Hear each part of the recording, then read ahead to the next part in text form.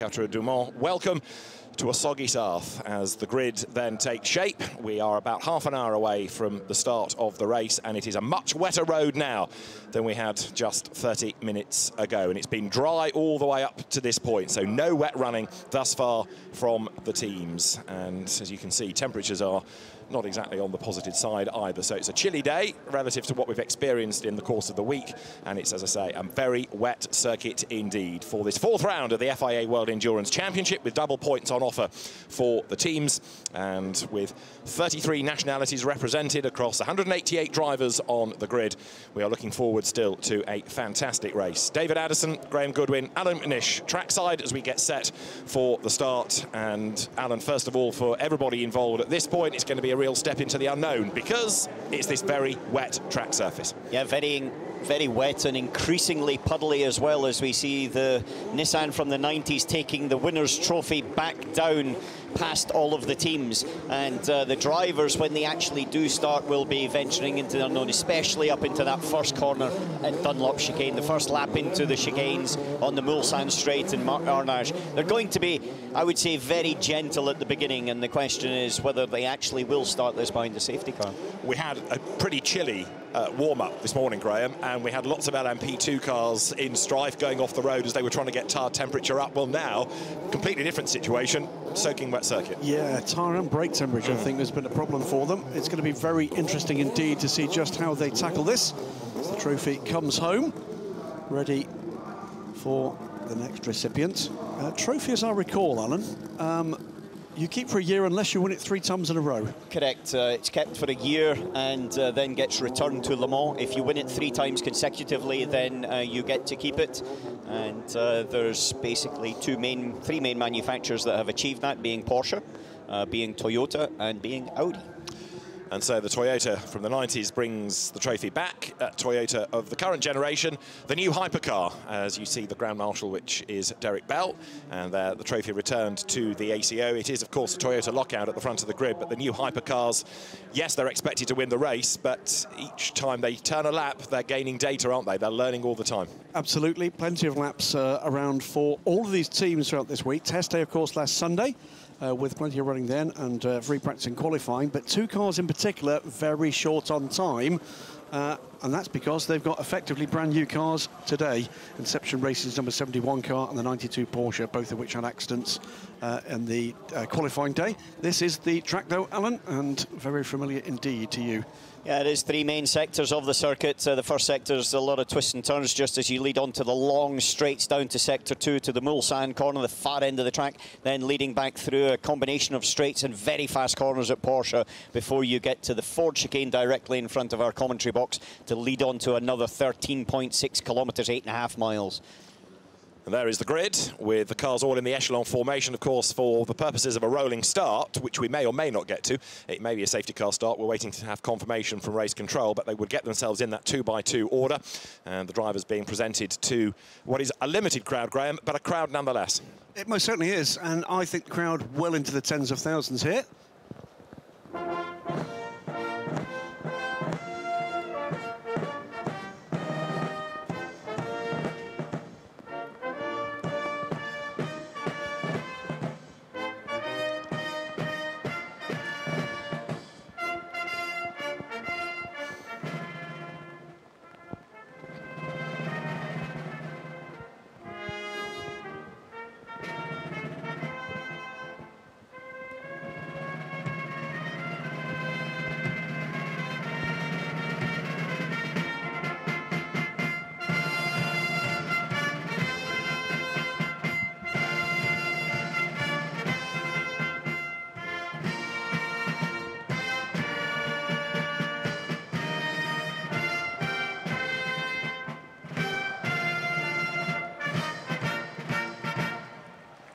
So the French national anthem is responded to in the appropriate fashion by the fans, and as Graham Goodwin was saying, it is a limited number, but the enthusiasm is undimmed.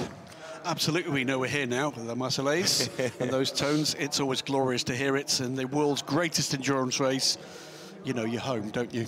True enough, true enough.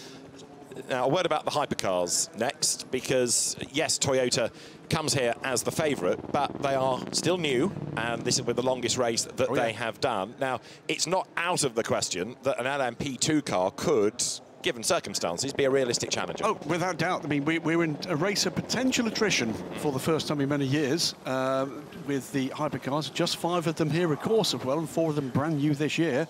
Lots of well-proven LMP2 cars, as we see. The now traditional, it's been some years now, where we've had this helicopter wake me up at 5 o'clock in the morning practicing for this. So this is how they're going to deliver the tricolour for the start, and it is spectacular. This helicopter will be coming down to right rooftop height, just opposite us in our commentary position, just on the inside of the Ford chicane.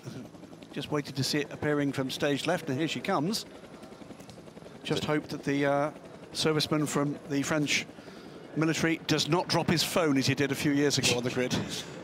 It's very good to see this happening, because it's not exactly ideal weather for a helicopter. No, it's not. But tradition dictates. So the tricolour arrives to add to the build-up to this 89th Le Mans 24 hours. And on instruction, down he will come.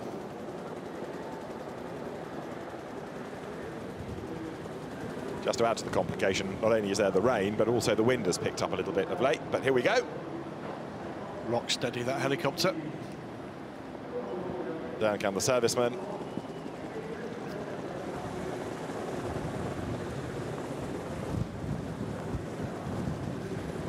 And now the ground prepared.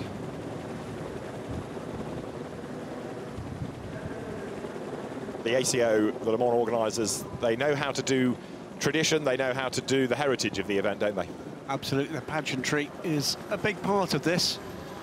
The anthems, the flags, and the pride in this event. It is a world-class event. Here comes the flag bearer. And with the air that the helicopter above us is creating, blowing all the water from the road towards us, you can suddenly start to appreciate just how much rain has fallen in the last half an hour from where we're based at the moment. And it is just half an hour as well. It was bright, blue skies this morning, clouding over for the earlier races, support races. And now down come 2 more members of the team, one of them carrying the precious flag.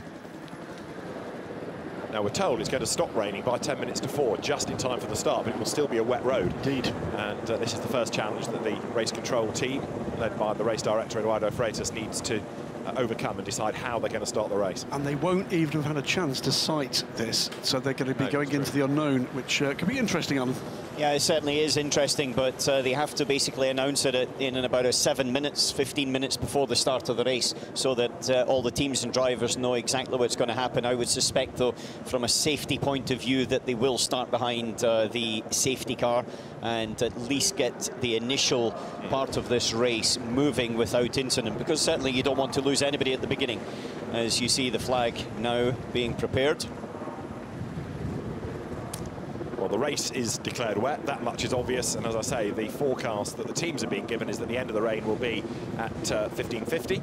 So now, as the build-up continues, we're about 20 minutes away from the start of the race, and all part of this build-up is the arrival of the French national flag. Helicopter pulls backwards and away, will now perform a low pass over the full grid. Spectacular camera angle, this one, David. It is indeed. It gives you an idea of, first of all, how many cars are on that grid. 61 of them in total. And as the helicopter whistles overhead, turns right and clears the grid. 62 we started the weekend with. We're down to 61 because EDEC Sport just had too much damage. It was a traumatic lead up to this race from EDEC Sport and the Era Motorsport run car with EDEC Sport, I'm afraid. Well, they gave up after their best efforts to mighty accidents, and finally, I think, decided discretion the better part of valour. Let's enjoy this moment. This will be the starting flag. And it's going to be John Elkann, the president of Ferrari, isn't it, who is the man who will wave the starting flag this year. There is the trophy that we've seen arrive already. John Elkann's bringing Ferrari back to Le Mans in 2023, not to race in GT, but to race in the top class, in the hypercar class. And that, I think, is a statement of intent that's been talked about for 10 years, 10, 12 years about Ferrari coming in, but now they are definitely coming back, and it's going to be Elkin that waves the flag. So the flag presented to him, and he now stands for the photographs as the teams bring more tyre trolleys onto the grid, Graham. Absolutely. Rain still falling steadily, but as we look from the direction which the rain has been coming, we have got bluer and lighter skies coming. I think you're right, spot on, in fact, David, with the forecast. This rain is going to stop, and it's going to stop pretty soon. Now let's have a quick look at some of the key cars on the grid, because 56, for example, third in GTE AM, Egidio Perfetti, Riccardo Pera and Matteo Cairoli. It's going to be Matteo Cairoli that will start 41st on the grid in the Team Project 1 Porsche, and that is going to be a very competitive car, isn't it? Especially with Cairoli behind the wheel, because we know how quick he is. Then you go forward one spot for the GR Racing Team, 86 Porsche. Ben Barker is going to be the start driver, Michael Wainwright and Tom Gamble to join him, and Julian Andlauer will start this pole position car in GTE AM with Don Bastien and Lance David Arnold, who, despite his reputation for going around the Nürburgring for 24 hours, has never done Le Mans. Absolutely, and Julian Andlauer will come to this race having just won in the Michelin Le Mans Cup, and didn't even make the podium because he was required on duty in race control for the meeting with Eduardo Freitas into GTU Pro, David. Yeah, now this is 92, which is the new chassis for the Kevin Estre, Neil Yanni, Michael Christensen car, because Kevin stacked it during Hyperpole, so it's a story in itself, this. It's going to be, as a result of that off, down 6th in the class, because it didn't get a time, but it got a lot of damage. But Kevin Estre will start it, and he's going to be a man to watch, that is for sure. He's going to be in a big, big hurry. Absolutely right. Ran on the airfield just briefly last night just to shake down the car. One of those two cars that were in strife overnight. We'll see the other one later, the 71 Inception Racing car. They've got that car running again with a new chassis. This is a 64 Corvette, quick with the two throughout the week so far, and this car, that car and the 63 car have got a weight break, 7 kilos, as the new version of the H24 technology demonstrator car takes off, David. This car, based on an LMP3 chassis, it's hydrogen electric drive. This basically the preface for something that's now coming in 2025 with a new set of regulations designed to give fuel cell technology the opportunity to compete for the overall win at Le Mans in remarkably short order, just 4 years' time. And this is the latest version of that technology demonstrator, and we're hoping to see this car at some point racing in the Michelin Le Mans Cup. As it went up the hill at Goodwood earlier on in the year, let's just turn our attention away from this for a moment. Louise Beckett down on the grid. Can talk tyres. Louise, what news? Well, I'm just over at Toyota to find out, Rob, Loop, and what happens in this situation? The teams are taking both inters and wets out. When is it decided what you're going to go on? 3 minutes before the call, so we have to decide then if we go on inters, on full wets, or on slick. Likely it will not be slick, but prediction says that it will stop raining quite soon, and yeah, important decision already at the start of the race. Do you know if it's a safety car start? We don't know yet. We expect one, but it depends a bit on the weather. So it will be short call from the race director. Okay, thank you. You're welcome. Thanks, Louise. Yeah, I think there's a time limit when you need to have the tyres on, so therefore that's the point that Rob's referring to when he says 3 minutes. And at that point they will make a decision. I would suspect by the fact that it stopped raining now, the helicopter's done its job by taking away a lot of the water in the start-finish straight. But if you look at it now, you've got to say that it coming into the chicane, there's a lot of puddles there. So normally I think you would probably look at it's still raining on the other side of the circuit, so I think it's going to be wet. Because as much as optimum tyre may be intermediates in sort of 10 or 15 minutes, there is a point that with those puddles you can so easily get caught out and have aquaplaning. And aquaplaning here at 200 miles per hour, I can tell you from personal experience, is not a lot of fun. And the teams desperately want to get through the first few laps hassle-free and try and get into a rhythm, as there is the Grand Marshal, Derek Bell, making his way off the grid, and he will do a lap of the circuit. James Winslow and John Corbett there, John the Australian driver with British driver James Winslow, who's done much of his racing in Asia and in Australia. They're getting themselves ready for the very fierce LMP2 fight. I should say it's Stefan Mckelmey, who's an LMP2 race winner here, is aboard the H24 car. And it is very wet out there. Not quite It has calmed. The rainfall has calmed down. It hasn't quite stopped yet, but those skies are growing brighter by the moment. Yeah, they are, but there's still rain falling, as you can see in the far side of the circuit. Absolutely. Still big puddles in there, and I think then we will end up with a safety car start, and pretty much everybody behind that could think about it. Actually, if it's a safety car start, I would start on intermediates if I was running a team. Okay. 72 car, this is the Hob Auto racing car, the surprise package in Hyperpole, the first ever Asian entered GT Pro car at the Le Mans 24 Hours. Dries van Toor it was that took pole position. Maxime Martin, known as something of a rainmeister. You've taken the words. It's going to start the race. Yes. You and I have both seen in many, many races him do marvellous things in all sorts of GT3 machinery. Derek Bell suiting up, booting up, and about to helmet up for leading this field around. The third driver of that Porsche, Alvaro Parent, as well, that you don't often see in Porsches. So it's going to be interesting to see how he goes in that. But yes, Maxime Martin to start. Dries van Toor did a mega job in the qualifying session. And Fernando Alonso is here as well. He, earlier on in the day with Esteban Ocon, did some laps around the circuit. He in the Formula 1 car, Esteban in the LMP2 machinery. And we'll get to LMP2 on this grid in a few moments' time, as still the debate goes on about tyres. It is definitely getting brighter overhead, but that isn't to suggest it's going to be a dry circuit any time soon. Julian Canal, multiple class champion here at Le Mans in both GT1 and GTE machinery in the AM class back in the day. Jim Glickenhaus. Who must be really delighted to meet another hypercar manufacturer, because there's the opposition for 2 years' time. Yeah, but it's also someone that he basically aspired to follow into motorsport, because it was Ferrari that actually led Jim Glickenhaus to the sport and also to build road cars.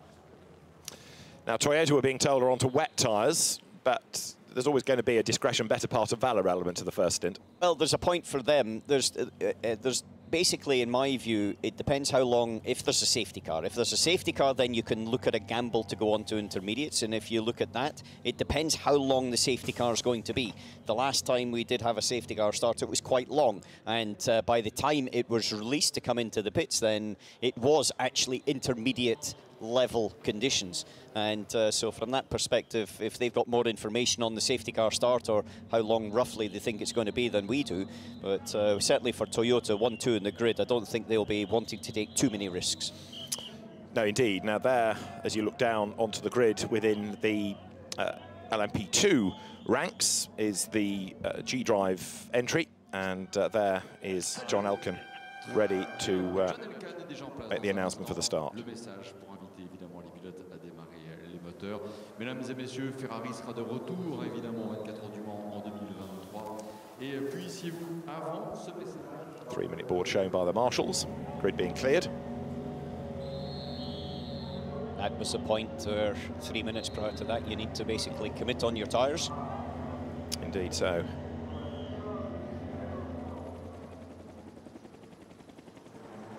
Intermediate seems to be the way to go in LMP2 from what Louise is telling us from the grid. It's going to make for a really interesting first few laps once the cars are released, as there for the hypercar class is 709, which lines up 5th on the grid. It is Richard Westbrook who is going to start in the car that he shares with Ryan Briscoe and Romain Dumas, the 709 Michelin Shod Glickenhaus. Yeah, that's on full wets as well. You can see the big deep grooves on the front tyres as the camera was scanning around. Barely raining now here at the Ford Chicane. And but as Alan says, it's still going to be ready to the other side of the circuit for a little while now. No, had a quick look there at the number 28 Jota entry, which has got Sean Gallard at the wheel of it, and 708 4th on the grid, which is going to be started by Olivier Pla. That's on wets as well. So 5th and 4th as you work down the grid are the Glickenhauses. Toyota at the front there, so you can see now the grid cleared. One engineer stays to get the engines fired up at the 1 minute mark, and then the cars will set off, and we are just about 15 seconds away from that 1 minute board being shown to the teams. Nicolas Lapierre will start the Alpine, and Graham, there's a bit of a story attached to this in terms of how it's become a hypercar. It is. This is, in fact, as we wait. Démarrez vos moteurs. Le message est Engine start. This is a grandfathered LMP1 car. What does that mean? It means it's been adjusted to be within the performance parameters of the new hypercar class. But what it is a very proven package. You see, it's got the Le Mans aero kit on what is essentially a reworked Rebellion R13. How good is that car? It finished second overall here at Le Mans. So it's...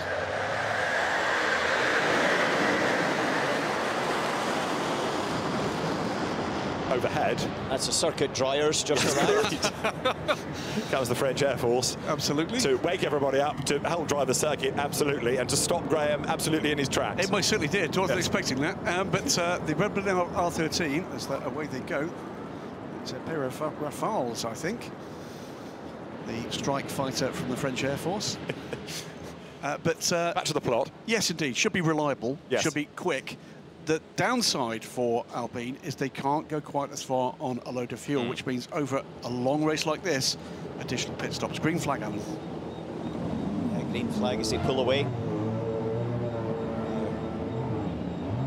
You see everybody's pretty much on the wets on the hypercar class.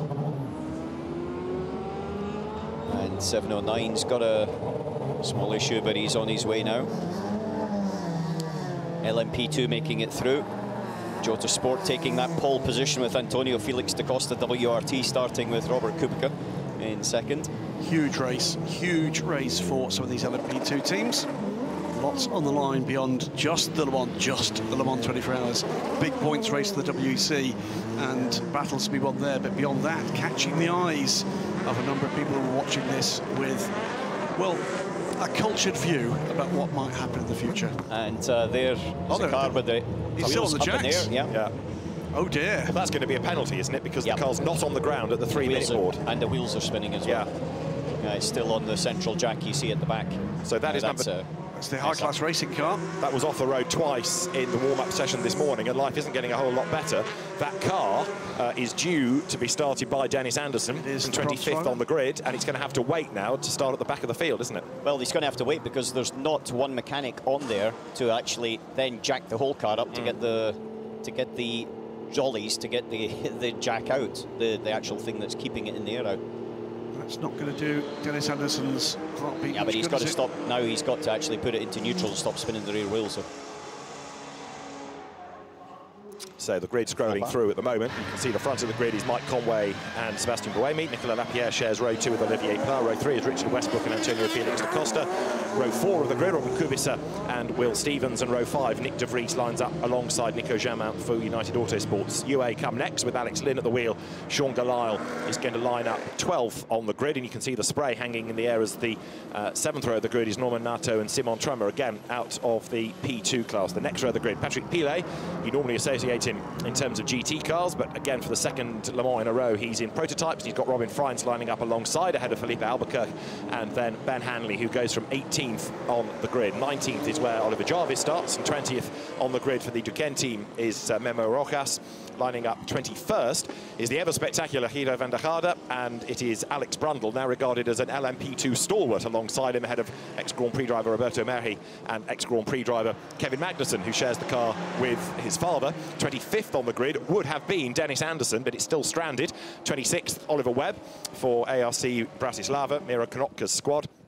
Then you've got Tatiana Calderon in one of the 2 all-female entries, and the innovative car of Mathieu Lehay, more of which are none as Dennis Anderson gets going now. Arnold Robin starts 29th on the grid, and 30th will be Tom Kurt, just ahead of Maxime Martin, who goes from pole in GTE Pro, and Miguel Molina lines up alongside 32nd on this 61-strong grid. Tommy Milner shares the next row, the 17th row with James Collado, the 18th row of the grid, Gianmaria Bruni, and then teammate Kevin Est. Both of those are going to be in a big hurry to get through the field. No time for Estra because he was off the road, and Lawrence Van Thor is next on the grid with Antonio Garcia for company, and the start procedure of number 20 is under investigation. Gosh, what a scoop. Julian Andlauer is on pole from 39th on the grid in GTE AM, and lining up alongside him is Ben Barker ahead of Matteo Cairoli and Antonio Fuoco. It's a stellar entry, this, as you roll through it, isn't it? Ben Barnicoat in a hastily put together replacement Inception Racing Ferrari, lining up alongside the TF Aston of Felipe Fraga. Ahead of Iron Lynx is Mattia Cressoni and factory driver Mikkel Jensen for Kessel Racing. in the number 57 Ferrari. Harry Tincknell parachuted into the Proton Porsche. He will start from 47th alongside Giancarlo Fisichella. Then Nicholas Nielsen, Spa 24 winner, and Christian Ried, Porsche veteran, 50th on the grid. 51st is where you find Marco Seefried for the Asian team Absolute Racing, and Jeroen Bleekemolen for Rinaldi Racing comes next, ahead of Ross Gunn at TF Sport and Nicky Thiem for Aston Martin Racing. Again, one of the AM GT entries that he's in. The second all-girl car, this one from Iron Links, is Michelle Gatting to go first, and Iron Links investor Claudio Schiavone will start alongside, ahead of Andrew Watson, and then Porsche champion and IGTC champion as well, Dennis Olsen from 58th on the grid. 59th is where you find Matt Griffin, and one of the many rookies on the grid next, Jody Fannin, with the final car, Robert Renauer for Herbert Motorsport, and Dennis Anderson, I would imagine, is going to have to slot in at the very back, Graham. It looks that way. Just as Dennis Anderson was pulling away, I may have been mistaken. I thought there was some debris on the grid. There did look to be driver's left as he pulled away, something on the grid. Now, that didn't look to have come from his car. If I believe my own eyes, I wonder, because it did look like the GT cars got away quite slowly. I sincerely hope we've not had contact.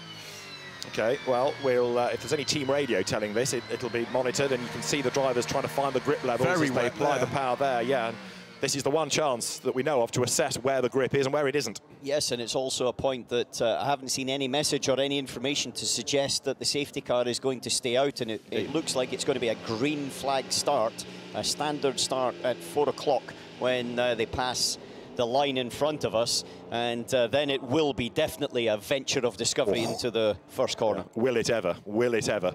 So yellow flags on standby, I suspect, because it's not only the grip, Alan, it's the spray as well, it's the visibility.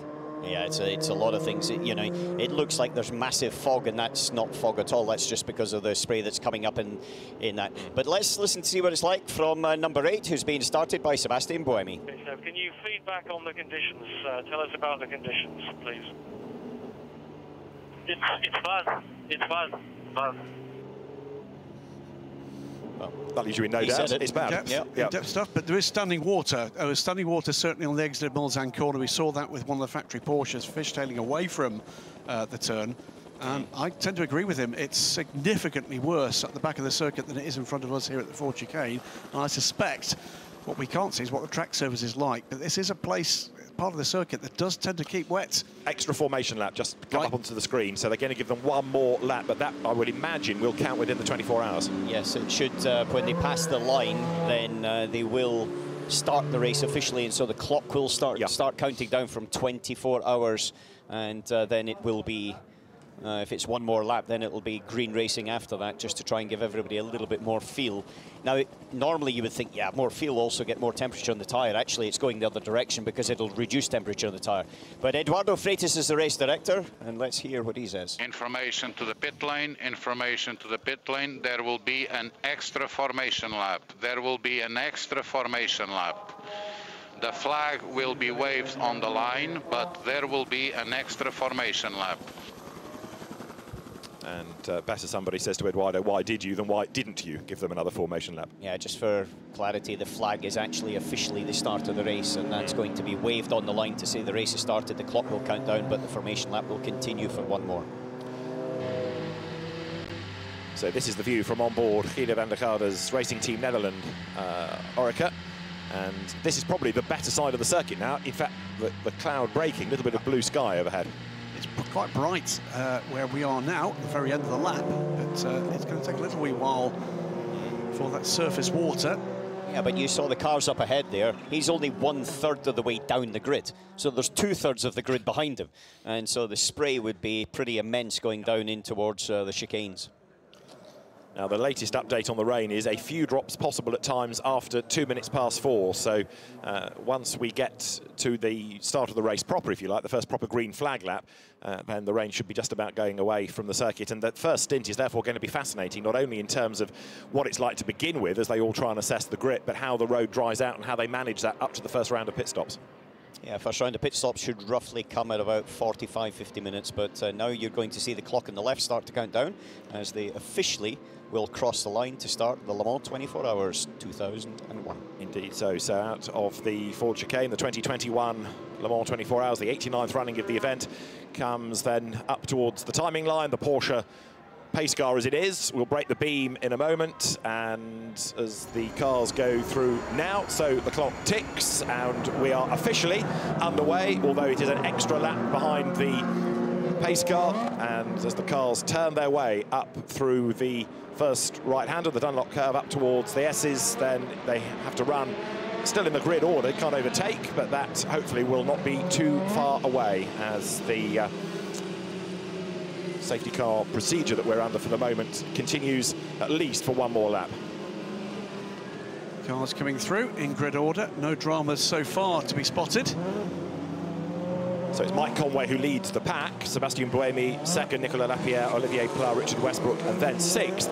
The rest of the LMP2 cars on the grid is the Joe Train of Antonio Felix da Costa, and their number 72 Porsche going through, that being your GTE pole car.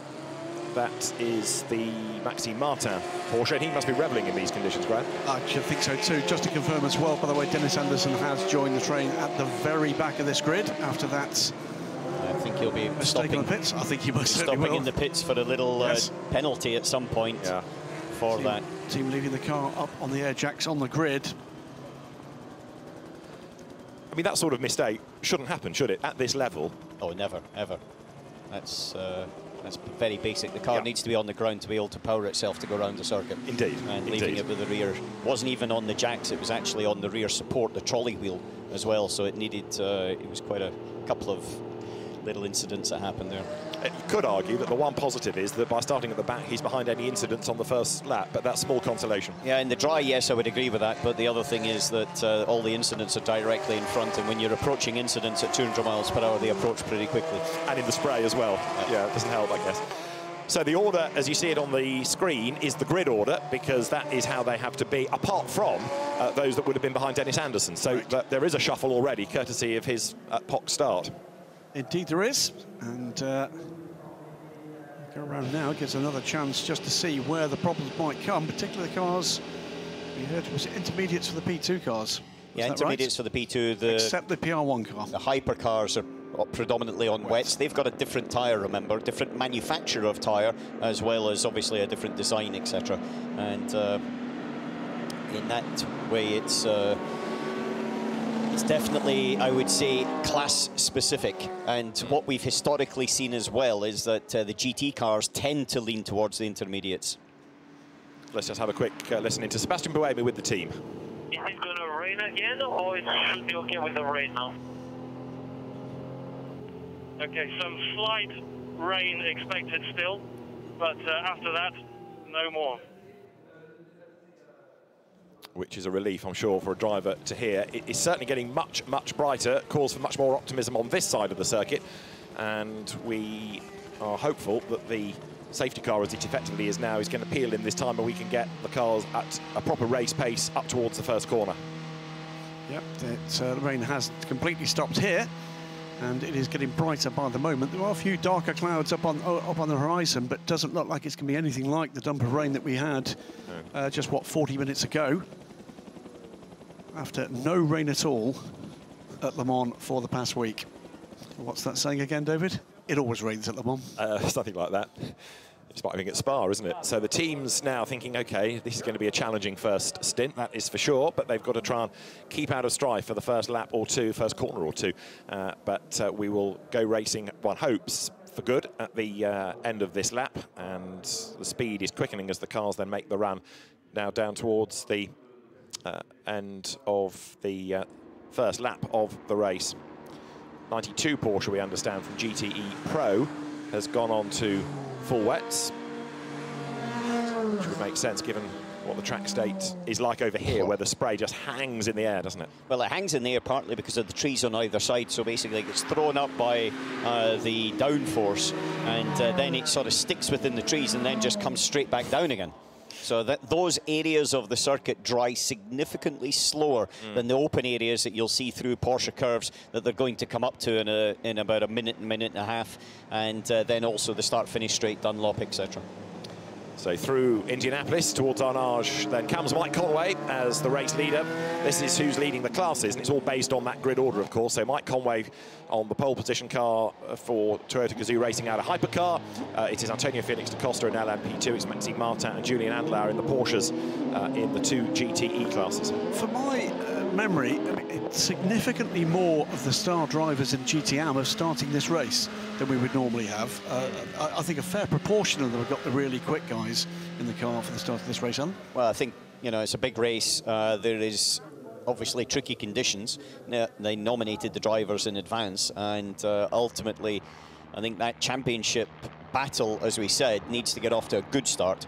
And so therefore, I think there is an element of strategy that's definitely gone into that. Absolutely. Certainly the top 5 are circulating the start of this race with the drivers that actually qualified in Hyperpole. Harry Tincknell there, Mikkel Jensen, who will be a Peugeot driver next season, Giancarlo Fisichella, Nicholas Nielsen, another Ferrari factory driver, the young gun that is Jeroen Bleekemolen, now in his 45th year at the Le Mans 24 Hours. That wiper on Buemi's car, working overtime, yes, looking decidedly floppy as well, which doesn't necessarily bode well. I mean, they work at speed. They actually work at speed. Right. And the faster the speed, then the better they stick to the surface. So down towards the pit lane comes the Porsche, and it's going to stay out by the look of it. Unless it makes a very, very late call into the pits, because there's another access point a little bit later. But let's just see. We've still got extra formation lap legend on the screen, but it's going to do another lap. Yeah. So at least one more. Now, I think I'm correct that both I'm going the to ask the Toyota leading car to increase the speed. I'm going to ask the leading car to increase the speed.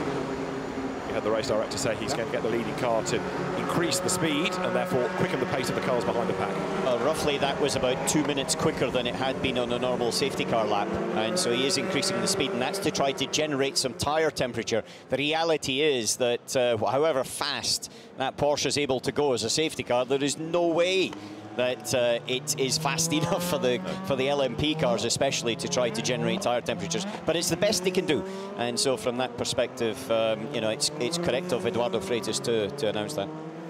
I think you're right in saying that I believe both Toyota and Glickenhaus, the teams with the new cars here, have both tested in wet conditions. Right. Don't think they were planning to, but I think they did. So that should help them with some of the basics. And some basics, for instance, is the cockpit sealed for wet weather? We know that Bentley, in their first appearance here in the modern era, caught foul with that. They'd never tested in the wet, and the car was just leaking water like a sieve.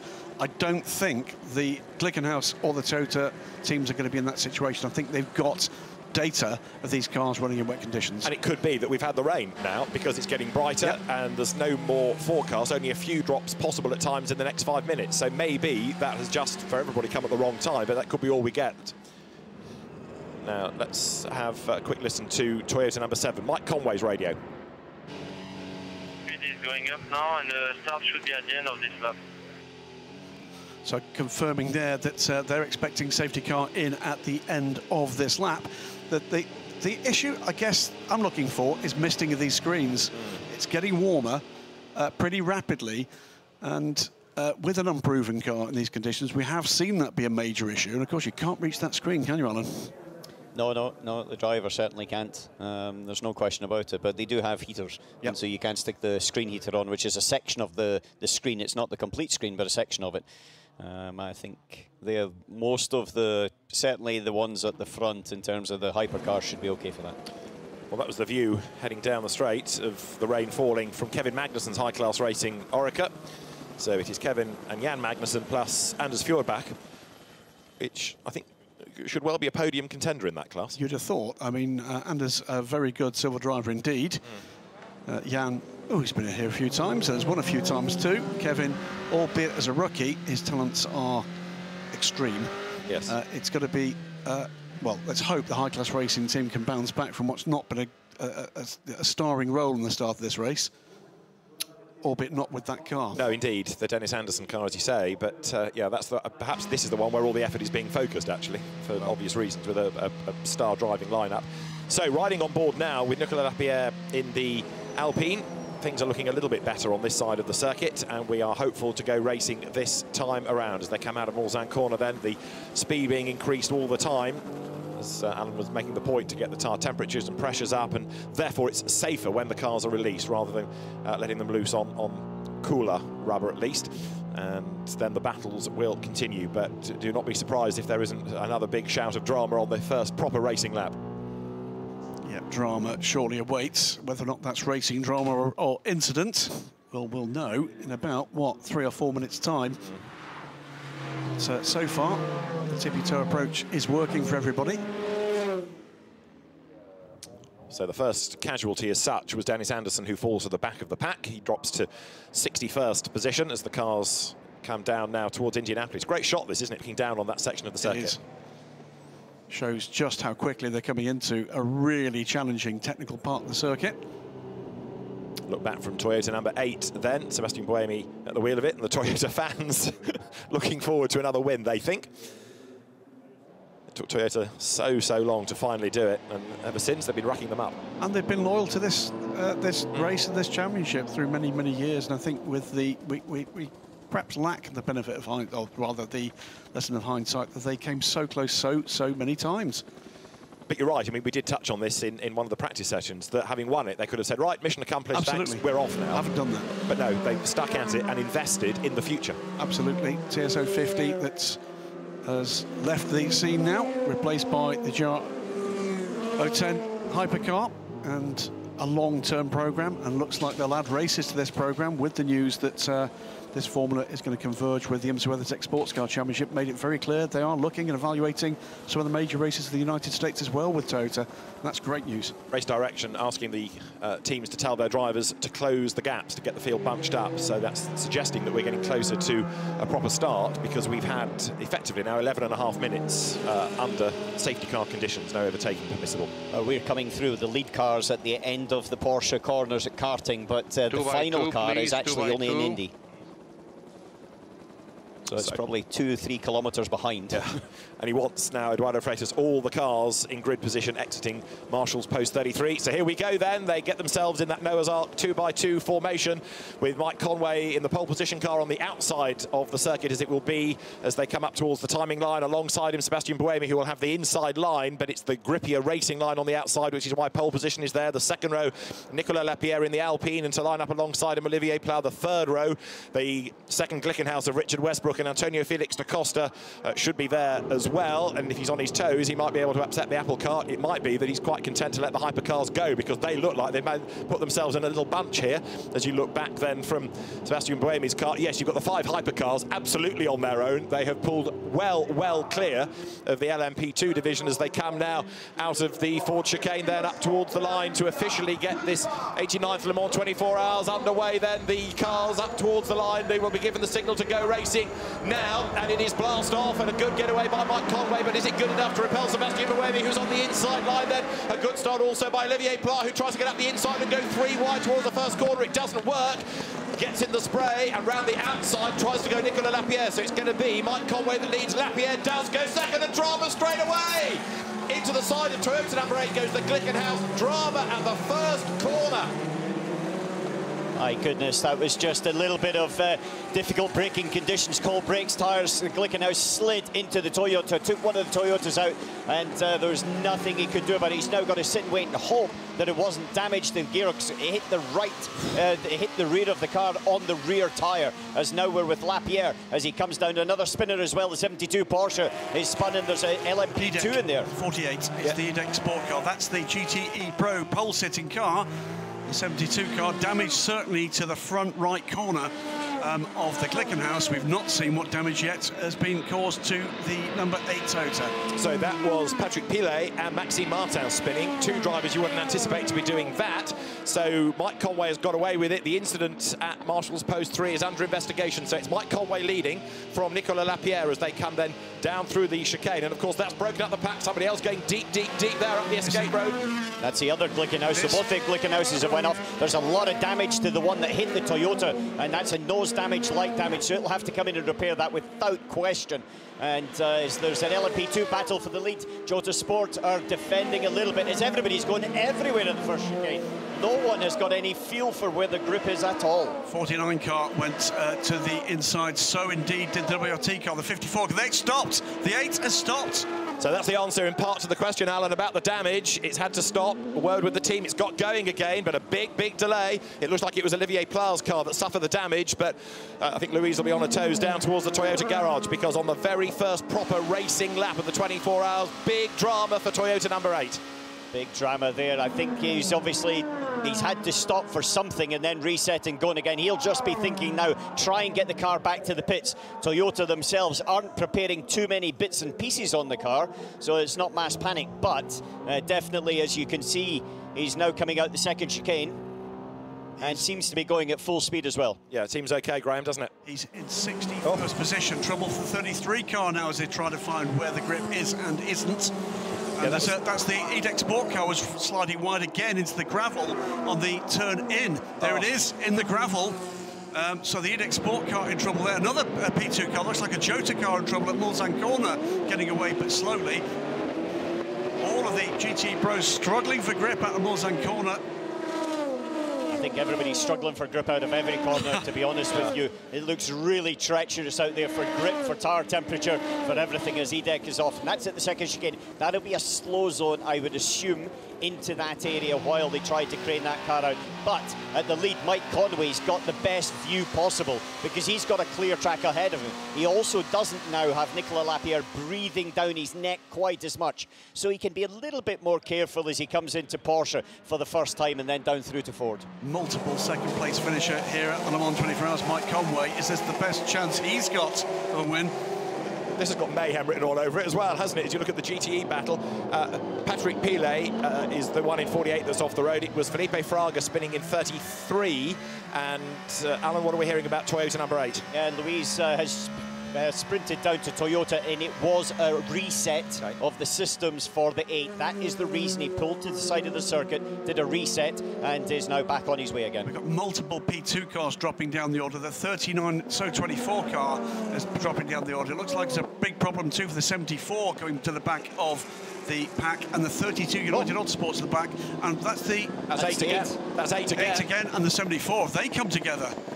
That's down at our Nash corner, so it looks like a bit of confusion, I would have said, more than actually coming together. But his day has gone from bad to worse for Sebastian Buemi. The big challenge now is to stay on the lead lap. Whatever they have to do in the pits, he's got to stay on the lead lap somehow. And there's a number, and that number's not quite a known. It's somewhere between 15 and 20 minutes.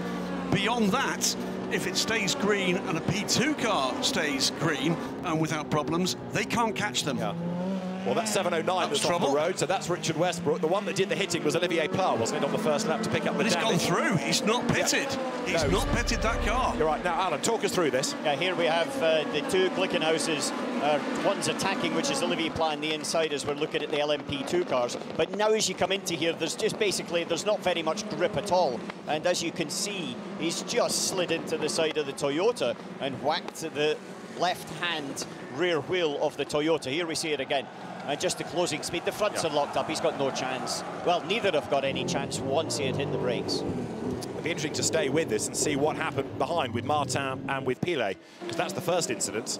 You see the debris that's on the road, but then, of course, there was the secondary drama behind, and then more around the lap. So, number 8 Toyota, we're anticipating to come in. And there's the reaction from the teams watching on in the pit lane as they see the drama unfold. On board with the Corvette now, number 63. Ahead. Sister car's dropped back, hasn't it? In fact, they're leading 1-2 now. Yes, Tommy Milner ahead of Antonio Garcia, but all of that was because of the big sort out on the opening lap, cars scattering. So Mike Conway led at the end of the, what we'll call for the moment, that one, the first proper racing lap, by 1.6 seconds from Lapierre. Olivier Pla in third place, and here's our first slow zone.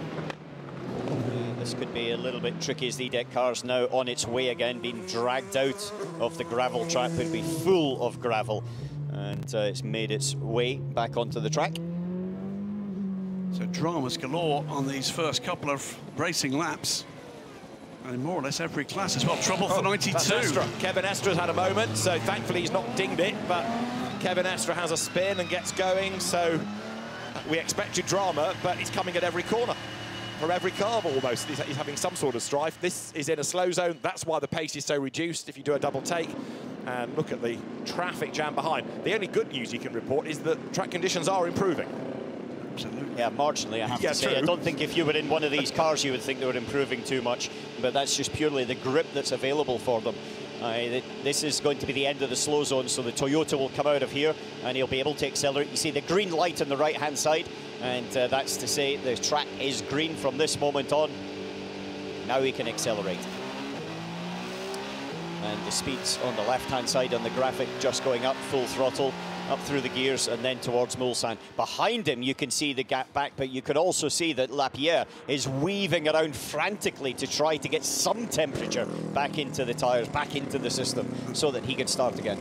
A huge gap to the third-place car now. Something like, what's that, 12, 13 seconds. Dramas in every class, we said. Hypercar, well, we saw at the very start of the race. LMP2, multiple cars in trouble.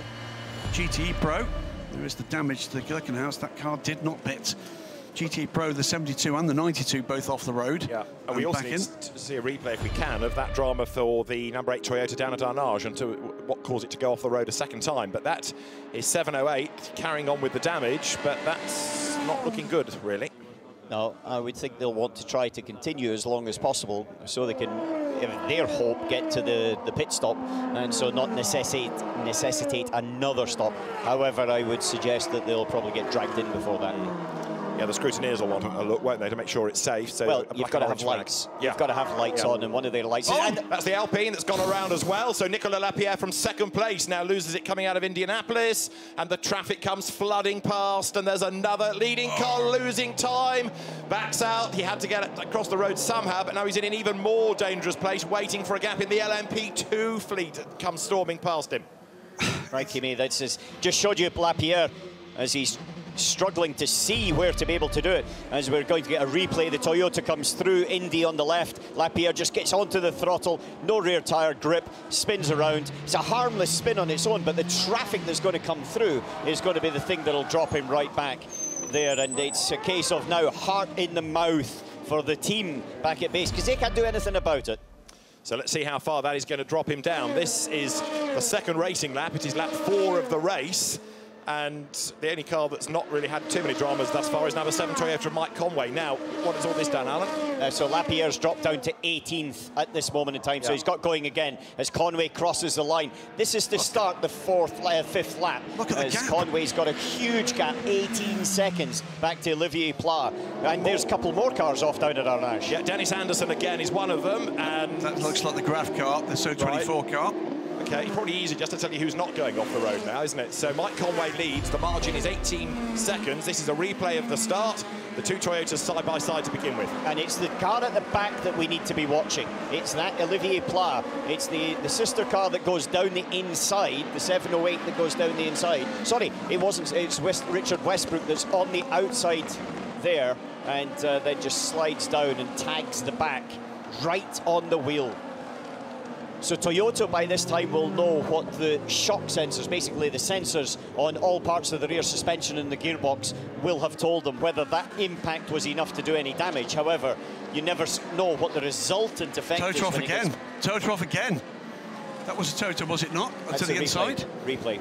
Oh, that was the first lap. That's what we were waiting for, the Martin and Pilet drama, which was behind. So as the Toyota rejoined, that's what was happening there. Then you had Felipe Fraga going off, and there's Pilet having his second drama of the opening lap. And that was all self-induced, wasn't it? Just skates off into the gravel. I think there's a bit of frustration after the first incident and then pushing ahead. But now Mike Conway's got 20 seconds of a gap between himself and the two Glickenhauses that are sitting in second and third. Then Antonio Felix da Costa is just snicking onto the back of those Glickenhauses as well. And normally 7 is the one with the bad luck, isn't it, in the Toyota stable? Well, you've got to say, this is a massive opportunity for number 7. Is it ever? Absolutely massive, because we know there's going to be a longer pit stop for one of those two Glickenhaus cars. The damage there will not be doable within a standard fuel and tyres pit stop. and you'd have thought that Toyota would also want to have a good look at number 8 when they get to the first round of stops as well. Now, 44 battles on within the LMP2 class through the GT traffic there. That's Ollie Webb at the wheel of it. In GTE Pro, it's a Corvette 1-2 at the moment. Tommy Milner is still ahead of Antonio Garcia, and that is Dennis Anderson off the road for a third time at least, plus the bad start. Yep. So going from bad to worse. Chicane. He's gone off there twice, I think. Yep. So rejoins, and a lot of drivers will be eager to get to the end of this stint. So we're on now lap number 5, and the lead gap, as I say, going up 21.5 seconds. Time to concentrate on GTE for a moment, where Tommy Milner is battling with Antonio Garcia. You are riding with Garcia now, and there is Milner just up the road ahead. So it's the silver Corvette 64, the yellow one is Garcia, and they are 1 and 2, Ferrari 3, 4, Porsche 5. Now, where did Kevin Estra's spin drop him to? 7th in class and 39th overall. So that was another kick for that car. And the 72 car, with that incident right at the start of the race, that car down in 47th position from pole position in the class. The Corvettes, meanwhile, untroubled. Look like we're coming home for a formation finish almost there. Yes. 24 minutes into the race. But that Ferrari third look in the hands of Miguel Molina is not far behind, so shortly Garcia is going to have to go defensive, isn't he? Because the Ferrari is getting closer and closer and closer all the time. One of the Ferraris, that Molina car with full lights on, the other one was side lights only. Now, you said that you thought there was debris on the grid, and I did. Tommy Milner reports that he was hit from behind by a Ferrari leaving the grid. Now, that would have been further back from the Dennis Anderson car that we saw, but even so, some contact at the start. They must have passed him and then hit, but we did see the cars were backing up, and I did wonder whether or not that was something up at Dunlop, but if it happened on the grid, that might in itself be something that needs to be looked at by race control. Right, this is Sebastian Buemi's view. Now, Toyota number 8 is currently in 41st place. He's on a mission trying to get the places back. He's on a mission. He knows he's got to try to make his way through, but he's also got to do it quite safely. That's the thing, is because he's been in the wars already and he doesn't want to be in any more of them, especially when you look at the number of cars that are going off on their own anyway. If he gets collected by another one, then that's obviously just not going to be the thing that they need strategic-wise now. So time to catch breath for a moment. Mike Conway has done the fastest lap of the race, but it is a 4 minutes 3.353 as he leads Olivier Pla, despite the damage, and the gap is 26.4 seconds. Third is Richard Westbrook, so it's Toyota, Glickenhaus 1, 2 and 3. Antonio Felix da Costa still heading the LMP2 class as he goes through in 4th place. 5th should be Will Stevens, and Buemi picking his way through the traffic as here you ride on board with 709. That's Richard Westbrook out of the Dunlop S's. Yeah, and Olivier Pla that's up ahead of him. We've just heard from Louise in the pit lane that is just going to try to make it to the end of this stint before they change the nose, not to come in for a specific stop. I can understand that from the team's perspective. It's whether race direction think that's the acceptable way to deal with this or not. That's the question. If that car starts to lose bits, you're going to expect that to be required to come in. I can confirm, by the way, I've seen some trackside video that there was indeed contact between the Corvette and from the rear the Ferrari, and the Corvette backed up. The Ferrari driver clearly did not see that was happening, and there was reasonably firm contact. It's Rubbings Racing, but it happens to be Rubbing Racing before the race has even started. Indeed so. Now that battle is coming alive because not only is it 3 for the lead, but 4th, James Collado, is closing up as well. So the Corvettes might be leading, but they're not getting away. The Ferraris, if anything, are getting stronger. And now look at this, because for 2nd in the class, Antonio Garcia is under attack. Miguel Molina is there. So this Spanish battle of drivers, Corvette ahead of Ferrari, James Collado 4th in the class, getting closer and closer. Graham, this battle pack is building. It is indeed. GT Pro has been stellar in the time we've had this formula at the Le Mans 24 Hours. We now know we've probably got one more year of this to go, and we're going to relish every single moment of it. Corvette, such firm servants of this.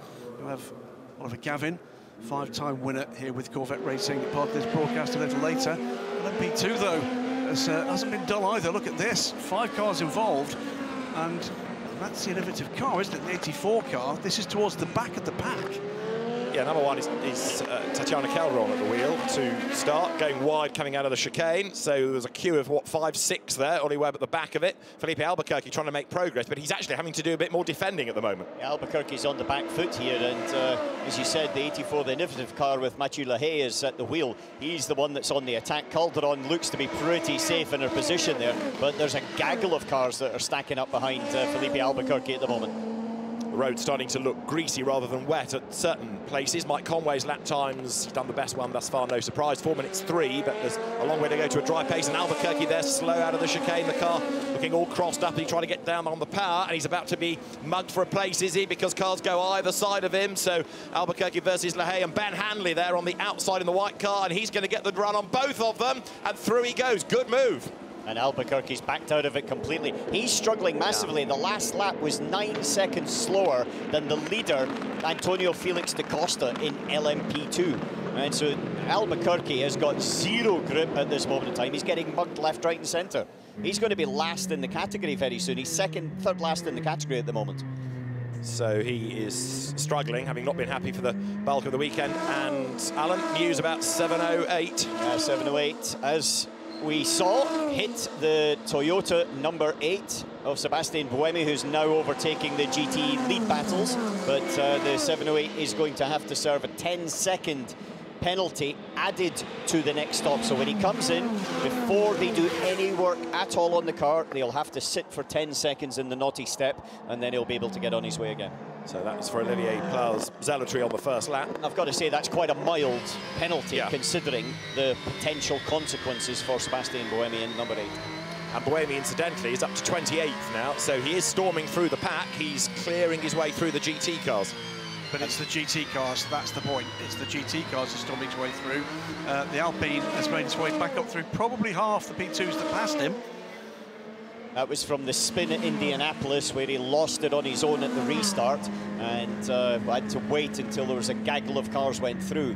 And that's put basically Nicolas Lapierre back out of the top 10, but he'll be making his way back into it, I'm pretty sure, in the next 1 or 2 laps. And now the order is shuffling, look, within GT, because Milner is dropping back, so Garcia has gone to the top, and now you've got Ferrari second and third. So Tommy Milner, who was leading the class but not getting away, drops back, gives up the lead to Garcia, and he looks like he's struggling as well, because the pace has gone, and off the road there, look, goes the Porsche. So that was Laurens Van Thor running out of road, scrabbles back onto the circuit, but stays 5th in the class.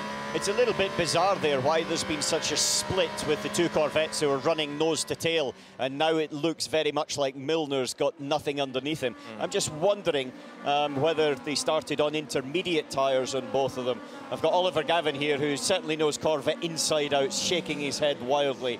He's saying wets, wets, wets. Being told by United Autosports, Felipe Albuquerque is on inters, which we heard from Lou was what we believed was the case for most of the cars in that class. So if that's the case, doesn't explain why he's struggling quite so badly at the back of this pack. So what is going on with that 22 car? So dominant here last year and just has no real pace at all. At the moment, LMP2 is Antonio Felix da Costa for Jota, and the incident involving number 48 at Marshall's Post 3, that was the Pile drama, no further action there. So it's da Costa from Stevens, from Kubis, Nick de Vries, Alex Brundle, and then Simon Trummer, the top 6 in LMP2 at the moment. Totally different look to the sheen of the circuit now, so greasy. Yeah, this is that in between. It's not kind of drying and it's not really wet, and it generally just has got that horrible slippery feel about it. And I hated these conditions as drivers. You knew you had to get through it, but you just knew that everything that you did, you were dancing with the steering wheel and on the throttle and the brakes. You had to be so, so gentle. And any lockup was a major lockup, because you couldn't release the brake to actually release the wheel to allow you to slow down again. It's horrible conditions, but it's an area where if you have got that feel, you can make up a lot of time. Well, right now, the lap times, certainly for Mike Conway, are coming down. Pretty much everybody, as the road dries and the fuel load comes down, are doing better laps. We are on lap 7 at the moment, but of course that's not been 7 proper racing laps, but the LMP2 fight continues, and with good numbers in the class. lots of battles that will rage on all the way down the field. Garcia from Molina from Collado in GTE Pro. We've not yet touched on Am, but Antonio Fuoco for Ferrari leads Julian Andlauer now, and Matteo Cairoli running third. Now this, in the sunshine now, is what's going on in GT, and a change of lead in the class because Molina has got ahead of Garcia here. Look, so the Ferrari has managed to get up to the Corvette, past the Corvette. Now, is that just a mark that this is beginning to get into a phase of the race where a different tyre is going to make a difference? In terms of the lead gaps, Toyota lead that damaged Glickenhaus, the Olivier Pla car, by 37 seconds. But we've still got Richard Westbrook not past that car. Now, that was the car with less pace throughout the week. Just going back to GTE Pro and looking at that battle, earlier on in the weekend, we had some Porsches in that class, We did. Where are they? They've gone. I mean, it's at this stage, they've absolutely gone. And these two cars, by the way, the Ferrari and the Corvette, let's have a listen to what's going on at Porsche with the 92 car and Kevin Estre. Very difficult to judge with the wet tyres.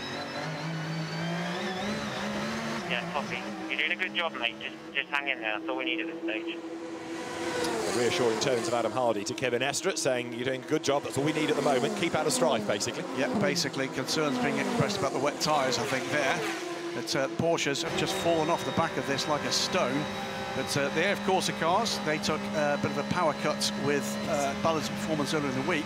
Corvettes were given a weight break just yesterday ahead of the Le Mans 24 Hours, and they are at the moment the form cars, and they've been the ones without incident as well. And that's been the mark of this first half hour of the 2021, the Great Race. This is Kevin Estre there, you see in the white Porsche. He's got to be very careful because he's on the back foot a little bit as the Ferraris ran wide, and that's allowed the black and orange Porsche to come past. But Estre's got to be super, super careful. He's battling with cars that are in a different category. He's off the back end of his category, and he needs just to make through and survive through this area and start to fight again. We talk about the Porsches have dropped off. We are only 30 minutes into a 24-hour race. There's a lot of stuff to go and a lot of good racing, but there's also going to be some struggles for everybody else. Now is a time for calm and taking a sharp intake of breath and holding it for a few seconds. We've had our first sub-4-minute lap as well now by Mike Conway. He's done a 3:59.912 as the road dries a little bit and it becomes quicker, and he is nearly 40 seconds up the road against Olivier Pla in the damaged Glickenhaus, and Richard Westbrook, as Graham was making the point, still hasn't cleared him in that third place overall. Information from Toyota, no bodywork damage on the Toyota. They've checked, and they've checked with photographs too. They say no bodywork damage to that car. The bodywork we can see. The question for me is what's happened in the gearbox, because the hit on the wheel puts a shock through the drive shaft, which then naturally puts a shock into the gearbox. Now this battle is third in LMP2 as one goes up the escape road in the background. That might have been Lapierre again, I think it was, wasn't it, who was up the escape road. But here you have got the fight for third in the class, which means Robert Kubica versus Nick de Vries. So ex-Formula 1 driver versus Formula 1 wannabe. Nick de Vries, very accomplished young gun, and he's about to make a move. Is he? The Dutchman tries to get alongside the pole as they head down the Mulsanne straight.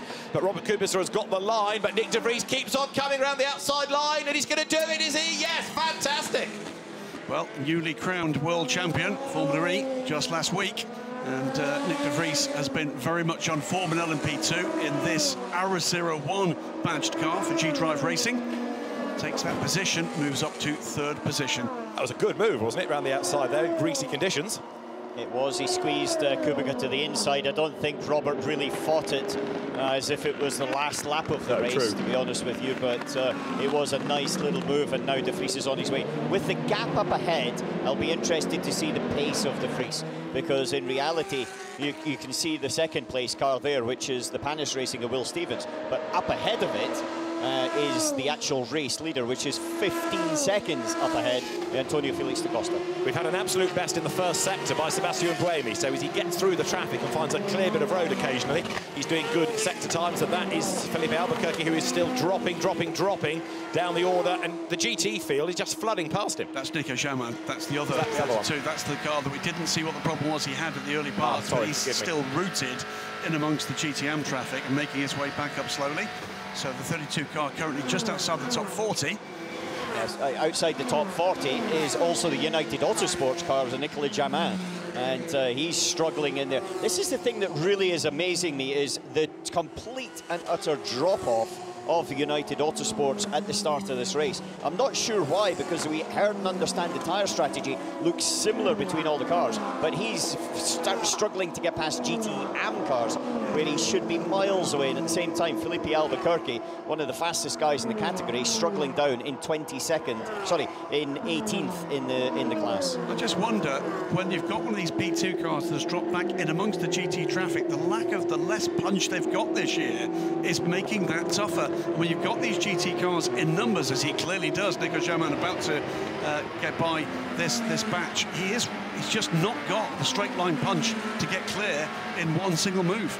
No, you're right, but equally, he shouldn't have dropped back into them in the first place. So that's part of the mystery, isn't it? As Sebastian Buemi could be on for the fastest lap of the race here. He's done 2 absolute bests. Let's have a look at what's been going on in GTE Pro here as Laurens Vanthoor tries to get up past Antonio Garcia, and that's a pretty decent move around the outside, and he makes it stick. He does, gets the power down well coming out of the Dunlop chicane. Garcia does give him plenty of room, but now Garcia's on the wrong line, has to brake to try and get it stopped, and that allows Vanthoor to use the camber of the corner just to run around the outside and get the job done, and puts Vanthoor up into 3rd place. Another move I hadn't seen, apologies if this has been noted, 3rd place overall for a P2 car now, the Jota 38. Antonio Felix da Costa is ahead of Richard Westbrook.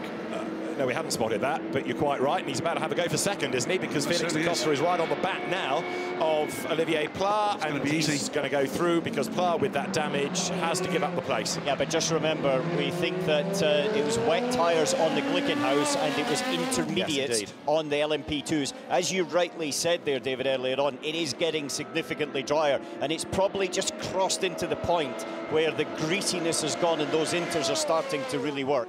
And you can see that now the Glickenhaus has dropped down, so it's Jota, an LMP2 car, that is in 2nd place overall as the 64 comes into the pit, so that's one of the Corvettes. And number 30 is in already, and now Antonio Felix da Costa has done an absolute best of anybody in the first sector. So I was getting excited about Buemi. Mike Conway has the fastest lap, but now, Graham Goodwin, it is Antonio Felix da Costa in, if you call it a secondary class car, that's a little bit rude, but that has done an absolute best sector 1. Absolutely, moves 2 in LMP2, the 26 and the 65 now getting stuck into each other. This is for 2nd place. Punnett Racing, coming off the back of their first ever win in the European Le Mans Series, had held 2nd place, lost that now. Will Stevens drops behind Nick de Vries. 44 seconds, by the way, is the gap between Mike Conway and Antonio Felix da Costa. Also in pit lane, as you can see, the 91, the factory Porsche. So from what we were anticipating in terms of GT cars being able to do 14 laps, I know that this is down to tyres and they're going on to slicks, but of course the team strategy that they'd already planned has gone out of the window, hasn't it? Because this is coming at a much earlier stage. Move for the lead here in GT Pro, 52 and 51 side by side. Miguel Molina led the race. It changes over, 51. James Gallardo takes the lead in GT Pro, moves up to 25th position in this race. So that shuffles the order yet further within GTE, because we've seen Tommy Milner come in. So you've got Ferrari 1-2 up to 3rd in class, Laurens Vanthoor. There also in is the number 95 Aston Martin, and away goes the number 91 Porsche from the Manthey squad, the GT team. So Jimmy Bruni brought that one in. Away goes Maxime Martin after his spin. But now Ollie Gavin slick seeming the way that the GT cars need to be going. Yeah, absolutely. You know, these certainly is drying quickly, and you can see the Ferraris coming off this 2nd chicane here, and they'll be slipping and sliding and really burning up those rain tyres now. It is a dry line, and you know, we'll have to see whether this is good for them or whether they should have pitted the lap before. It's always a little bit of a gamble when the conditions are changing so quickly, and also with Le Mans being such a long lap, you can have so much of it wet as well as dry, and you've got to just try and pick something that really works for your car. You've had time to watch what was going on in those few dramatic laps, so we were trying to describe it. Thoughts? Oh, it was very, very tricky conditions. Yeah. And you know, as a as an ex-driver, you're sitting here going, oh, I'm glad I'm not out there trying to deal with that. I mean, it was tough. In comes the Glickenhaus, the 709 car. But Antonio Felix da Costa, fastest lap of the race, a 350.5 as against a 355 of Mike Conway. So Antonio Felix da Costa on the better tyres for the conditions is on a mission. Fantastic stuff. That gap comes under 40 seconds. Will an LMP2 car lead Le Mans in the first hour? It looks as if that's possible, but Antonio Felix da Costa getting into the position at the moment where he's going to have to pit for fuel any time now. Now, this is 709, granted. Don't forget when 708 makes its stop, it's going to have to serve that extra 10 seconds anyway for the penalty, so that's going to drop away a little bit, possibly back towards more of the LMP2 traffic. 91 has made a stop for slicks we saw a moment ago, and this means that the car that was being brought in that first stint by Jimmy Bruni is back on track, and it's hard at work. Yeah, he just slid slightly wide here at the S's. Or did he keep out of the gravel? I think he did. But it was just coming out of the pits, and it was cold tyres. Really cold tyres. And running through that water is not going to help his cause anymore. But by the time he got down to the second chicane there on Mulsanne, he was going up full speed, and he was just building that tyre temperature again.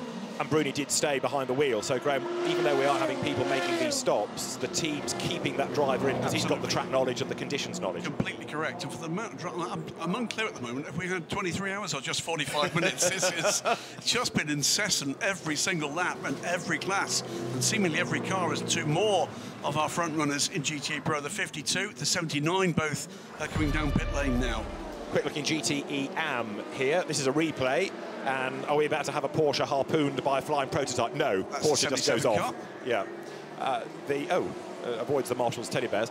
The timing screen at the moment looks like Blackpool Illuminations. It's going blue, it's going purple, which means personal best in blue, absolute best in purple as the road dries out and people on the right tyres go quicker. And the other thing we're seeing is just cars flying up and down the order. Yes, to do with pit stops are going through, but also to do with incident. We've got GTM cars coming down pit lane now in some numbers. The number 80 Lynx car is on pit lane, and the TF Sport cars, I think it was the 95, is on pit lane. Let's have a listen in to the 29 car. What are you doing? Stop. You can stop it in slick. The 21, the Dragon Speed, we go to slick. I think everybody go to slick, so we go to slick. Copy. We just had, thinking LMP2, number 30, straight back into the pit lane. So an outlap only for number 30, which was Memo Rojas. So a problem, because it was a slow lap round to the pit lane. As a driver in these conditions, when it's just this one sort of dry line, you are just looking to build that tyre temperature as quickly as you possibly can when you've got the slicks on, because the performance gain you're going to make on everyone else who is still out there running around on the wets is going to be... Pla that gets up the inside, finds lots of rain, backs out of it, Lapierre suddenly is on the attack, and then Pla gets up the inside, boom. It's just like...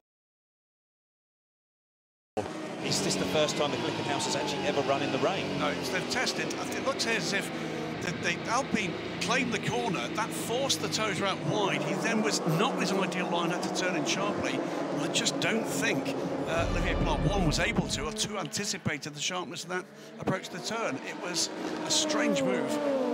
But then we had a number of other incidents with that car that locked up and it ran wide. So I think that they are maybe battling a little bit with their brake lines. Let's just try and find out what's going on with United Autosports as you see 709 coming into the pit lane. Let's go to Louise Beckett with Phil Hanson. Yeah, the 22 United Autosport will be coming in for a pit stop. Phil, we know that Felipe certainly hasn't been happy with the car in the sessions before, so what is going on with the 22? We have been quite happy, actually. We've had a lot of pace in the dry, but we opted to go inters because we were expecting the start of the race to be on the safety car, but we were really surprised when we saw the conditions and the start going ahead. We're now boxing for slicks. It dries really quickly. We're in the pits now, actually. Yeah, so we're... oh, no, that's not us. That's the other car. But, yeah, we're going to be hopefully going a lot better now we go to slicks. We were struggling quite a lot on the inters where we were, and I think a lot of cars around us were on the wets. They had a bit more confidence. OK, thank you. Thanks. Thanks, Louise. So that in part explains some of the problems for United Autosports, and it's not just the tyres, I guess, it's also the setup of the car for those conditions. Trouble here for the 92 car, runs very wide again, runs through the gravel, and at that point it's good news that it's wet. We've got another penalty coming for number 74 now as well for causing a collision. So 74 is the James Winslow, John Corbett, Tom Clerk driven car for causing a collision with 72 of Maxime Martin. Yeah, and that 74 car in the hands of Tom Clerk. So it seems like it is a big challenge when you leave the pit lane on slick tyres and you come down to the S's after Dunlop and trying to get the car slowed up and through that series of corners before Tetra Rouge. A lot of guys are going off, and hopefully team managers will be reporting that back to their team cars and being warned to just take that extra little bit of caution as they're coming down through that first section of track. It is still damp there. Yeah, the 8 Toyota has been into the pits and back out again. Seb Mckelmey stays at the wheel of the car. So Conway's not been in yet, has he? No. Nor has Nick de Vries, and despite his spins, nor has Nicolas Lapierre, or one spin or one trip up the escape road. Has just set the fastest lap of the race. 3:49.192 as Nick de Vries is now in second place overall. Antonio Felix da Costa stayed behind the wheel of 38 after its pit stop, so that's on an out lap right now. The pit lane getting very, very busy as people get rid of effectively what you might call the wrong tyre. Absolutely. And dare I say it, the skies are getting darker. Well, that's it. Now they're all going on to slicks, we need a bit more rain, don't we? Because that will go down like a cup of cold sick in most race garages right now, as the number 7 Toyota continues to lead, and the margin is a slightly false one at the moment of 53 seconds. And the mark of the fact that the cars are on the wrong tyres for conditions is we're seeing almost the entire GT field coming in way early on their predicted pit stop time, well within the first hour, and it would be over the first hour because we've had those safety car laps. More rain possible in 15 minutes time, as into the pit lane comes now the race leader. So Mike Conway is in at the end of 10 laps. The leader is in. So he's seeing now that Tommy Milner has cycled to the top of the GTE Pro class. So that pit stop that he made, that call that they made to go to slicks early has certainly paid off for them. And it was a quick pit stop as well for the Corvette racing team. They beat the times for the AF Corsa cars by 10 seconds. So they've gained 10 seconds just on the stops. That's the well-drilled, we know, very well-drilled Corvette racing crew. It's decades of being shouted at by Ollie Gavin that's made that difference.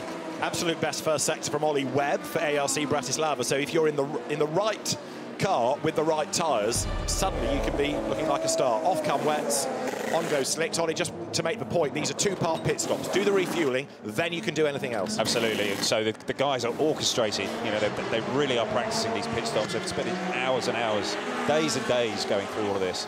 And it's impressive to see how orchestrated and well-drilled they are. And for the tyres, it is 4 mechanics and 2 tyre guns under the regulation, isn't it, as well? Yeah. Right, so Nicolas Lapierre is currently the race leader, but he has yet to make his first pit stop. There it is. So for the home fans, big cheer for the Alpine. There was, before the start of the race, the tribute on the grid to the late Jean-Pierre Josso, who passed away in July, who was a winner of the race outright in 1978 for Alpine Renault with Didier Pironi. And right now it is an Alpine that leads the way. For the first time since 1978. Yes, indeed. Which is pretty amazing. Absolutely amazing stuff. There's a long way to go yet, though, big wobble. there is a wobble 4708, which is the car that Olivier Plat is behind the wheel of, and it's been repaired, as you see. Again, another car running wide, and the S is there. It's like they leave the pits. Oh, and he's had a big moment coming off of Mulsanne corner as well. Did well to hold that. Yeah. And there, through the gravel, goes the number 18 Porsche. That's the Absolute Racing, the Underdux car. And Marco Seefried is behind the wheel of it, Graham. Indeed. Right, double waved yellow at Marshall's post 24. So that's now been removed, thankfully. Right, I was about to get concerned. It has gone. Panic not. Let's move to 91 for a moment. So Jimmy Bruni stayed behind the wheel of this car, and it is on to slicks. It's 5th in class, but he's catching right up onto the back here of Lawrence Van Thor, who in turn is on the back of James Collado. So this is 3rd, 4th and 5th in the class. And it's important, actually, I feel, the car in these conditions. If you could double stint or even triple stint in these conditions, it's a big benefit to your team car, because you're going to be able to, you know what the conditions are, you know what's Jimmy riding on board with he's trying to get by Lawrence. It looks like the 91 car has got a nice little straight line speed advantage over the WeatherTech car. Just to point out one other thing, in terms of restricting the potential damage later in the race for the Alpine team, they are going to pit after the Toyotas. That would not be the case in normal running, which indicates, yes, of course, this is forced into it by tyre choice, but in terms of the way this race plays out, at the moment, this is good news for Alpine. It is, doesn't it? It brings them into the mix, very definitely. As you look at the Porsche battle, Laurens Vanthoor versus Jimmy Bruni, because Vanthoor has to defend, he drops off the back of the Ferrari. There, number 7 then, Mike Conway getting himself back past the Glickenhaus, and he's fallen behind briefly, but moved back ahead of 7.09 of Richard Westbrook now.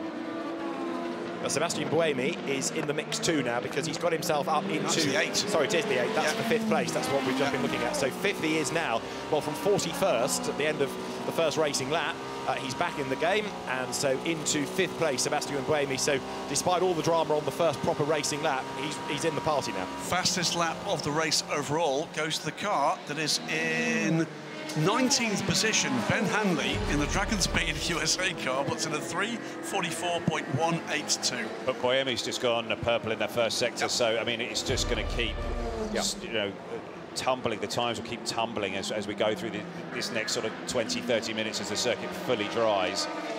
So, first time you've sat watching this race for what's other than where you're not going to get in the car for 2 decades. Yeah. Would you like to be in this mayhem? I mean, it has looked extremely challenging out there, and I've done some challenging Le Mans, but this was, it looks super slick, and this part of the track in particular is still very, very slippery, and you've got to have a lot of caution here. You know, you don't want to lose any ground, but you also don't want to throw it off. So Bruni is on the attack, isn't he, as he tries to get up through the traffic, but he has fallen off the back of Laurens Vanthoor for the moment, as you look down from the Rolex aerial camera here, looking down onto the circuit, which is getting drier and drier and drier, and there is an investigation still on car 20, but everything else from the start of the race has now come up as no further action, so that we are expecting a penalty to come for Dennis Anderson because of that car being up on the jacks at the 3-minute board, which it should not have been. Leader in the pits. Indeed, that's 12 laps done. 11, no, less than that racing laps, 10 racing laps. So Lapierre stays behind the wheel, and that's going to put Mike Conway back into the lead of the race. Antonio Felix da Costa for Jota, ahead of Nick de Vries for G-Drive in LMP2. 22.3 seconds, the margin between those two cars right now. So Buemi will be through to complete what looks like a potential to be the quickest lap of the race so far any time now, as Mike Conway betters his time in Sector 1. We briefly had a fastest lap of the race by Marco Sorensen, and the next car through was Antonio Felix da Costa, who snatched it away. So Marco Sorensen's fastest lap lasted about as long as a politician's promise, and now it is Antonio Felix da Costa. 3:41.7 as the fastest lap of the race. Drops that mark by almost 3 seconds. Here comes the number 8 car to complete fastest lap. And Mike Conway an absolute best in Sector 1. New fastest lap, Sebastian Buemi, 3:35. 6 seconds quicker. Yeah. And it will carry on as Ollie makes the point. The road dries, they're just going to get faster and faster.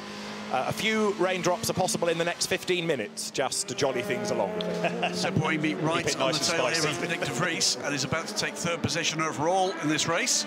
At the moment, it's the 7 Toyota ahead of the 38 Jota and 26 G-Drive Racing LMP2s, but the looming shape of the first of 3 hypercars that are following behind. So Buemi with Nico Lapierre 3.5 seconds back from the Toyota, with Richard Webb 4 seconds back from that. 34 from the Inter-Europol competition squad in LMP2 you're looking at the moment, which hustles its way down through the that car right now. So Alex Brundle with Robin Freins right up behind him. These two currently 9th and 10th in class. Well, we've got a yellow at MP5, so 25, that would be the Pro-Am entry. G-Drive Racing, the second of the Aris, or the first numbered, is Roberto Merri in the car. And he's gone off at that spot. Possibly. So he won't be feeling very merry about that, but he will hopefully get dragged out of the gravel and rejoin, as the race currently works lap 13, lead gap 43 seconds. Car.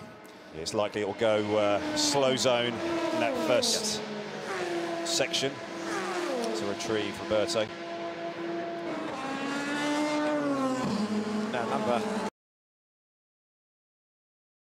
Straight back in on an outlap. That was contact, Louise Beckett tells us, from the pit lane. So there was an incident on track. That's why the car came back in. So it's delayed them, and so Rockhouse now is down in 20th in LMP2. Yellow flag on track. That will be for Roberto Merri. Yeah. As predicted.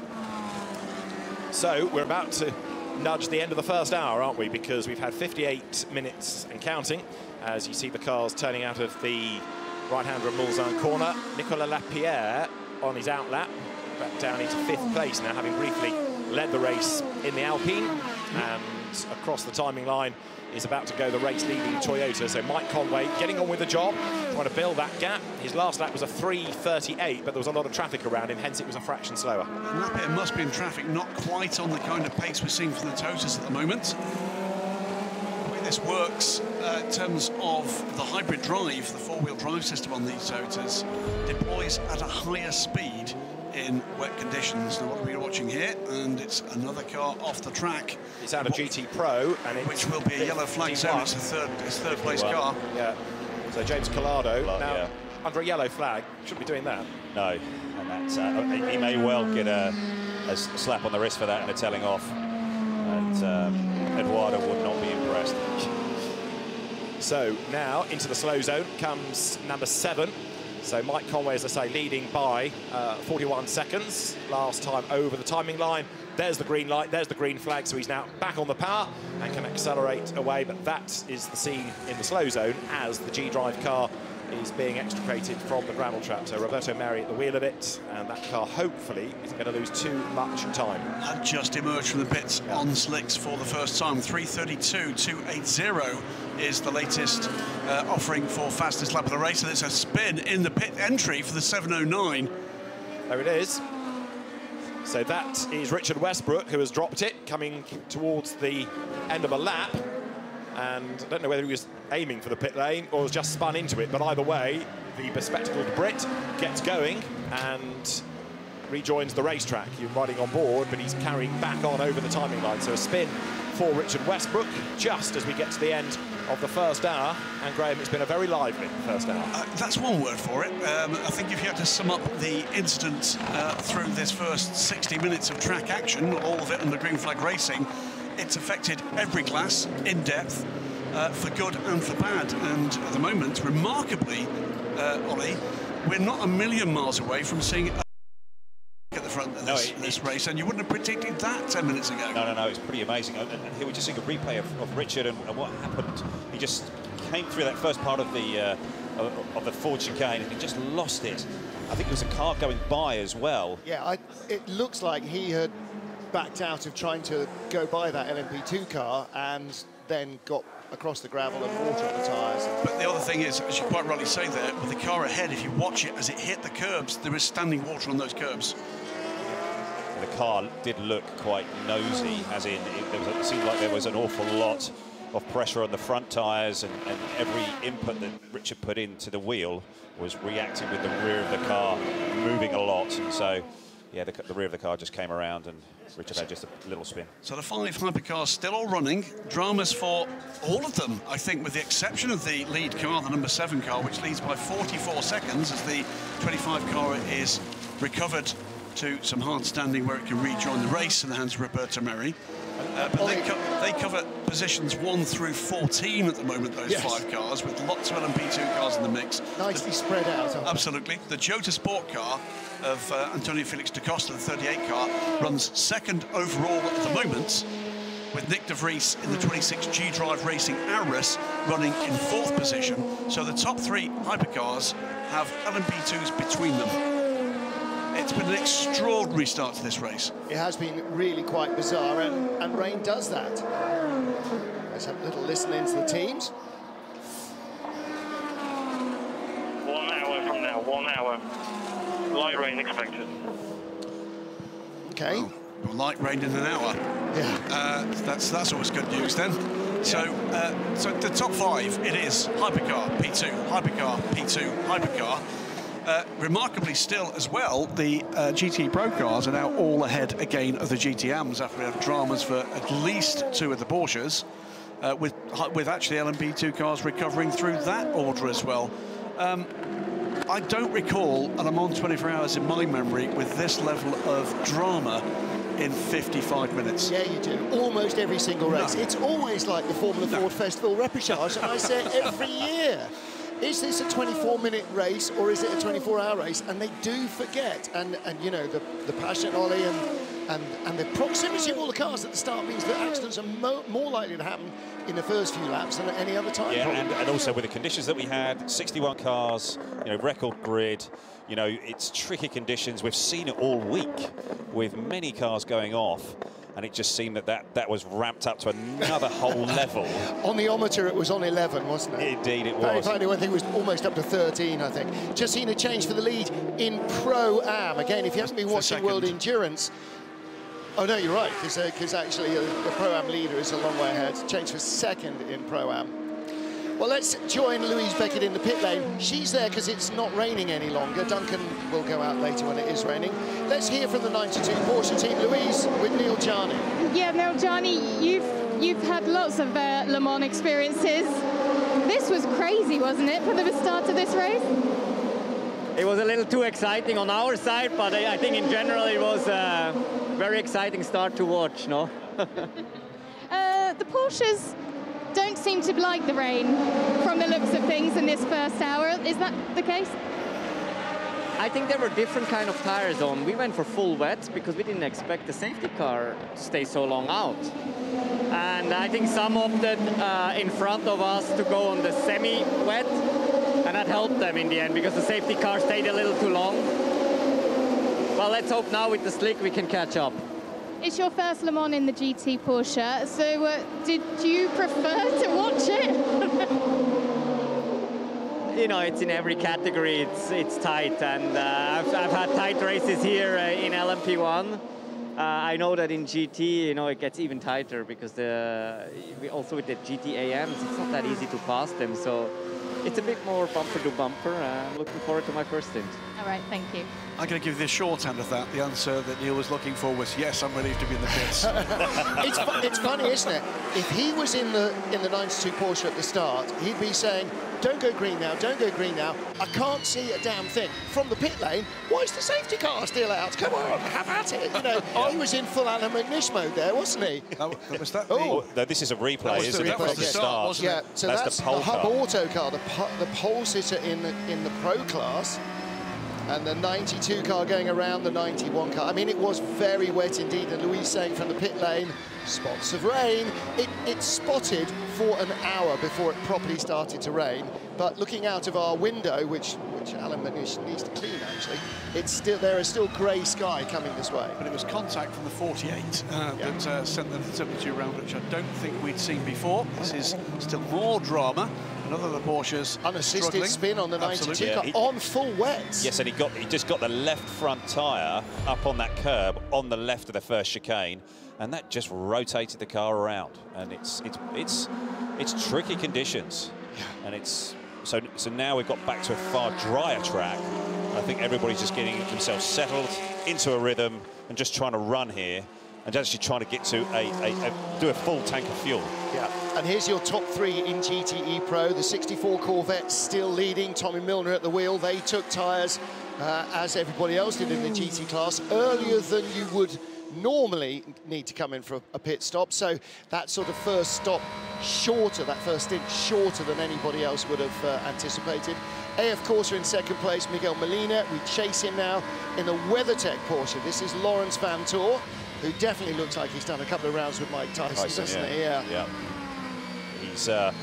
We talked to him yesterday, actually. He's scheduled to do some 11 stints in the car over this race. So that's some 10.5, 11 hours he's due to be driving for.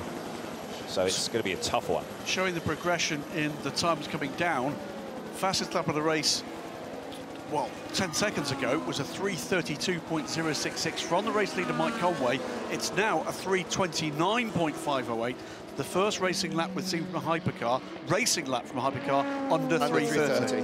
which is sort of the benchmark that the ACO hope that they won't go much faster than. Now, Stefan Mckelmey, after that first incident in the number 8 car, when it stopped, restarted, and so on, was 1 minute and 28 behind. Yes. He is now 57 seconds behind, so they have made up half a minute of that minute and a half that they were behind. That's very, very good.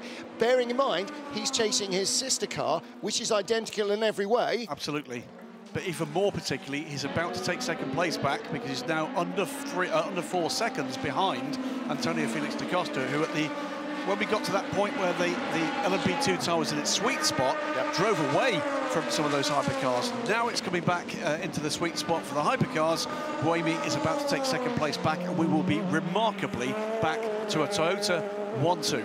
Yeah, it's something that the 8 car, you know, is going to carry the whole race. To that contact on that first corner, it's just going to be niggling away in that car's mind the whole time. Has some little bit of damage been done to the gearbox, drivetrain, something else just that's going to come back and bite them? And of every team here, Toyota is the one that knows most of all just how late those things can appear. Last lap, possibly even. Team WRT in 4th place. That's the red, white and black car of Robert Kubica. And the Panis Racing engine with this sort of half-timbered effect. That pale yellowish is in fact a wood grain effect on the vinyl. I'm not sure.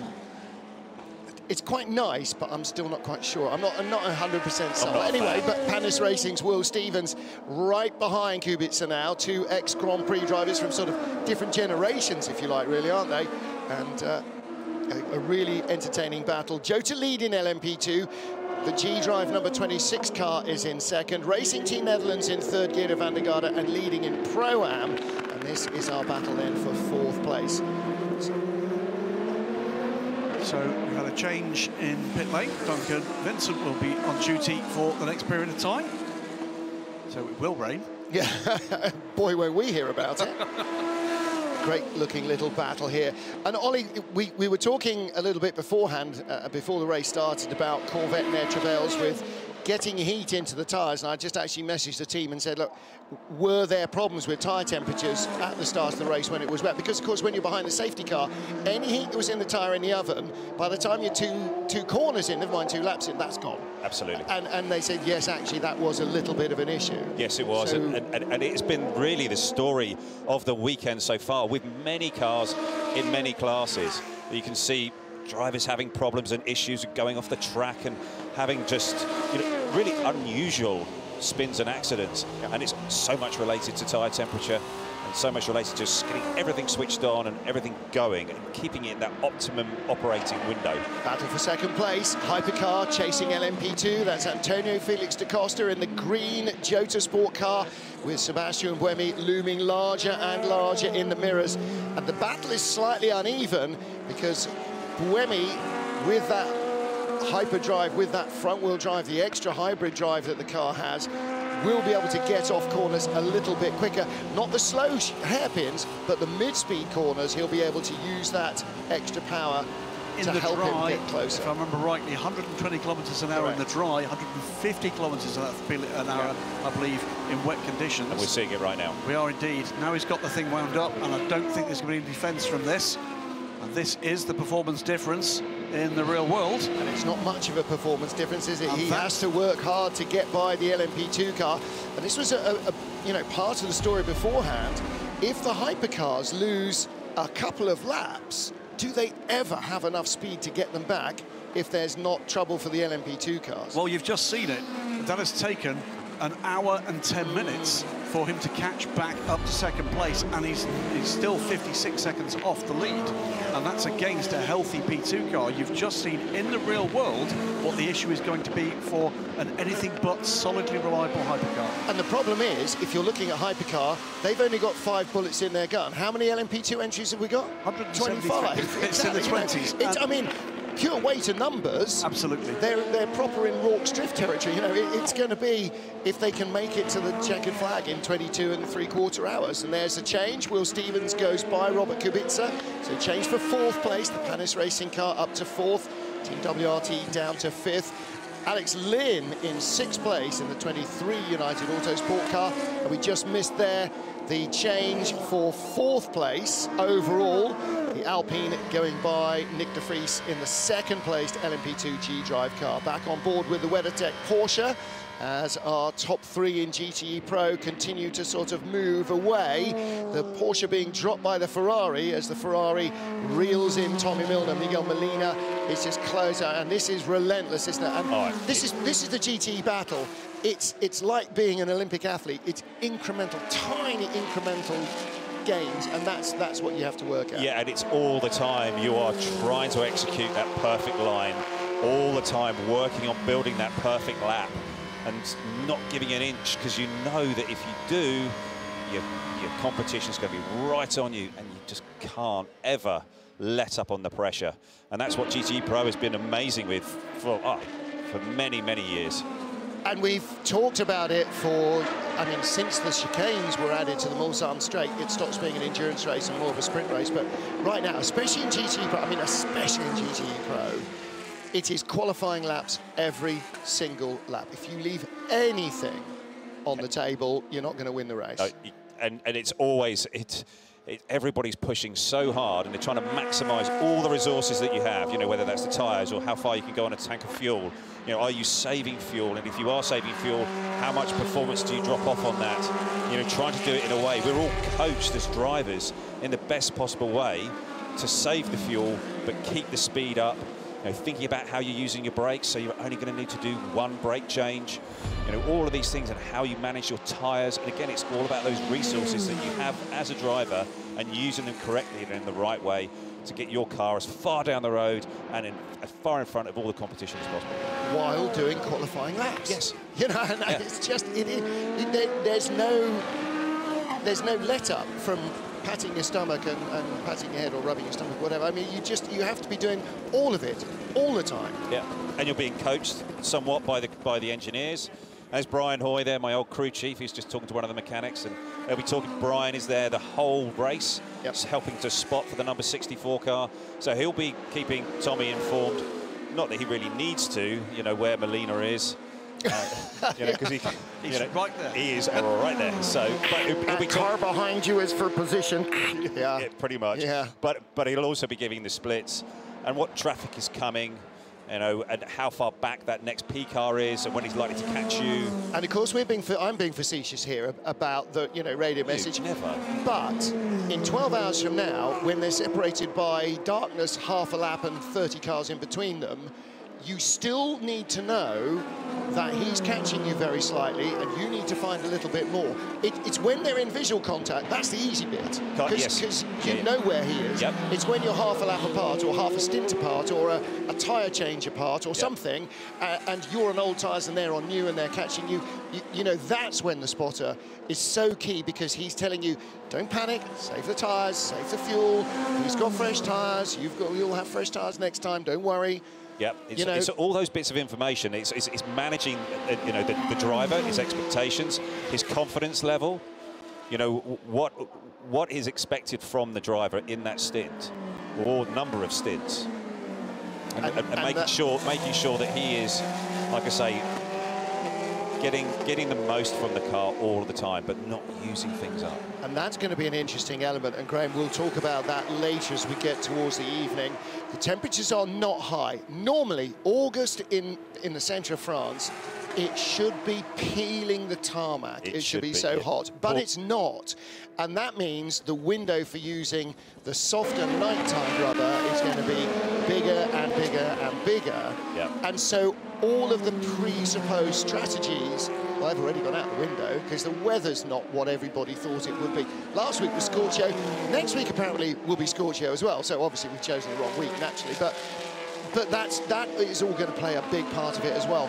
Whether the car and the driver especially can do stints long enough to use the tyre to its full life. You know, if you can do a triple, can you do a triple? I'm going to disagree with you profoundly. I think we've chosen exactly right weeks. This is absolutely awesome. There's never a wrong week to come to Le Mans. No, I absolutely agree. Anybody watching this will be completely gripped by what the next drama is going to be. Yeah. And, you know, we have had drama and incident and strategy and choice, because weather brings choice. and a bit of bravery into the mix, and it's been a stellar first hour and 20 minutes. Many twists and turns, and we're having another one here with a 39 car. Just a little moment there, but he got away with that. Yeah, he got in pretty deep there into the second chicane there on Mulsanne and managed to save it. That's a car that was in early trouble, the 39, the Graf car, the So 24 Dyrob car, Arno Robin aboard that car, still outside the top 40, so has not recovered well from the early issues. In terms of the gap for the leaders, it's around 56 seconds, not far short of the length of a pit stop is what we've got in terms of that lead at the moment. They're still doing purple sectors. Both the Conway car and the BUME are doing purple sectors. So, well, they will see their major competition here at this point as being that Alpine, and Nico Lapierre is catching Antonio Felix da Costa to get back up into third place. That gap, by the way, 17.5 seconds, with the difference in lap times at the moment about 3 seconds. So on that, 5 laps he's there. Molina isn't hanging about, is he? He is really taking the whip to the prancing horse. He's really pushing it through the chicane.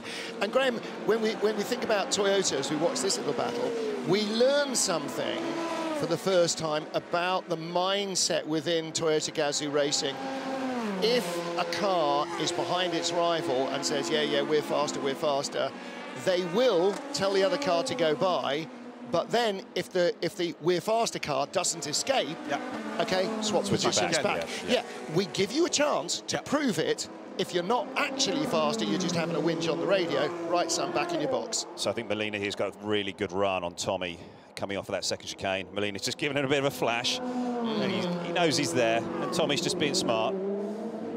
And the whole psychology there is just to try and distract the driver in front and it only needs to be a fraction. If you're a couple of hundredths of a second later on the brakes, then you overshoot the corner and he's through. Yeah, that is the general game that's being played there.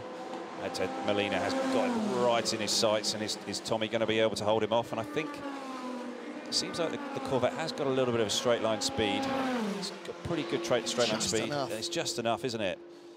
Now, here comes a chance for Molina, because hoving up in the background is the race leader. And that's often, you know, traffic. Often it's not slow traffic, it's fast traffic that comes in and takes the line away. Exactly. That can, we saw it, you know, year after year. And this is exactly what Brian will be doing now with Tommy. He'll be telling him that the 8 car is coming, and Tommy will be happy because the 8 car is going to go by now on a straight. It's maybe a little bit of aero wash as they come into the first part of the Porsche curves, but it shouldn't disturb him too much. Yeah. And that was it was a good place, actually. Wasn't leader as the second place car, Buemi. Good place for the number 8 Toyota to get by out of Arnage rather than being held up through Indianapolis. So he didn't lose time, but also, as you say, for Tommy Milner in the silver Corvette, a great place to be passed because it didn't hold him up either. Exactly, and the Porsche curves are important. Yeah. It's aero, it's a lot of downforce, and a car in front like the Toyota is going to grab a lot of air away from you. Number 30 Duquesne car making its 3rd visit to the pits now, and that car came in, went out, came back in again, and it's come in for a 3rd time. That car, that's going to be the Chamberlain Engineering car of the weekend, isn't it, where the team just can't make it stay away. Right down there is Duncan Vincent. Duncan, this was unexpected. Yeah, mass panic going on there. The driver, sorry, it accelerates out there, Martin. The driver come in, nobody was ready for that, and then the driver started, you could see him gesticulating inside the car, pointing towards the garage, effectively shouting towards the engineer, but he's been waved back out. Well, so it wasn't tyres, it wasn't fuel, it wasn't for a driver change. They didn't fix anything. Has he come in to wave to them to say that he's got no radio or no dash or something? It seems ridiculous that the driver brings the car into the pits and then they just say, no, clear off. Yeah. Well, he's an experienced driver. He's a double ELMS champion, Memo Rojas. Is this the move? Yeah, this looks like it's a move. I've just been watching Tommy the last few corners, and he is using a little bit more road. The car is just not so settled. I mean, wheel-to-wheel action here. This is fantastic. Trying to get the side draft, Molina is. He's trying to suck the air off of Tommy's car, create that little bit of extra drag. And this is going all the way down here, all the way down to the first chicane. And right behind in the WeatherTech Porsche, almost metaphorically rubbing his hands, is Laurens Vanthoor going, go on, hit him, go on, hit him. Well, he'll just be sitting there double toe, thinking, and then he'll just be sucked right up onto the back of Tommy. And hasn't it, though? Because remember, a couple of laps back, you know, he was a long way back. Yeah, Molina is metaphorically punching the air as well, I think. And suddenly the WeatherTech car's right there. Yeah, so with Tommy, the way that the car, the attitude of the car had been over the previous few corners, just looked like he was using a bit more rubber on the tyre, and the tyre was maybe slightly overheated. And that's what gave Molina the opportunity. And it's the Ferrari's just looked just that little bit more settled on its tyre right now. Well, maybe he's just going to stretch it away, but we'll see. Long way to go. Yeah, absolutely. ALC Bratislava in the pits now. Ollie Webb has brought the number 44 car in. And there has been a report to the stewards of 72 cars. Continued abuse of track limits. That car currently 22 seconds back at the tail of the GTE Pro field.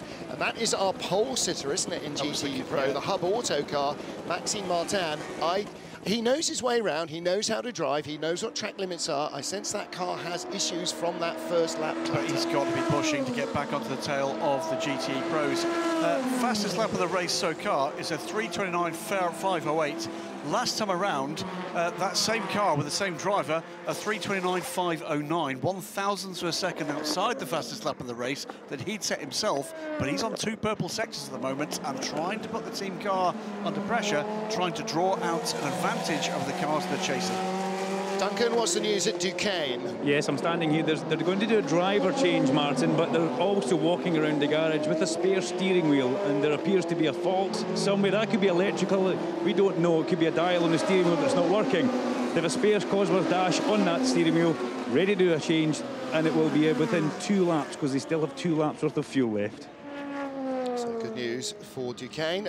You know, when a driver comes in for something, it's usually something fairly major, and if there's no flames, then usually it's some kind of electronic issue in the cockpit where he's got no information about something fairly fundamental. And when he appears in the box unannounced, that's usually... Well, unannounced normally means no radio to me. So I think, you know, they've got a steering wheel ready because he's like waving and then leaves.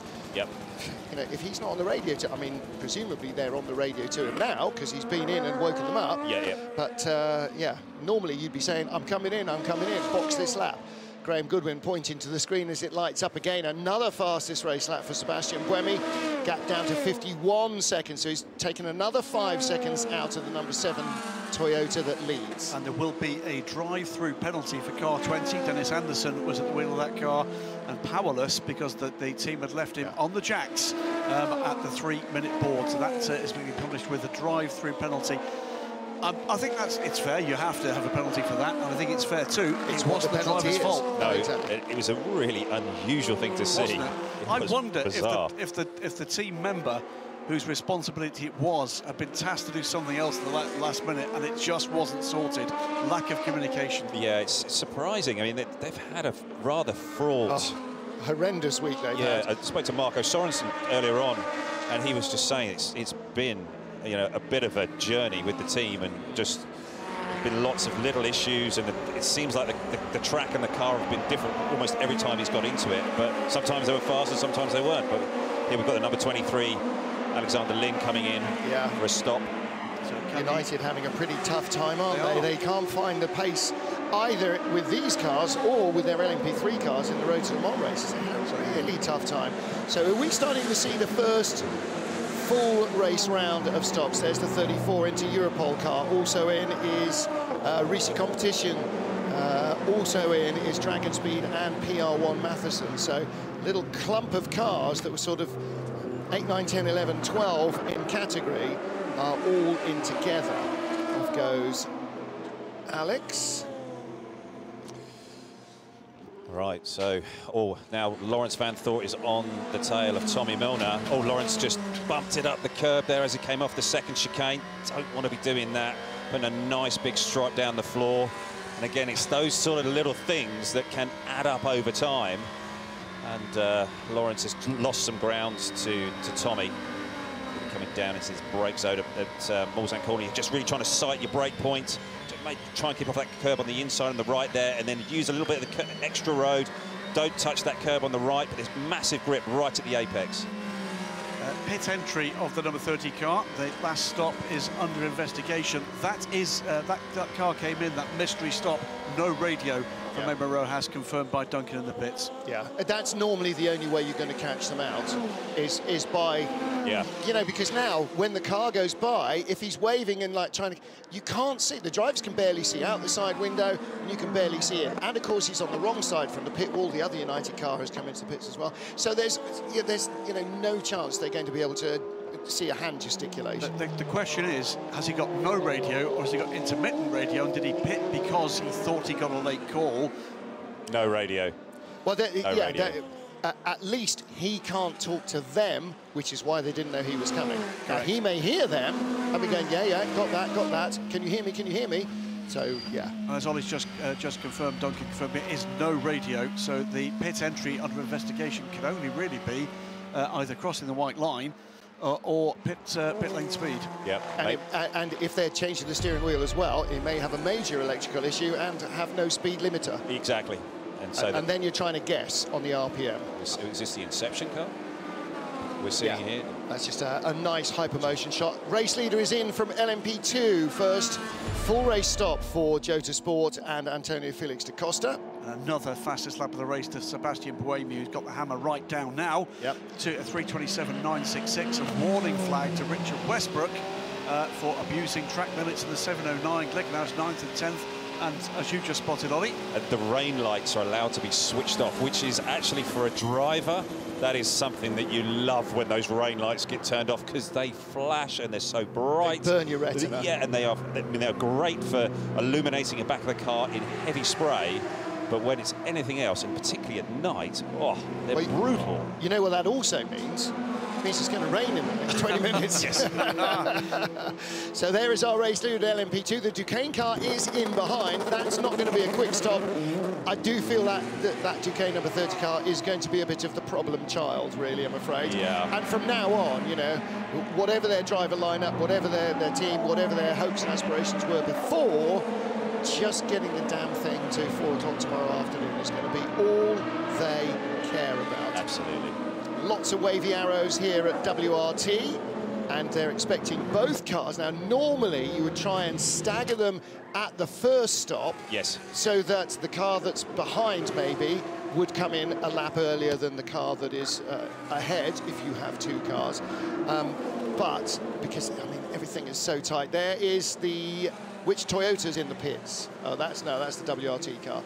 Yep. Neither Toyota in the pits. So the Toyota Gazoo Racing Z10s are leading from the Alpine. It's Hypercar 1, 2, 3. Then LMP2, number 26, Jota Sport car has number 26, G-Drive car rather now has taken the lead as Jota's Antonio Felix da Costa has pitted.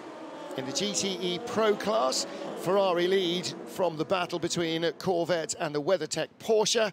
Tommy Milner inches ahead of Lawrence Van Toor as they crossed the line the last time. And in GTE AM, 35th overall is the leader, Niklas Nielsen, in the 83 AF Corsa car. Second, Dempsey Proton's Julian Andlau, who's already had one win today in Road to Le Mans, and Giancarlo Fisichella lies in third place in the 54 AF Corsa car. So all the money we had on him being the first one into the barriers has yet to find itself completely back from the bookies. And the final running car, our 61st running car, Paolo Roberti in Iron Lynx's number 60 car. He has a page of the timing screen all to himself. Yes. Because of the way they're divided up nicely into 10s. There he goes. Ka-ching! That's Paolo Roberti, the last running car. So we are an hour and a half in, and Graham Goodwin goes off for a well-earned cup of tea, joined by Darren Turner. Darren, crazy start to the race, and one that I imagine you're relatively happy that you were standing watching rather than trying to navigate your way through. It's a bit like what Ollie was saying earlier. Exactly, it's better to be on this side and watching the craziness of that first. It was a good 40 minutes into the race, wasn't it? Where things were still really trying to settle down, and no, enjoyable to watch and exciting to watch. But definitely pleased I was sat here with you guys watching the barbecue being out on the really tricky conditions. Horrible to take a start for a 24-hour race when it's those sort of conditions. It's the sort of conditions that give team managers and team owners absolute heartburn. It is just horrible sitting there watching your cars battling and just looking and seeing, oh, it just run wide and you can see it twitching and then it's moving and then, oh, I've lost sight of it. And it's just a horrible, horrible period. But for the two of you, if you don't start, and Ollie, this doesn't apply to you obviously because you did start almost every race that you raced here, but if you're not the starting driver, or you're not the driver in the car, if you're watching it, you know, wherever during the race, when, you know, conditions are that touch and go, you feel as powerless as the team bosses, right? Because it's just out of your hands. There's only one person who's got any hope of controlling the destiny of the car, and that's the guy behind the wheel.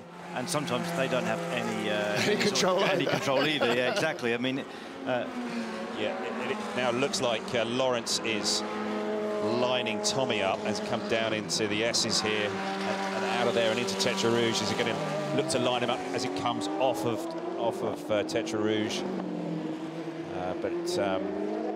Yeah, Tommy does seem like the tyres have gone away a little bit on the C8R. I'm super impressed with the lap times already. Yeah, considering really the downpour we had and how green the circuit must be, and the racing line isn't completely there all the way around. Mike Conway's just set his fastest race lap in the lead. Just saw him going through Indianapolis-Narnage, a 3:29.6. And has just opened up another couple of seconds over Sebastian Mckelmey, who did a 3:31 that lap. And again, those gaps, you know, you try not to panic. If you know you're going quickly, if you know you're using all the car's got, sometimes you're going to lose in traffic. More often than not, you're going to lose in traffic. And so you don't worry if it goes up a bit, down a bit. It's the constant progress. 7 car into the pits. So here we go. Just saw a quick stat for the 31 WRT car as well, setting its fastest lap. But the race leader is in the pits. Mike Conway at the end of a second stint.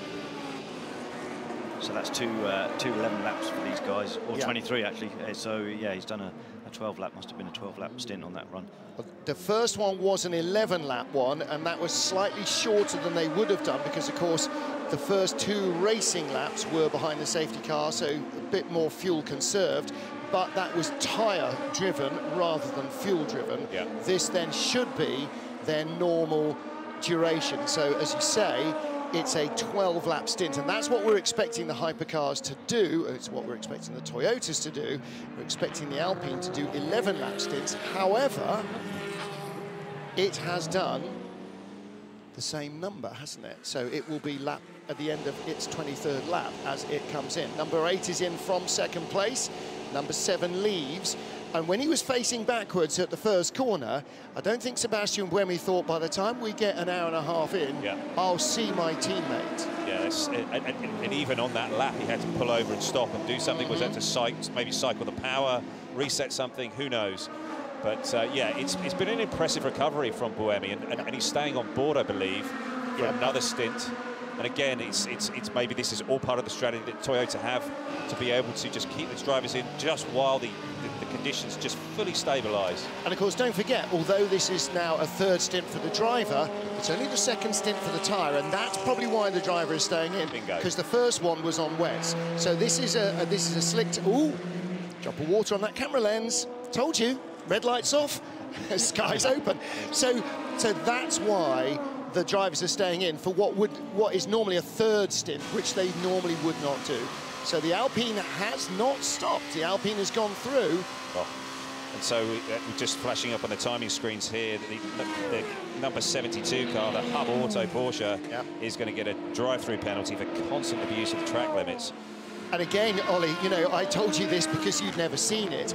In the car, in that car, the driver information, the safety screen, Eduardo will have sent them a message, track limits T11, track limits T4, wherever it is, and black and white flag signs, and final warning will have come up on the thing as well. So it's not that he's not aware, it's just he can't keep the thing on the island. It's really surprising. Maxime is a very experienced driver, he's very quick. And I'm surprised that they've got this problem, but it might be that the car is particularly difficult to drive in these conditions, and he's just being forced to use that little bit of extra rope, which is being pinged for. See, the other thing is he's trying to carve his way through the GTE AM field, and those cars are the same spec. Yeah. And they have sort of less limited tyre allocation as well. And that's another part of the GTE battle for the pros. Often you're up against a well-driven AM class car with a good pro driver in it, because it's a pro-am category, and he'll have fresher tyres than you. Yep. He might have 1 stint or 2 stint fresher tyres than you, and that makes getting by an quote, an AM car and this could really be tough. a lot of Maxine's frustration, is that he's trying to get past them, get onto the back of the pro category, catch up to Kevin Estra, who's had a bit of a checkered race as well, but Kevin's just put in his fastest first sector and see if he can build some momentum here. But he's had a troubled race so far, Kevin has, with a spin and then another run through the gravel, and yeah, it's I wonder if with Maxime, if they haven't got the radio working, he may be completely unaware. That's a good point. No, because on the screen it will tell you. I'm not sure it will. It does. Does it? That's new technology then. Well, no, neither of you have had it. It's been there the whole time. Yeah. So you can't get away with anything. I was trying to give Maxime a get-out clause there and say the radio may be at fault, but obviously he's got no or maybe the screen's not working.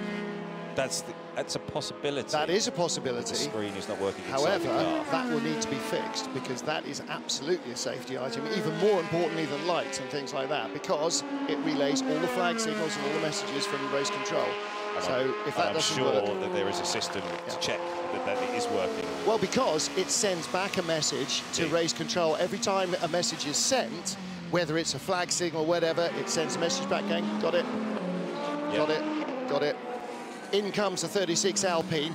Number 7, by the way, had a left rear tyre change because of a puncture warning light on the car. So it's had a 1 tyre change. So that'll be a force majeure tyre. That's quite a tricky thing for a driver, to go out on just 1 fresh tyre when you've been running all of the others for what, I don't know, 12 laps. Yeah, yeah.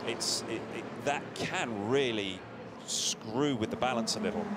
It normally does, doesn't it? I mean, even if you have a left side or a right side or something like that, you generally, the balance is going to completely go. But to have 1 individual tyre, and if it's new going on the car, then it generally makes it a bit more difficult for the guys just to find that ultimate performance on the car. Number 8 Toyota comes back across the line and ping, back up into 2nd place ahead of the stationary Alpine. Nico Lapierre at the wheel of the 36 car in the pits. Just watching the 36 car come into the pit lane, he was super aggressive over the curbs. And I was surprised with how much curve he took. Yep, well, Nico Lapierre, a winner in the 36 in the LMP2 category last time out for Senior Tech, and that car was in the Alpine demonstration earlier today, along with Fernando Alonso driving an Alpine liveried Formula 1 car. Not actually a current Alpine car, because they're not allowed to do that. Mike Conway, Sebastian Buemi 1-2 for Toyota Gazoo Racing, and Nico Lapierre rejoins in 3rd place. 3rd place in GT Pro comes into the pits.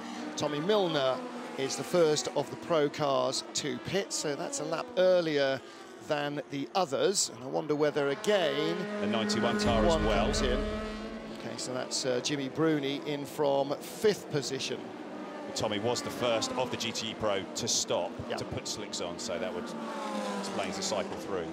And so will they have run? No, that won't be a full tank of fuel, will it? Why now? Maybe so. On board with Lapierre, just trying to find radio 2. Looking, is that the looks like the cigarette? What's your ashtray? A little flip-up thing there. He lifted up. Not sure what that was. On the right-hand side, you can see the little reflection of the driver safety screen. So there's one in the cockpit every single car in the race, and it is a highly sophisticated signalling system. Yeah, race control can send messages to every car. It is super useful for the drivers. You know, to be able to see that information come up. Certainly when it gets to sort of slow zones and next slow and all those sorts of things, yellow flags. It's very interesting, Antonio Felix da Costa in the starting drivers briefing, because the starting driver from each class goes for a briefing with Eduardo, was asking, he said, there was in free practice, when we went from next slow to slow, it momentarily went green. So Okay, right, we'll have a look at that. Yeah. And again, they can look back, they can trawl back in the data. Whoa, whoops, whoops, whoops, whoops. The graph car goes off just a little wide into the first chicane. No damage done. It's a good battle here between Ben Hanley and Alex Brundle. Is his dad here? Yes, he is. It's a traditional question. There's Alex Brundle. Is his dad here? Yes, he is. And Mum Liz is here as well. They were in the COVID queue behind us to get into the circuit.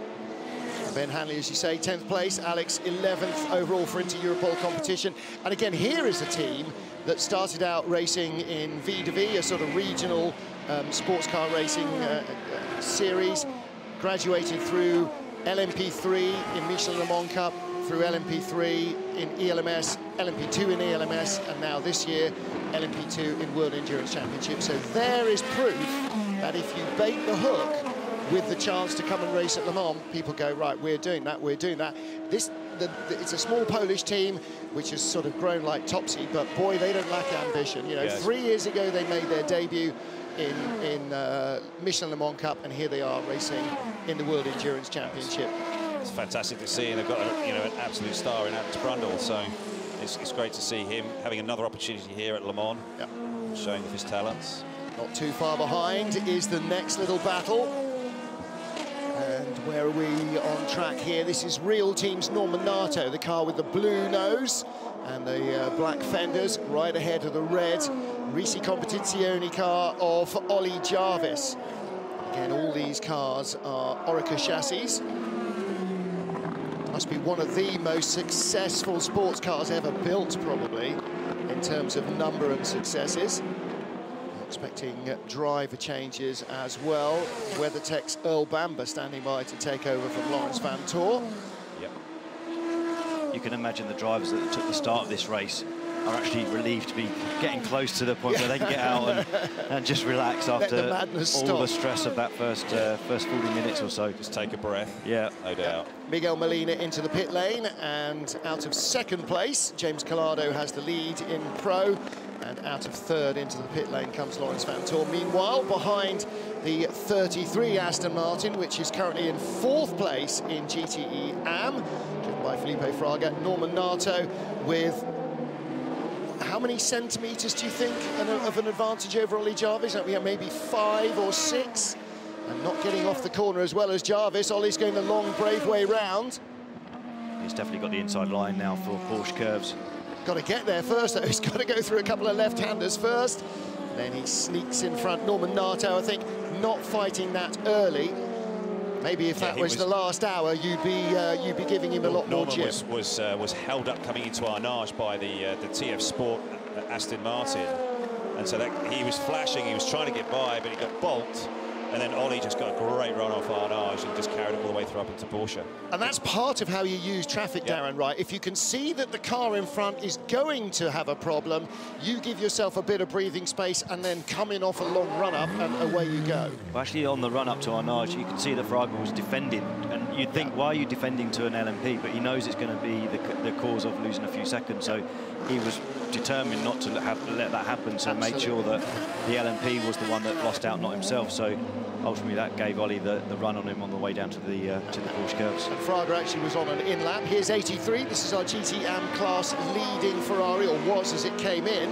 Nick Nielsen in the 83 car, Giancarlo Fisichella second for AF Corsa in 54, Felipe Fraga third for TF Sport in that Aston, and fourth place Kessel Racing's Mikkel Jensen in the 57 Ferrari, as well as fifth place Ben Barker for GR Racing, all in the pits together. So I'm sensing this is a full-on AM pit stop central. They're all coming in now, and so basically as they were on track, so they come. Fresh slicks ready to go on the 83 car. You can see the guys there primed, ready to go, just waiting for the fuel hose to be pulled off, and they can run around there with the tyre. GR Racing driver change. Who was in the car, did I say? Ben Barker. So, with my team manager's hat on, Ben started in the rain. Okay, well, we're hearing it's Tom Gamble going in, but I would be thinking, right, get Mike Wainwright in, middle of the afternoon, conditions are decent, it's not necessarily going to rain, we're not warned about any rain coming, get him in and start getting, because the AM driver, the lowest rated driver, has a minimum drive time that he must complete in the car, And if you don't start putting him in daylight in the rain, or in the dry rather, you may end up having to put him in darkness in the rain, and that's less to be desired. Well, absolutely, and that's where, again, you're looking at trying to manage what you've got to do in the race. And the team manager will be sitting there thinking about, okay, we've got to get these drivers through the car, to make sure that we complete all of the time, all of the drive time, and we've got to do it at the point where we're going to lose the least. Lose least. That's exactly the two words I was looking right at joining in with. Alex Brundle being reeled in by Ollie Jarvis. Norman Nato still behind there, but Jarvis is on a real charge, isn't he? Just got by Nato a lap ago. Now he's hoved up behind Alex Brundle. It is Mike Wainwright who's got into the GR racing car. I think Ollie was almost past Alex going into the first chicane, and then they've been just nip and tuck all the way through the rest of the lap. And I think they're now coming down into Indianapolis. Watching the AM battle here in GT. Yeah. That's the Rinaldi Racing Ferrari, the red car behind the car guys, and there's the 80 car, the Iron Lynx car. Matteo Cressoni yet to stop in this sequence, so Cressoni owes us a pit stop. But you're absolutely right about strategy right now. If you did fire in the AM driver, it's a perfect time. The track's nearly back to being completely perfect, and get a couple of hours under your belt before darkness falls. This is unusual as well, isn't it? Pit stop car 22, so that's one of the United cars, I believe. Again. It's under investigation. They're just not having a very clean race. Look a little flustered for some reason. Jeroen Bleekemolen in the red Rinaldi Racing Ferrari skates by the Kessel Racing car of Mikkel Jensen, and the Aston Martin behind the 98 car. Well, that's part of the Dane train. Nicky Thiem driving that. His regular pro factory teammate Marco Sorensen is here, but he's in LMP2, not in an Aston Martin. So here is the 51 car that came in from the lead of the GTE Pro class. Duquesne's number 30 car pits again. René Binder took over the car the last time they were in, so did driver change, steering wheel change, yada, yada, yada. And 2 laps later, he's back in. So, again, that car is going to be a real... I'm going to stop writing things down about it because I'm going to run out of paper. So, again, the Aston of Nicky Thiem gets ahead of the car guy Ferrari. That car run by Kessel Racing. Hugely experienced Swiss team. And on the get-go, on the hurry-up as well, Jeroen Bleekemolen all over the back of Matteo Cressoni. So, again, fantastic GT battles, pro and am, and these are all pretty much pro drivers in the cars. Yeah, Jeroen's pushing him very hard, and I think it was Cressoni that made a mistake coming into that first chicane on Mulsanne. Cressoni in third in GTE AM. The former leader, by the way, is in the background. So that car has stopped. 83 car of Nick Nielsen. And through comes our third placed car, the blue Alpine. Whoa, and it's, I mean, to me, that run all the way down there to the Porsche curves, it looked like Bleekemolen had the inside line and looked like he was going to be able to make the pass stick. But Cressoni just toughed it out around the outside, and now Nicky Thiem's applying the pressure. Yeah, Darren Turner, the thing with all these different cars in GT is they've all got different characteristics, haven't they? And so Ollie knows where the strengths and weaknesses of the Corvette are. You know the strengths and weaknesses of the Aston. And so when you're driving your own car, you've got to try and work out where you're going to get the other guy, not just in terms of, you know, what part of the track, but what his weakness is that you can exploit, right? It's generally the weakness that you're looking for, because you have to give up that track space when they've got the strength. But the Aston, for instance, we know is really good through the Porsche curves. It's always been a good car, medium and high-speed corners, and generally it struggles a little bit in the braking zone. So you're not likely to make a dive into some of the really heavy and slow braking zones with the Aston. But that said, overall the lap time's always competitive. It's just, yeah, like you say, finding the weak spot of your component and making the most of it. With Cressoni then, when he came out, and it's an easy mistake to have into the first chicane, fuel, tyres, just getting up to temperature, snatch a brake, and that can play for the rest of the stint if you put a big flat spot and that vibration comes through the car. It can be very annoying for the next hour. Particularly if those tyres are then going to be on for a double stint or even a triple stint, and you've got that flat spot for the next, what, 2.5, 3 hours? Yeah, that's pretty tough. Yeah, look after these babies, because they're going to be looking after you for the next 3 hours, and that's really important, isn't it? Sean Gallale for Jota and Felipe Albuquerque for United Autosports. Now, not where Felipe is used to being. Last year's winners in LMP2 here at Le Mans, the world champions as well. They won in ELMS. They won pretty much everything they entered with United Autosports cars last year. And Jota, the 28 car, 38 still leads in LMP2. We've barely seen Antonio Felix da Costa from the start. He leads from Nick de Vries and Gerdo van der Garde with Will Stevenson fourth. And Alex Lynn is the top United Autosports car. That's 5th position.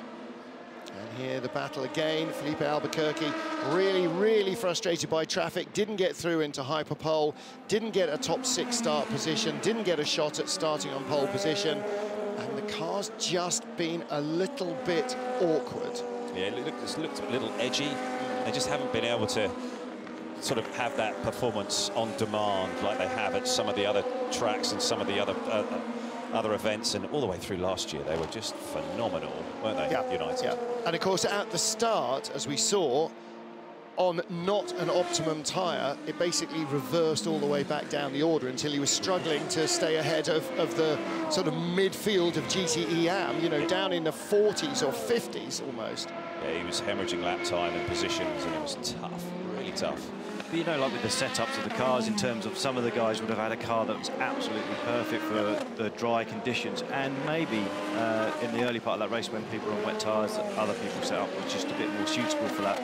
And you just got to nurse it through. If your car's not working in those conditions, you've just got to nurse it through, keep it on the track, and then let the race come back to you, which is what's happening at the moment. Yeah, 100%. But it sort of goes on to something that Marco Sorensen said to me just yesterday, and he was saying how, you know, the tyre on the car, on the P2 car in particular, is so susceptible to temperature, and trying to keep it in that temperature window that, you know, from session to session, the car can be radically different, just depending on how, you know, that track temperature and what your tyre has done. You know, how many laps it's done. You know, what the temperature as it's come out the oven.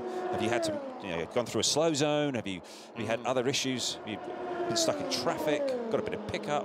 We saw that on free practice 3, I think it was, where people were just chucking it off left, right and centre, and it just, we couldn't understand because the conditions looked really good, but the ambient temperature was a little bit low, and probably some of these LMP2 cars were struggling to just get the tyre turned on. And I think quite a lot of them would have been better off on the nighttime tyre, but it's whether you have them mounted up for free practice or not. You know, for the race, what you is will in the know. oven? That's the thing. What's been put in the oven by the team? Exactly right.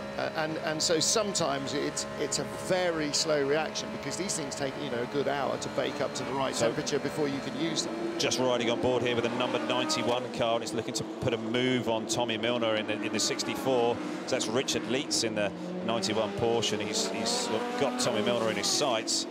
Tommy's now only in 6th position. Don't forget, he led an hour ago in GTE Pro. He's down in 6th place, so 52-51. There's been a change there. Daniel Serra ahead of Alessandro Pierguidi. They were the other way around before the pit stops. 52 stopped a lap before. Earl Bamber still 3rd for WeatherTech, so they've held their position. But Antonio Garcia for Corvette, the yellow car, is now in 4th place rather. And then the recovering 92 is in 5th. And in 6th place, Tommy Milner. And so now 91, Richard Leitz, behind the recovering 92 car. So that's quite bizarre. Yeah, it has flip-flopped, hasn't it? And I'm not sure if that's something that's happened in the pits or something that's happened at the incident on the track. But yeah, about last pit stops for Corvette, Tommy Milner 1 minute 50, and the quick stops were 1 minute 12, 1 minute 13. Yeah, that's a slow stop for them. Yeah. They must have been looking at something or doing something. Maybe they're looking to actually fix some of the damage that Tommy got at the start when he leaving the actual grid. The Ferrari bumped him up the back, and it looks like the Ferrari driver just wasn't even looking where he was going. Yeah. And that's done some damage to the diffuser most probably. So they were mostly giving that a really good look over and seeing if they could find a way to actually fix it. So Richard Leitz coming from behind, 7th place.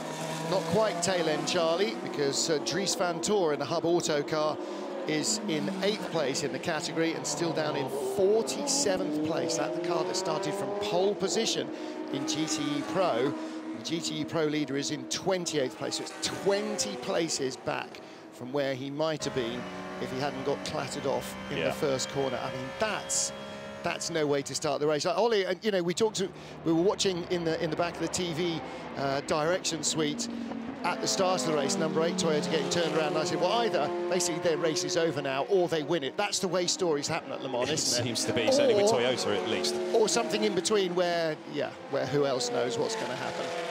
It was a brutal first lap for a lot of cars and a lot of teams. It's now settled. The race is now settled into a bit of a rhythm, and now we're starting to see the normal stint lengths now in the drive for a lot of cars and a lot of teams. But it's getting darker outside, and that's not just because we're coming up to 6 in the evening, because it's August, not October. So the clouds are coming, and the rain may well come with them. Wait to see if the wind starts to pick up outside, because that will be the real indicator.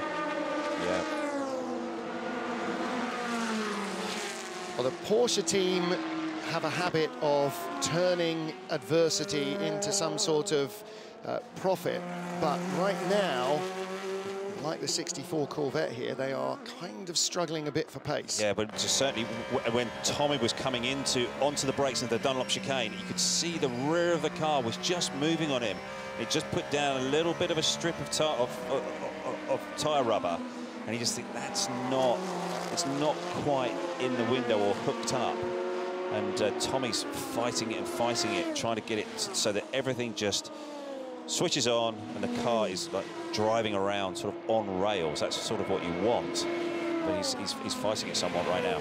That's always the worst thing when you're early in the race and you know you've got a car that's on the knife edge, and you know this is going to be a long race just to keep it on the track, let alone keep the performance in the car. We've probably all had that experience at some stage. Yeah, we have, but it could well be that as the track develops, so maybe the track is going to be actually at its worst right now. It's had some rain, it's got a little green, but then as it starts to rubber up, if we get no more rain now, that grip level is going to increase, and that does have an effect on the way that the car performs. And in my experience, as the track grips up and gets more rubber on it, the car starts to understeer a little bit more. So when you turn the wheel, the front wheels don't want to work quite so well as the rear wheels, and you want to go straight on. Well, it looks to me from just outside that Tommy has a rather loose car. So it could be, as the track rubbers up, that Tommy's balance comes to him and the car really then comes alive. Tommy, I've got my fingers crossed. Yeah, you'd be really hoping your theory works. Yeah. Well, let's hear what's going on at Porsche. Duncan Vincent is down in the Porsche GT team with team boss Alexander Stehlik. Alex, first of all, can you give us an update on, we're now 2 hours into the race. The 92 car it's basically a different car, it's a rebuild. How is it coping with the conditions, and what are the drivers giving you as feedback?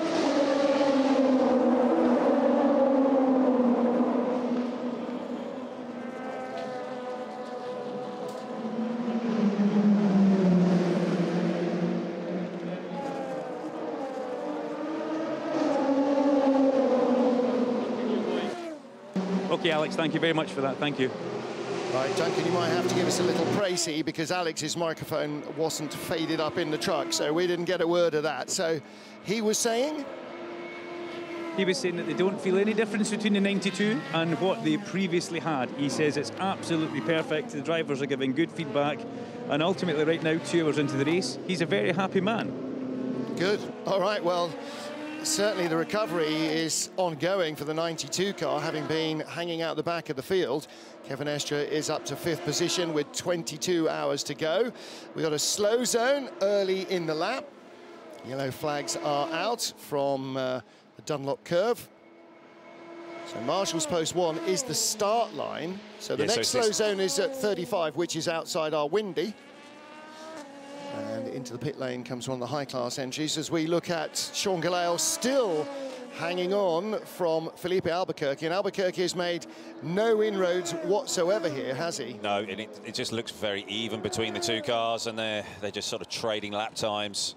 And it just sort of, you feel that they're just in this sort of hold pattern right now, just to get through to the end of the stint, get this stint ticked off, and see if he can make some gains either in the pit lane or maybe with a different tyre. Change of driver. And of course, they're not, are they? I mean, they are still leaning the car on the door handles. They're giving it everything they got. And we talked about this earlier on, Ollie. But Darren, you know, every single lap you're in the car, you've got to maximise everything you've got. You've got to have every fractional iota performance being wrung out of it. Yeah, it's not like an old school endurance race. Yeah. It's a sprint. Every lap is a sprint. You've got to find every 10th you possibly can, because you're going to try and break away and get that gap, and hopefully a safety car, if you're looking for that advantage, a safety car can intervene and give you a healthy lead. Here is the Inter-Nissan battle for the lead of GTE Pro, getting the slipstream. Daniel Serra, the leader. Alessandro Pierguidi is going by him. Don't forget, coming into the pit stops, James Collado led in 51. So they've done a double stint and then changed drivers. Now, the tyres will only have been one stint old. So Alessandro Pierguidi, who's now taken the lead of the class away from Daniel Serra, will have inherited the tyres from his teammate. That's quite a lot of trust going on there. That normally doesn't happen. Normally, new driver, new tyres, and you don't change the drivers until you're able to change the tyres. So Alessandro, Daniel Serra coming back at him now. Yeah, this is back and forth, and not sure that they, of course, are going to be that thrilled about this.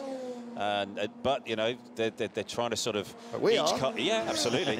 I think each car will be trying to assert their authority on the situation and sort of saying to the big boss, you know, we've got the pace to lead. Yep. We've got the pace to lead. We need to be allowed to have our chance to give it a crack. But they're going at it, which is what's the Italian for "have at it, boys"? Yeah, because that's what's going on here. It is. And again, change back. Alessandro Pierguidi goes underneath him. It's like it's the last lap of the race. They're trying to win it. Wholesale LMP2 stops. Everyone in LMP2 is in, apart from Antonio Felix da Costa, who's already left. G-Drive's Nick de Vries has left. Gerda van der Garde has left. Sean Gallel out of the number 28 Jota Sport car. So there is a change there. Change at Real Team Racing as well. And Real Team came in with Norman Nato, hot on the heels of Alex Brundle and Ben Hanley, didn't he? And so all of those battles are now being fought out on pit road. So if you're sub 1 minute 10 in your pit stop, then you're making up ground. If you're over 1 minute 10 on your pit stop, you're losing ground against your rivals in LMP2. So, you know how long and how hard you have to work in a stint, Ollie, to get a second advantage. To lose it in the pit lane is really, really tough for the team. It is. It's very, very hard. And you know, teams really switched onto that, you know, maybe 10 years or so ago, to make sure that everybody's drilled, everybody knows what they've got to be doing. You know, it really needs to be so well orchestrated for those tyre changes to maximise it, because you're only allowed two air guns to gun on the wheels, and you're allowed 4 guys over that line, and you're only allowed to do any of that work on the car after the car has been fueled up. So it's really getting your procedures right, where you run from, how you do it, and that's what all the best teams have really worked so hard on throughout the year to make sure they get the maximum out of it, because it's free time if you get it right. For the first time, number 8 Toyota is our race leader, because the number 7 car stopped before it. Now that's interesting, because I thought the number 8 had stopped before last time. However, number 8 leads and owes us a pit stop. Number 7 back on its way. Mike Conway remains at the wheel. There was no driver change, so he's staying on the same tyres. Nicolas Lapierre still 3rd. Antonio Felix da Costa in 4th place, ahead of the Glickenhaus of Olivier Pla, which has yet to stop. It's only made 2 stops now, and the lead Toyota has made a 3rd. Well, let's hear what the number 8 car has got to say.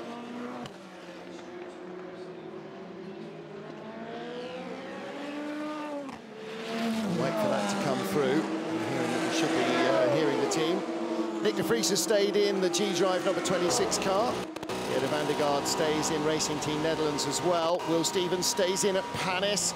Alex Lynn stays in at United. Ollie Jarvis stays in at Risi. Mikey O'Reilly. These are some long... You boys are having a great battle. Just keep going. All right, let's hear now from the number 8 Toyota team.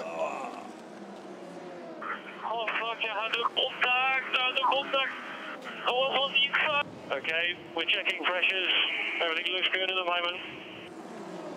Now, if that was Formula E, it would be the first 2 words are always "Calm, Seb," always in response to any message. But Yeah, that was the Graf Racing car. And I wondered what it was going so slowly there on the left-hand side. That was all part of that funneling in. It was the Iron Dames GTM Ferrari, but that's all part of the funneling in. He suddenly had no room on the left-hand side where he would want to be, and he was in the middle of the track, which means that his speed is compromised into the braking area, and suddenly the Graf's car's there as well. Exactly, you're all just squabbling over that same piece of tarmac, and you know, the 8 car has now had 2 really decent hits. One on either side. Exactly, maybe even out. I mean, it'll spit both drive shafts on the same lap. Yeah. I mean, at least the contact then was wheel to wheel. Yeah, you know, square, it should have been. I mean, it looked like a reasonably light touch. But when you're behind the wheel and the steering wheel gets kicked out of your hand because of contact, suddenly it can feel a lot different, like it's really done some damage, but he's certainly still pushing on. And it'll be, all the engineers will be now feverishly going through the data, trying to see, okay, is there any of those load cells been pinged? I think Alan was talking about this earlier on, that, you know, Toyota will be running load cells on all kinds of different parts of the suspension, and they'll be sitting there trying to, I think we're going to go back and listen to hear what they've got to say. Tyres okay, tyres okay, and you are P1, you are P1. Yep, it's all good, Seb. It's all good, Seb. Let's calm down. We'll check the car when you come past. All fine, thanks, it looks good. Now, Toyota's team photographers have already been called into action to take photos of the car as it goes by to make sure there's no damage at the back. After that first lap incident, you could just see there was a lens sticking out from the wall there again, and he swung right over by the pit wall, so they've got the Mark 1 human eyeball and a decent camera lens on a very fast shutter speed to take a series of photos to make sure that the back of the car and the side of the car are as undamaged as the telemetry suggests they are. Yes, and that's all of those. That message there was to reassure Sebastian that they've monitored it, they've looked at it, everything's all good, crack on, just keep calm. They're not going to worry repeating the message that's on our timing screen, are they?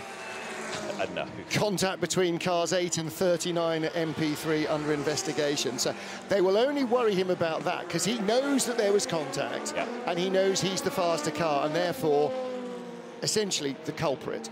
So he will only be told about that if there is a penalty to be served, and then we might have to get the bleep button out for the radio. So unexpected pit stop for Mike Wainwright in the GR Racing Porsche. He's just been in and been out again. That's the 3rd pit stop for the car.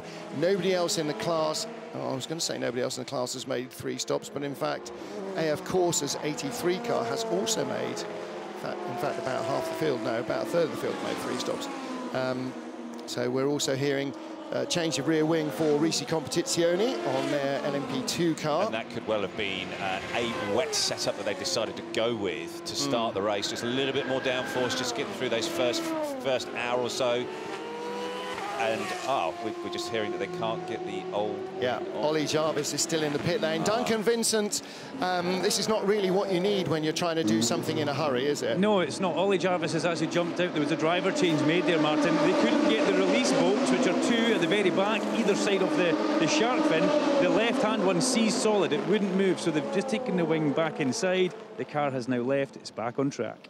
OK, and a change to...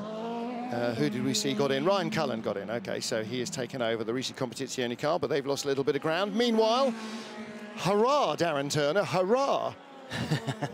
These guys are having a great battle, aren't they, Fraga and Nicky? And they're 1-2. Moved right up. I guess that, as the pit stops are sort of shaking out, they're in a great spot. They've been pretty close the whole way through for the first sort of 2 and a bit hours. They must be happy with that, the way this is playing out. And you can see all 4 cars in shot. That's the 1, 2, 3, 4 as they come down the bridge, under the bridge. 3rd car, that Ferrari, that's in 3rd place. The white Aston Martin, that's in 4th place in GTE-AM. So that is how close GTE-AM is after nearly 2¼ hours. The lead car, well, this is a couple of laps ago when it was 2nd in class. That is your leader in GTE-AM, the 33 TF Sport car. Ben Keating's 7th different ride in 7 starts at Le Mans, and he says the best one he's had, and they've had a lot of success with this car already this year. It's been a very handy machine indeed. Aston Martin AMR in second place with Nicky Team. Nick Nielsen third in the AF Corse Ferrari. You can just see its nose there with the red, white and blue of France on it. And behind him is another LMP2 car, but right behind that is the white TF Sport Aston that's currently in fourth place, being driven by Ross Gunn, factory Aston driver. Nielsen's in obviously a strong position, having just stopped as well, taking the third stop. So as it plays out, that's going to pop to the top of the charts there for the AM class. But it's good to see all three Astons running strongly at the front. In fact, the two Astons, these lead two cars in GTAM, have just set the car's best first sector of the race. So they're not losing much in terms of pace. I mean, look at the state of them though.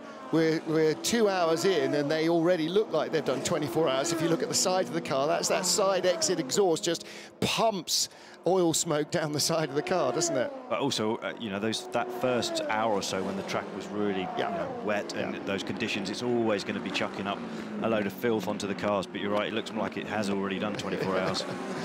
Ross Gunn, 0.7 of a second behind Niklas Nielsen. We could be on, there's Ben Keating. Hey, Ben. We could be on for an Aston Martin 1-2-3 very shortly. Ross Gunn will definitely seize the opportunity here.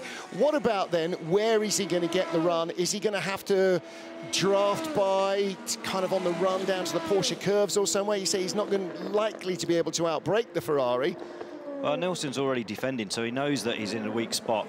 Is that because he's now on a second stint with that set of tyres, so he's already on the back foot?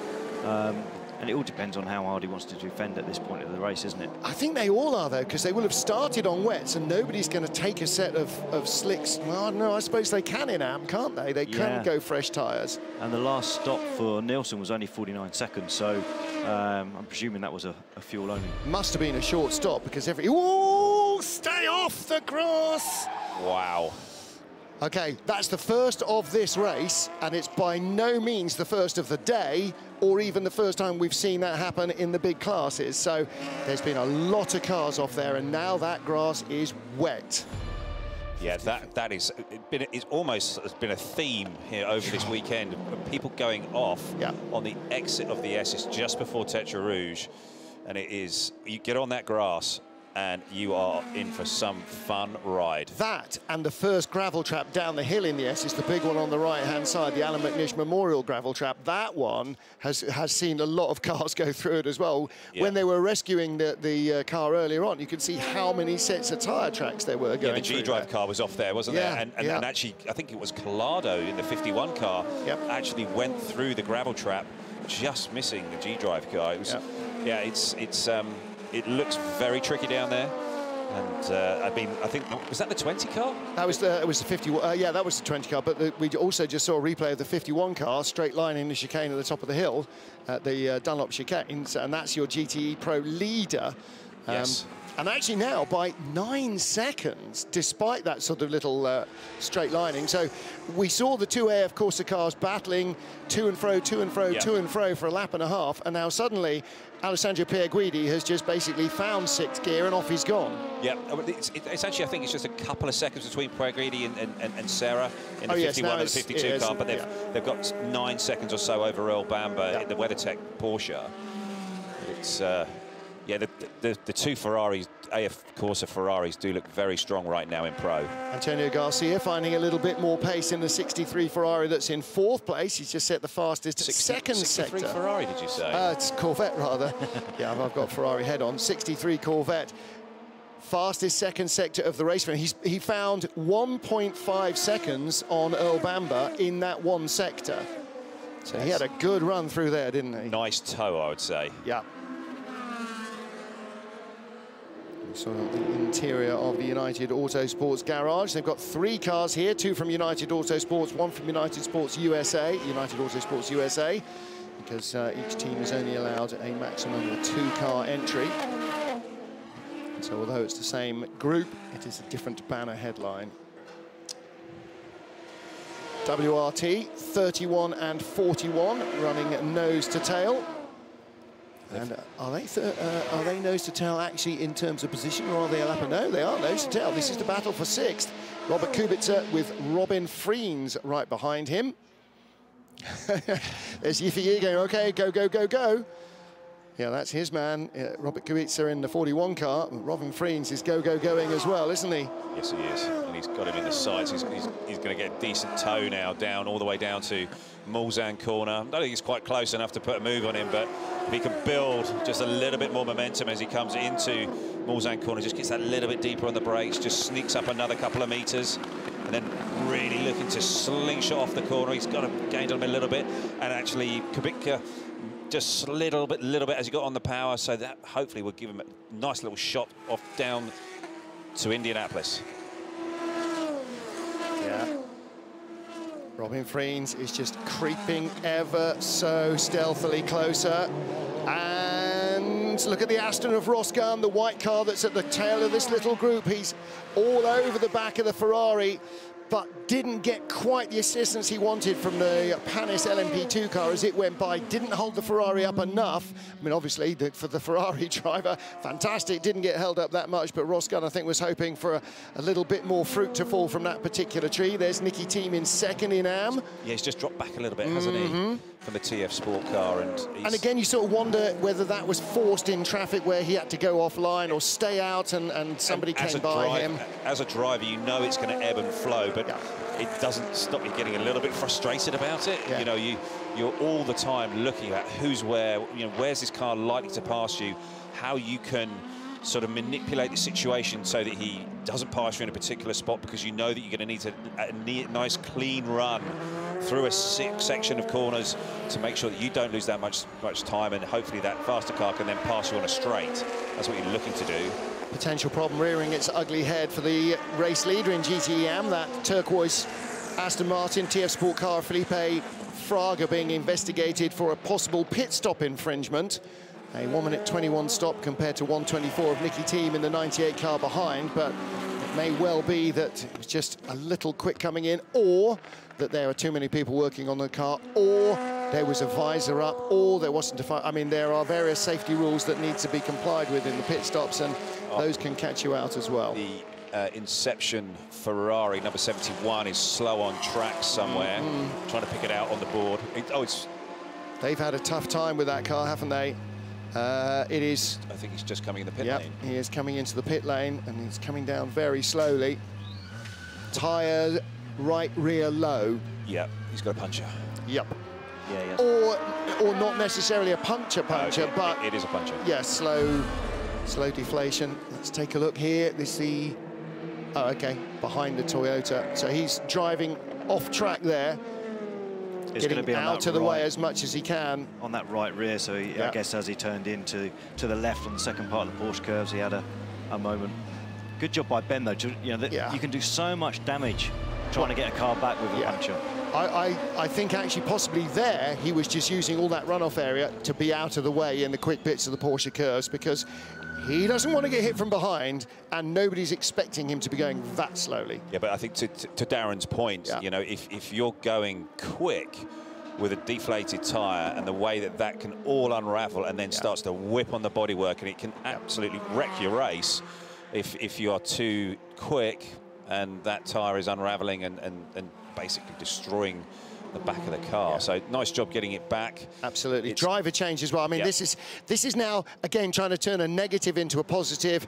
Again, with my team manager's hat on, I'm putting Brendan Iribe in there, their gentleman driver. Get him in the race. It's still daylight. The visibility's still good. The track's dry. It's as good as it's been all day long. Correct. Get him in. Get him started on his drive-through for car 30 for not coming into the pit lane in the correct manner. Well, that was the Duquesne car that's the problem child of the race so far. That's been in and out more often than... Is that with the radio problem it had? Yeah. And that car, René Binder at the wheel, now down in 55th place. Whoa. Yeah. They're in for a long 24 hours, aren't they? That's tough. Yeah. That is tough. Properly tough. This is our race leader. No, it is our race leader, number 8 car. So how come the number 7 car had to stop again and the number 8 car hasn't yet? That's a good now, question. did I... Right. Talk amongst yourselves. Darren, why Corvettes are rubbish? Ollie? Are you trying to find out why Mike's had that extra stop at this point? Because it was 11 seconds slower than Buemi's last stop. And so I'm a bit confused myself with why that's happened, because you'd think Buemi must be due to come in pretty soon as well, just to sort of get them back onto the same strategy. We're watching here, we're watching the United car coming up on the back of the WRT cars, and they're coming through, and they're coming up to a real big gaggle of traffic here. We've got LMP2, we've got GCE AM. And Ross has made the move on Nielsen there, so he's moved up. Nice work. Moved up, so it's Aston 1, 2, 3. Yeah, and we're just hearing there's spots of rain in the pit lane. Aston 1, 2, 3, and there are 4 Astons in the shot as well. The entire Aston collective there, because you also saw 777, the D Station racing car. 8 car in the pit lane. Now, this will be a scheduled stop. The last stint for number 7 was only 8 laps, and it was because of a second puncture. They changed a tyre, the left rear, remember, in their normal scheduled stop when it was still the leader, but he came in early because he had another slow puncture, or another puncture alert. So the number 8 now is in for its scheduled stop, so they're now out of sequence. Okay, do we know which tyre it was? Was it another left rear, or did... Not sure. I will continue reading down the thread because of contact with number 2. Any contact? No. So we're seeing a super tight battle between the 2 WRT cars, both in the 6th and 7th in LMP2, the 41 and the 31. And Robin Friends has really got Robert in his sights. Third place car, Andre Negrão takes over from Nico Lapierre. Mathieu Vaxivière is the third bullet in their gun, so they're not lacking anything in terms of quick pedalers, are they? This could be a really, really big day for 24 hours for Philippe Signot, who has been presented with the Spirit of Le Mans Award this week. Another thing that I've just spotted, Sebastian Buemi, the number 8 Toyota, each time he comes in for a pit stop, the in-lap is ferociously fast. He is purple sector every single sector. Plus 3 seconds quicker on the stop as well. So there's another 3 seconds in the bank.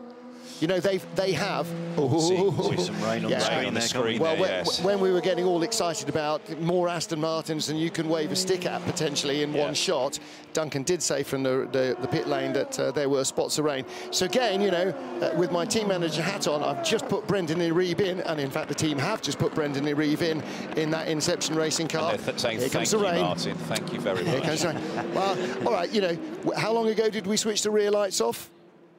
25, 30 minutes ago, probably that was. Probably, yeah, it's taken that, yeah, 30, 40 minutes. It's taken that long for the rain to arrive, so it wasn't immediate. Well, the Glickenhaus team say this is the first time they have ever driven the cars in the rain. Both of them have just stopped. 708 has taken on Franck Mayer, and 709 has taken on Romain Dumas. Not the first time he's driven in the rain, Romain Dumas. But if it's the very first time they've ever run any laps in the rain, that kind of explains some of that first lap behaviour. Yep. And just trying to figure out where they need to put the brake bias. And how, you know, they could see that Ollie Pla got to the first chicane, Dunlop chicane, and he was too far forward on the brake bias. It just went straight on, but locked the fronts, and the wheels never turned. He just went straight on. If the Toyota hadn't been there, he would have gone straight into the gravel. Exactly. And then the sister car, I believe, went straight on at the first chicane on that very first lap as well. So they were both struggling with braking problems. So.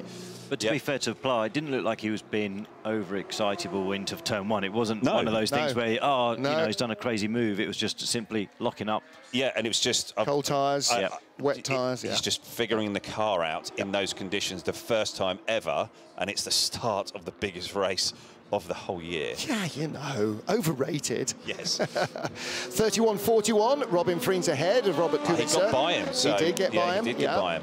So that is the battle for 6th position still in LMP2, and in fact at 9th place overall, because they are ahead of the Glickenhauses, who are in 14th and 17th place, the 4th and 5th of our hypercars.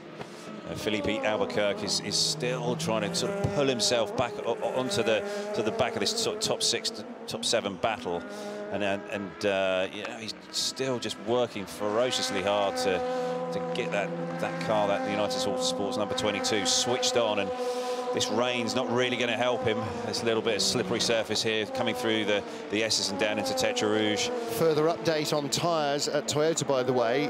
They believe both number 7's punctures were debris related.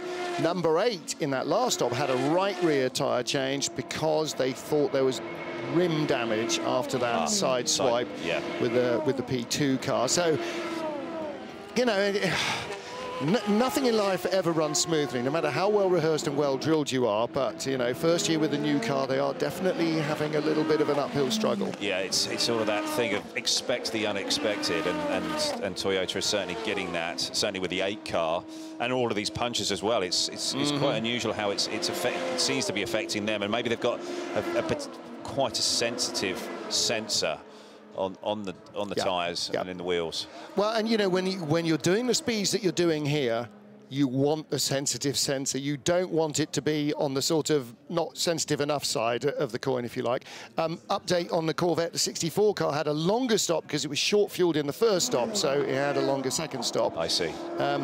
Although that means every time they full fuel it, it's going to lose time to everybody else in the pit lane. Yeah, it does. That didn't sound right, did it, as an explanation? But that's what the team are telling us. So. Oh, and Albuquerque is trying up the inside here of coming into Mulsanne corner, and that's putting a move on Kubica. Yeah. Good move, solid move at that point. And the weather down at Tetra Rouge doesn't look so bad, because every time they come through, it looks like there's rain on the camera lens, but actually no one's got their wipers going through that point, so it can't be too bad down there. We're talking about how dry it is, Ollie, but actually drivers are reporting that it's still fairly slippery. Marco Sorensen's just got out of the high-class car after a double stint, saying it's still pretty nasty in the Dunlop curves and coming out of Indianapolis. And if you have to try and go offline to pass a GT car, there's where more of the drama lies. Because as we saw before the start of the race, when the H24 car was going round, for a lot of the track is on public road, and there are deep puddles on the edges of the road. Yeah, we're just watching a replay here of Albuquerque putting that move on Kubica, coming down into Mulsanne corner. He had to use quite a lot of road, and Robert made him work for it, but he executed. Nice job, through, clean, and onwards. And now he'll be catching up to trying to catch up to the next WRT car of Robin Fries. Out of our window here, down by pit entry, we can see a number of people with umbrellas up. Yeah. Light rain. Okay. So a little bit of rain falling. In fact, we can see the smears down our window, can't we? It's no longer the sort of drops that we had earlier. It's actually smearing down our window. Race leader is number 7 Toyota. Let's hear from number 8 Stefan Mckelmey. Rain expected. Rain expected. Okay, that's a little bit late because the rain has arrived. But you're all too aware, aren't you? Okay. Do you think it's going to be more heavy than this? Interesting. Obviously, you know, when you're in the car, the first indication of rain on the windscreen, the first few spots, your immediate thought is, what am I running into? I'll turn on the windscreen wipers. That's my first thought. I thought that was your last thought. I thought that was only when the Rain X is no longer clearing it well enough that the final resort is to turn on the wiper and smear all those bugs and oil across your window. Yeah. No, it's very true. With an engineer, you'd really hope for a bit more information than rain's coming. In terms of what direction, the intensity, what corners it's going to come to first. So from that point of view, it's a little bit more helpful if they can be out there and just get that information. And the thing here is, you're not at Silverstone. You can't see what's over the other side. You know, you're basically, you know, Monaco, you're in a channel of Armco. Here, you're in a channel of trees, and that means you've got no visibility other than straight down the line or above you, and you can't see above you because there's a roof in the way, so you can't see what's round the next corner. You can be blatting down the Mulsanne straight, a few spots of rain, and you know in the back of your mind that it could be absolutely torrential just around the corner in Mulsanne or at Arnage or in the S's or wherever. So you really do want some heads up from your teammate via the team. mean, it's definitely coming down harder now. You can see the wiper blades are on as they're going down on their route, on the way down to Tete Rouge. So, and there's a yellow out at Marshall Post 6. So I'd say that's where the rate's coming from. Oh, and that's why number 18 car has just looped around. And that is the Absolute Racing car. Andrew Harrianto has taken that car over. Slippery surface flags out, the red and yellow Catalan colours. Oh, he didn't loop the car around. He got clattered by the D-Station Aston of Satoshi Hoshino. That was a battle for position. That's possibly not the way that Satoshi had hoped to sort it out. This is a battle for position in AM class as well. It is the AF Corsa Ferrari of Nick Nielsen. And the, in fact, it's not. It's Team Project One car of Matteo Caroli chasing Francesco Castellacci's Ferrari. That's the 54 car. As we welcome back Alan McNish. Alan, it had settled down. It's livening up again nicely for you, though. Yeah, the weather definitely is following me around when I say that, the wet weather, because I started the race and it was torrential rain, and now back on, it's starting to spit and drizzle. It's actually at that sort of horrible point where in a closed car, and Darren will be able to sort of confirm this, in a closed car it's actually quite tricky to tell how much it's raining, especially here, because when you are hitting those raindrops, you're hitting them at nearly 200 miles per hour, so they splatter onto the windscreen and it screams a lot more than very often it actually is. Whereas in an open-top car, and I know that there's no open-top cars any longer, but back in my day, in an open-top car, you had actually a lot more feel about how much rain there was, but crikey, it's very, very slippery now. 94 and 91 both going on at Dunlop on the way in, so you can see it's super slippery there now under braking. I know it's... And you even see the tyre lines in the in the tarmac now, so you know there's some reasonable surface water going on. Yeah, but in the wet earlier on, though, at the beginning of the race, that actually, I think, played really well into Corvette's hands. As soon as it dried up, it seemed to go away from them. So it'll be interesting to see if they can follow this through, as there's another yellow flag at Dunlop. Whether they can actually follow this and it comes back into Corvette when it gets into the damp and greasy conditions. Well, tyre temperature is always an issue on the slick for Corvette, because although they're using the same tyre that they use in the States, track temperatures tend to be sort of 15 or 20 degrees lower here than they are habitually racing in America. So they do end up with a problem trying to switch the tyre on. And Ollie Gav was saying last night about this. He said the Porsche, it just comes on like a light switch, whereas if you don't get the heat instantly in the Corvette, then it can actually get further and further and further out of the operating window, and then you start to overheat it, trying to overdrive it, and so on and so forth. It is raining properly in the pit lane now, Duncan says. Yeah, and you say about things that are a little bit off. Well, Takumi Aoki is off at Dunlop. That's where we had the yellow flag there. That's in the innovation car, and very slippery that we saw. Two cars going wide, and he seems to be the third one that's gone in. He's only just taken that over. That car stopped about 2 or 3 laps ago, maybe even only 2 laps ago. Actually, it's not his out lap, but I don't think he's been very long in the car. He took over from Mathieu Lahaye, who was the starting driver. And actually, I sort of sensed, because it was the end of the 3rd stint, 1 wet and 2 dry for Lahaye, that we were probably due a pit stop there. Well, the sun is out. It is also raining. I don't know if Duncan can see a rainbow anywhere, but there is the SRT 41 car, the Philippe Saucet La Filière team. It won't take long to put him back on terra firma. It's on the exit, though. He came out of it and got on the gas, and it's looped around. So I don't think it's any damage by the looks of things. As just in front of us, though, number 32 United Autosports has just popped itself back into the pits. And that is Nicholas Jamin. Yeah, that and PR1 Matheson also in with Seaman Trummer, and that'll be the end of the 3rd stint for all of these starting drivers. So they will probably be surrendering their cars. I really can't imagine anyone going on to wets at this stage. It's only really localised. Just not wet enough, is it? Very local. It is falling into the LMP2 pit stop window, because Antonio Felix da Costa, the race leader in P2, has just stopped, and the 64 Corvette has a proper attempt to pitch itself off the road. Tommy Milner hanging on to that one. There's the 32 car. That was the beginning of his in-lap. Incidentally, he's just stopped.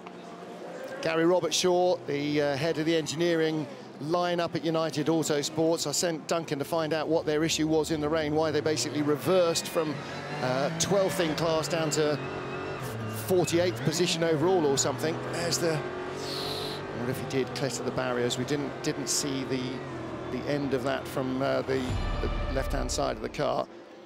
But United say dry this side of they the circuit, are coming back. Dry enough, yes, dry enough that it's no question. In fact, it's not wet enough anywhere that you're questioning whether a slick tyre, a hot slick tyre is what you need, except up to the Dunlop chicane. That's when the drivers are really earning their money.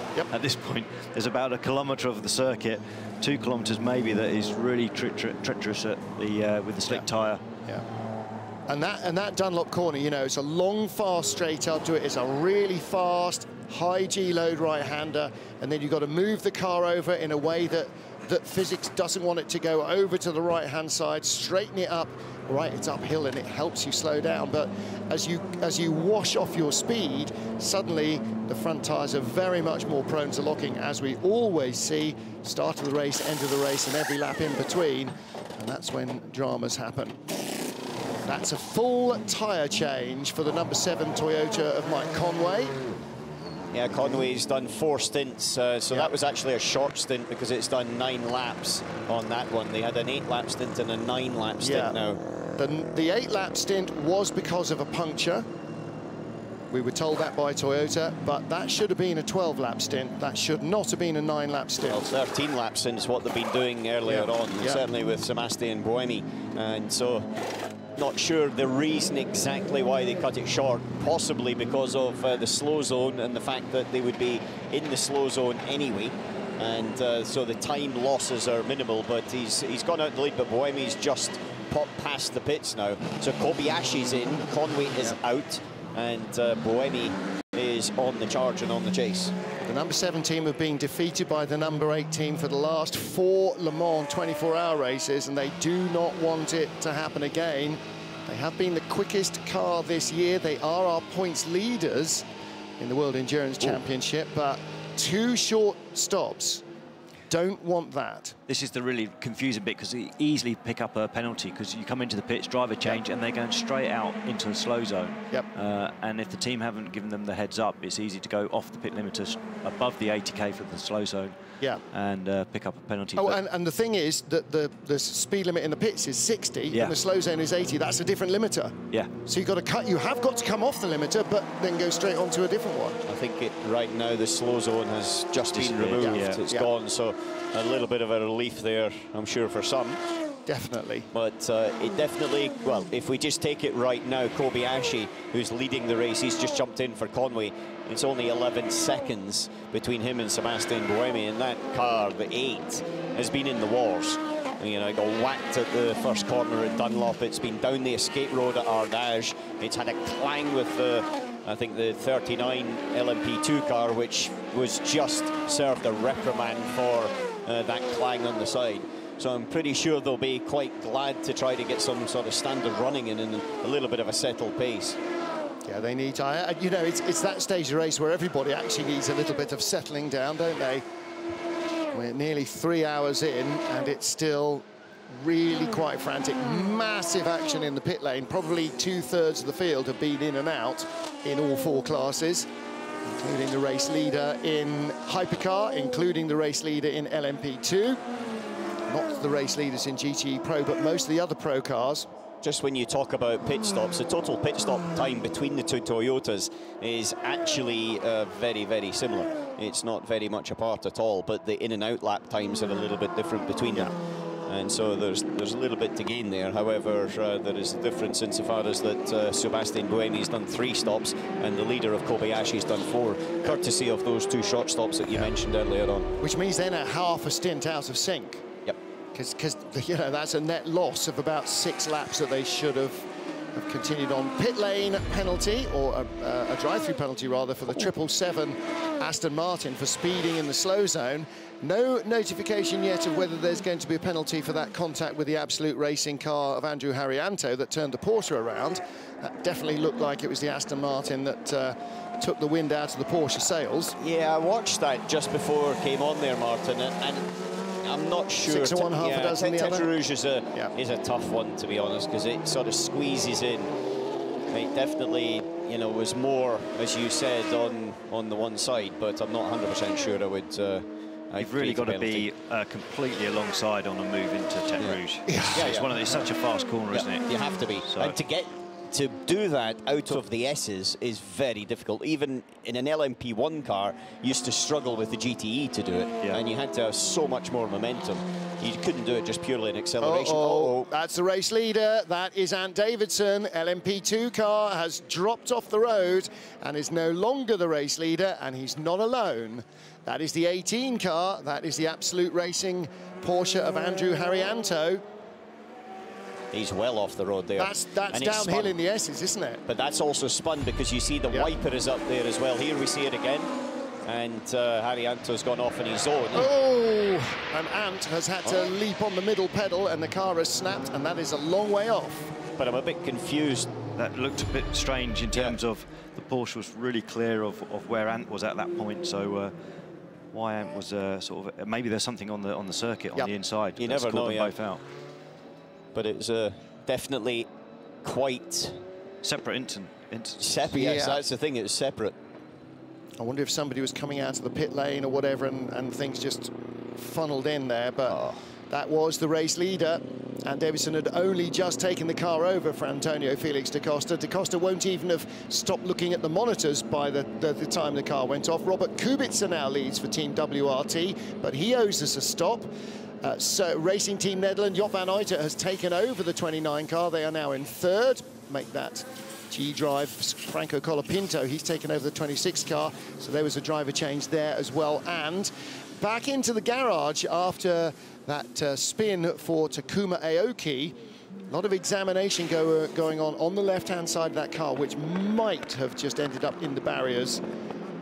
Dragon Speed's Henrik Hedman is in the pit lane, as well as Roberto Meri for G-Drive, who is now up to 25th place overall after visiting the gravel trap early on in the 25 car.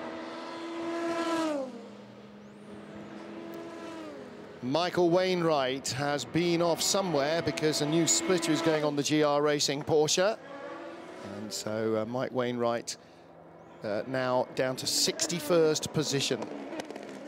And there's an incident between the D-Station Racing and that was the Absolute Racing. the Aston Porsche incident. They always will, because two cars made contact. Even if it is clear and cut and dried visually, they will always make sure that there is no penalty to be served. That's, I think, entirely reasonable. On board with Job van Uyten, the Racing Team Netherlands car. LMP2, third place now. That's the number 29 car. Right in front is the G-Drive Racing number 26 car, and that is the car of Franco Colapinto, youngest driver in the field. Just a little bit of a note that there could be a few drops of rain possible in the next 5 minutes. Popped up on the screen again, just as the sun seems to come out at the pits.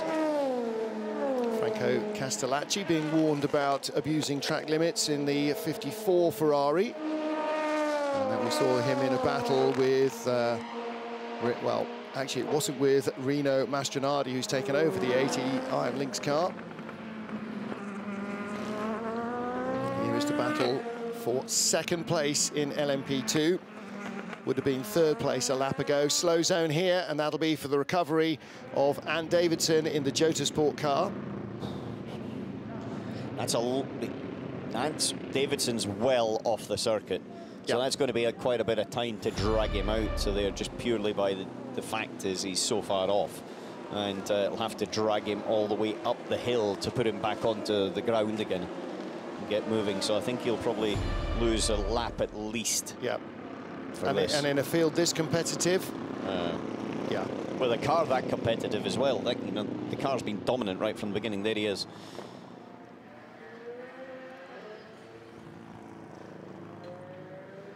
He's already down to 18th in class.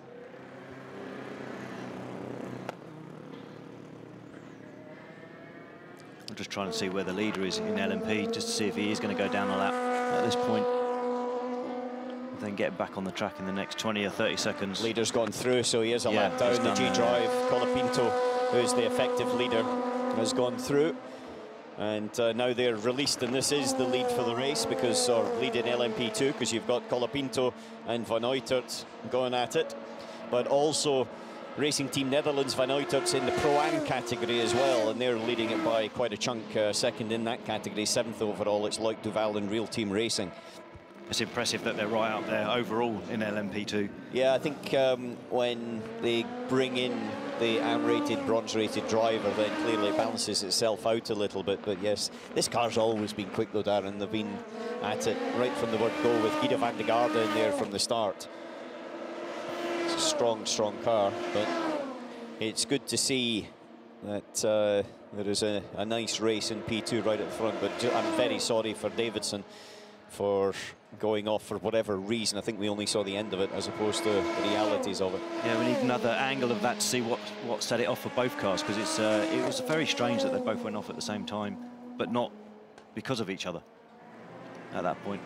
I don't know how many drivers are still left to come out of the cars. You know, if we've got many that are still on the opening stint. There's not many, because if you take, for example, Colapinto, or Van Uytert. Van Uytert's only been in 2 laps, and that's just because de Vries has done 4 stints up till now. And Nielsen's in for AF Corsa in the 83 Ferrari. He's in the pits now, so that's surely going to be the end of his opening stint after nearly 2 hours and 50 minutes. Yeah, if you think just in terms of a normal stint, it's about 45 minutes for the LMP2s and also the hypercars. And so if you're to think normally you would try to do 4 stints, you know, you're getting on there for 3 hours. Now, there are regulations in place for the maximum time you can do, which is 4 hours in any 6-hour rolling period. And so it's long enough, isn't it? It's definitely long enough. And I can tell you, it's a lot of concentration. Physically, you know, this place isn't so tough. You know, there's lots of straights where you can relax, but the corners are coming at you very, very fast, and you've got to be absolutely spot on and precise on the braking and turn in. And especially in these changing conditions as well, it tends to focus the mind on some occasions. And the other rule is that everybody has to do a minimum of 6 hours in the race, and any driver can do a maximum of 14 hours in the race. What's the longest you've had to do in the race? I don't know. In a stint, 3 hours 59 minutes. Oh, right on the limit. Right on the limit. In 2008, we played right to the limit of every game to try to be in the game. 3 hours 59 and how many seconds? I can't tell you. I do know that coming into the pits, I was on the pace car map to try to have enough fuel to get in the pit lane. Right on the limit. Yeah, but sometimes you have to play those cards. And unfortunately, you know, when you play in Vegas, sometimes the house wins, yeah. Sometimes you win.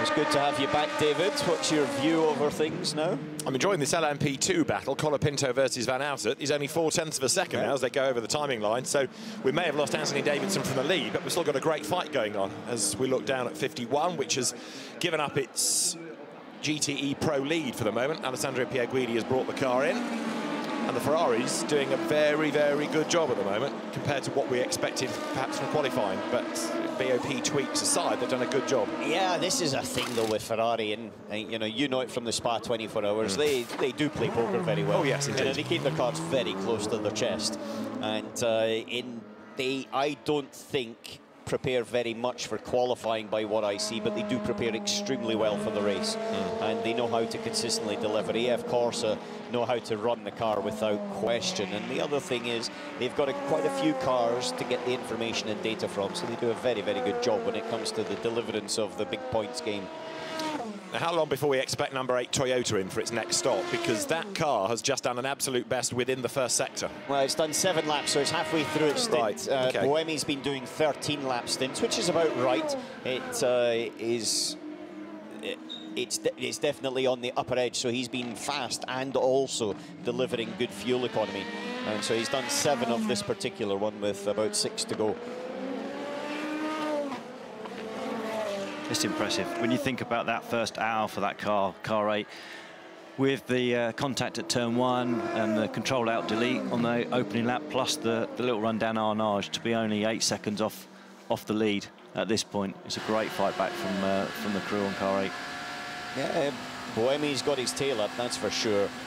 But 29, Job van Uytert's in second, and we're on board with him right now, looking at the lead. Here's his radio.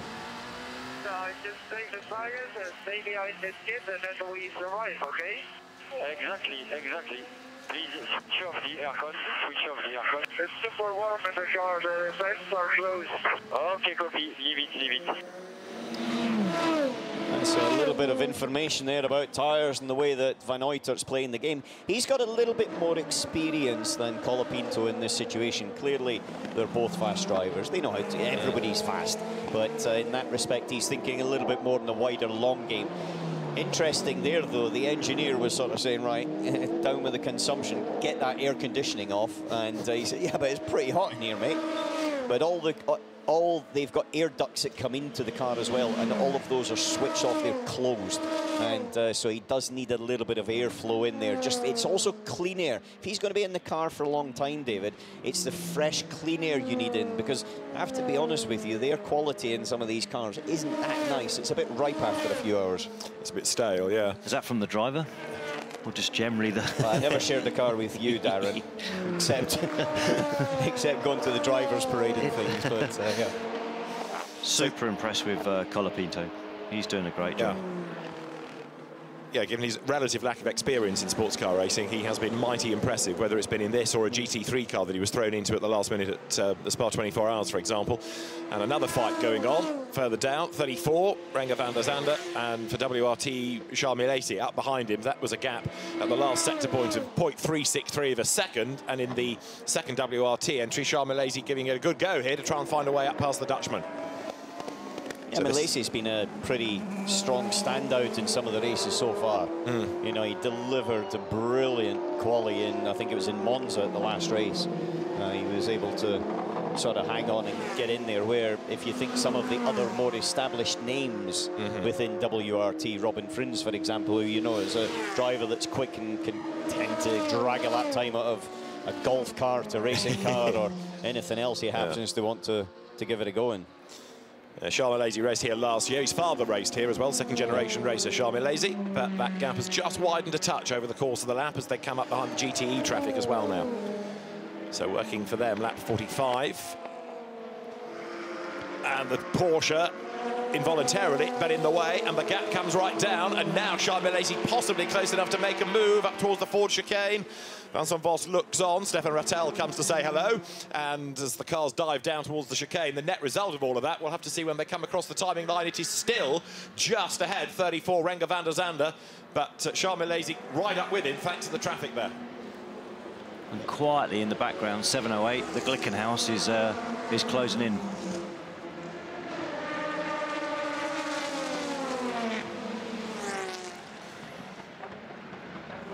So van der Zande chased still by aboard 31 Charles Milesi. And then, as you say, 709, Romain Dumas at the wheel of it in 15th place now. And in fact, on his last lap, he did a personal best.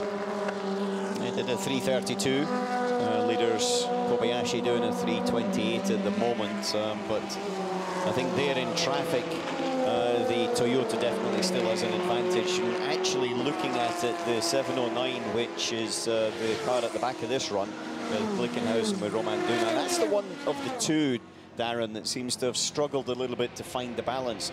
The pure performances definitely came out of the 708 numbered car this particular race weekend. It's the one that Olivier Pla delivered on the test day, fastest lap time overall, and he delivered in qualifying and seemed to be able to hustle it, whereas this one looks as if it's a little bit less hooked up, whatever reason, right from the beginning.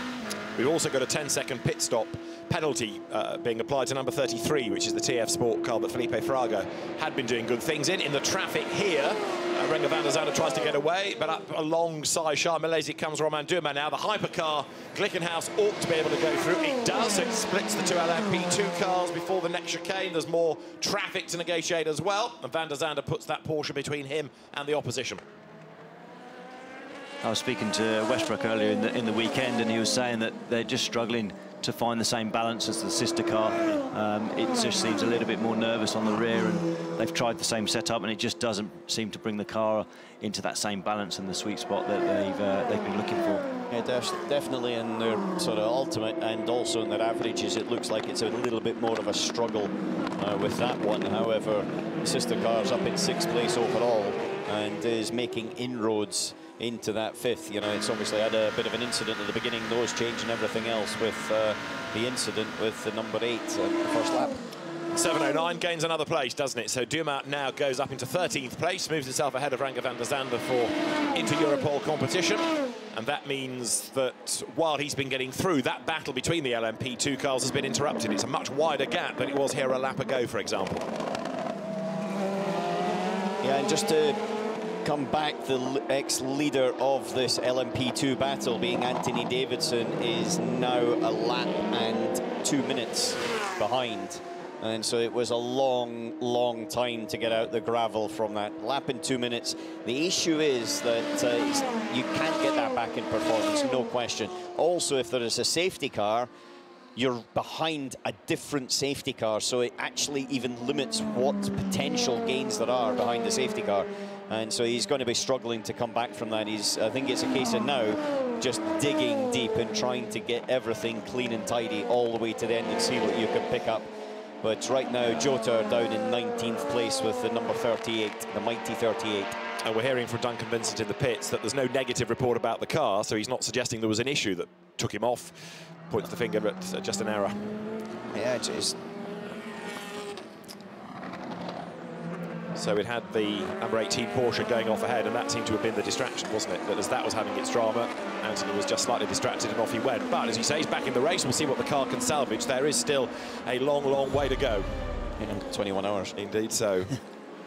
Replay here of the Renger van der Zande Oreca over the curbs. Charles Milesi likewise in his efforts to play catch-up. So Kamui Kobayashi leading at the moment outright by 10.4 seconds, getting another incident being looked at, but no further action. This one is for number 18, the Haryanto Porsche, the treble 7, which is the D-Station Racing Aston. Which is that little spin down at Tête Rouge, so it makes sense because it wasn't really, it was six of one, half dozen of the other, and they both got away with it. I'm sure there wasn't actually that much damage on either car either. Which is good sometimes that no further action is there, because although it's right there looked at, it doesn't necessarily mean that anybody is to blame. There are these things called accidents. Yeah, exactly. And quite often you think when you're looking back at the replays, it's very easy to make a judgment. But when you're in the car, you don't even know where the guy is. You know, you can easily not even know that they're on the inside of you, and it can be a completely innocent accident. Well, having visited the stewards on many occasions through my career, I can tell you that they actually have got a lot of data available, and they're very, very experienced. The stewards for the World Endurance Championship and obviously Le Mans, they tend to follow everything around all season, so they build up an understanding of the drivers, the cars, the teams, and the situations at different corners as well. And that's something that I think is a big benefit, actually, when you have got a travelling sort of steward group, effectively. Sure. That pit stop penalty I mentioned for Aston number 33, that is still the leading car within GTE AM. It's got Dylan Pereira at the wheel of it, the Luxembourgish driver, but on the next pit stop, he's going to drop behind Marcos Gomez because of the extra 10 seconds. So that's going to be applied on that next stop for the Aston. But the 33 has got a healthy lead on the second place 98 in terms of, what's that now, 16 seconds up the road. So yeah, the 10 seconds will obviously have an effect, but he should still come out with a little bit of a buffer there. So where's the next fight going to come from? We've had the Van der Zande versus Charles Milesi situation within LMP2, and we've also now got Blomqvist and James Allen and Wayne Boyd within LMP2 further up the order, getting themselves together for a scrap and doing improved lap times now. We've got doing a personal best Wayne Boyd, who in turn is being chased by his teammate Phil Hansen, and they were only something like a 10th apart. Phil Hansen fractionally the quicker, the more experienced of the two at Le Mans, coming through behind him last time around in 9th and 10th places overall, 5th and 6th in class. The United Autosports cars now, Darren, getting back into the mix. Certainly are, and they're coming back through, and that's when you think about their performance in that first hour, to be able to sort of clawing their way back into the race at this point. Yeah, it looked like, for Albuquerque, it looked like he was out on slicks and everybody was else in wets or intermediates. He just seemed to be struggling. He was back in the battle of the GT Yams, but they're sort of definitely coming back into it. They are 35 seconds off the lead, and the lead is still Colapinto in LMP2, just followed by 4 seconds behind is Job van Uitert. And so they're definitely in the game, and they're also within one safety car. And I'm probably going to keep bringing this back up at different points, but you need to stay within one safety car period to stay in that game. If you're split to the next safety car period, which is about a minute basically, then you're caught and you can't gain it back, and then you sort of lose the train effectively. Now this is Alessandro Pierguidi, who is closing on Daniel Serra for the lead of GTE Pro. On that last lap, he was 1.3 seconds quicker. Third in the class is Earl Bamber, and Earl in the Porsche, his last lap was a good bit slower, in fact, than Pierguidi. So the Ferraris are still 1 and 2, but the gap between them is coming down now. So Daniel Serra versus Alessandro Pierguidi, Earl Bamber third in the class, and then Jordan Taylor, the best of the Corvettes at the moment. He's fourth in the class, number 63. And then you've got Porsche 5th, Porsche 6th, with Michael Christensen ahead of Rickard Leitz, 92, ahead of 91 now. But this, 79, is the car of Earl Bamber, third in class, and hunting down the Ferraris. For the moment, though, there is a lot of real estate that he needs to make up. So he's pushing on, is Earl Bamber, outright winner of the race. But last time around, as I said, he didn't quite have the pace of the Ferrari. It looked like earlier on the Ferraris were working together. I mean, you could say they were racing each other hard, but it also looked like they were breathing off the throttle towards the end of the straight and just sort of working the toe and trying to build a gap. So at the moment, with a 19-second gap, that's not going to be possible. But maybe if they get back together, they can start working as a team again. But they did a good job, didn't they? Because they caught up with the Corvettes, worked their way through, pulled away. So it was a very good, almost methodical first stint, whereas others were having their dramas. They just got on with the plan. So there, number 7 Toyota. This is still the leading car. Kamui Kobayashi negotiates Dylan Pereira. That's the Aston that's got the penalty on the next pit stop, don't forget. And Kamui Kobayashi, 9.9 seconds to the good on that last sector point, comes through the chicane. 4 pit stops to this car because of those 2 punctures that it suffered, putting it slightly out of its sequence. But number 8, despite its dramas on the first lap, looking very good and back at the races now. The margin 8.5 seconds, but with another pit stop owed by number 8. And he's 10 laps into the stint for Sebastian Buemi, but for Kobayashi, he's only done 7 laps since that last one, which, as you said, was a short one, again, due to a puncture. They seem to be quite sensitive to punctures for whatever reason. I haven't seen many punctures for other cars in general, but obviously 2 in the 1 car starts to make you think, right, where are they going with the car to potentially pick up punctures?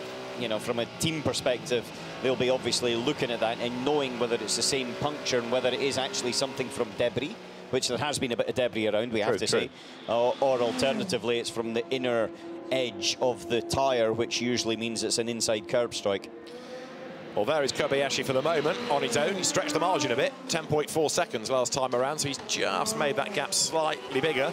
And it's Andre Nagrau now in the Alpine in 3rd place, but he's a minute and 53 off the lead. So that car's kind of in a race of its own at the moment. It's not necessarily being caught by LMP2, but it's not catching the Toyotas, is it? No, but the pace is good, though. I don't know how they've lost that amount of time, because if you look at the individual laps, the actual pace is pretty good right now. Same as what the Toyotas are doing. So did have a big spin early on in the race. Nicolas Lapierre had a spin and lost a big chunk of time that way. Yeah. Because he tried to get out into the traffic and had to wait, but, you know, was that a minute and 53 seconds worth of loss? No, but the pace of the hypercars added to that stretches the gap. Yeah, you're right. It was one of those things that I'm sure Lapierre was very happy just to be going again after that spin. It could have easily been one of those simple spins and then getting collected by the oncoming traffic. And here, the Toyota trying to work its way through the LMP2 cars, which it does. This is talking about the Alpine on board. So Andre Nagrau's view as he goes over the timing line up towards the first corner. And this is the section that's been catching people out. I wonder, because we had a little bit of rain, didn't we, in this sector? And if you get on the left, where that painted chevron is on the left, I've been off there, when it's only a small amount of rain and you think everything's okay, you're still on slicks, and you just go to turn in on your normal line and away you go into the gravel. So maybe it was around that period that we lost the Porsche and obviously the Anthony in the LMP2. Yeah, that's a big kick for Jota, isn't it? Because that was certainly looking very, very strong in the early part of the race, and has now fallen way, way down as a result. So Andre Negrão still runs third, and his last lap was actually quicker than the last of the Toyotas, so he's certainly pushing on, doing his best, 313 kilometres an hour on that graphic, and storms down towards the chicane on the Mulsanne now. I don't think it's going to be too long before the 708 Glickenhaus is moving up to be in the top 4 position. I think that's now sort of 14, 15 seconds he's closed down in the last few laps. And now he's only, what is he, sort of 4 seconds behind the LMP2 in second place. So, yeah, that could be a few spots made up before the end of the stint. So this is the order at the moment. It's Toyota 1 and 2, number 7 ahead of 8. Third is the Alpine, and then fourth, leading the LMP2 class for G-Drive, is Franco Colapinto. Second in LMP2, Job van Uitert for Racing Team Netherlands. And in 5th place overall, Franck Maillot has just got the Glickenhaus between the 2 LMP2 cars, with third in LMP2, Tom Blomqvist in the number 28 Jota entry. AF Corsa 1 and 2 in GTE Pro, Daniel Serra ahead of Alessandro Pierguidi. Third in GTE Pro, currently Earl Bamber. And in AM, 33 TF Sport Aston of Dylan Pereira leads Marcos Gomez Aston, and then it is Giorgio Zenaggiotto for Cetilar Racing in third in the AM. So you've got an Aston Martin 1-2, Ferrari third there, as we now work lap number 49. And in the pits, Michael Wainwright's car is the one that's got the question mark over how much time it's losing, in terms of being 12 laps down already and still not having gone back out. So that car clearly in strife, and is it heading towards being the first retirement, or can they get it back out? As far as we're aware, they can't get the splitter to go back onto the car, so that's why it's taking this hellishly long time to get the GR Racing entry back out into the race. So it's 12 laps down already. Because normally a splitter, you'd think maybe they're going to lose a lap, something like that. It's more of a 5 to 6 minute job to change something like that. So the fact they're still in there after 6 laps. If they can't get it to fit, why is it not fitting? What else has happened to distort things that it won't fit? Yeah, a bigger hammer is required at this point, isn't it? So there is the AM leader, and that is Dylan Pereira, and he is pulling away still from Marcos Gomez. The gap has widened, which is going to help on that next pit stop when the 10-second penalty is applied. So we might not need to panic too much about that. It looks like he's got an advantage of a couple of seconds a lap, so does now, that's definitely going to give them a little bit of a breathing space when they come through for the next round of pit stops and take that 10-second penalty.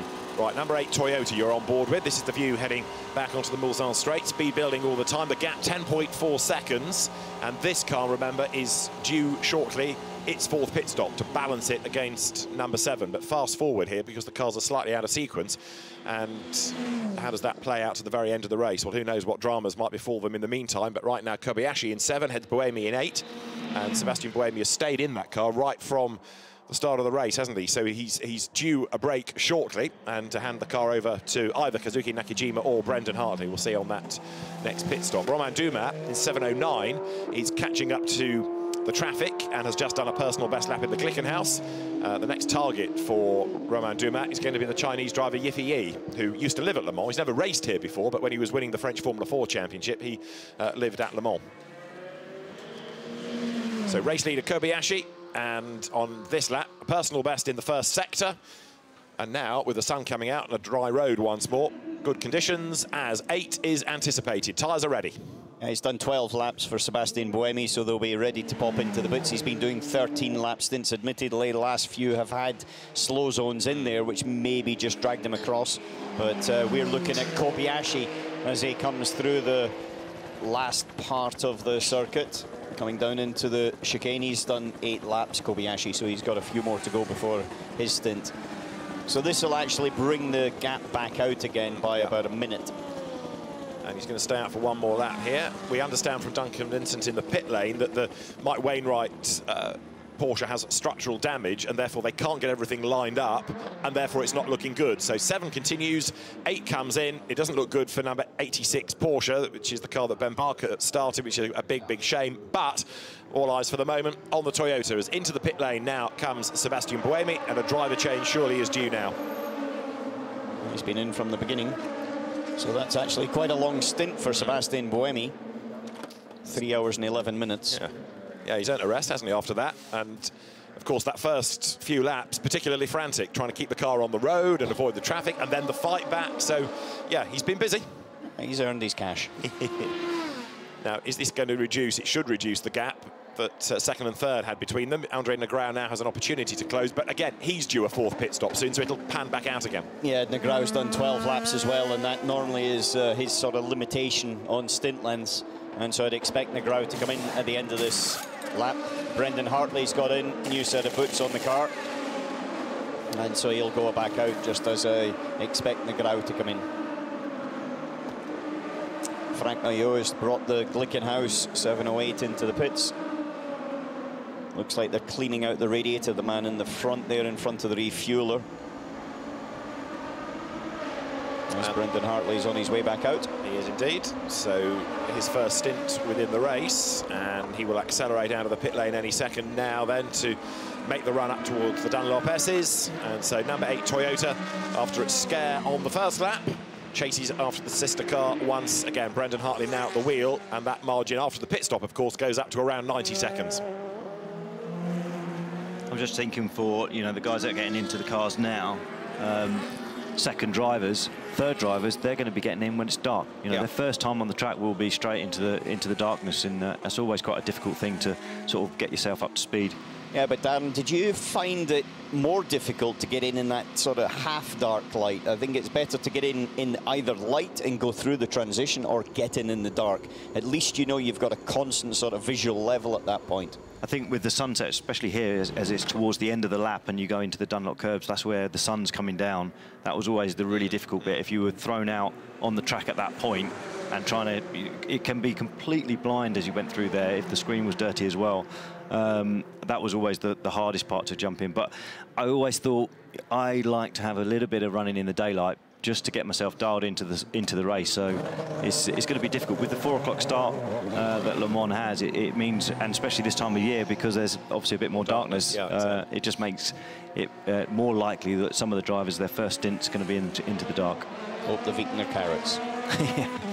Well, Romain Dumas stays at the wheel of 709. Away goes the Alpine then from third place. So the pit lane busy, but then it'll calm down a little bit as that next round of stop cycles through. So we've got Kobayashi and Hartley and Negrão, first, second, third. There's the Alpine back on track. The battle in LMP2 is hotting up again. It was out to 5 seconds between Colapinto and Van Uytert, but it's back down with a bit of traffic influence, I think, where it's just 1.2 seconds, where Van Uytert's shadowing the back of the G-Drive Racing Aurus of Colapinto. So we look at the Alpine popping itself through the Est de la Forêt and then into Tetre Rouge.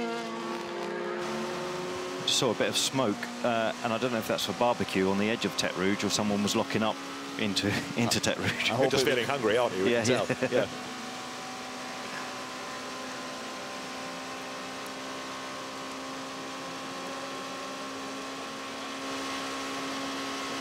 All right, let's just catch up on the travails of this 86 GR. Oh, I'll come to that in a moment. 98 has got bigger travails, so hold that thought, Duncan Vincent, in the pit lane. 98 Aston off and a long way off and into the tyres. That's Marcos Gomez, second in class. Yeah, that's at Indianapolis. He's gone in heavily there. Safety car, not surprised.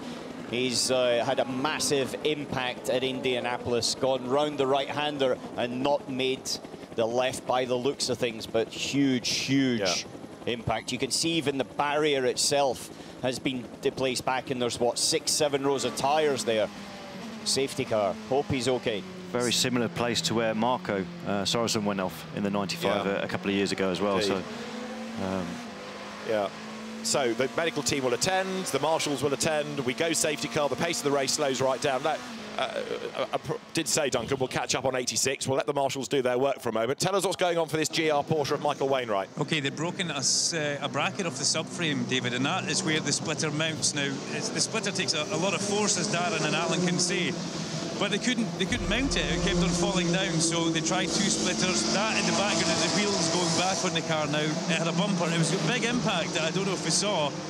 But yeah, thankfully the GR car will make its way back out, although what looked like a promising start to the day with a great qualifying week hasn't gone well.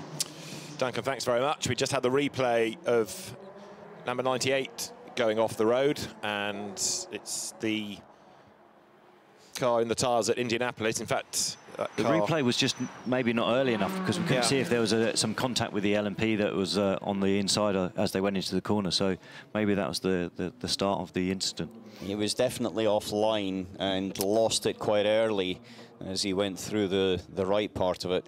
In some respects went in at a sort of 35, 40 degree angle, which is better than side on 90 degrees or nose on completely. But the tyre wall definitely dissipated a lot of energy, and just hopefully enough. Now the safety cars, there's 3 safety cars here. One is at the start and finish line, which picks up the queue there. One is just after the first chicane, picks up the queue between the start and finish line and the first chicane. And the third one is at Arnage on the exit. And each safety car will rotate at basically the same speed, so they will then be able to return to their original spot when the safety car session is stopped at exactly the same time to go green. I have to say, in the past, that wasn't always the case, but they've now got the timing, the communication between the three safety cars that they basically hold and neutralise the race. Right, so the Aston Martin team, understandably, wanting to know what's happened to Marcos Gomez and why the car went off the road. There's another of the safety car trains heading down the Mulsanne Straight. But our first safety car period then, as the boards are there, the flags are there, and this now starts to throw certain teams' strategy up into the air, because having just made pit stops, others might be able to luck in here. Well, you've got Buemi, who has, he's just made a pit stop, he's in his out lap. You've got Kobayashi, who's got 3 laps. Now, under safety car, used probably about 50% of the fuel that you would on a wide open, flat out lap.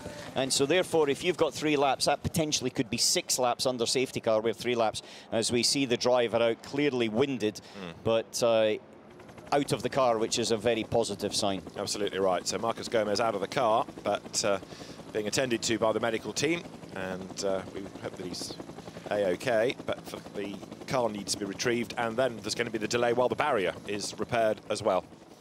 But the other thing is, if you do pit under safety car, then you are held at the end of the pit lane until the train from the next safety car that's behind you comes past. Right. So effectively, you lose a third of the lap.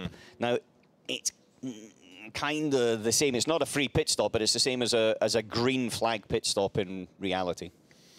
And drivers trying to keep tyre temperatures and pressures up. A little bit of weaving going on behind the safety car there, as the Aston Martin team try to work out whether that was a failure that put the car off or a driver error. But either way, sadly, that looks like it's going to be our first retirement of the race.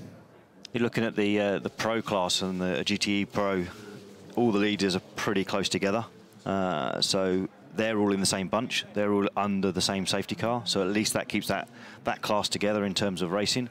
I'm just trying to look through on the LMP2 if it's the same there. It's pretty much the same in the LMP2. The one that's maybe a little bit out is the 21 Dragon Speed car. It's done less, and also the 82 Risi Competizione has done 8 laps, where everybody else is on 10. Normally the LMP2s do 11 laps, so I'd expect them to come in and in the next lap or 2 maximum.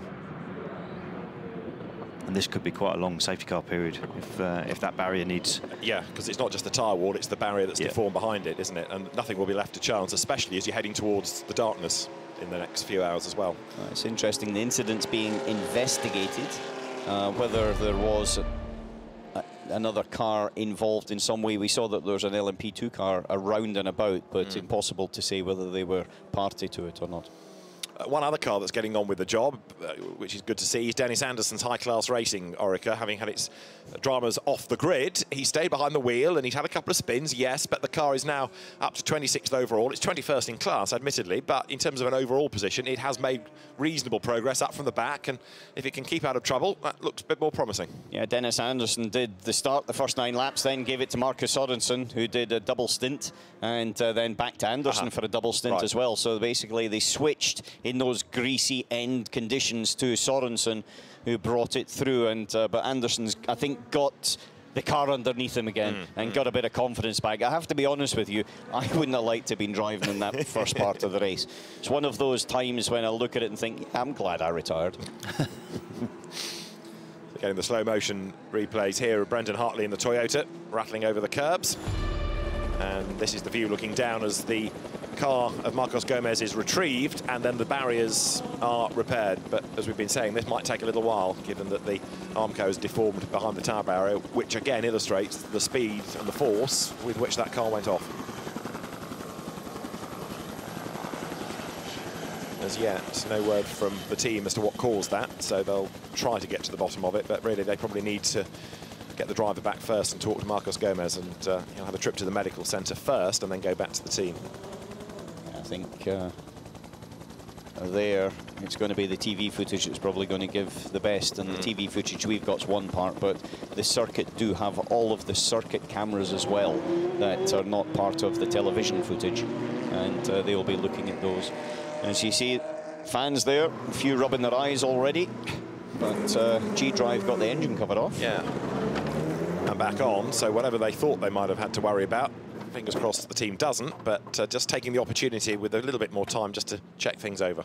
Well, as I said to you, if you pit underneath the safety car, you have to wait until the next safety car is passed and also the queue of cars. So you might as well take the time, go into the pits, do various different bits of work, as Risi Competizione are doing, David, at the moment. Yeah, car in the garage, so they're going to take a lot more time here. You can get more people to work on the car if it's in the garage, but it also suggests there's a bit more of a problem. They're going to swap the front bodywork, aren't they? So is that a lighting issue maybe? So you just put a new front section on and a rear wing drama as well for that car, we understand. Yeah, if you've maybe also you know, had a trip across the curbs and the front nose is slightly damaged, then for aero-wise you might want to switch it. Ryan Cullen's been in the car in the 82 for the last couple of stints.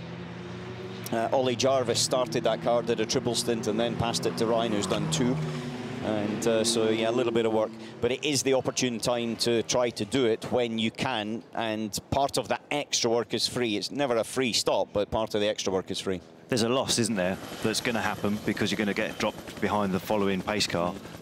So you've probably got 4 minutes, I would have thought, in terms of being able to spin the car into the garage, do any repairs and still only lose what you were going to lose anyway. Yeah, and we used to have a cut-off point where we knew where the safety car was, and that was at the point where we were running down the pit lane to make sure that we didn't get caught behind the next one, if you like. And because there is only a period of time when the lights are green at the end of the pit lane. Alvaro Perrin getting ready to get on board the Porsche that he's part of the driving force of this weekend. G-Drive studying data and waiting for the next pit stop from that car. And currently we're on lap 52, but we're behind the safety car here at Le Mans, and the reason for that is Marcos Gomez' sizable accident. And although we've seen him out of the car, understandably he is somewhat winded, somewhat shaken. GT champion within the Asian Le Mans series, former Formula Renault racer, been very competitive in Brazilian stock cars, and he was at the wheel of that car, which was running second in class, as you see now, 92 Porsche, which is 5th currently. Michael Christensen at the wheel of it, 5th in class, having started, of course, 6th, not getting a time in Superpole. That's the car that won its class at Spa and at Monza, but has got a lot of work to do right now. Yeah, Porsche had a bit of trouble with that car, hasn't it? It's been through the wars a little bit. Yeah. It's recovered well, but at the moment, Ferrari, well, they weren't the fastest in qualifying, but the big points come at the end of this race, and they're 1-2, and consistently looked like they should be 1-2 as well once it dried out. And those big points, just to make the point once more, double points for this round, this 4th round of the FIA World Endurance Championship, so important to score well. So we see the Risi Competizione car still in the pits as the Aston's getting dragged out, but the train of cars are just coming past us now. And so the safety car and the window will be open for them to release, so the Risi needs to get back out there. But all eyes are exactly on the 98 to make sure that, first of all, the first thing is the driver's okay. The car can be repaired, first thing is the driver, but there's extensive damage to the front of that. However, it has done its job, Darren, at the end of the day. Massively. I mean, you can see the safety lights are on, flashing in the cockpit there. But yeah, it's mainly a front-end accident. You're right, it went in on a slight angle, which would have helped with dispersing some of the energy throughout the car. But the driver safety cell has done a great job. We'll see it. Yeah, maybe a little bit offline with the P2 car. and it's a bit damper and things, but he's still spinning and gone in pretty heavily. The gravel's not slowed him down too much. You mentioned earlier on about the different parts of the track which dry quicker than others, and although the racing line would have been dried, the little bit of road on the left there probably would have been still damp under the trees. So the marker of doom is being employed at the moment, sad to say, to get rid of 98. So we had one non-starter, but our first retirement is going to be number 98. And that takes Paul Dallalana, Nicky Thiem and Marcus Gomez out of the race. And a lot of damage, as we've seen, done to the front of the Aston Martin. So we're still behind the safety cars here at Le Mans. Race leader is on lap number 52. And Brendan Hartley is one of the drivers that loses out under this, because the margin now is 2.5 minutes against Kamui Kobayashi. So for the Toyota number 8, safety cars come at exactly the wrong time. There is the Aston Martin being returned to tarmac, or then towards the flatbed. And this is the last part of the clear-up operation. Sort out the tyre barrier, and also the Armco behind might need some work doing to it, as well as more drivers get ready for a pit stop. Yeah, those tyres are belted together, they're basically screwed together, and then after that they've got a layer of belting in front as well to contain them. So they're contained in stacks and then contained. It's a little bit like a jigsaw puzzle, but clearly when a car harpoons them, then they do come apart. But they do their job. Indeed so, and we've seen the driver out of the car, which is good. There is 88 Porsche, which makes its way down in 56th place with Don Bastian at the wheel of it, the oldest driver in the race at 75 years and 8 months, but the regular American racer who's done the Aston Martin support race at Le Mans in the past. He's done the Porsche race this weekend. Joop van Uittert's fan club in typical Dutch noisy fashion. If you've got a very, very long memory, you'll remember Joop van Uittert's uncle used to race in Formula Ford in the UK in the early 1980s, one of the Marlboro-sponsored drivers. Really? Yeah. I never put the two of those together. Gerald van Uitert. Yeah. Yeah. Yeah. Sorry, what year was that? 1983, 84. Yeah. That was when you were about, wasn't it? I actually, yes, I was. I started in 87. Yeah. He was a Marlboro Challenge driver. Yeah, but I was 10 years old at the time, Darren. Thank you. And you still are. Yeah. There's a whole generation of people saying, no, never heard of him. No, don't know what these two old blokes are talking about. But anyway, as I say, if you have a long memory, it's the same family. Or very old. Yeah, quite. Martin Haven sitting in the background going, yeah, I remember that era very well, and the 70s. No, he's just nodding in general, because that's what he does. Jumbo car in the pit lane. 29. Cleaning the screen, cleaning the numbers on the side. Second in class, isn't it? It's a good job has been done by that, no pun intended, but Joop van Uitert, a good job done to be second in class and battling with Franco Colapinto. So G-Drive versus Racing Team Netherlands at the moment, helped in part to get there for the class battle for the lead by the dramas for Anthony Davidson. So just prior to that pit stop, both of those two cars were behind one safety car, and the rest of the LMP2s were behind the one that was behind. So now, when they go out, they should all be in the same, sort of the top 6, 7, 8, 9 cars in that class should all be in the same train behind the similar safety car. Starting to feel left out that I don't have a flag to wave here, but everybody else seems to in the stands. And there's the queue of cars forming, waiting, as Alan's been explaining, for that next safety car wave to come past, and then they'll join the rear of that train of cars. The issue you have here, and this is where maybe we played the wrong game, the tyres are now just cooling down at the end of the pit lane. And so it might be worthwhile to have considered just waiting there for a little while outside, bring the tyres at the last moment when you see the safety car train, and then go down with hot tyres to be released. There's the race control team looking on with all the data, and those screens, the closed circuit TV that Alan was talking about a little while ago. So those, not TV broadcast, that's the marshal's points cameras, and that gives them another look at incidents around the circuit to know not only what they need to do to sort out an incident, but when they can go back to green flag conditions. So we've got the marshals hard at work. We've got one of the medical vehicles returning to the pit lane, and we've got others diving for the pit lane, including, I think, 88 that we were looking at a little while ago, the Porsche of Don Bastian heading down the pit road, as that is the shot looking down onto the pit lane. If you see the pits to the right, you'll see that the Porsche I've just mentioned is in, and the majority of the field pouring through. Don Bastian in the car that was started by Julian Andlauer, and Lance David Arnold is the third driver in that Dempsey Proton Racing Porsche that started 39th on the grid. So the field still under safety car conditions. The teams getting ready for a long night ahead, and it's still Toyota 1-2 with that 2.5 minute gap right now between number 7 from number 8. And their conversations going on in the Jota garage. Right, tyre stack has been rebuilt. The barrier, even though it is slightly kinked, has not been attended to. So the incident zone is clear. And we've got the pit entry of number 28 Jota car being looked at. So that's the one that Sean Galal and Tom Blomqvist share with Stoffel van Doorne. But its pit entry at 7:15 is being looked at. Yeah, I'm not sure 15 minutes ago that particular timing was what it is. Normally, if it's speed lane infraction coming in too fast, then that's kind of a slam dunk penalty, which in practice is a fine when the race is a drive-through. And so, not exactly sure what this particular one is, as we see some slow-mos. And look at the mirror of the Ferrari just vibrating. Not that I think they use them very much, but I'm not saying that derogatory to Ferrari drivers. I know I never used the mirrors. We had a camera in the car, and as soon as the rearward-facing camera came, then the mirrors became superfluous for me. But they were just, you know, nice for the heritage of a car, wasn't it? Well, they were mandatory by the regulations more than anything else. They weren't actually useful by any other sort of format. Graham Goodwin? Just a quick question.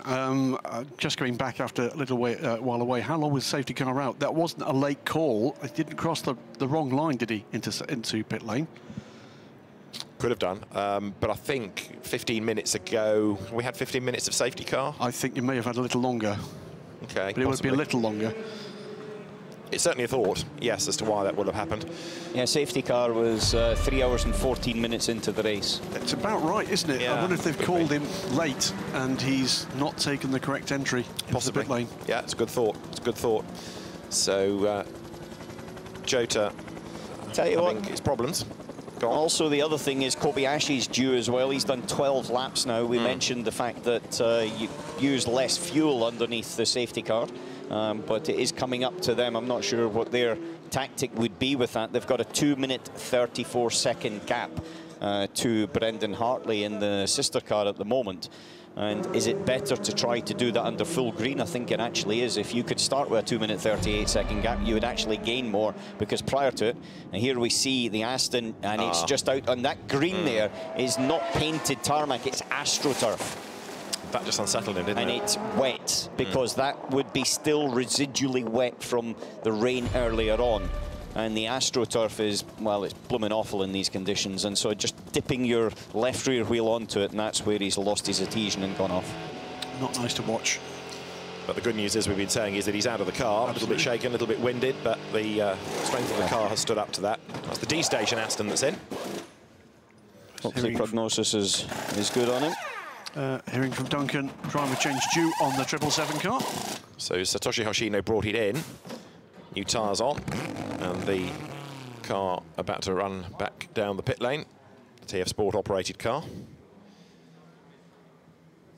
Now the Porsche's getting on in their battle. Well, Porsche GT team being outpaced at the moment by WeatherTech, but it'll be interesting to see how Cooper McNeil gets on when he replaces Earl Bamber in that car for his stint. And clearly we saw limbering up, ready to get aboard. And as the D-Station car gets to the end of pit lane and will be held, of course. TF Sport with Aston Martin at the top of the field. Very sadly, we're going to have the 98 car at the bottom of the field.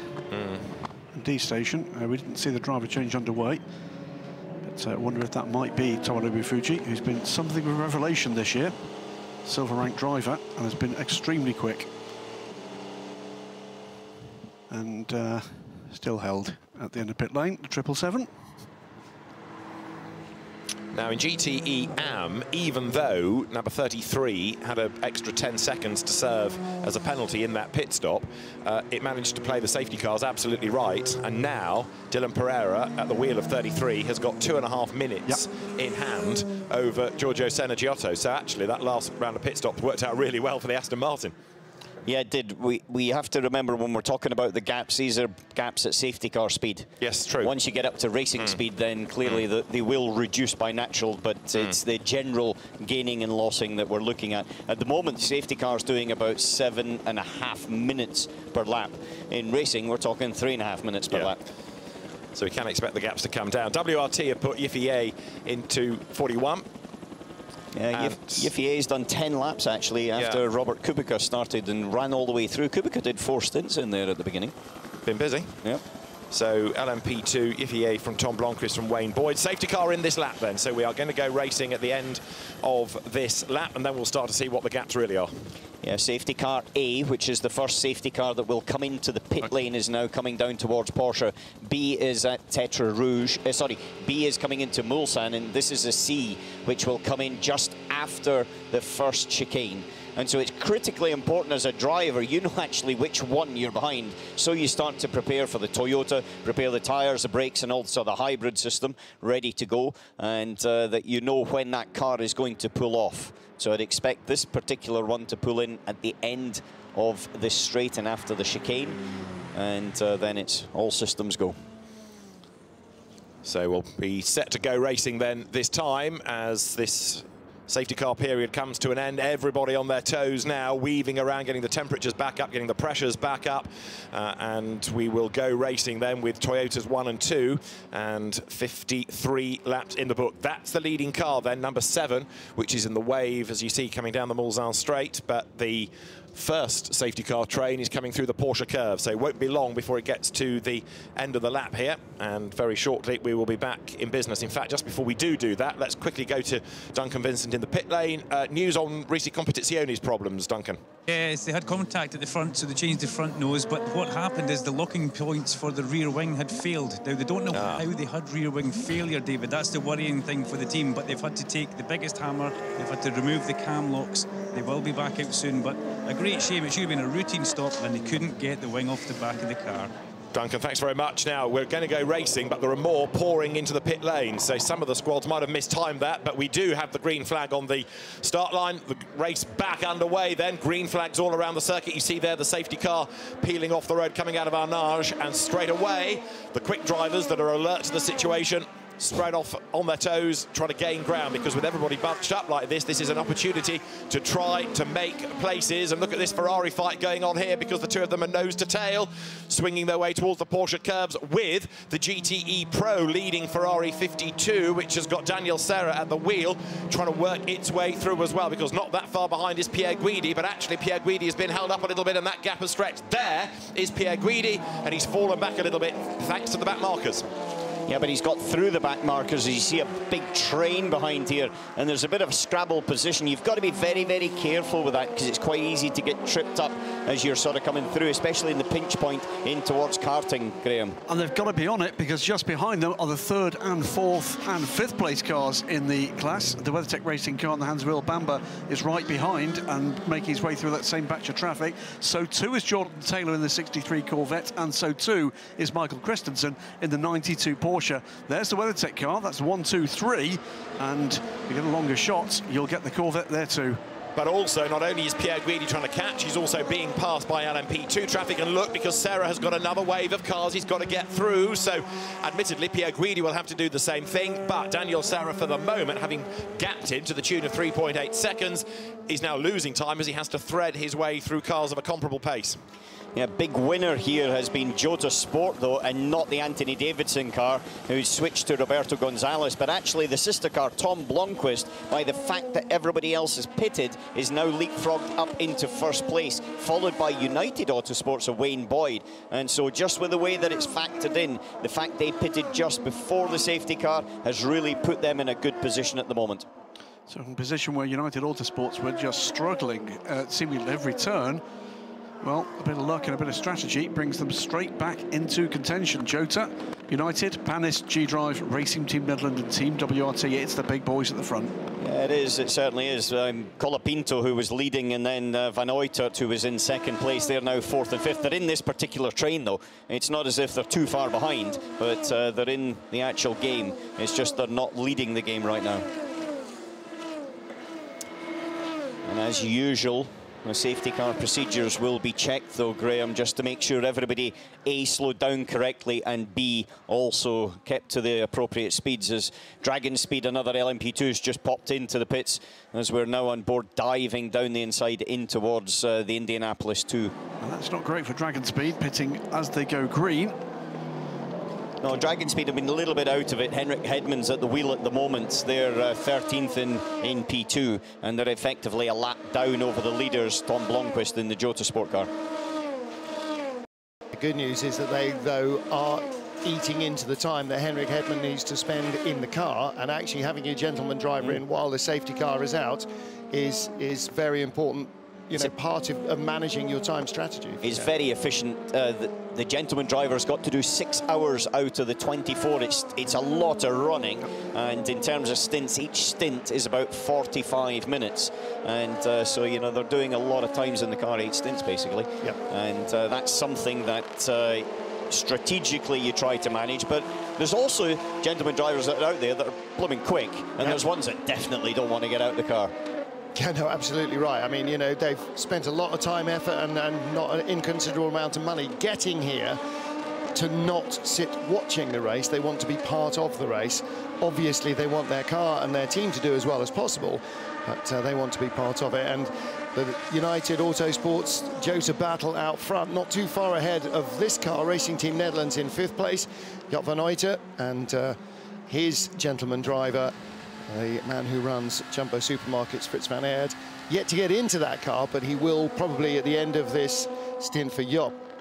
And then we will see, you know, as we get into the evening, he's still got a good couple of hours of daylight, probably, so he'll double stint, maybe even triple, and you know, get his first real tranche of racetrack under his belt. Yeah, Job's still just only on his second stint. He's only done 14 laps total, 12 in the first and then 2 in this one. As we see the Dragon Speed car back out, Henrik Hedman still at the wheel. The only problem if Job stays in for a triple is that you're starting to put Frits in as it's starting to get dark. So you want him actually to have a, you know, at least a single stint, 45 minutes before you start to really get into dusk. So again, with my team manager hat on, I'll be getting Job out at the end of this, because that's when the tyres are due for changing anyway. So put Frits in as early as you can. Yellow flags in the Porsche curves right now. Just looking as well at the progress, it's the 44 car. And that's a nasty place to be, facing the wrong way. Yep. That's going to need some help to get that turn back around. Now there's one of the 2 Konopkas, Miro and Mate. It's Miro. It is Miro Konopka. And got help. Oh dear, from the Real Team Racing car. And a couple there, straight lining the chicane. And, you know, hard to argue with that, because straight lining, yes, it's because the car was a car pretty much curb to curb, broadside across them. It's Loic Duval who's on a charge at the moment, trying to close the gap to Yifei in the Team WRT 41 car. So leader in the pits, Kamui Kobayashi. How many laps in this stint? Kamui should be coming up towards a pit stop. He's done 15 laps now. 13's been the most by any car, but remember, we did have the safety car, and so he saved definitely some fuel there, but I would expect Kobayashi to be popping into the pits. But in fact, he's in the pits now. He is. That is the second full stint that car has done in the race. Did they do a full 12-lapper in the second stint? Yeah. So they've had 2 short ones forced. At the end of their second stint, they changed a punctured tyre, but didn't have to come in for it. That's Miro Konopka coming in. He's had damage as well, hasn't he? I think it's mainly going to be flat-spotted tyres as well. The second stint, the first short stint, was also because of a puncture. They had to change the second punctured tyre. The 9-lap stint, they brought him in because of the slow zone at the end of the pit lane. They would lose less time stopping then than they would do stopping under full green. So that's the reason for that 9-lap stint. As far as we're aware, I haven't had that confirmed by TRG, TGR rather. You mentioned Konopka coming into the pit lane, but I haven't actually seen him coming into the pit lane. He was crawling along. It looked to be. Did we misidentify pit lane there? Well, we stopped in the pit entry road. He is stopped out of our sight in the pit entry road. Okay. So he's not actually in the pits yet. So Alan's looking out of both of our windows and still can't see him. And that all we can see is the pit road. We've got wave yellows now to protect that side. Absolutely right. I can see by where the spectators are bunching themselves is literally just out of our sights. A pit in rather. So yeah, he's on the right-hand side. So drivers being warned to bear left if they need to pit. And of course, if you need to pit, you need to pit. There's no two ways about it. So coming up on 4 hours of this race, it's flown by. Certainly the first hour, as incident-packed as any I can remember, the 24 Hours of Le Mans. Had quite a lot going for it, didn't it? It did, rather. It really did, yes. Will be slow zone, by the way, to protect, well, they recover the 44 car to safety. Yeah, that's going to have to happen because it's not going to make it in on its own, is it? So, yeah, slow zone in zone 9, which is the final slow zone of the racetrack. So it's not necessarily Marshall's post to Marshall's post. They don't vary. There are set zones which all go slow zone at the same time. Here we are. 92 Porsche comes into that. And that car in 5th position in class. There's Miro Konopka. Now I want to go that way. Push me that way because he can't be assisted by the pit crew for some little time yet. Yeah, it's quite a long push. Let's see it again. Contact happened before the corner, didn't it? Yeah. Well, the question is, was he losing that as the car went by, or was there contact from the real team racing car? And again, you know, the stewards will look at that. They'll look at the data from the cars. They will look at the track cameras. Into the pits have come Earl Bamber for WeatherTech and Jordan Taylor and Michael Christensen. So again, because of the slow zone, it's an opportunity. And it could be an opportunity. Bamber's out of the car, so there's a driver change at WeatherTech. It could be an opportunity just for a splash of fuel. It could be an opportunity for fuel and tyres. It could be an opportunity to fuel, tyres and driver change. A very angry Miro Konopka. He wants the marshals to push this car much further towards the help from his crew. That's being pushed back to a place of safety just out of our sight. I can see Miro waving his arms. He's extremely unhappy. Problem is, it's another 200 or 300 metres. It is, absolutely. To push, and the marshals need to be at the marshals' They do post. indeed, and they are correct. They're not there to push cars around the track.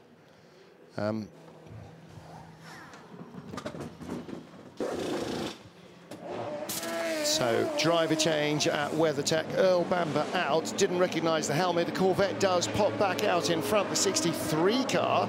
That's the order in which they... Oh, no. Jordan Taylor came in behind the WeatherTech Porsche. So there is a change. JMW Ferrari pops into the pits. And so that's 9th in GTE AM at the moment. Michael Christensen, I should have recognised the helmet, got into 92. 63, Jordan Taylor stays aboard. Cooper McNeil in the WeatherTech car. That's the, I should have guessed because he's about 1.5 foot taller than Earl Bamber. Should have really figured that one out. So Coop takes his first exploratory couple of corners of the race. Of course, are still with their foot on the gas in this one. First and second, Alessandro Pierguidi ahead of Daniel Serra. 7.8 seconds to gap first to second. Third place car back a minute. That's the Corvette of Jordan Taylor. Now, they have stopped, but the Ferraris didn't use that opportunity to dive into the pits. TF Sport Car gained basically a safety car where the safety car came out, and that's allowed to pull them up ahead. They've got a pretty mighty gap at this moment in time. Not to say that that won't change. I wouldn't say it necessarily will swing back around, but you know, Pereira there is he's in pretty good shape as the car's in the pits. And he is strapping in Ben Keating, so the Texan getting ready for his first stint. And again, in the GT AM class, among the gentleman drivers, Ben Keating is right up there at the very top of the speed tables.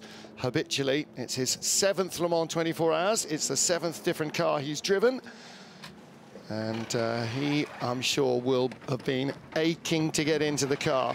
Maybe not in the first hour. You know, if it rains when you're in the car, you deal with what you deal with. But, okay, pretty happy to let the car get started and go with it. And as you said, Alan, they are comfortably ahead of Cetilar's Giorgio Giotto and Kessel Racing's and Scott Andrews. That's the yellow car guy, Ferrari, which is in third place. So, safely completed that pit stop. And Ben Keating exploring the circuit for the first time in race trim. Aston Martins with very different fortunes indeed in the last half hour or so, with the elimination from proceedings of the 98 car. That nasty accident for Marcus Gomez, but that all fell really pretty well indeed, didn't it, for the number 33 car? It certainly did. They had a pit stop infringement as well, a 10-second to add to their last stop for an infringement because the engine was running during refueling at the last stop. They hadn't obviously switched off by the time the refueling man had located the hose onto the car, so they've served that. So slow zone speeds will be examined, as always they are, but seems to be no major issues that we are aware of. Giorgio Giotto in the blue and green Cetilar colours, right behind Scott Andrews in the car guy yellow. The car run by Kessel Racing. They had the entry, car guy taking it up. And in the centre is the Iron Dames car, another of the GTM Ferraris. And who's in that? Sarah Bovey, just on her outlap. Yep. So the new bronze driver for the team, and that's squeezing hard there. The Cetilar car and the Kessel Racing car, and there's contact. Yep. Giotto does not want to give this away.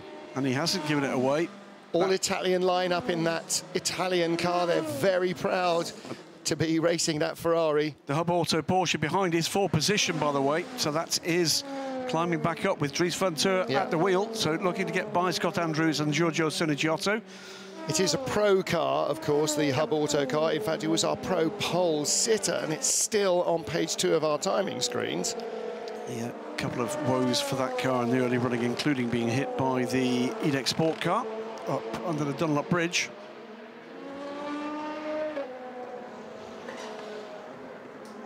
So looking now at our battle for 4th place. Miro Konopka coming into the pit lane. So good news for Slovakia Motorsport. Yep. As ARC Bratislava's 44 car manages to get going again, and Miro is heading towards the welcoming arms of the crew on pit lane. That's good news. It is good news. You know, for that team, first time in World Endurance Championship, first time here at Le Mans, they will be, second time here at Le Mans, they will be looking, you know, really looking to try and make sure the car gets to the finish.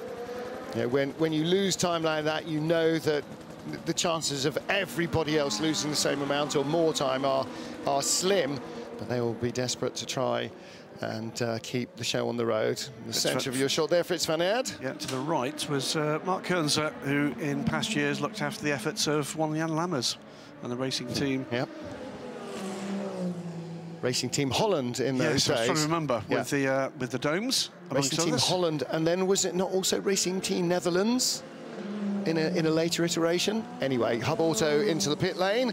So Dries van Teur has completed another stint in the car as it claws its way slowly up the order. But how many laps has that car completed now? It has completed 53. Our leader has, it's the same lap. It's still on the lead lap in GTE Pro. Here's the battle for 3rd. Jordan Taylor ahead of Michael Christensen. So in the catering unit, I'm sure Darren Turner and Ollie Gavin are pushing and shoving each other to see who's going to come out on top, either the Corvette or the not Corvette. There's no Aston Martin in the Pro Battle this year. Saw that earlier, and for lunch, the two of them, it was not pretty. Darren did end up getting the meatball after that, so... That's all very good. So, of course, there's Ferraris 1-2, now 4 seconds apart they are. Jordan Taylor in 3rd place, a minute back. Car 88 under investigation, overtaking under yellow, Marshall's post 32. It's Mike Wainwright. The car's already had a new splitter in the beginning of his stint. No, it's not Mike Wainwright. That's the second Deputy Proton car. Sorry, 86. I'm it's Don Bastian. It's the oldest driver in the race, and that car, all the way down the order, that will have been as the yellows came out for protecting Miro Konopka. It is. It's exactly at the point of karting. So, yeah, we saw a couple of cars diving off to the left, and one seemed to want to get back on the circuit quicker than the other. Still pretty frenetic stuff. Getting deep into this race now. We're almost a European Le Mans Series race in. Yep. Driver change at Hub Auto. Alvaro Parent has taken over the Hub Auto car. A fuel pressure issue, we are told by Duncan Vincent in the pit lane for ARC Bratislava. So presumably he has had some way to change it onto a secondary pump. Yeah, he was on 13 laps, so he had been on his in-lap when he went, so he was probably at the point of just making it anyway, and that's why it wouldn't have picked up once it had spun. And once it had spun, he would use more energy, fuel energy, to actually get the car moving and rotated than he would be if he had rolled through the corner and came to the pit. Okie dokie. Richard Mille Racing Team leaves the pits. Weitz Kivissa on board the #1 car. They are midway up the LMP2 group. 13th place in LMP2, where we have all 24 LMP2 cars running. Risi Competizione with Ryan Cullen back at the wheel, back out on track, but losing more time in the pits with that rear wing issue. Look at the top speed comparison between our two top classes. And then in GTE, AF Corsa, the Pro leader, and the AM leader, Ross Gunn, 3:06.95. Rather, that's the top speed. He's not the leader in that TF Sport Aston Martin. In fact, long way off now. John Hartshorn is in that car. It's in 12th place in class. Yep. It's the 95 car that had problems earlier in the week.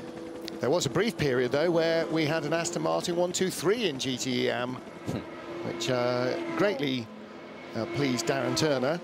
Very slightly miffed Ollie Gavin. Ooh. Here comes the G-Drive car. It's Colapinto with Alan. Yep. And Alan just moved over there to overtake, and Colapinto's sort of got squeezed here. This is a chance for Van Uytert because Colapinto's not got a good run out to the corner. Don't forget, Weitz Kivissa in that white car has only been out. No, it's the G. Yeah, no, it's Weitz Kivissa. She's only been out. This is her first flying lap. So they go by. Franco Colapinto keeps his nose in front of Joop Van Uytert, but loses a little bit of ground. Here's the view from Van Uytert. Dives down the inside of Weitz Kivissa. I thought he had a better run out of the corner than it turned out he did. He didn't seem to get the momentum that he needed to be able to deliver an attack there on Colapinto. And ahead as they go past the GT Porsche. Again, Franco Colapinto dropping in behind a Porsche. James Allen already jumped by. Colapinto trying to pick up whatever little bit of DRS effect he can on the straight. He's gone wide. Big lock up. Nearly took out James Allen. Oh boy. Got in maybe a kilometre or two an hour quicker because of that slipstream. And hoiked on the handbrake, metaphorically, if not literally. Visser was forced there to one side as he tried to take the line through the turn. But, a little rattled maybe by that moment. Youngest driver in the race this year. Also, somebody reminding us a little bit earlier that in virtual Le Mans last year, he was the fastest of the pro drivers. Colapinto? Yeah. Was he? Well, he is of that generation, we have to say. Yes. So parents, your kids should be playing video games. Let's take a look at this again. This is coming from a long way back, and it was... Yeah, he's just in too quick. He actually recovered it very, very well. Didn't he? It was a good recovery, but it needed to be a good recovery because otherwise it was going into the kitty litter on the outside. How long's he been on those tyres? Yeah, I don't think too long. No, so he's going to have to survive on them for a lot longer, and they will be properly nasty. He's been in the car for 18 laps. He had a stint of 12, and then he's 6 laps into this particular stint. At least another 6 laps on those tyres, you'd think. Yeah. Yeah, but well, at least, because normally they should be doing 3 and possibly, I would think, 4 stints on these tyres. Not sure those are going to be tripled or quadded, are they? They're probably absolutely flat. They'll look like Fred Flintstone carved them out of rock. What are we seeing here? Replay coming on to the Mulsanne out of Tertre Rouge. Is somebody going to appear in shot backwards? No. Okay, I think that's possibly not the replay that they were hoping to show us. It's the Herbeth car. We've not seen much of the Herbeth racing car. Another of our, I think it's 9 debuting teams at the Le Mans 24 Hours this year. Yeah, and again, you know, for them, it's not a big step up in terms of duration. They've done lots of 24-hour races, but in terms of the competition, then it is different from the 24H series. Currently at the wheel, Rolf van Eycken, who has been driving with Herbert for 3-4 years, 5, maybe 6 years, I think, in their endurance racing program. Absolutely. And they came here as champions in a vast GT contingent of the Age of Le Mans series in that compressed winter series. That'll be repeated again in February next year in UAE, with the continuing issues for travel and logistics to the Far East. 4 hours into the 24 Hours of Le Mans. Toyota lead Alpine in hypercar. Jota United, Autosports and Panis Racing are the top 3 teams currently at 1/5 distance. Is that right? 1/6 distance. In GTE Pro, AF Corsa, 1 Ferrari in front of the Corvette and the Porsche, as the second one has just entered the pits. So the 51 car leads. 52, Sam Bird has brought it into the pit lane. And in GTE Am, back down onto page 2 of the timing screen, AF Corsa lead from TF Sport, and Kessel Racing and Chettilar continue their battle. We lost 1 potential starter from IDEC Sport before the race got underway, and we have seen the 98 Aston Martin of Marcos Gomez crash heavily at Indianapolis. The 98 car is now out of the race. Gomez, fortunately, although he was really winded when he eventually got out of the car, properly rang his bell, but hopefully no other injuries whatsoever. The car, though, of Paul Dalla Lana and the Northwest AMR team is out. Dalla Lana definitely deserves a change of fortune here at Le Mans. This is another bad luck bears year for him. Henrik Hedman aboard the Dragon Speed number 10 car. And Henrik Hedman again, you know, late in the afternoon, it's sensible time to get your guys in the number 21 entry, rather, Henrik Hedman. Lots and lots of gentleman drivers. John Phelps in at G Drive, Dennis Anderson is in, Vincent Capilliere is in, Roberto Gonzalez is in, Paul Lafargue, Bike Visser, Manuel. I mean, there's an awful lot of the gentleman drivers in these teams now in the cars.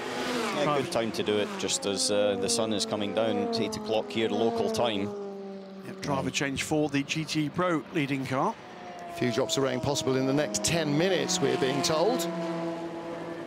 Well, right now, looking down from Telly Helly, it's a beautiful, sunny, late afternoon, early evening, but as the shadows lengthen, they may disappear altogether if the clouds come over and we get a little bit more rain. New fastest lap of the race just posted by the second place car. Brendan Hartley with a 3:27.607, lap 60. That scores and brings the gap down for the 2 leaders to 7.1 seconds. Sam Bird ahead of Cooper McNeil. We ride on board with McNeil. This is currently the battle. Sam on his outlap for 4th place in GTE Pro. Ahead is Com Ledigar in the 51 AF Corsa car. He's now taken over. Com Ledigar Racing Team running half a dozen Porsches here this weekend in the support races. And our leader now back to the top of the tree, Jordan Taylor in the Corvette. The 63 car leads from 92. The Porsche that had that big crash in qualifying, an absolutely brand new car, was built up around a new shell. And that car now up to 2nd. Unbelievable. 95 car straight on. John Hartshorn taking the scenic route through the chicane. And no driver change there, I don't think. I think Renger van der Zande stayed in. Job van Uyten. I beg your pardon, Job van Uyten stayed in. Oh, that's Fritz. Oh, no, that is Fritz van Aert, you're right. Yep. Yes, Fritz's eyes are wide open. Where is he coming out? So far, Saturday, I've been doing pretty well second-guessing team strategies. To be honest with you, I was just thinking about hiring you as a strategist. Yeah, that's the sort of decision that loses you jobs as a team manager. You do realise that, don't you? I was being sarcastic. Yeah, just writing down here. McNish, not as clever as I thought he was. Everyone's allowed one dumb move. But in fairness, that would be funnier. it.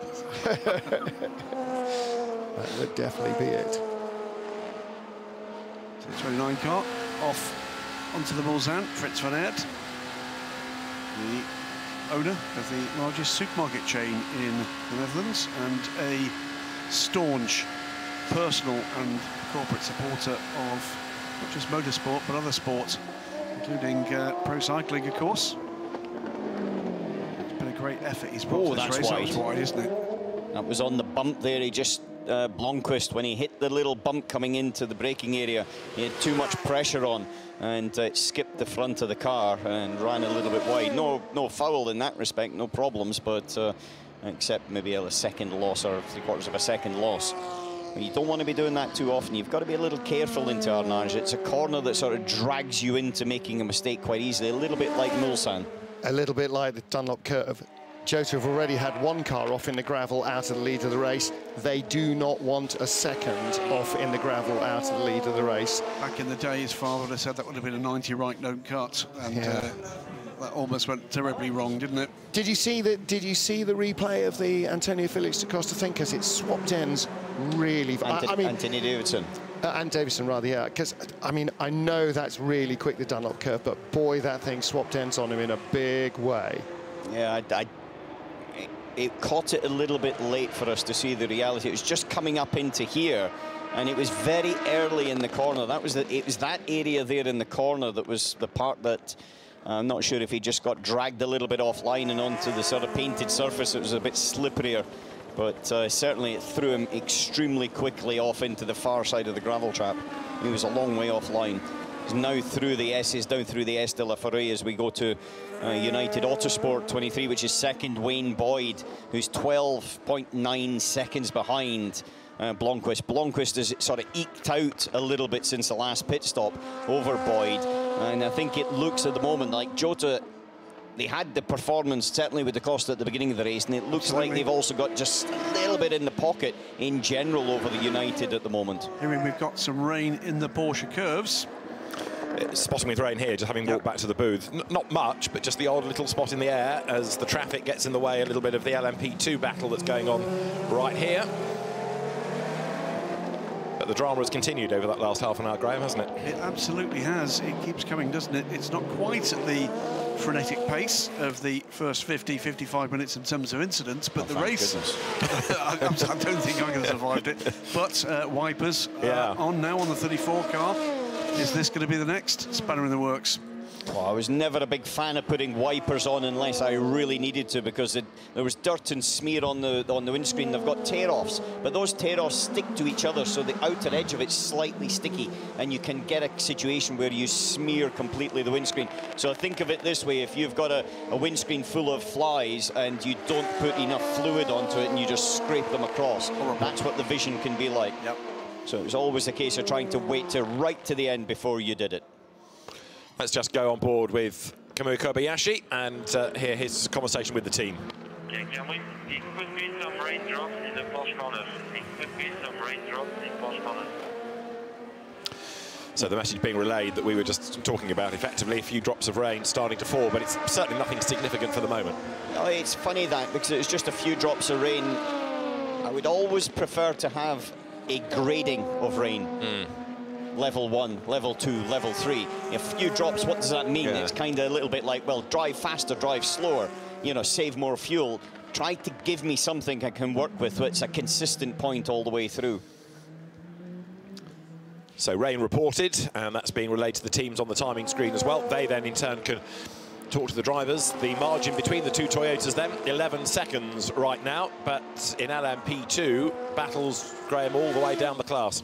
Absolutely, it's been, we said so all week here, didn't we, that we thought we'd get 3 Titanic class battles and an interesting introduction for hypercar. Certainly LMP2 has doled it out, and those battles all the way down the field. GTE Pro is its usual bar fight, as it's been more or less every single year that those cars have been here.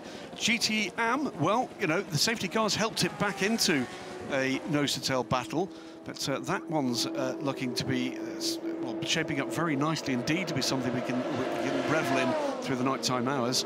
And hypercar, well, it's sort of back to order restored, isn't it? Remarkably, it didn't look like that from turn one. It looked like massive dramas, but we wait and see whether or not dramas wait when we get a little deeper into this race, David. Spots of rain there on the camera lens on the Mulsanne Straight. So this is the fight that's still raging on between Renger van der Zande and Charles Milesi. But of course, the Racing Team Netherlands car has dropped down the order in that LMP2 battle in the last half an hour.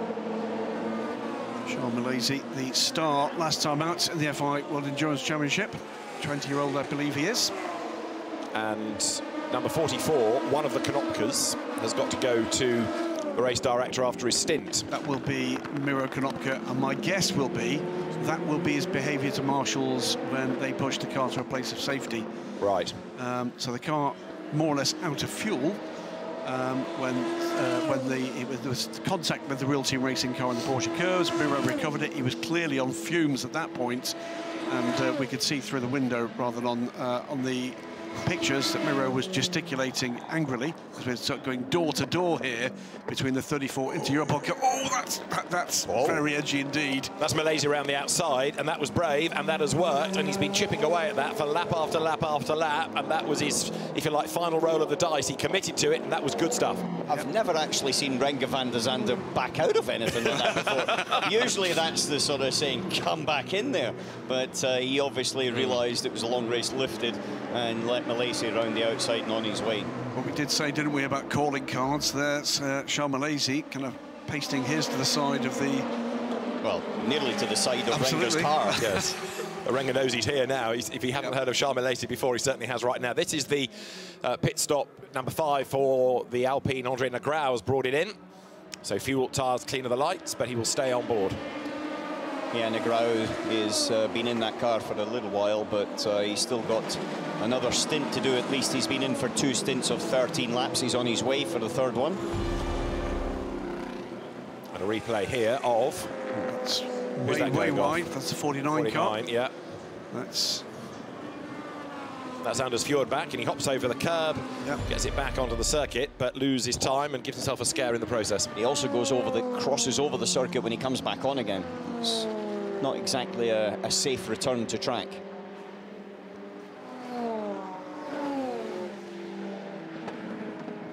Now for 10th and 11th in LMP2, Gabriel Aubry being chased by Esteban Garcia. There is the real-time racing car, and he's trying to make up that 3-second deficit right now. Into the pits comes 7:09. It's going slowly. Romain Dumas at the wheel. Driver change time. That was a very gentle entry there by Romain Dumas. Yeah. And they've not recovered that ground, have they? They've been slowly going back up the field from the ground lost earlier in the race. But pretty clear that one of two or both things are going on here. A very conservative pace, or they haven't got the pace. I think, you know, the pace changes throughout this race, and at different points I think they'll come into their own and come out of it. Chances are that with new tyres, then it'll definitely help them. So we need to start charting the first stint relative to the second and the third stint in terms of performance. So far it's a bit tricky to check that because of the slow zones and also the safety cars that elongated some of them. But I think that particular thing it's also a learning process for them. They haven't had the testing mileage. The car was a little bit late in initial conception. It was. And the testing mileage, and also relative to the competition, which clearly know the game, being Toyota. Now, we do know they're having to manage the brakes after the lessons they learned at Monza. Rear deck on that car is absolutely filthy. Gloriously filthy, but filthy. Yeah, very, very dirty. As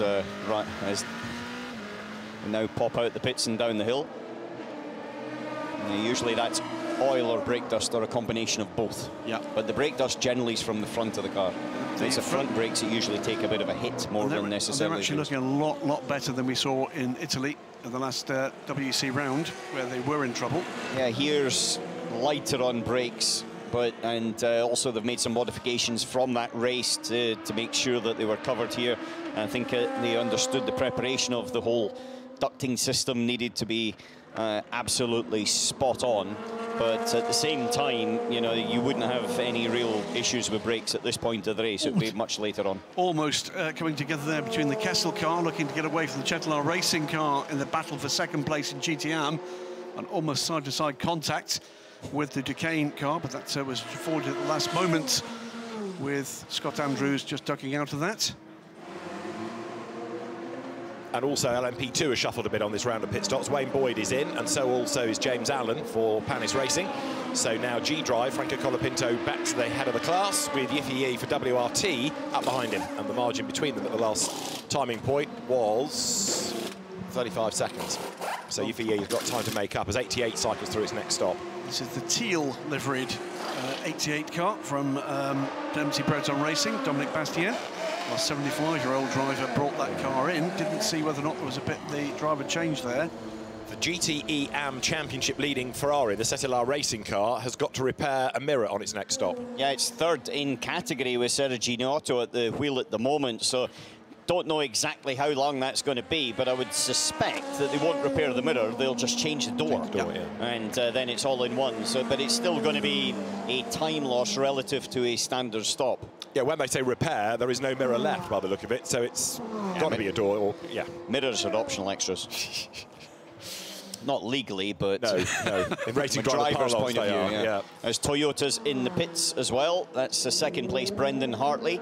Popped into the pits. That was a 14-lap stint for Hartley, but remember at the beginning it's massive dust there, the lockup. Beautiful, beautiful sight. No rain in sight down into Mulsanne. The sunset there as the Toyota cycles through that stop. So Brendan Hartley then, having done his first stint, brings it in and will stay behind the wheel of that car. Fuel, tyres, go to work, clean the mirrors. And I bet he hopes that the Proton, number 99, ahead of him with Latour at the wheel in the pit stop, gets out of the way before he has to move, or it could delay him 1-2 seconds.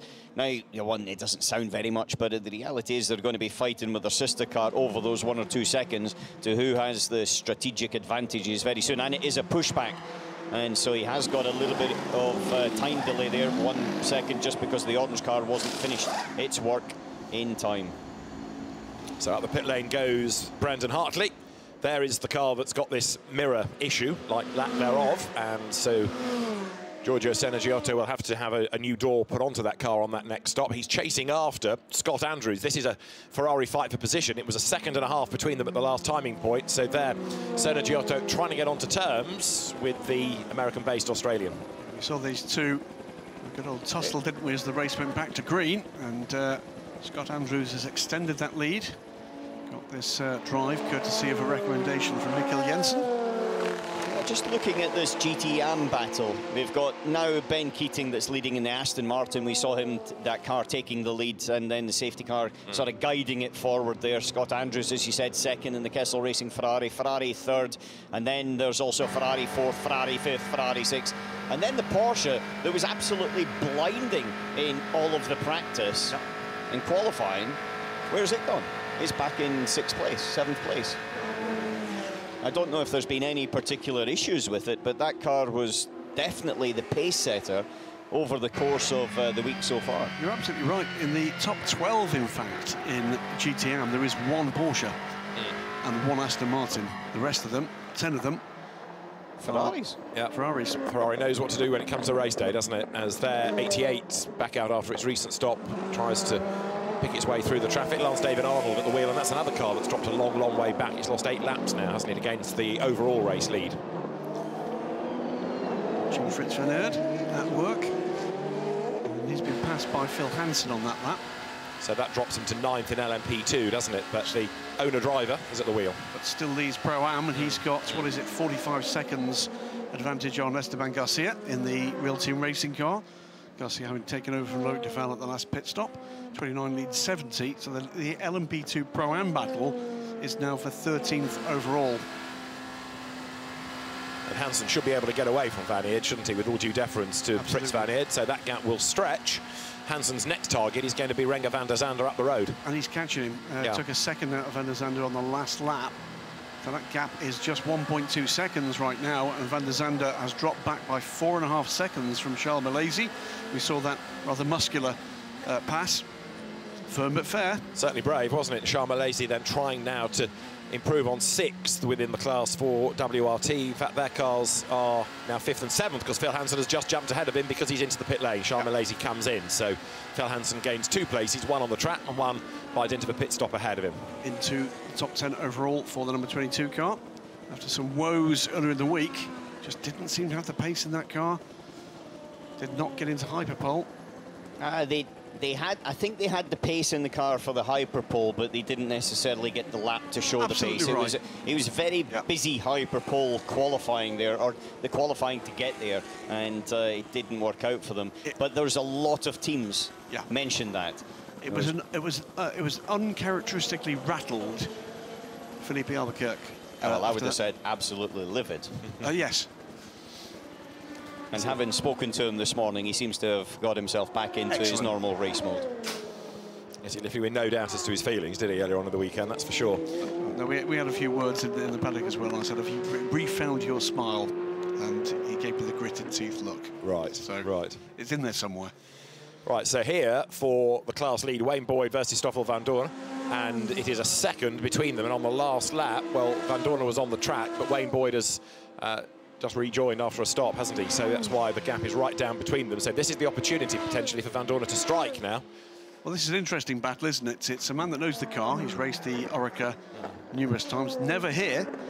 Multiple LMP3 champion, Wayne Boyd, but a Le Mans rookie.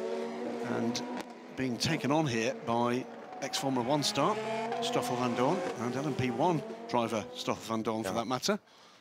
And Wayne Boyd, whose career really was saved by United Autosports, because much as he had the talent, there was no money, and he'd gone from a spell in British Formula 3 to making the occasional outing in club-level Formula 4 just for the sake of it, and then suddenly United Autosports found a niche for a driver of his speed, and the rest is history. So here he is, one of the many rookies on the grid at Le Mans this year, and for the moment, heading the class. There are 40 rookies in total. Can I point out that there are what I would describe as being apocalyptic clouds on the horizon? No, you can't.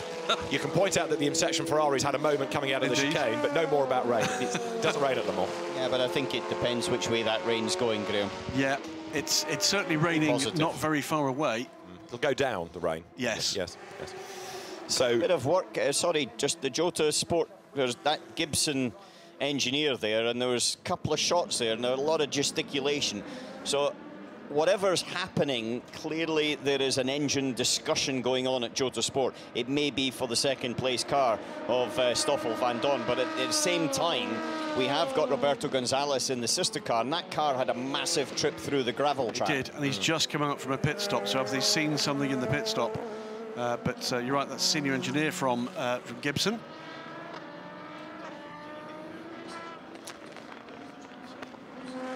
Now, Kamui Kobayashi doing a personal best in the middle sector on the current lap.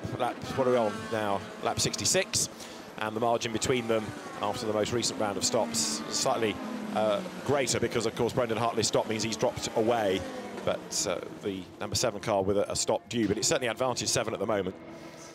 But number 8 is in many ways still fortunate to be in the battle given what happened on the opening lap of the race.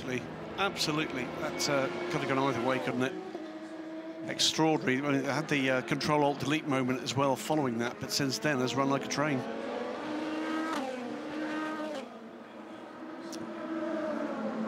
Discussions underway too, as well as at Jota at WRT. It looks a little bit edgy. Yeah. Having the engine guy going out the back's one thing. Having the engine guy and then the engineer following out the back's another thing. Duncan, I know, is going to be working his way down there. He's at the moment with Racing Team Netherlands and Job van Uitert. And catching up on that, and then he'll be whisking his way down to Joe to see if he can get to the bottom of whatever it is. Fascinating fight, though, this, isn't it? Wayne Boyd, like we were saying, Absolutely. Rookie here versus Van Dorn, who is obviously no slouch and with greater experience, but Wayne Boyd, what's the euphemism, holding his own. I mean, he's doing a very good job hanging on to that class lead, but it's pressure time because he's got to deliver. It is, and this is effectively the all-star car for United Autosports, and it is their big hope, I think, for retaining this win, or it's one of, I think, two you could reasonably expect to be there on pace, and it's right there. Wayne Boyd holding off Van Dorn, and with Colapinto in third, James Allen, who, by the way, starred at the start of the race last year, and then an unfortunate end to the race right in the final hour, I think, in the Porsche curves. But James Allen having another strong run here for Panis Racing. Panis Racing certainly, I think, stepped up massively in the last 2 years. Yeah.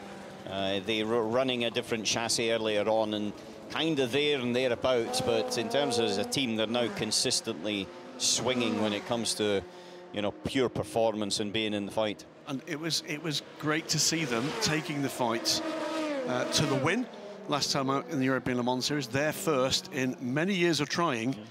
And you sort of get the feeling it's not going to be their last, because you're right, Alan. It's one of those teams that seems to have unlocked the code all of a sudden.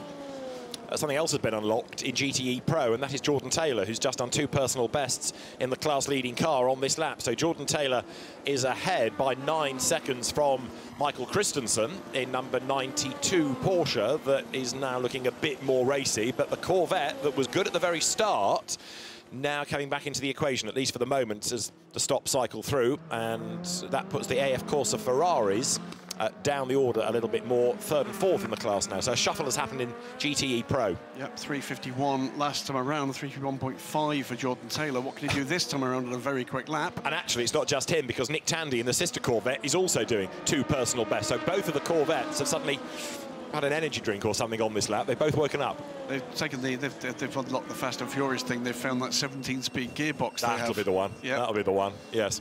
They had a good dinner. 3:50.7 this time around from Jordan Taylor, so he is finding pace. He was slower in the last sector, but he had started off very, very well. We just have to remember that they're out of sequence in the pit stops with regard to the AF Corsa cars, who are now down in 3rd and 4th place. AF Corsa have both switched over drivers about 5 laps ago, whereas Jordan's currently on his 10th lap, and so he's probably got another 4 or 5 laps to go before he'll have to come in for a pit stop. Nick Tandy is basically, well, he's closing the gap and closing it rapidly to Cooper McNeil in the 79 car, as he should be. So again, if he's coming to the end of the stint, it'll be a lighter car helping that pace. But yes, Alan's absolutely right, they're out of sequence. But it's the fact that the sector times were looking so good that was attracting my attention to those cars. Yeah, the one thing you've got to remember as well here, when the fuel weight comes off, especially if he's on the end of the first stint and maybe the second stint, when that fuel weight comes off, the car gets a lot lighter. Especially in these GT cars that are taking enough fuel to do 15 laps. And the performance can also come from that as well. A little bit less so in the LMP2 cars because they put less fuel in, and it's not quite the same effect, but it still is an effect. Yeah, Tandy took 5 seconds now to Cooper McNeil on the previous lap. On the lap just completed, it's another 6 seconds. So the gap for the battle in 5th between the 79 WeatherTech racing car and the 64 Corvette now down to 6.7 seconds, and that's around the gap that he's pulling back on him on a single lap. And this battle is still on between Boyd and Van Dorn. A half a second at the start of the lap. In the first sector, Stoffel was quicker by just under a 10th. In the second sector, he was slower by just under a 10th as the Ferrari in the background rattles its way wide over the curbing there, that being the Kessel car. But this LMP2 lead fight, well, we predicted it was going to be a great battle in LMP2. It hasn't disappointed at all. No. The cars in that fight might have changed over the course of the first, what have we had, 4 and a bit hours, but it's still a great fight. And still Wayne Boyd is holding off the attack from Stoffel Van Dorn in the Jota car, 23 from 28. Well, he's holding off the attack, but actually there hasn't been an attack because Van Dorn's not actually even got close enough to deliver one on him. But they're now being closed by Franco Colapinto. Yeah.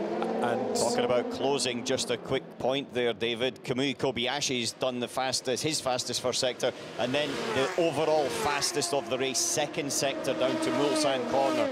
of the event so far. So Kobayashi is on one, and he's got a bit of traffic coming up in the final one, so I don't know if it will be a fastest lap or not. There's a critical point here when we look at the data from this race, because there's been a lot of debate about the performance gap between LMP2 and Hypercar, and the faster these Toyotas go, the less of a debate there's going to be, because it does show that the potential performance of these Hypercars is a little better than we were told they were looking for the performance window.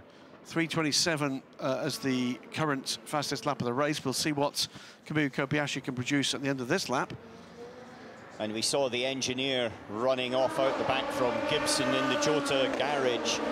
Duncan's done a little bit of Inspector Clouseau and investigative journalism, and it was actually on the 38 car they had an issue. That's the one that Anthony Davidson started, and Roberto Gonzalez is in at the moment in 15th place, a lap down because of that incident for Anthony Davidson. And it seems to be more of just of a dodgy sensor as opposed to any particular issue. So I think the cam has restored to the Jota Sport Garage. Yeah. So the leader is in the pits. On a lap on which he did a personal best sector 1, an absolute best sector 2, and then bails at the end of it. So just, again, proving what the pace could be in the sectors. So yeah, Kobayashi into the pit lane.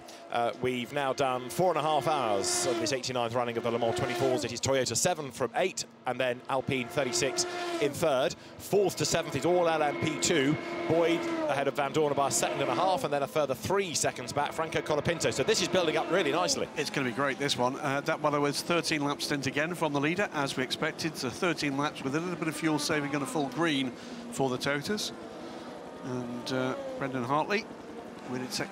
Brendan Hartley is only, what, 3 laps into his current stint, so a while yet before we see the 8 car. Car turned around quickly, 7 is on its way. Indeed so. Now, what's going on in GTE Pro? Still Jordan Taylor leading. Now, we've been saying that the Corvettes are slightly out of sequence against the Ferraris, but Jordan Taylor giving Corvette a bit of optimism at the moment, leading the class by 6 seconds from Michael Christensen, and Ollie Gavin smiles at the thought of a Corvette leading the class here. Yeah, it's fantastic, actually. I saw Jordan just on the grid before the start of the race, and he looked a little bit sort of apprehensive, nervous, but I just sort of put my arm around him, gave him a little bit of a chat, and he is a great talent, young talent, and he is the future of Corvette racing, and he's doing a fine job right now. And you know, he's formed a great partnership with Antonio Garcia. They won a lot of races last year. They won a lot of races this year in the IMSA Championship, and this is a massive race for Corvette racing. You know, to bring the C8R for the first time here. Indeed, and indeed progress as you're talking, Ollie, because Nick Tandy has gone by Cooper McNeil and takes the second Corvette, the 64 Corvette, up into 5th position.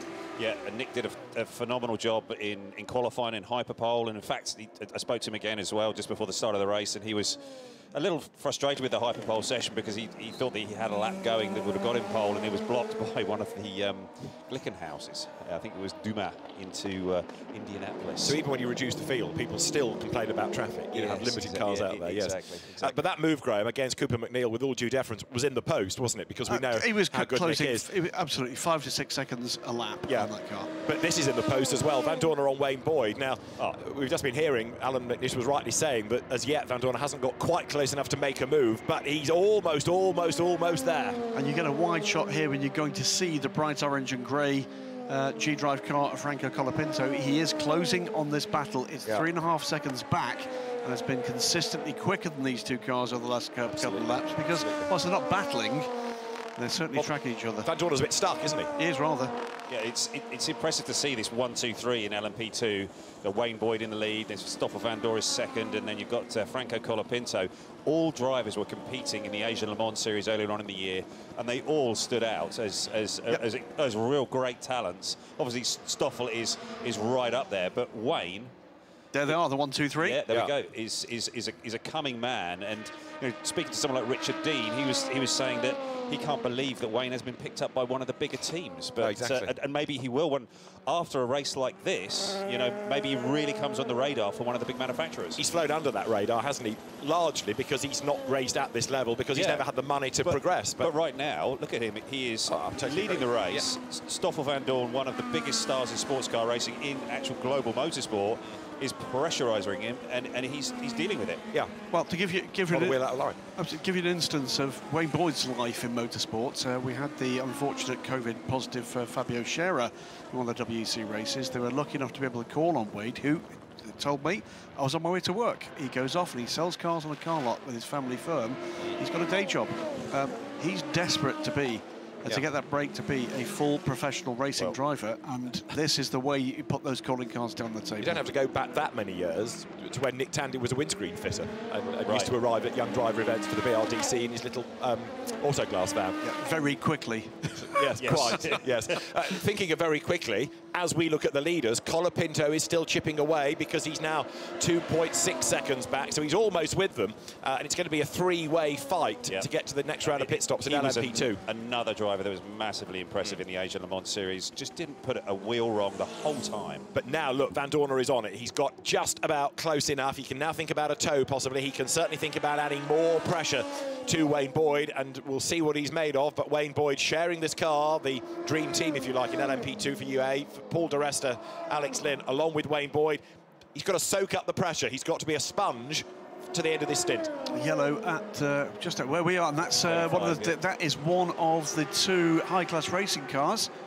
That is the 20. Again, which has had all sorts of strife. Yes. But he's got to get by here because he's going to be told by the team, and there you go, that was just caught out by the other Jota car and right in front of the Toyota. Just missed. Yeah. They're the ways in which this race is won and lost. Bit of a rub, wasn't it? That was just enough to unsettle that car. Point is that Jota will be telling Van Dorn that Colapinto is coming. The time to make this move is now. Number 36, the Alpine, is being told it's got to repair the rear lights at the next pit stop, so there's going to be a bit of time lost there, unless they can just put a new rear section on the car. As we look now at the LMP2 lead fight, that's almost side by side there. Van Dorn has a look at the inside line. Yeah, Wayne just got a little bit deep into the left there at Indianapolis, and he just rode it onto the curb on the exit, and then Stoffel was on him. Yeah. And now he's got the lights flashing, and it's traffic up the road and everything. If Stoffel's smart with this, he'll be using the traffic as a pick, and he'll be trying to find a way to sneak through. So the back markers are overtaking one another. Wayne Boyd threads his way through the inside. Does it beautifully. Gets absolutely balked, and that stretches the gap. Brilliant driving by Wayne Boyd. More the point, Colapinto now on Van Dorn. So Colapinto is now looking for a way past Van Dorn. The dynamic shifts immediately. It's amazing how it turns that quickly. Absolutely. Dare one say that has just buoyed the spirits of United Autosports, because that gap has grown hugely, hasn't it?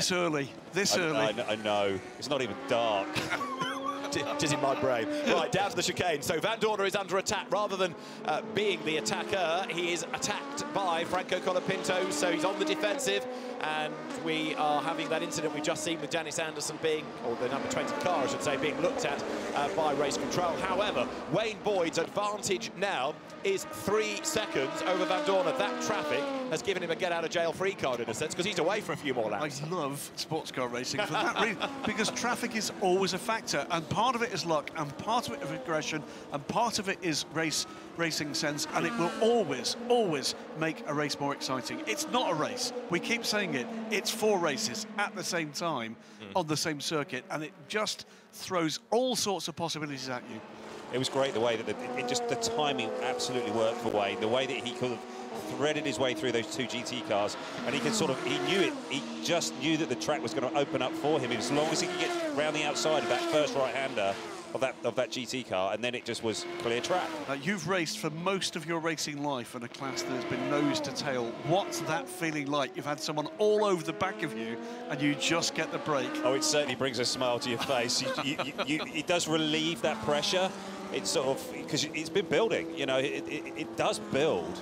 And so, you know, he would have known, you know, Wayne would have known that Stoffel's there just gaining on him, and it just relieves that pressure, so then you could just breathe a little bit, and it just naturally let the flow come back when you're driving. And this time Van Dorn gets the break, and Colapinto drops back a little, so that gap comes out a little, but these 3 still separated by, what, just over 5.3 seconds between the top 3 in this class. Let's not forget these cars, identical specifications. Yes, there's things you can do in terms of the performance, in terms of the setup of these cars, but this is where the driver skill and the skill of the team in preparation and delivery of these cars to the track really, really makes a difference. And also keeping out of trouble. You know, absolutely. In the traffic, that could have gone totally the other way. That could have been all strife, but yes, keep out of trouble. I mean, almost beautifully choreographed, wasn't it? As you said, the road opened up and Wayne Boyd just sailed through. It was perfect for him. And G-Drive, by the look of it, ready for a pit stop, because Franco Colapinto must be coming, Graham, to the end of the stint. Fabio Scherer, that's a United Autosports. Sorry. That was, it's fine. It was Fabio Scherer. Is Rusinov with Franco Colapinto? Yes, he is. Yes, G-Drive. That was G-Drive driver. And I think it was Rusinov who was putting his helmet on. It was totally a shot of Scherer. We may have moved to a shot I didn't see. Somebody's ready for somebody. Yes, come in. Rusinov's helmet has a new helmet this year. It's black with Roman Rusinov written down the sides in orange. I was using that as a guide, and I think that's what I read. He's getting the hang of this, Graham, isn't he? He's quite good, you know. Yes. All sorts of things. Great stuff out there at the moment. The Decane there with his mirrors full of Glickenhaus. Gradually climbing back up. This is Frank Mayer in the 708 at the moment. Ryan Briscoe is in the 709. There does seem to be a little bit of difference between the 708 and the 709. And I think one of the other lads was talking a little bit earlier on about how the 708 seems to have got itself dialed in, but the 709, they're still hunting for that sort of comfy spot with the car. I don't think Richard, Roman or Ryan are really that comfortable with the 709. That's Julien Canal, you see, because it says on his helmet. Just to clarify. It's a clue, I think. I'm just using that as a guide. Yes. So, of the Glickenhauses, or the Glicken Maison, we've got 708 in 7th and 709 currently in 12th place. Ryan Briscoe in the slower of the two at the moment, and he's trying to stay clear of some of the LMP2 traffic. If he can stay on this kind of pace, Frank Mayer, he'll be with that LMP2 battle in a couple of laps. That'll spice it up even won't it just? Oh boy. Yeah. He's coming across more traffic. Look at this, 3 wide down to the chicane. Sharp intake of breath. Drama averted, but only just. And by the way, great to see Frank Mayer being put in this position of trust by the team. He's been loyal to them through the development of their GT program. He was named, and I think some people are surprised to see him named as the part of the 7-man crew for the hypercar program. Put in for the race in Monza and has stayed aboard for Le Mans. He'll be delighted. It's been some years since we saw Frank. I think as part of the Signatech team in the early days of LMP2 in the WEC. Since then, he's had a reasonably quiet time, but it just goes to show there are talents out there. There is Jim Glickenhaus in his trademark hat, sitting on the pit wall, watching what's going on. And what is going on in LMP2 right now is that the battle is renewed for second place. Van Dorn to Colapinto, 0.6 of a second last time around. But Wayne Boyd is 3.5 seconds to the good. Yep, so Wayne Boyd has made that difference stick. Colapinto has managed to claw his way back to Stoffel Van Dorn. And it's shaping up to be the battle of the moment, isn't it, this in LMP2? At the moment, it's been about how they can deal with the challenges of traffic. Light is fading and fading rapidly. Yeah, at this time, it's just starting to get a little challenging out there with the darkness creeping in, and you'll just be, if you get into the car now and out on track, you'll be just hunting for those cues and those break points and those little bits that you're looking for and been using on the track, and you'll really be switching your mind over into the night practice mode.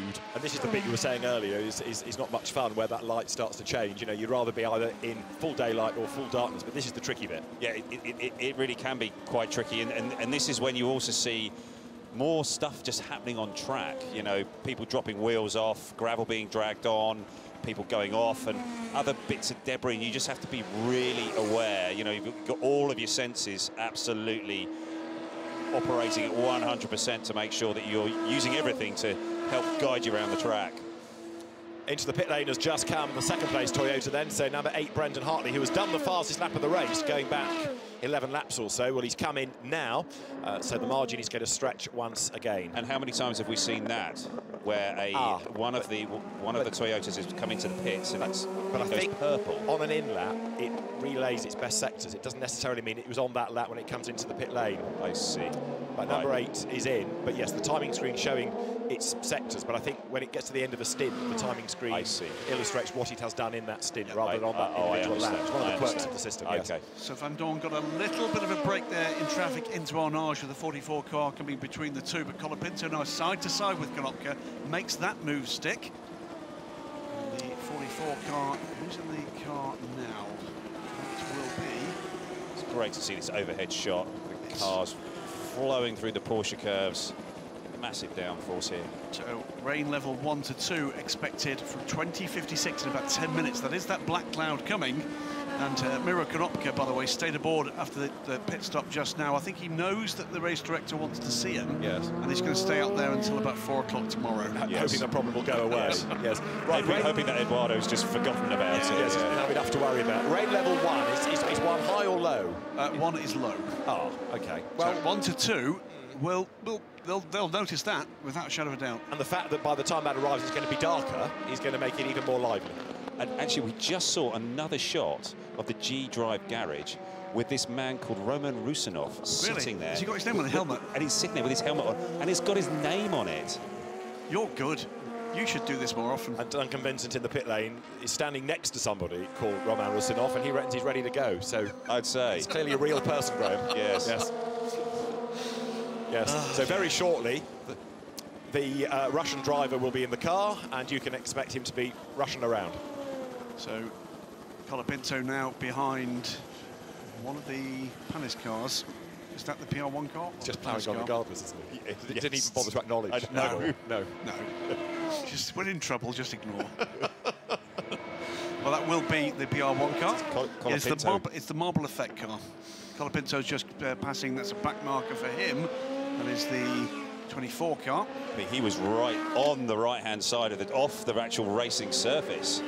Onto that that rough bit of tarmac there that lines the Mulsanne straight, and it's yeah, the car was fluttering and bouncing over all of that, all the little bumps and undulations. And that's when you get yourself in jeopardy, isn't it? Because the further out wide you run, the more little stones you can find, or bits of debris, all the litter. Yes, yeah, that's it. And also there's a chance that you can do some damage to the floor, or you can hurt the splitter.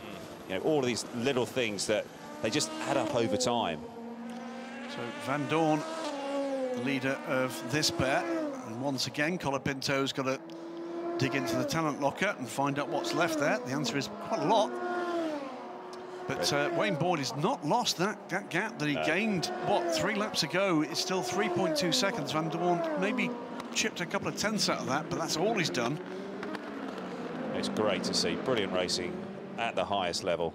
92 in. This is the Michael Christensen pit stop to Neil Yarni. Yes, to relay Neil Yarni. That's his first stint in that car, isn't it, of this race? I'll double check that. I'm sure it is. But actually been impressed with Neil. He's come into this program, and it is a high pressure program, this Porsche operation, and he had very little GT experience. Yep. I don't think he had any. Yes, and it did show really to start with, but he's worked and worked and worked at it. And he's been helped with Adam Hardy, the engineer on that car, as well as the 2 teammates that he's got are world class. And now he looks comfortable in the car. What's the connection between Yiffy Yi in number 41 for WRT and Neil Yarni? Lives in his house. Because he's managed by Neil's dad. He does. Yeah, he's lived with the Yarni family since he came to Europe, and it shows. Because we were in Dubai at the Asian Le Mans Series, and there was Neil Yarni, and what are you doing here? He was a little... I'm his landlord. Right. If not paid his rent. Trouble with a tap. Yes. Now, Toyota number 8, still running in second place. Brendan Hartley at the wheel. Let's go and eavesdrop for a moment. Hey, Brendan, rain expected 10 minutes. Rain expected 10 minutes. Heavy or not? Light, level 1 to 2. Level 1 to 2. Light, 10 minutes. So Brendan Hartley gets the message and gets his brain in gear to accept and get ready for that rain. It's that level 1 to 2 it's quite a problem, just because it's enough to make the surface slick, difficult, but it's not wet enough to go to wet, or unlikely. Let's just see, because it might just be just on one particular part of the racetrack, and that's again another challenge of this race circuit and this race is that the circuit is so big, and you know, you can have only 30% of it wet. Which is what we had before, you know, the amount of water was not consistent all the way around, and it was changing. Yes, Graham? Just the shot as we saw the Project 1 car pulling away, you can see that black cloud beginning to sweep in. That rain is expected within the next 10 minutes. And, of course, level 1 to 2 is what's predicted. That cloud looks pretty menacing to me. Wouldn't be remotely surprised if it's slightly heavier than expected. Indeed, indeed. We shall see. For the moment, there are still people pressing on, though. Ryan Briscoe in the 709 Glickenhaus has just done a personal best sector. So, for that matter, has Kamui Kobayashi. So, as it gets even cooler, because it's not exactly been a balmy August day, has it? But as it starts to get a little cooler, so quick lap times can be coming. Yep. And, you know, we've seen the AF Corsa cars now, Comladigar and Sam Bird in the two AF Corsa cars, 51 and 52, sort of stretching out and pressing on, and this way it flip-flops backwards and forwards with this strategy in the way it is, with that safety car period. So, yeah, strategy being played out. These pit stops coming thick and fast now. The 22's in. Yeah, that's Phil Hansen, who was doing good things closing on Yiffy 8, but now has to come to the pit lane. So the United Autosports entry in, and new set of tyres going on to 22. United Autosports busy not only with a three-pronged attack in this race, but also running cars in the Le Mans Cup, 2 support races that have been here this weekend. So 22, the Phil Hansen, Fabio Scherer and Felipe Albuquerque car gets a new set of Goodyears, and we'll go back into the race as the rain gets closer. We're about 5 minutes away from the expected flute. Watching Sam Bird working his way through the Dunlop chicane.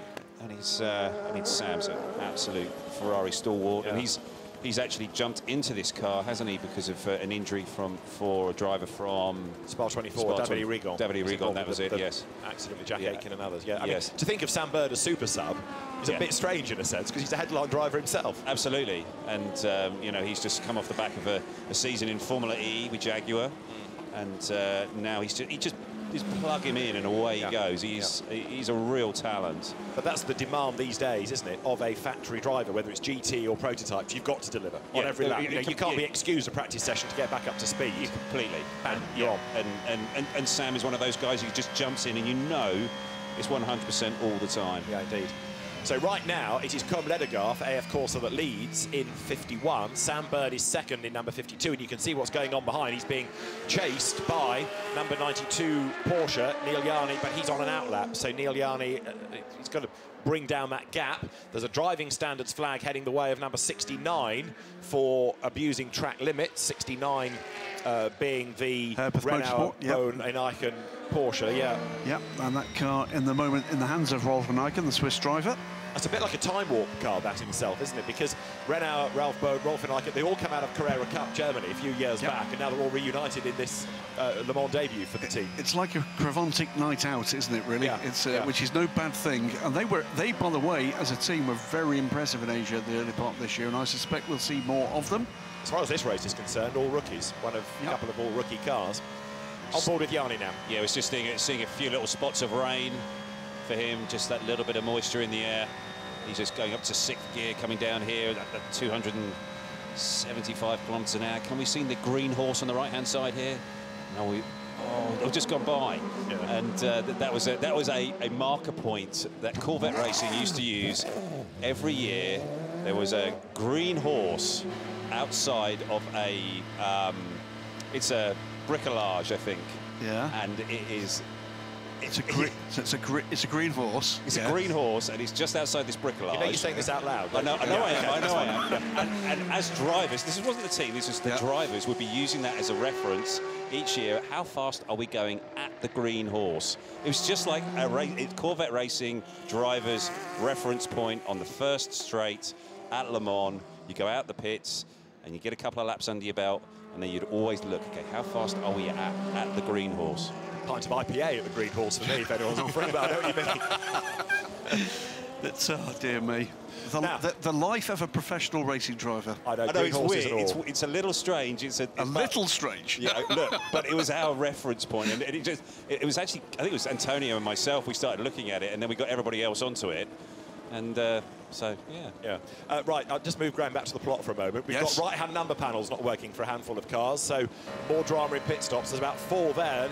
This, of course, increased importance. Race control need these number panels to work going into the darkness. They have to work, and they will be told to fix them at the next pit stop, at the very least. But is that something that's easily, like a fuse, or do you just take the door off and put a new one on? I'm pretty sure you just take the door off and put a new one on. Absolutely right. I mean, what we saw, the classic story is the first year of the Toyota efforts, when the car was effectively not designed to be a race car, but they came in because Peugeot weren't there.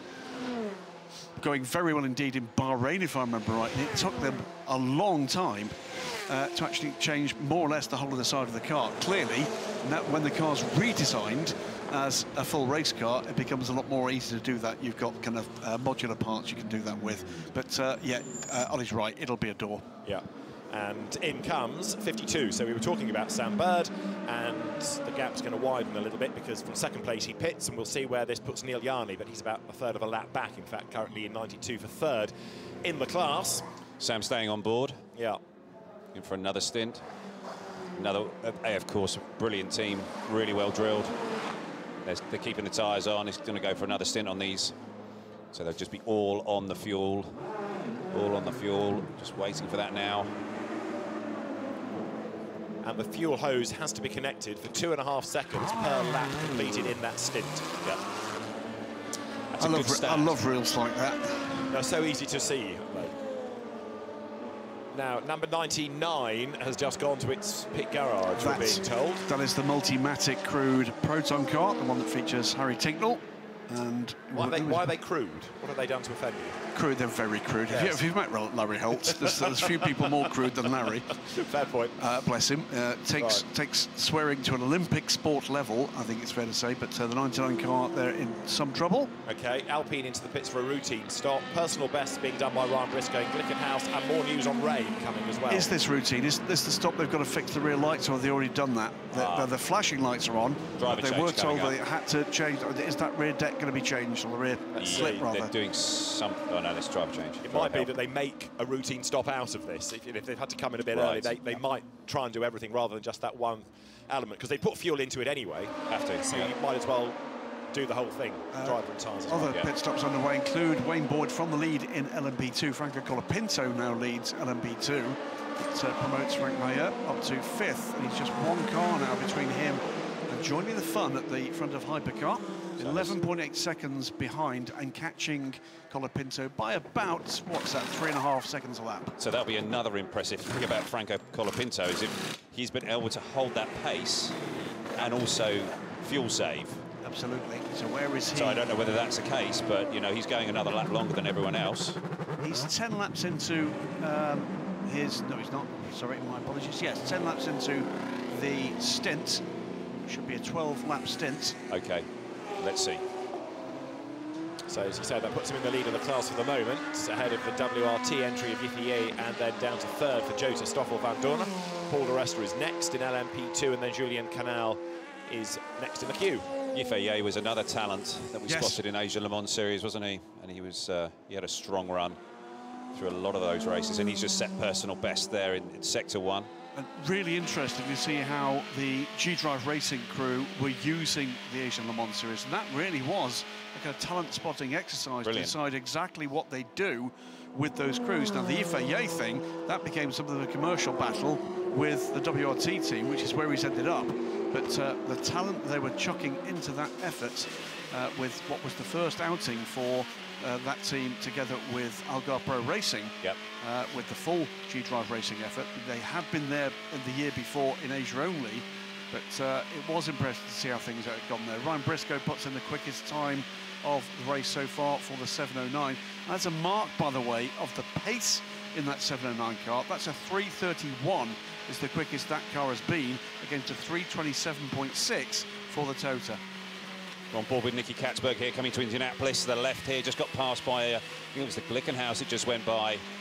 Just using all the curb there on the exit, up to 3rd, and then hard on the brakes, down to 2nd, down to 1st for Arnage. Really tricky corner here. Traction's always a problem off, but he gets it down well. The C8R has got fantastic traction. and working its way up through the gears and down into the Porsche curves. We didn't see any attention going on to the Alpine. We think they did have to fix the rear lights, and it was a 1 minute 25 second pit stop against a 1 minute 11 for the Toyotas. Looks to me like some work went on there. So yes, time they can ill afford to lose, given that we know they're going to have to make more stops. Yeah, but still they're in third, and I think they always knew that it was very likely to be something where they were expecting to be sort of relying on issues for the Toyotas ahead. And we've now got Alexander Sims in the 64 car. A couple of laps on those tyres. And he'll be pressing on, just trying to make up that time that they lost behind when they got split with the safety cars, didn't they? Absolutely. Yeah, it's unfortunate. It's just the way it can roll here at Le Mans with the multiple safety cars on such a big track. The drizzle is starting, and number 99 has ended up in its garage as they go to work. Into the pit lane now comes 26. So this is Franco Colapinto bringing the car in.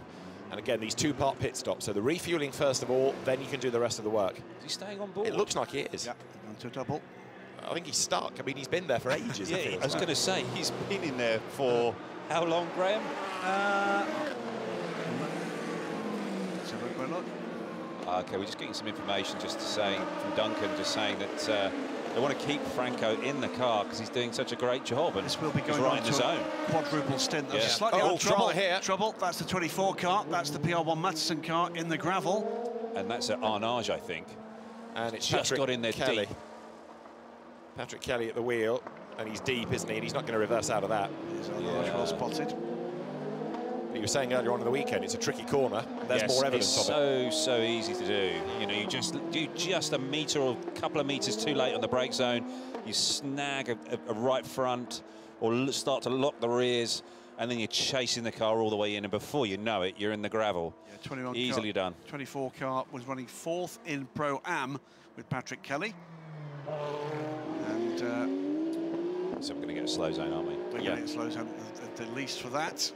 So it's going to be a matter of where the recovery equipment is for this. And also, what's the left front corner like? Has he hit anything? And if he has, how bad is that damage? Well, it's almost like the fact that he's deep in the gravel is good news. Yes. On that front. Yes, because it stopped him. It stopped him. And it looks to me like he's just almost nosed it in, and it's just ground to a halt, and then he's like, you know, just more frustration than anything else, and they know they're going to have to get the car back, clear most of that gravel out, give it a quick once over, and then on their way. But all of this time, it's just no just section lap time. being readied for that car.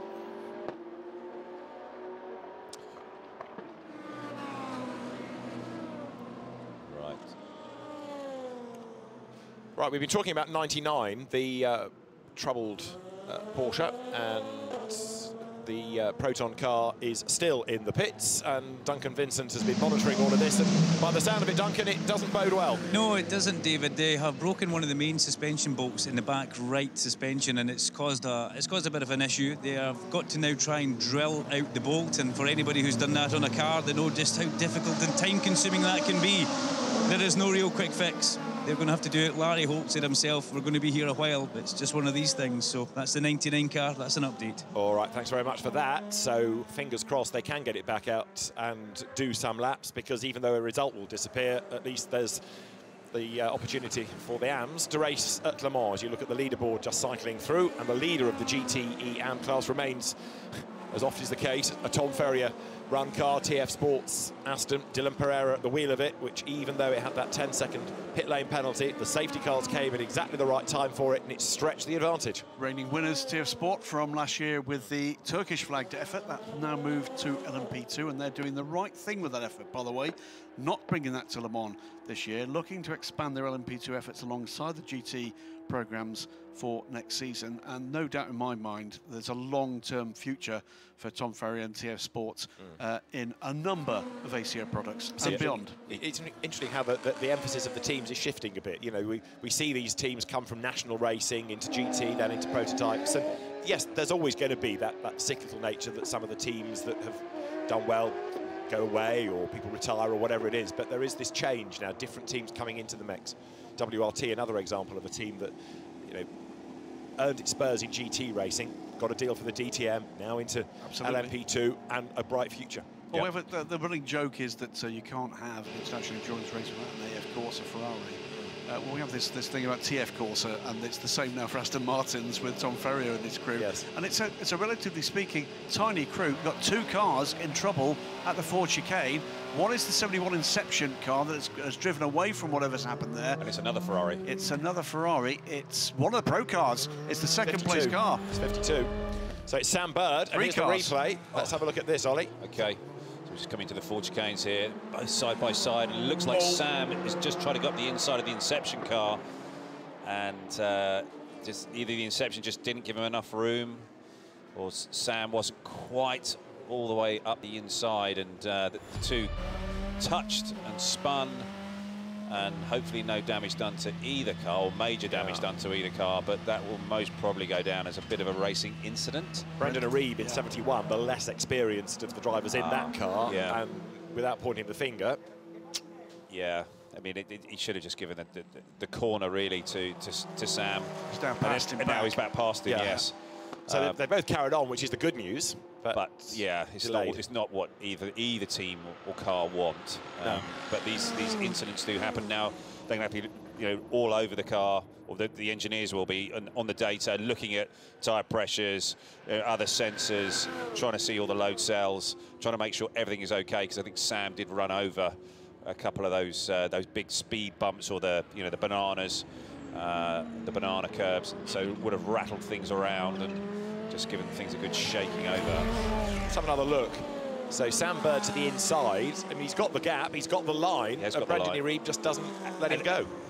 And it was almost like it's almost like he could see that he was going to come across on him, and Sam at the last minute tried to get out of it. He was locking brakes. But that's one of the perils for the pro drivers, isn't it? Because you are committed to your lap, your race, your line, but you don't know what an AM might be doing. Yep, that's it. And that's part of the skill of operating here at Le Mans is trying to read the body language of the car that you're coming up to pass. Trying to understand, okay, how precise is this driver being? Where is he placing it? How much curbs are he using? Is he flowing the corners in the way that you would be doing, or that another pro driver would be doing? This is 24 about to rejoin. Now, Graham, what's this cost? Is it a lap, 2 laps? It's at least a lap, and we've got rain. You're absolutely right at Arnage. The 24 car will rejoin now. Gently, the rain. Yeah, has just been passed, in fact, by John Falb at G-Drive Racing. Drive off the line. Yeah, please drive off the line and get rid of all of that gravel. Drive back on it. He's dropped from 4th to 5th in Pro-Am, at least with that incident, and he's coming out just in front, I think, of Maxime Brabant, and I think we'll lose another place. No doubt my money should be coming in after that. Hey, thumbs up. Big thumbs up there. That's awesome to see. These are the moments, aren't they, that really do breed race fans. News from High Class Racing about Jan Magnussen's most recent pit stop, a delay because they were fixing the GPS antennae for the FIA data, which wasn't working properly. Also, the nose was changed. Anders Fjordbach hit something during his stint, and they were able to use the time that was being taken to fix the antennae to sort the nose out as well. We did see Fjordbach rattle over the curb, didn't we, the Porsche curbs? We saw the 20, yes we did, and we saw the 20 in trouble at the Ford chicane. chicane. But I just wonder whether that rattle over the curb did a little bit of damage, and that might have been the trigger for it. Anyway, well, I was sorted just crunching some numbers. Something else just popped up, and apologies if you already mentioned this and I didn't hear it, but there's another issue for the 71, which is 10 seconds added to the next stop for a slow zone infringement. I don't think we had mentioned that, but yes, it's one of those cars that's accruing dramas. It is. Yeah. Right, back onto the throttle goes in 7, Kamui Kobayashi, race leader. He wasn't messing around. No. He was straight back on it. Threads his way through the traffic, through that bank left at Indianapolis, first gear corner. And now we get to that point where you see the effect the headlights have through the darkness. Yep, exactly. And it's all going to be about switching those tyres back on again and just sort of tiptoeing your way off of. We've got another car off here, the 29 Racing Team Netherlands. That's in the gravel trap. It is. Fritz van Aert. Okay. And I think Fritz van Aert on the radio is talking about the fact that it's raining and it's caught him out. Yes, or words to that effect. Yes, and he's not very happy at all. No. And he should have erred on the side of caution then. We've got it here on board now with Fritz van Aert. God damn it, Jack. God fucking damn it, man. Well, there you go. Apologies for the language, but Fritz van Eerd is very irate. He's in the gravel. He's been caught out by the rain that was coming, and he's off the road. But it's not the team's fault. He's driving the car. It's his right foot that judges the speed, isn't it? Yes, and he has. And again, this is another thing with the rain, isn't it? It just pops up, and he just arrives at a corner, and sometimes you just are a passenger, and you're just the first car there, which is obviously not good. So Job van Uyt ready to go. He is a shrug of the shoulders. There's nothing he can do at this point.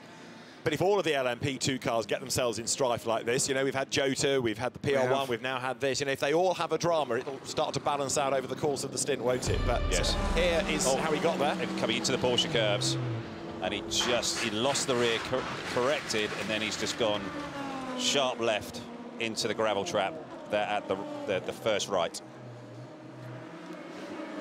So Fritz van Eerd in the gravel. Let's see if he's calmed down at all. Do you hear me? Do you hear me? Yes, I do. Okay, okay. Yeah, I saw you are in the gravel. Yes, man, but it's fucking raining. Nobody's telling me, man. I will tell you a couple of times. Stay calm, stay calm. Don't worry. Again, apologies for Fritz van Eerd's language, but he's the team owner, so he's very keen that people give him the information. But there's now a little bit of an argument going on, and the rain is certainly catching them out because we've got more cars in the gravel. With two more off. Yeah, we've just seen the #1 Richard Mille car. There are 2 off here up at the exit of the Dunlop S's. Both United, I think. They are 23 and 32, and it's 32 that's in the gravel. And there is the #1 car reversing across the circuit and gets harpooned by number 74 that was on a mission, and that was Tom Clout. Tom Clout now by the look of it, because that was a big whack of the safety cars deployed. Yeah. Okay, where's this gonna come out, and what's it gonna do? But reversing across the track. Yes, that Who was that? That was Sophia Flörsch. Yeah. Right, so safety car is deployed. Let's catch up on who's gone off the road. 32, Graham. That's Manuel Maldonado. Yeah. And there, having had a spin, Sophia Flörsch was trying to reverse off the racing line, but across the circuit and into the path of number 74 that was trying to dodge around. This is the United Autosports. Harry Carey. They made contact, significant with contact. 2 United cars. Yes. Yeah, 23 and 32, as we were saying. And they've wiped themselves out there. That is just, he's come into... That was Maldonado at 32 that was more at fault, wasn't it? Yes, but he had arrived in the brake zone for the Dunlop chicane, and it was obviously too wet. He was at full speed, locked brakes, and then he's gone to try to go straight to use the gravel trap to try and slow himself down. And he's just gone straight over and taken his sister car out. And then we've got another car off, I think, at the at the Ford chicane. It's a P2 car, I think. Yeah, headlights facing the wrong way. Have we got Sophia got himself into the same situation again? One at the exit. 25 has gone off at pit in. And there's another one in the gravel coming out of the chicane. You're quite right, Graham. So trying to catch up on everything. This is a replay of the dramas that went on for United Autosports. No, that's a different incident. This is Sophia, and she's crashed with a 26 car. Forgive me, she has. You're right. And then tried to get out of the strife. And it's the 48. The 48 is the one in strife at the Ford chicane. So we've got the 25 in trouble at the exit, the Ford chicane. Sophia Flörsch still hasn't managed to get that car turned around. No. She's impacted the 26, then the 74. We've had the 48 in the gravel here, and we've had the 23 and the 32 hitting each other at Dunlop. And the catalyst for all of this is, it's obvious, but it's raining and they're on slicks, and the grip level has just disappeared. There's at least 6 LMP2 cars involved in 4 separate incidents. And what did I say a couple of minutes ago? If other people have dramas, it brings you back into the game. Yes, it does. Like the 38 Jota entry, for example, from earlier on. But quite a bit of damage done to Sophia Flörsch's car, and if it won't start and won't fire up and she can't turn it. Now, this was trying to reverse out of harm's way. Along comes Tom Clout, who... think he's committed to the right line, but then realises that he's got it no escape. No. It was like they're magnetic, weren't they? Yeah. I don't think she can So this is the incident, this is how she ended up like this, and it was... She's got together with the 26 car, Franco Colapinto. It looked like that 26 car had lost it already. Yeah, and that's just pitted with the damage. So Colapinto, remember, was kept in that because he was doing such a good job, the team told us, and in the start of his next stint, he's caught out by the weather, he's done some damage, and that thing falls down the order now. I say thing because it's a damaged car. It was 7th, it's tumbling to 8th in class, and that's the damage for Tom Klut, who's brought 74 into the pit lane. So let's just summarise, gentlemen, what's gone on here. Rain has fallen, and we did say it was going to be probably heavy. It looked like it was going to be heavier than predicted. What, level 1 to 2 until 21:20, which is 5 minutes from now. Looks to me to be slightly heavier than that. So 26 and number 1 got together. We didn't see what started that incident. We did see the 26 spinning across the front of the number 1, impact, and pretty heavy impact between the two. In trying to recover from that incident, there's then a second incident for the number 1 with the number 74. Separate incident again up at the just before the Dunlop Bridge with the 33 spearing through the gravel. 32. 32 and impacting the 23 Correct. of Paul de Resta. The 32 is still in the gravel up at the Dunlop Bridge. Then 2 further incidents, one at the exit of the Ford chicane involving the 25 car off the road and I think has rejoined, and another incident at the entry to the Ford chicane involving the number 48 EDEX Sport car. Just go through that again. Yes, I can. So at the moment, we've got the 74 is in the garage, the 26 Correct. is in the garage, both with damage, front damage to the 74 and significant damage, we believe, to the 26. There is a 74 with the new front bodywork having been fitted. But the good news, if there is any for these teams, is that with the safety cars out, the pace of the race is a bit slower. Absolutely you could right. lose a bit less time. Less With time, all yes. of that, the Jota car is back into the lead of the race, the 28 car. The Jota car in the hands of Stoffel van Dorn, ahead of the Panis Racing car, Julien Canal, Louis Delatraz third in the WRT car, Fabio Scherer fourth in LMP2. The 23 car, by the way, is still out there after that impact. I think it's lost 1 single place to the second of the team WRT cars, Ferdy Habsburg, and still the number 1 car is stranded in the middle of the road. I can only guess no steering. Yes, because all it can do is go back and forth. Absolutely. And that steering damage will have come in the first impact. Yeah, that very, you identified. very likely, yes. Yeah. And it was, you know, so now she's just stuck. So the only incident we really don't understand in terms of impact is... Ho-ho. Is what caused the incident with the 26 and the 1 in the first place. Yes. Was it Colapinto losing it in the rain? Was that side-to-side contact? We don't know. We just saw the major impact between the two. We'll unravel it in due course. Duncan Vincent is down at United Autosports trying to assess what the parts department is bringing out because they've got 2 cars to sort, and of course Maldonado losing time. Now also, Graham, these were the incidents at the end of the lap, the IDEC car. Yeah, that's what we saw recovering. Yeah, and there was more coming through the chicane as well. The 25 car was further down the road than that, and it was a separate incident. That was almost up against the pit wall. So our second safety car period of the race there is 26. So, you know, how quickly things can change, can't they? A car that was doing so well, and all of a sudden, massive time loss. It's there in the garage, and it's losing place after place, and the fear is lap after lap. Graham, can you see who's in the 26 car? That is... Is it a bloke with Roman Rusinov written on his helmet? This is going to be a long race, isn't it? It's going to be the running joke of the race, that's for sure. So Roman Rusinov, who delayed his arrival behind the wheel because Colapinto was doing such a good job. Frankie was explaining himself to the media over on the other side of the garage, and so now Roman Rusinov behind the wheel. So another replay let's have a look. Colapinto arrives, look left. Boom, there he's lost it already, hasn't he, completely? Yes, I think so. I don't think there was contact before the major contact. I think he'd lost control. I'm not sure whether Sophia had actually seen Franco coming. Yeah. Maybe she turned in. There was. She was the top incident. This is the other incident with her. It was like they were just on a collision course, weren't they? Still have not managed to move that car. Yeah, there must be a maybe issue, possibly gearbox, and also with the steering now. It needs a lift, doesn't it? There? Yeah. They need to get the flatbed over, which is heading that way, or at least think she's still in the car. Yes, you're right.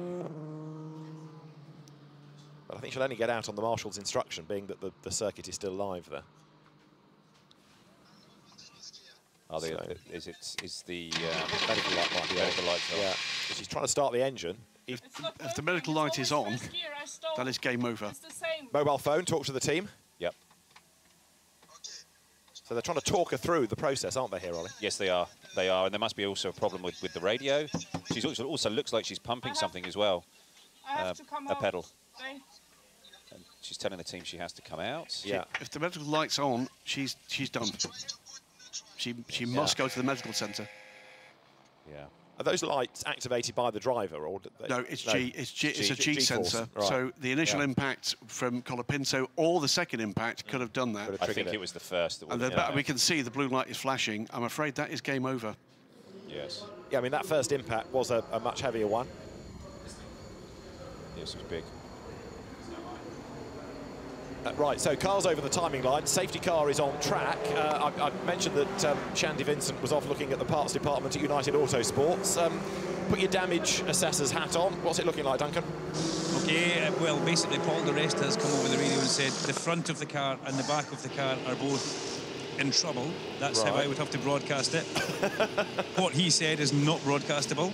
And the 32 are saying that, yeah, there's damage to that car, but also the engine now sounds pretty terrible. So it's not been a good 5 minutes for United there. All right, thanks for the news. Bad news as it is, but United Autosports' chances are just unravelled. Yes, they have. And when you actually look at that incident, the two cars colliding, and the amount of energy that was going through those two cars, you just go, well, it's a tough hit, and something I think both cars are going to struggle with right now. That had looked like it was the car that was going to make progress in the next stint or so. We're going to see again, this is the impact between the 74 car.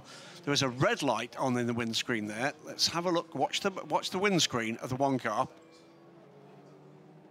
Blue light, medical light has come on. It has come on in that second impact. And that, I'm afraid, she has got, my understanding of the regulation is a big hit. Oh, yes. And that means that she does need to leave the car, and she will have to go to the medical centre, and that car stranded out on circuit means she'll leave the car, she'll be far enough away from the car, that car will be gone. Yeah, that's that day done. Really tough break. I think that the replay of that onboard, is Franco Colapinto not backwards as he comes into shot past the nose of Sophia Flörsch's car? I think as he comes into shot, he is almost sideways. He's not backwards, but he's sideways. And I need to see it again, but I think that maybe Sophia hadn't seen him and was moving over on him slightly, but the surface was definitely damp, slick, and there was going to be, an incident. Reminds me of Mario Andretti's summary of the Porsche curves in the race that he and Michael very nearly won when they had a big crash there. He said his exact words were slicker and snot, greasy, grimy, and very nasty. Well, it probably wasn't, but it was very slippery indeed. And that car with the medical lights flashing, Sophia Flörsch is out. The driver is instructed by the marshals to remain in the car if the medical lights go off until the doctor arrives, until the medical crew arrive, not marshals. They will not move the driver because with an impact that's big, you don't know what damage has been done. Actually, the most frightening bit of that whole sort of number of incidents was when you get the onboard and you're watching Sophia, and she's clearly still focused on trying to get her car moved. And then there's the hit. And then there's the hit, and it just that absolute shock of that second hit. Well, because she doesn't see it coming, because, and also because she can't look out the side window. But you can see the rear shot looking through the curves there. There's just a wall obscuring her from the racing line. There's no way you see her in the road until you are 30 metres away. And it's almost like I'm sorry, I can't. Who was driving the 74? 74 was in the hands of Jim Trinslow. No, it is now, but it was Tom Chloe. But even, and he said, well, he was behind, it was yellow flags, he must have stayed. Even slowed down, he gets around the corner, he's 30 metres away, he's on slicks, it's raining. That's why cars are going off left, right and centre. Even if he tries to stop, in the dry he might have, in the rain he's got no chance. It was a classic example of going where you're looking. And he was looking, and he was just laser focused on that car. Yes. And he was he was only going one place, and that was straight in the side of her. Now, from Sophia's point of view, she's in that cockpit with the new safety bar, the relatively new safety bar that separates the two parts of the cockpit. That obscures her view to the right-hand side. So she cannot see what's coming from her right-hand side. But even if she could, she can't move the car. The car's, she can't steer it. But that's why she was so shocked. Yeah, absolutely. Yeah. She had no idea that was coming. You just saw in the Jota Sport garage, you just saw Antonio Felix da Costa kind of banging his head on the partition on the wall because he can't believe what is going on at the moment. And you know, every lap that the safety car stays out, their chances of closing up on the leaders go again. On board with Sophia. So she's kind of in the middle of the road. She's not to the right. She's not turning in. She's not moving over to the left. He comes past her, out of control, I'm afraid. Yeah. Again, watch the windscreen, nothing else, of the #1 car, and look for the blue lights. Yeah. Instantly. Yeah. And also, by the way, in the Racing Team India car, so how has that car left the pit lane again? Yes, his blue lights have come on as well. And here we go, this is the onboard now. She's trying to get the gear, and she's just hit. Yeah, and it's the shock. It's what the devil was that? I mean, that's absolutely... It's a brutal hit. And she's so focused on the steering and just trying to get the car into neutral and trying to get it into reverse. No, boom! Yes. Another explosion. So the answer on the Racing Team India car is it was able to leave the scene of the accident and get back to the pits, and they changed the driver. The driver may well now be on his way to the medical centre as a result of that. Teams now coming into the pit lane, and they're going to intermediates, I believe, that they're putting on the car. This is the 20 car, I believe. Looks like. Cut to the hand. Who was in the real team car? Is that Norman Nato? Not sure. No, I'm not sure either. He's got a hands device on, and I think it could be. Is it just? Is he getting ready to go in? It is Norman Nato. But it might actually be. That's a good spot from a hairy wrist. Toyota Gazoo Racing lead. We are 5 hours and 25 minutes into the 24 hours of Le Mans, and it is a hypercar 1, 2, 3. And if LMP2 cars keep crashing at this rate, there's a growing chance that a hypercar might actually win this one as well. Panis, WRT and United USA are the top 3. Cedric, don't shoot me yet. You might need me later. Might not. It's a good line for AF Corsa 1-2. Ferrari back again with their foot on the throat of the GTE Pro class at nearly 1/4 distance. In GTE-AM, again, TF Sports number 33 car sneaks up onto page 1 of the timing screen in 34th, ahead of Kessel Car Guys and the 83 AF Corsa car. So, Jota's 38 car in the garage, and is it going to be the end of the road for that car? I didn't hear what Duncan said when he reported back from Jota. They had that trip into gravel with Anthony Davidson just after he'd taken the lead car over, as it was then, from Antonio Felix da Costa. Then there was a lot of consternation. Gibson engineers, the engine suppliers, really chatting very, very animatedly to the team and a sensor, and here we go. This is a hive of activity now in the United garage, and this is where your team manager, your crew chiefs, or your lead mechanics are really earning their money and knowing where to go, what to do, what parts you need, how you're going to get things fixed, and how you're going to get it all back together as fast as possible, but in the correct way. And then this is an extremely well-drilled team. They've got a lot of staff here, a lot of people. It's a big setup, but it's going to be solving those problems, fixing the car as quickly as you possibly can, getting it back together during this safety car period, which you're not losing that much time as you would under normal green flag racing. But I think we're going to go. Yeah, let's get down and hear from Duncan Vincent. He's with Paul DeRestra at United Autosports. Wayne Boyd was the leader in LMP2, and he's got a lot of problems going on there. Well, I'm not actually with Paul. Paul's still in the car, but I can see Paul's face that he is not a happy boy. They're changing the front left steering arm. That was bent. There's a kink in it.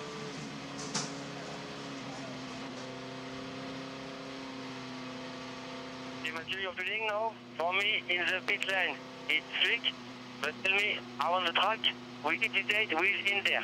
Me too. Like in the Porsche, it looks to be dry or drying, but we are so slow, so I cannot tell you now in the chicane how is it, you know, it was really wet. Copy.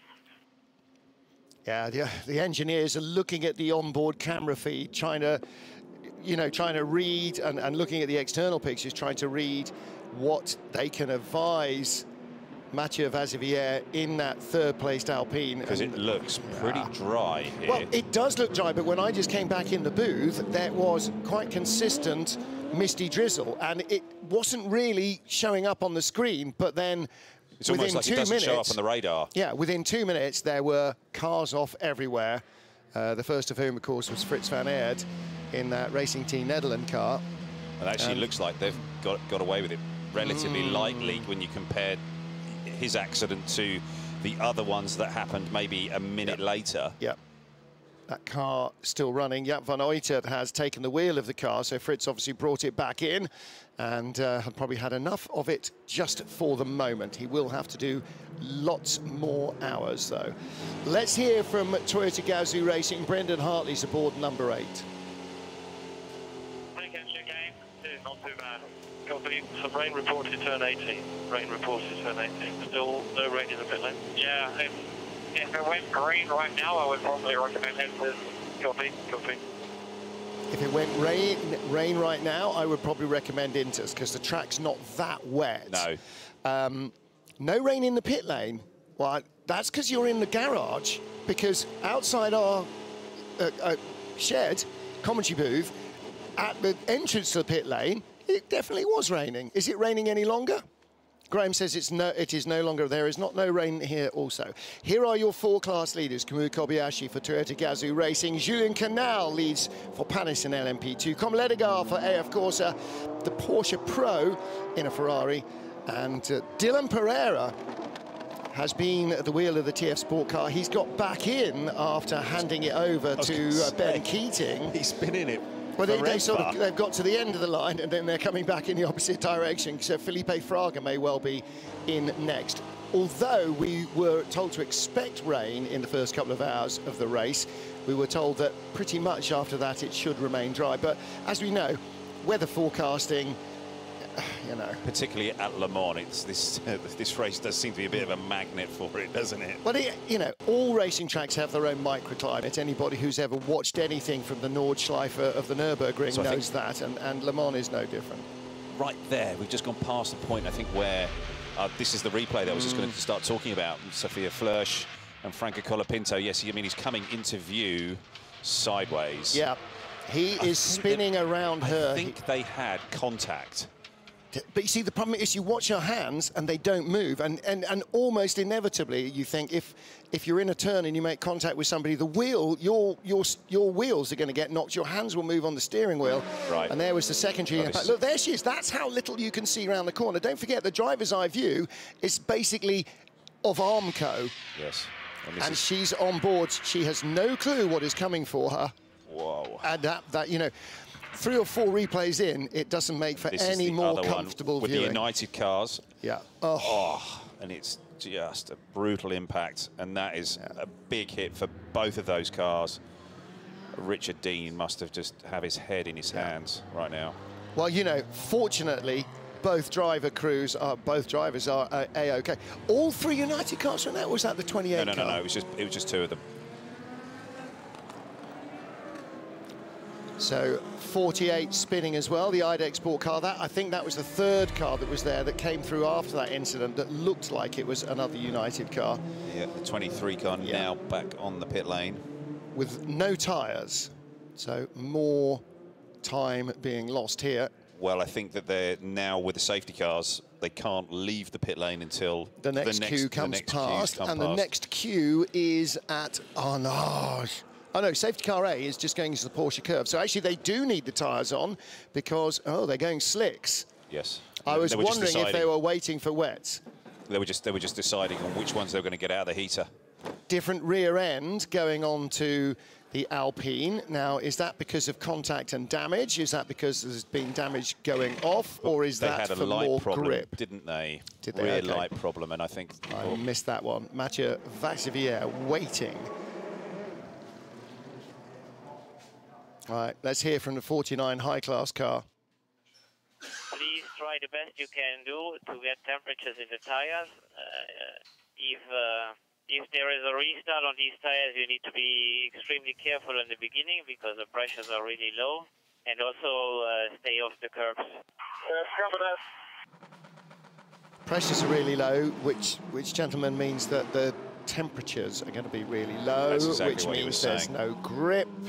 Stay off the curbs, because otherwise we'll get a puncher, or more likely to get a puncher. And the car will bottom out if you straddle them, because you've got a little less there. You can see the driver's safety indicator inside. Darren Turner, safety car boards are out around the circuit. Safety car light is on in the cockpit. So everybody knows exactly the state of the racetrack, where they are. I've just come back and it's all kicked off, hasn't it? Pandemonium again. I know. Was it you? I don't think so, but yeah, it looks like a lot of chaos has gone on in the last 25 minutes or so. Yeah. Well, you know, toss a sprinkle of rain into a closely fought race when everybody's on hot slicks, and that's what happens.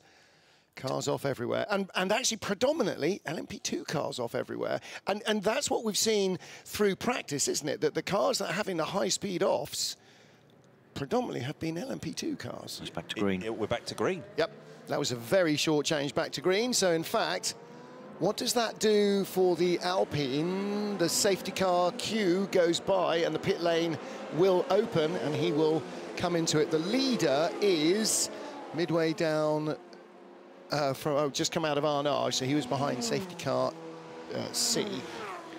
For the drivers that were in the pit lane just now and being released on new tyres fresh out of the oven, this is actually ideal because at least they can get straight up to speed without having some more time behind the safety cars. Yeah, and the guys that have been behind the safety car, they're now going to battle to get their tyres up to temp and just get everything going again. And it's as Jan's engineer was saying, you know, you've just got to be super careful when you get going again.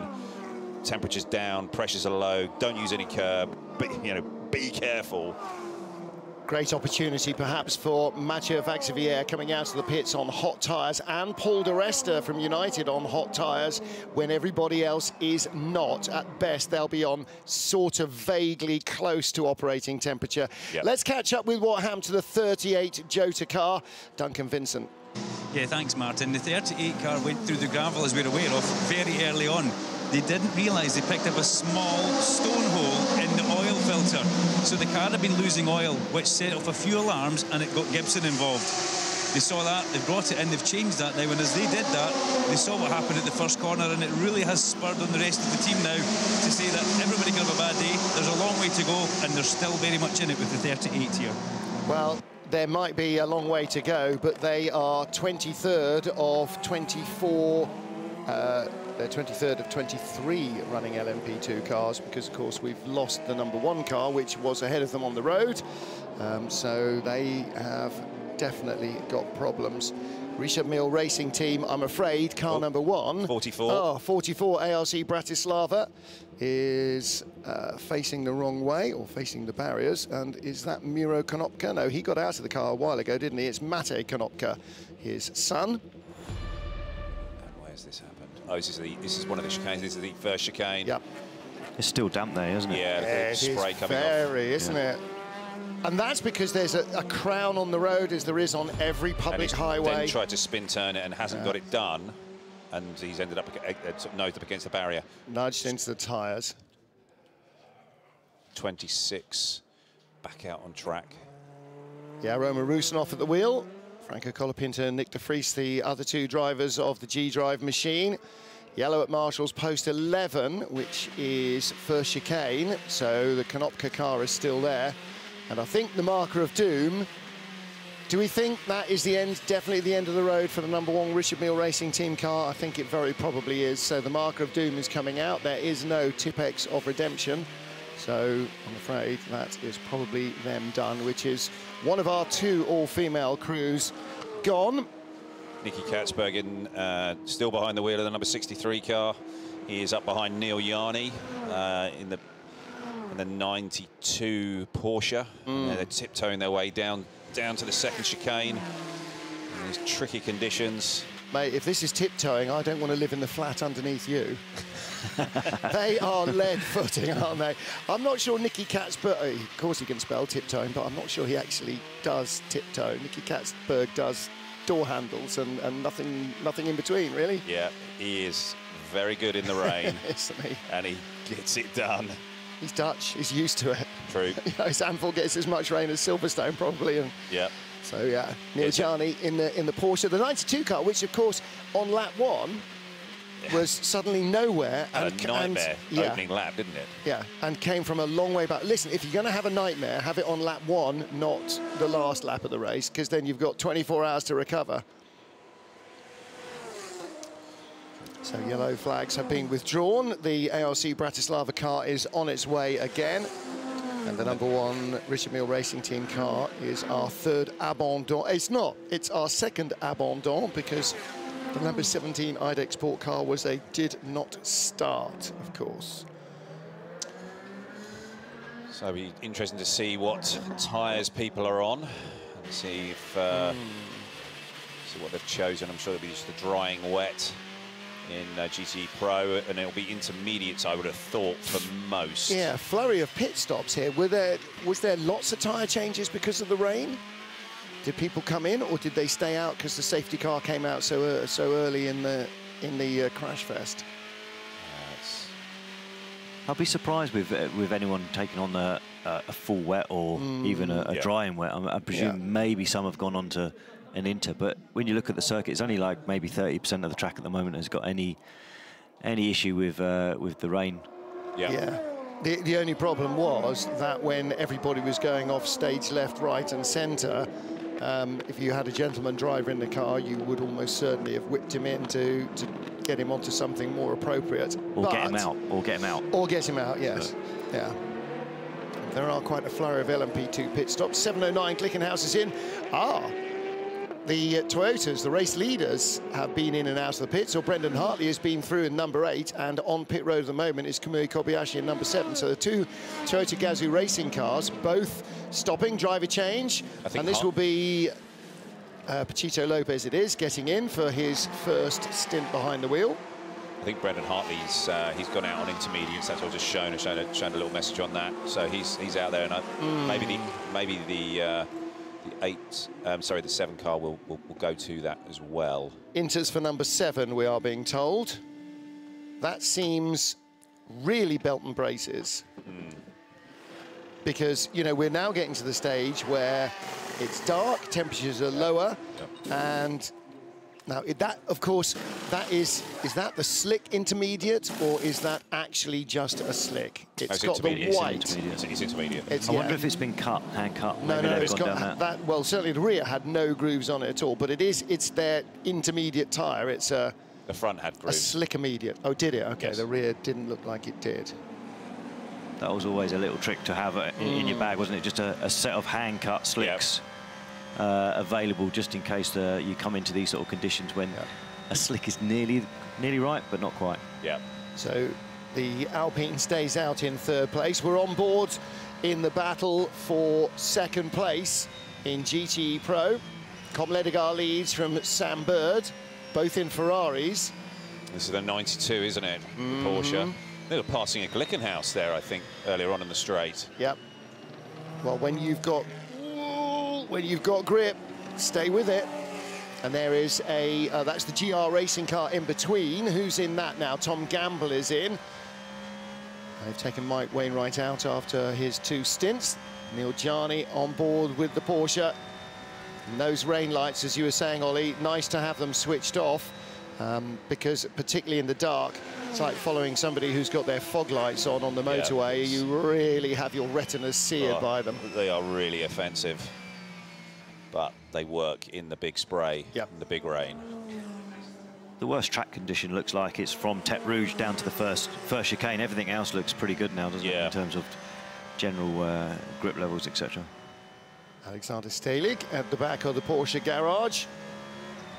And this 92 car, you know, you wouldn't have given tuppence for their chances on lap 2 of the race, would you? And here we are, we're not even a quarter distance, and they're in a podium position. And how far from the lead of the race? 18 seconds. Yeah. 19 seconds. Yeah. And that's, you know, a drop in the ocean. Even in a class this competitive, that can come and go in a heartbeat.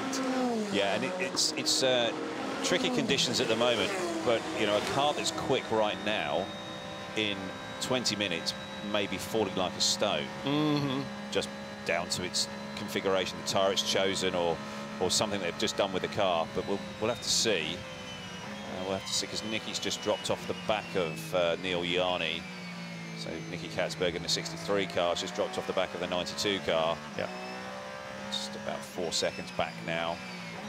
Did we see what tyre the number 7 went on? Inters, they were 8. Well, I'm assuming it was 8, yes. 8 definitely went on to an Inter, didn't it? Yeah, I was told that, yeah.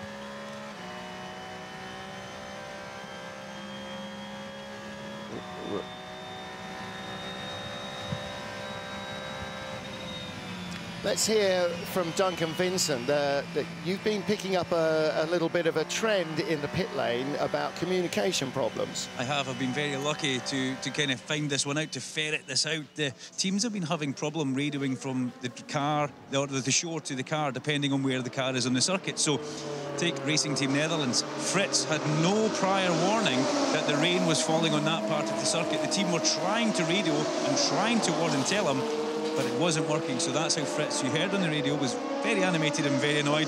But that's just one of a handful of teams that's been getting caught out with it, Martin. So radio communication issues at Le Mans, catching the teams out with the weather.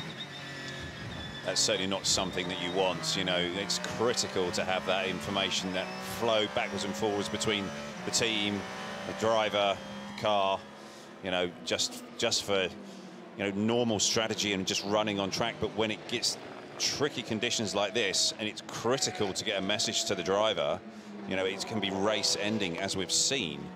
You know, if the driver's not warned about certain conditions that are coming up. And yeah, it is, and again, it just comes down to, you know, really sort of crossing everything off, you know, in that checklist before you start the race, and in that warm-up session, making sure that everything's good and strong. But yeah, I don't know if there's something that's popped up, particularly today with radio transmissions, because it seems like there's a few teams having the problems. Yeah, and it is unusual. You know, in the old days, it was like going around the dark side of the moon, wasn't it? You'd sort of get halfway down the Mulsanne because the trees were so high, and there'd be nothing until you're coming back out of Arnage. There was no repeater. Well, let's hear from the 92 Porsche. Yeah, you're doing a mega job, mate. Mega job. It's the battle for P2 in front. So battle for P2 is in front. You are in it. Yep. Sam Bird just drifts a little wide there. He's actually gained from it. Yes, he has, hasn't he? Cheeky little monkey. Now, having a couple of minutes ago uncapped the marker of doom to cross off the #1 Richard Mille Racing Team, the marker of doom strikes again. This has been a fairly tough time for some teams. Number 32 United Autosports car will not go out again. So United's 32 car is out of the race. Wow. So that is our third official retirement. Is it the 98 Aston Martin, the #1 car, and the number 32 car? Hey, the Ferrari you've been on is short fronting and accelerating nicely out of the corner. Coffee we saw. Yeah. Yeah, so... I know. Win a few, lose a few, keep your foot down. Yeah, we'll see if there's any action taken there. If he does it another couple of times, then I'm sure that something will be done. But you know, it does happen occasionally. You know, if you make a mistake and you end up straight lining a bit of a corner, then you keep your momentum up. You know, and he obviously got off the brake when he realised he wasn't going to make the turn and just ran it through. He just did enough just to make sure he didn't go in the gravel. Yep. But he also knows that there's that bit of tarmac on the inside there of the apex, of the left-hander apex, so that he just used that and then just got his toe down and got a really good run off. Dunlop's always good for that. As in, you come through turn 1, make a mistake under braking. Straight across the chicane. Now we're getting it. Now we're getting the truth. Here we go. We learn how you won all those races in To be fair, I learnt it off, I think it was Kobayashi in the night, and it was like 6 or 7 laps when he was in the Ferrari behind. And I was like, I can't get away from this guy. And then I worked out what he was doing. The chicane is much quicker if you don't bother with it. Yeah, I learned a few of those tricks from Thomas Enger. In all those years ago in the 550 Ferrari, jumping the chicanes at the Ford chicanes. Come on, let it go, Ollie. Yeah, Let it go. Hang a minute, Ollie. Okay.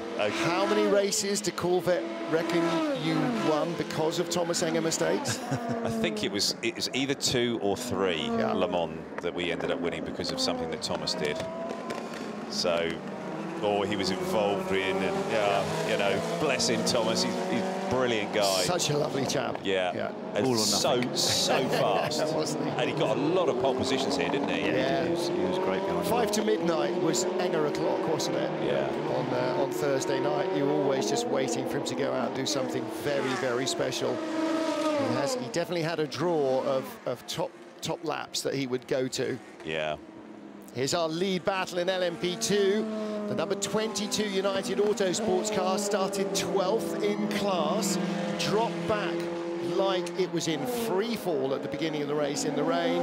And now here is Fabio Scherer challenging Julien Canal for the lead. Yeah, they're just making their way through a very tricky part of the track at the moment. This looks slick and slippery through the Porsche curves, coming out of there and then down to the first part of the Ford chicanes. What you need in the Porsche curves is a nice greasy track, because they're no challenge at all, really, are they? You know? Yeah, it's... drive-through penalty for the number 28 car for crossing the pit entry white line.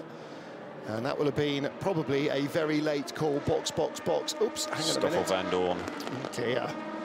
And he's been in the car for a while, so he actually incurred that penalty. Fabio Scherer in the pits for United Autosports. So that was his in-lap. He was chasing the Panis racing car. And that's a very slow way around the chicane. Not quite sure which LMP2 car that was. But getting in very, very deep indeed under defensive driving. On the white line on the pit lane entry, where's that then? Everywhere, mate. No, Have you not seen it? I know the one on the way out, but you just come off the track on the way in. Yes, it's a mate. Yeah, but if you come in late, it's a big curve. And come across, which you drove over once. Yeah, I've had that big curve. Yes. Certainly. Right, well, let's hear from the number 8 Toyota. Brendan Hartley was hoping for Inters, wasn't he? Maybe not as bad as I thought, but I couldn't see it before. I think it was a mistake. Sorry, guys. It's okay. We need to see how long we can make this go for. It was a bit vague. He was talking about making a mistake. Yeah. I'm sorry, guys. He's tried quicker than he expected, because we heard him saying when they were behind the safety car, you know, if we're going to change tyres now, I would recommend Inters. He's now going, damn it, no, it was slicks. Yep. But both cars are in the same situation, because the number 7 car also took Inters, so it's no net gain, no net loss for the number 8 car. Yeah. So, yeah, But if they're looking to jump back onto them and maybe even leapfrog them, that was their opportunity to do it. Yep. Well, there will be more opportunities, because there will be more full course yellows, there will be more safety cars. We haven't had a full course yet. There will be more safety cars, will be more slow zones. So we're watching Sam Bird and Neil Yarni going at it again. Yep. And into Indianapolis. And let's hear from Neil Jarni then. Ferrari passed again this chicane. That's the plan. The last one again. Yeah, probably passing all the corners. We're reporting it. We see it. Yeah, well, luckily Race Control have no access to any images of the track, and so they rely on teams to grass up their opposition. Yeah. However, Neil, stop getting on the radio and whining, because you're closing in on him. But it'd be super frustrating, isn't it? Every time he's getting close and then trying to line himself up for a move, and then you know the Ferrari takes a shortcut. It's frustrating, and I can understand why he's. There's an instant messaging system that the teams use backwards and forwards to Eduardo. And, Discord, like all gamers do. Yes. Right, of course. Exactly. And so there'll be plenty. Yeah. Plenty of that going on, lots of chat on that, no doubt. Lots of bounce. And actually, bizarrely, virtual Le Mans, which we held in June last year, because there was no real Le Mans in June last year, that introduced Race Control to the delights of Discord, because all the teams, all the drivers, wherever they were across the planet, from the studio in Paris to Japan and America and New Zealand and wherever else were on Discord, and Eduardo went, this is the most fantastic thing. And so they introduced it immediately. That was close. 5 car. That was close. Duncan Cameron is the gentleman driver in there.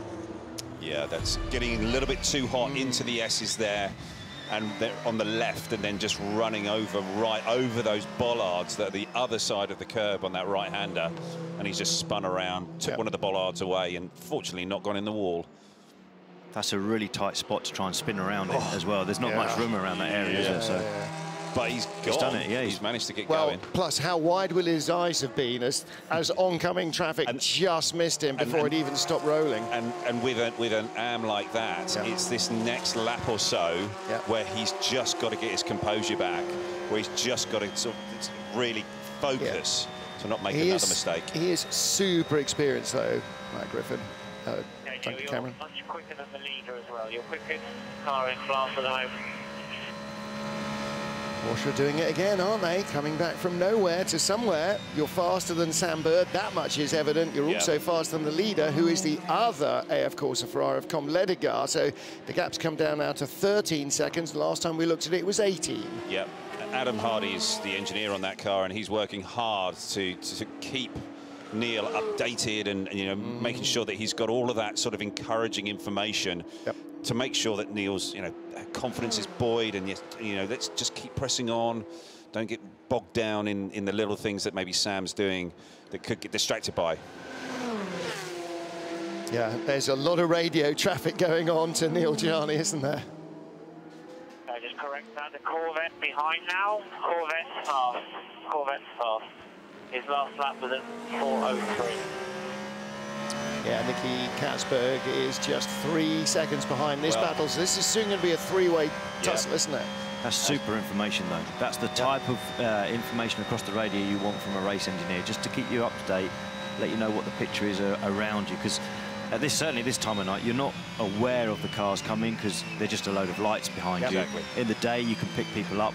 As you go through corners, you can see, okay, this guy's like 3-4 seconds behind. But at this stage, it's just another set of lights. So exactly. Great information. And there are so many of them. And actually, it could easily be an AM class car. You can't tell in the darkness. Even if you recognise the light pattern, you can't tell whether it's a Pro or an AM car. I think we've got someone off down at the S's again after the Dunlop chicane.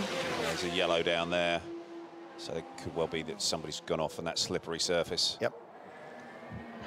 Meanwhile, Sam Bird clinging tenaciously to second place. Neil Gianni in third in the Porsche. I'm sure that Eduardo has sent a message to the AF Corse boys and saying, look, you need to tell your driver, behave. He may well have sent one directly into the cockpit to Sam Bird saying, final warning, track limits. Yeah. You know, do it again, Sunbeam, and it's a penalty. Stoffel van Dorn in the 28 Jota Sport car. So that's a 90-second penalty, isn't it? Yeah, this has also been a leader for Jota Sport. There's no question they've got a great engineering team. They know how to run these cars to victory. 10, 9, 8, 7. Getting ready to go full course yellow. How many minutes ago did I say we haven't had one so far? 1. Full course yellow. I must learn not to open my big mouth. All cars to bear totally to the right. Quite difficult. At Marshall Post 5. All cars bear totally right at Marshall Post 5. Marshall Post 5. Yep. So that's down there in the S's. Yep. So somebody is off. Somebody is off, beached on the curbs on the driver's left-hand side. James getting ready. Yes. So, full course yellow, if you are on your way from Arnage, is a great opportunity if the window opens. And actually, anybody who's on the wrong tyre, are we going to say, how long since the Toyota's changed? They're not even halfway through a stint. It's been about 4 or 5 laps, not even. How many have they got on there? It's 4 laps. 4 laps. Cars at the moment. Well, what do? It's a dribble of a stint, isn't it? You know, you're only a third of the way through, but you are on. We're going on the wrong tyre. You've only got 23 seconds now, so Well, number 7 has opted not to go into the pits, so they are staying on the tyre. 10, 9, 8, yeah, it's too short. 7, 6, 5, 4, 3, 2, 1. Full course yellow removed. Full course yellow has been removed. Green, green, I green. guess that was just to collect the bollard that was sat there from Duncan's earlier spin. Could well have been, just to allow a marshal to run across the track. And as ever, thanks to all the volunteers, the marshals who have come here, the inspectors in the pit lane, the garages, everyone else who is working for race control and for the safety services to make sure that the drivers remain safe at all times. It still looks unpaid very, volunteers. very sketchy out there, coming through the S's and into Tete Rouge. It just is. And we're not seeing lots of spray, but no. there's so much reflection of the lights off the road. Greasy. Yep. And it's that sort of condition now where you just sort of think, is it going to dry? How much more is it going to dry? It's just not. It's just that horrible. The circuit just gives that film on it. 3 or 4 GTE cars stopped under full course yellow. We've got somebody off here. Sam's in again. Oh. And it's a yellow flag. You can't get by him until he goes green. Was the yellow flag for Sam going off? No, there was something else. But Sam was in preparation. In anticipation of Birdie going off. As Sam just placed his car just in the right spot there as he was coming off the corner, and Neil just had to just breathe it. And Sam stays in front. Yep. Again. Look at the queue of cars behind. It's starting to close up. How far back is Nicky Katzberg now? 1.2 seconds. 1.2 seconds. He's the next car, isn't he? He is the next car. Yep. That set of lights there, that's the Corvette. Entertaining stuff. And Roman Rusinov behind them in the G-Drive car, next on the... He's not actually behind them on the road. He's next in the order. He's up to 28th place overall. Has James Gallardo already been in, or would this be his first? No, he's been in before. Okay. Yeah, it'll be his second time in the car. Yeah. Been sleeping? No, I had a little sleep. Did you? Yeah. Did you? Well done. Well, it's important. As soon as you step away from the car or the microphone, go and get some rest, hydrate, eat, massage. Did you enjoy your massage? I had all of that. Yeah, excellent. Very good. Oh, oh dear. And that is the Cetilar car of Roberto Lacorte. And that car, 9th in GTE Am. He hasn't just now. He's not one of the pit callers, but he has dropped behind. It's the first chicane, isn't couple it? Of cars. I think. Was that the car we saw that Sam was nearly going to? Yes, it run might in well the have side. been actually. I also think. Whoa! Straight across the gravel. A Porsche, I think. Yeah. Yes, it is. Which one? Well, we just picked that out. Which chicane is that? That's the first chicane. Yes. I can't see. The Alpine has just gone through. I can't see which. It's a GTE Am Porsche, so it wasn't one of our pro cars. But yeah, I wonder whether that was the car that narrowly missed Duncan Cameron when he was spinning and facing the other way, because it was another Ferrari that shot by, but we didn't really see the replay. But he has just lost a spot to Duncan Cameron, so I have a feeling it may well have been. Great view down from the telly heli of the village. That is Le Mans in race week. And all the illumination of the pit boxes. G-Drive's number 25 car is in. This is the car John Falp is driving that is run effectively by the Algarve Pro team. With regulation pit stop. High Class have just sent Ricky Taylor back out in the number 20 car. And the number 30 appears to have stopped coming into the pits every lap, doesn't it? Remember, we had that long period where the Duquesne car just would not stop bothering its team. Yes. And now they finally have persuaded it that actually going round and round in circles is what it is supposed to be doing. Well, I think they fixed the radio, they fixed the problem they had with the steering wheel. The aircon, they've fluffed up the pillows, polished everything. Driver stopped crashing. Well, that too, that doesn't hurt either, does it? Tristan Gomedy at the wheel of that car. And in fact, he is ahead of Ricky Taylor by just under a minute and chasing birthday boy Felipe Nasser, who celebrates his birthday today in the Risi Competizione car, and that is 16th in LMP2 and 19th place overall. 20th place overall, because one of the both the Glickenhauses. Actually now, the 708 Glickenhaus is up to 4th place overall. Didn't notice that. Pipo Derani has gone past the LMP2 leader, Louis Delatraz, who is in the pits. Louis' dad, Jean-Denis, was racing earlier, wasn't he? That's a Blondie hit. Jean-Denis, doopy-doo. Wow. Don't sing, Haven. Getting tired already. Yeah, I know. Jan Magnussen comes into the pit lane just under our noses. That's in the high-class racing entry. They've had a tough week, the high-class boys have, in both cars, both the 49 and the 20. Ferdy Habsburg in as well. That's WRT from 3rd place. 3 blue lights down the side pods of the car. That shows he's in 3rd place in LMP2. Another driver from the who's been impressive through this year, and he was in the Asian Le Mans series. You know, he was doing a solid job out there. In fact, there you go. There are both of our WRT cars. Jean-Denis heads off, and he is now 3rd in class, as Ferdy Habsburg's lights changed when he got to the line. The top 3 lights went off, and then were switched over to Louis Delatraz, not Jean-Denis Delatraz. That's another dads and lads combination, although they haven't actually raced together this weekend. Right. They're both racing at the same track, but not in the same car. Right. So you'd say at the moment the track, certainly for the hypercars, is a good 20, 22 seconds off, maybe? Yeah. Something like that? Well, it's too dry for inters, and they're stuck on inters. And that's their issue. Right. But you're right, yeah, they're certainly not troubling the 3-minute 30s, are they? No. Last lap for the Toyotas, 3-minute 47 for the number 8 car, and 4 minutes 28, but that hasn't been a flying lap. Now, why have we got a slow zone here? Well, this is that still for the errant Yeah. Chetalar car, do we think? Yeah, but that car got out. Got going ages ago. Got going ages ago. And is it raining again there? And the slow zone stops now. There we go. There's more spray. Yeah. There is more spray, and they're leaving marks in the road. Yes. Good spot on it, Gav.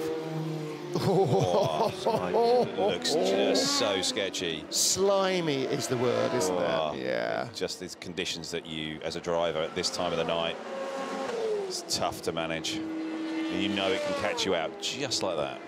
And it will change corner to corner, straight to straight, and lap by lap as well. It'll be a little bit drier, which is okay, or a little bit less dry, which is definitely not. Yes. Because you're not like driving like a road car, Darren, are you? You don't sort of see what's there and then gradually brake. You're all or nothing. Yeah, I mean, you've basically got one option, isn't it? Yes. It's drive as fast as you can with the conditions you've got. Facing the wrong way. Was that 83? 83. That's one of our leaders in the AM class. Where were they? They were 2nd in class. Yeah, they were 2nd. Alessia Barnard, Rivera. And in fact, Dylan Pereira is in the pits for TF Sport Aston. So that was a less than optimal time to drop the car. Yes. Suboptimal. Was the phrase I was we'll see if we get a replay on that, but yeah, it looked like he just looped it as he came around and through the left. Well, there's very good news. Yeah, a bit battered and bruised, and still shocked, but little thumbs up and a bit of a smile on her face. Yeah. See, I don't think there was any sort of coming across onto the racing line. No. So it was completely and did in you, a straight did line you at see that point. at the last moment her head turned? She was aware that there was somebody coming down beside her. And I think that car was already out of control at that point. Yes, so. absolutely. The more I see it, the more he's having an accident and collects her. Yeah, this is not nice to watch, really. No. And that's Tom Chloe. He just had nowhere to go. And it was, like we said earlier on, it was sort of like his eyes were going on the car, and he was just going wherever he was looking. And that's her trying to select a gear. She's flicking the gear. She's trying to get it to move, and then bam, that her world explodes. Yeah, that's. But he'd already been through a next slow zone sign. Yeah. Because right the other side of them was the 80 markers. Yeah. So you should have already been slowing down. Yeah. Ready for 80k. And he probably was, but it's the Porsche curve, so you're slowing down from a lot of speed, and it's greasy, so you don't just hit the anchors because you go straight off. So he's. But it was...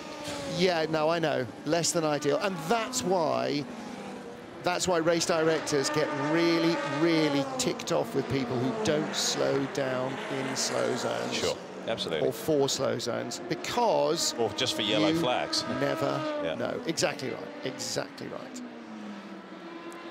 So 17 hours and 50 minutes, we're just past the 6-hour mark here in the 24 hours of Le Mans. So 1/4 distance. Feeling fresh, everybody? Absolutely. Absolutely. Are you? Fresher than I was this morning, I think, probably. Yes.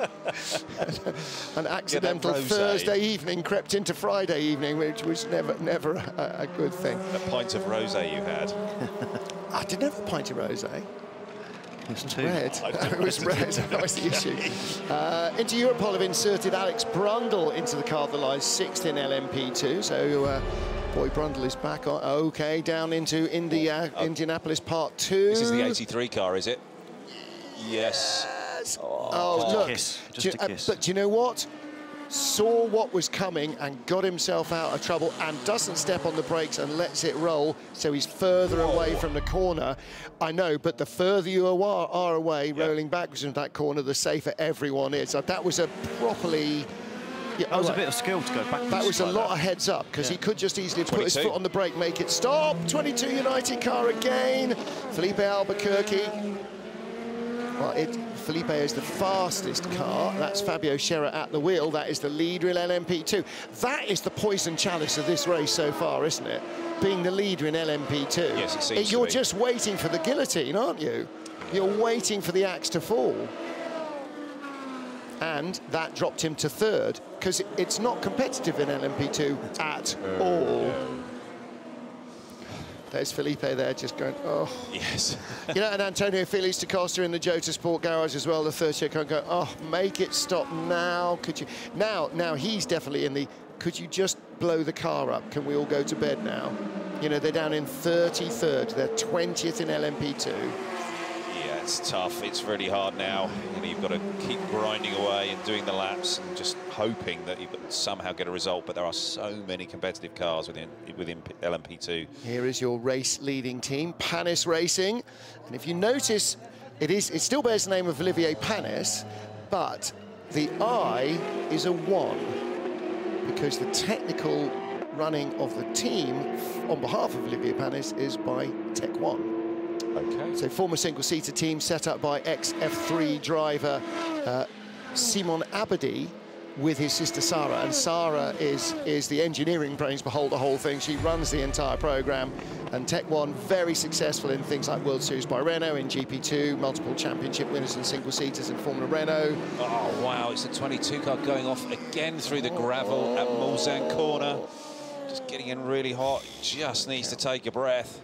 Franco Colapinto has been summoned to the race director.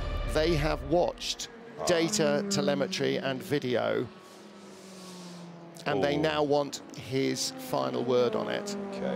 That would be because they were all trying to slow down for the 80, weren't they? The 80 was already in place. Yeah. I don't remember. I didn't see it live, so I don't remember. There was a lot going on there. Yes, wasn't there, though? Yeah. There was stuff going off everywhere in a big way. 30 has been in and out of the pits, standard pit stop. I didn't know that Mimo Rojas was Guillermo Rojas. That's obviously the shorter version of Guillermo. Never really thought that. He's always just been Mimo Rojas. Yes. And then there you go. So it's a diminutive. He is out in the Duquesne number 30 car. So, we've now got pit stops for the GTE pros. Now, you need to develop this skill, you know, become like David or Ian Titchmarsh, who just, you know, wax lyrical anytime there's some tatty old Italian, Alfa Romeo in shot. You know, you need to start, look at the gorgeous lines. What a beautiful car. Actually, while we were looking at that, what is the big difference between thundering great front-engine Corvette and Ferrari are like mid-engine Corvette. How is it even remotely the same kind of a car to drive? It is a pretty big step change for the team and for everybody that's been driving the C8R. I had the pleasure of driving it all last year. But, you know, with the engine now in the middle, you know, that engine, that placement of it, and where you're now sat in the car, when you turn the car into the corner, it's rotating completely around where you sit. Yeah. Before, in the C7, and other previous generations of car, it was rotating right around your knees. Yeah. So that was something that was, it was just slightly detached in some ways.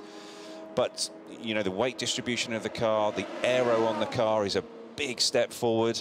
And, you know, and so, yes, and you are also sitting further forward in the car, so you've got slightly better vision. You feel a little bit more connected with the road. I mean, there's all of these things that just helped to enhance the, you know, your performance in the car, and also your experience on the road with the road car. The Corvette and the Aston Martin as well, Darren, you know, with that front engine, because they were based on road cars, you weren't quite sitting on the diff like David Brabham would have been in the Panos, but you were a long way away from kind of being in the middle of the car still. Yeah, I mean, all the Astons that we've raced right from the beginning with the DBR9, they've all been front-engine. Yep. So we've not had that experience yet of going to a mid-engine Aston Martin, but I'm sure that will be something in the future to look forward to. But we are heading down to pit lane to catch up with Louise Beckett, who's not once complained about the weather, which is jolly good news, but she has caught up with Anthony Davidson. So we're going to find out a little bit more, hopefully, about what befell him in the race-leading Jota number 38 car. And as soon as we get the opportunity to do that, we will bring that to you. Meanwhile, okay, let's get down to Louise Beckett. Anthony, we saw you go off in the gravels. Not usual for you. The conditions are difficult out there for everyone. Tell us from your point of view what happened.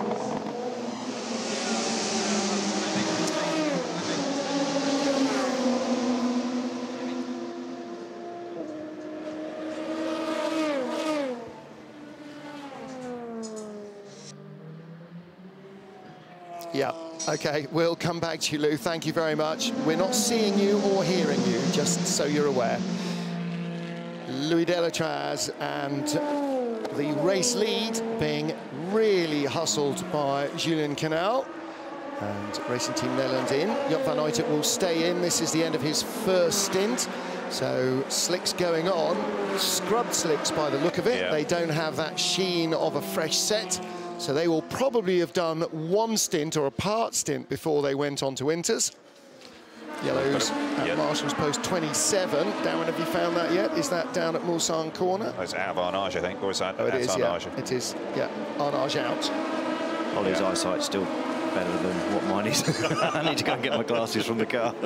Rain lights may be turned off, says the race director. What happens next, Ollie? It starts raining. Rains. Yes, exactly. Well, within about a 30 to 40 minute window, I think we figured out. Yeah, exactly right. And I'm in the booth again. So so those same clouds are lining up behind. Yeah.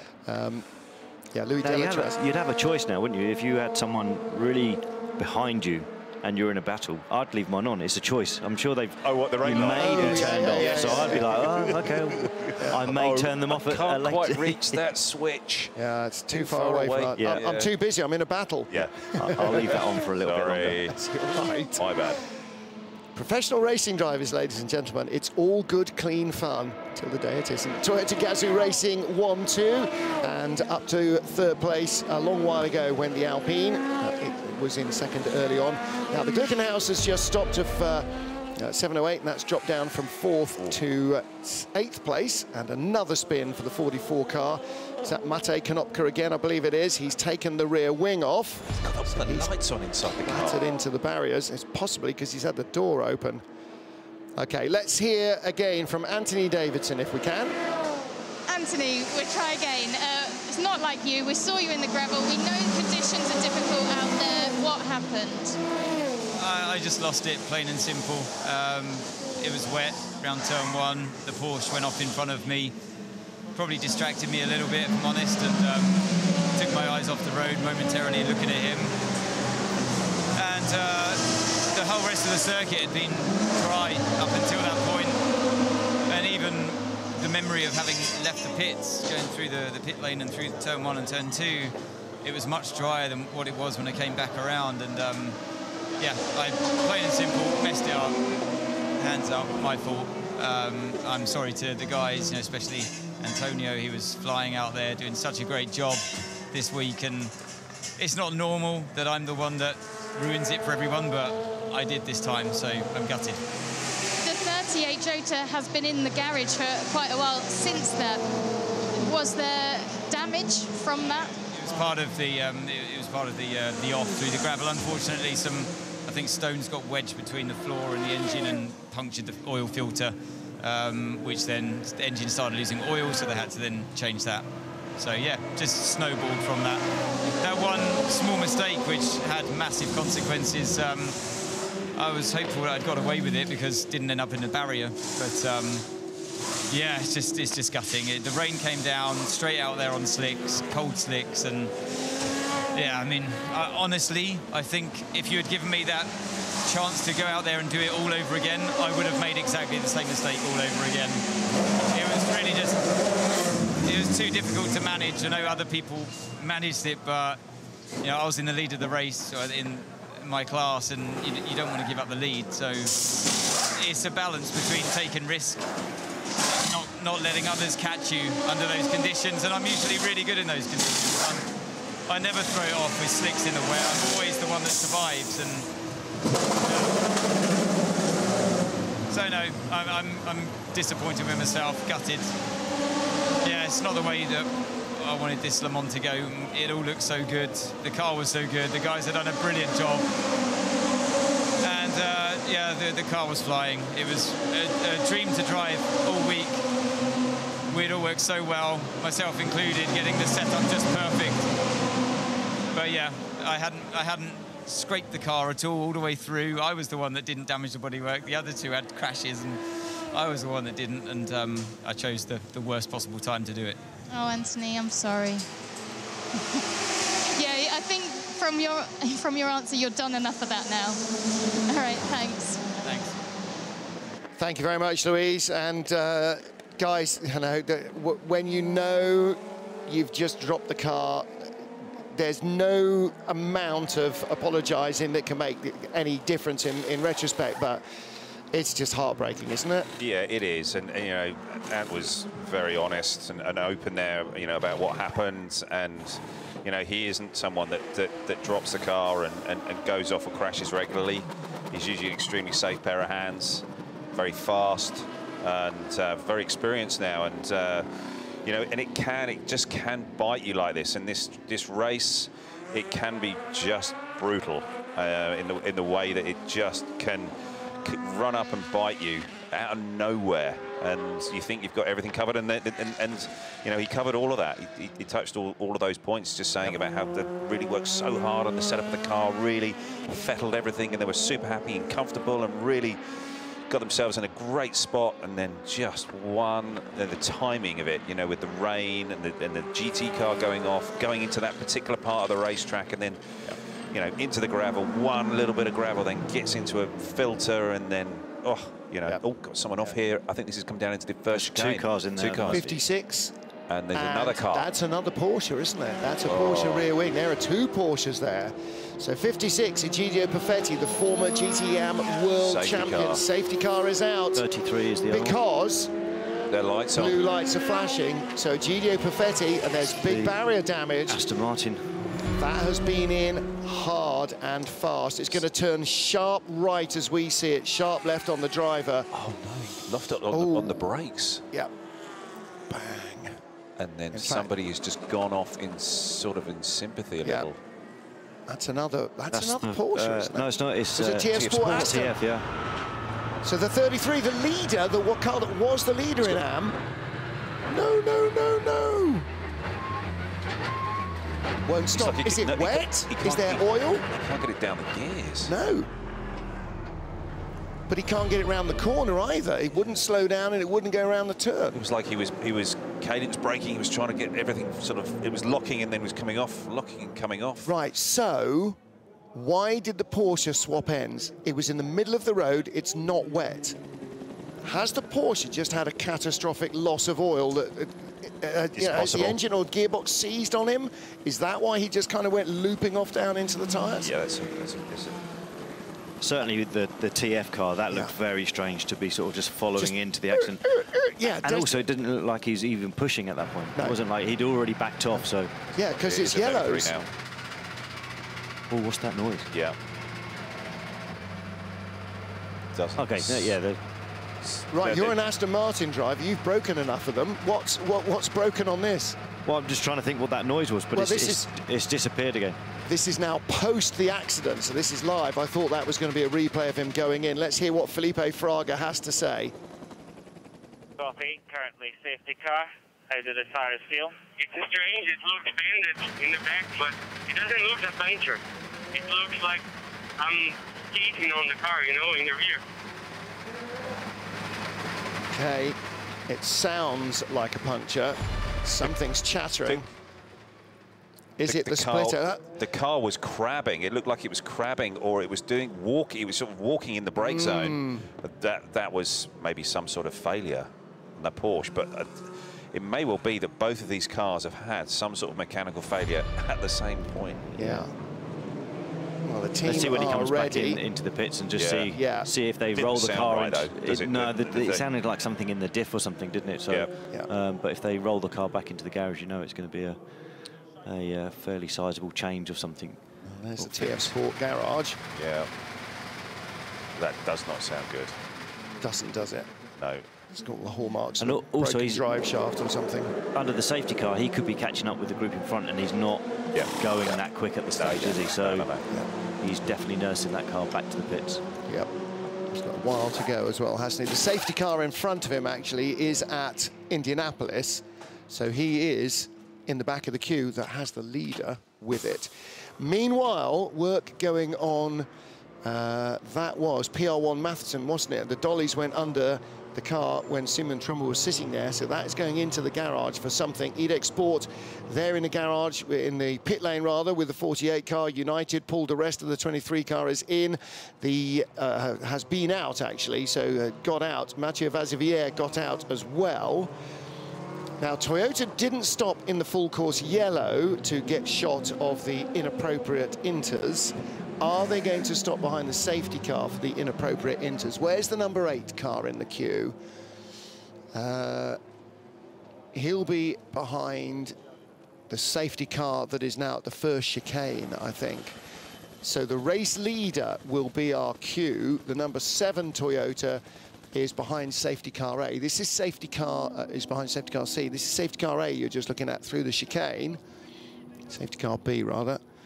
And there is Egidio Perfetti. Well, the good news is that the Norwegian is out of the car and A-OK. The bad news is that the car is not A-OK. No, they'll be out, won't they? Yes, because they can't. He can't get the car back, and he's not allowed to drive it, and nobody will go out and get it. So they are out as well, I'm afraid. So here we're seeing a bit of a debrief here. Sam Bird's just giving James a big sort of chat about what the track's like and you know what to expect. Or, you know, what bits to not use or use of the circuit, you know, which bits that he's found to be very particularly slippery. Because when James started, it was very wet, and he's not driven in these nasty conditions. Yeah, and there might be just a particular thing that's happened on the track that you now need to avoid, you know, like coming through here at, you know, the first chicane. You need to, it does look so slippery and slick as you come through. No oil flags, so... But, I mean, the Egidio Perfetti accident, Egidio is absolutely one of the fastest AM drivers in this field. He and Ben Keating, I don't think there's a GT AM driver that is quicker than those two. Just his body language there, he's frustrated, and he's going, you know, oh, I can't believe this happened. Yeah, he's just standing there going, what happened? Right. That is what happened. Unless something else, that, you know, the car before those two ended up going down there, dropped some fluid or something, you know, maybe that's why it's a complete surprise to them. Yeah. And the bit hardest thing is for the flag marshals at this time of when it's dark, just to be able to see what's on the track. Yeah, you can't see a slick on the road when it's half slick anyway because it's so greasy.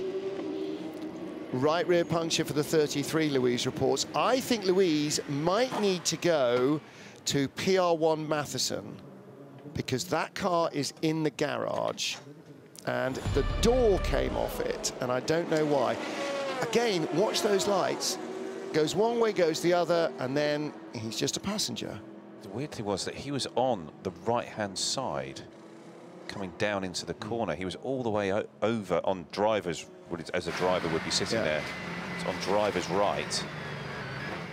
It seems like everybody was so was right. So was Fraga as well at the same time, wasn't it? Yeah, just not taking the normal line. And he's got a punch. Fraga's like chuntering down gears, but he's desperate to get the thing to start. It's just not stopping. No. And now we've got to see how much damage has been done with all of that tyre flapping and unravelling. And that's a right rear puncture. What did he hit to get a right rear puncture?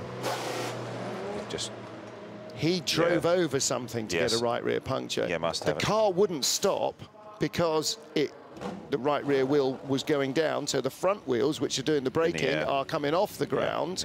That's why he wouldn't stop.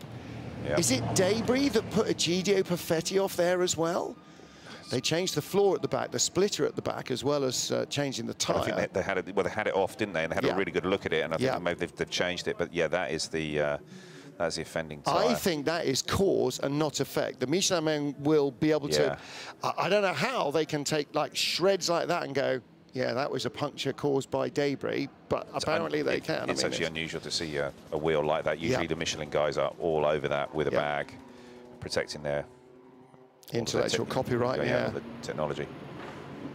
Well, that's the end of the road, I'm afraid, for another. David's not even wielded the marker yet.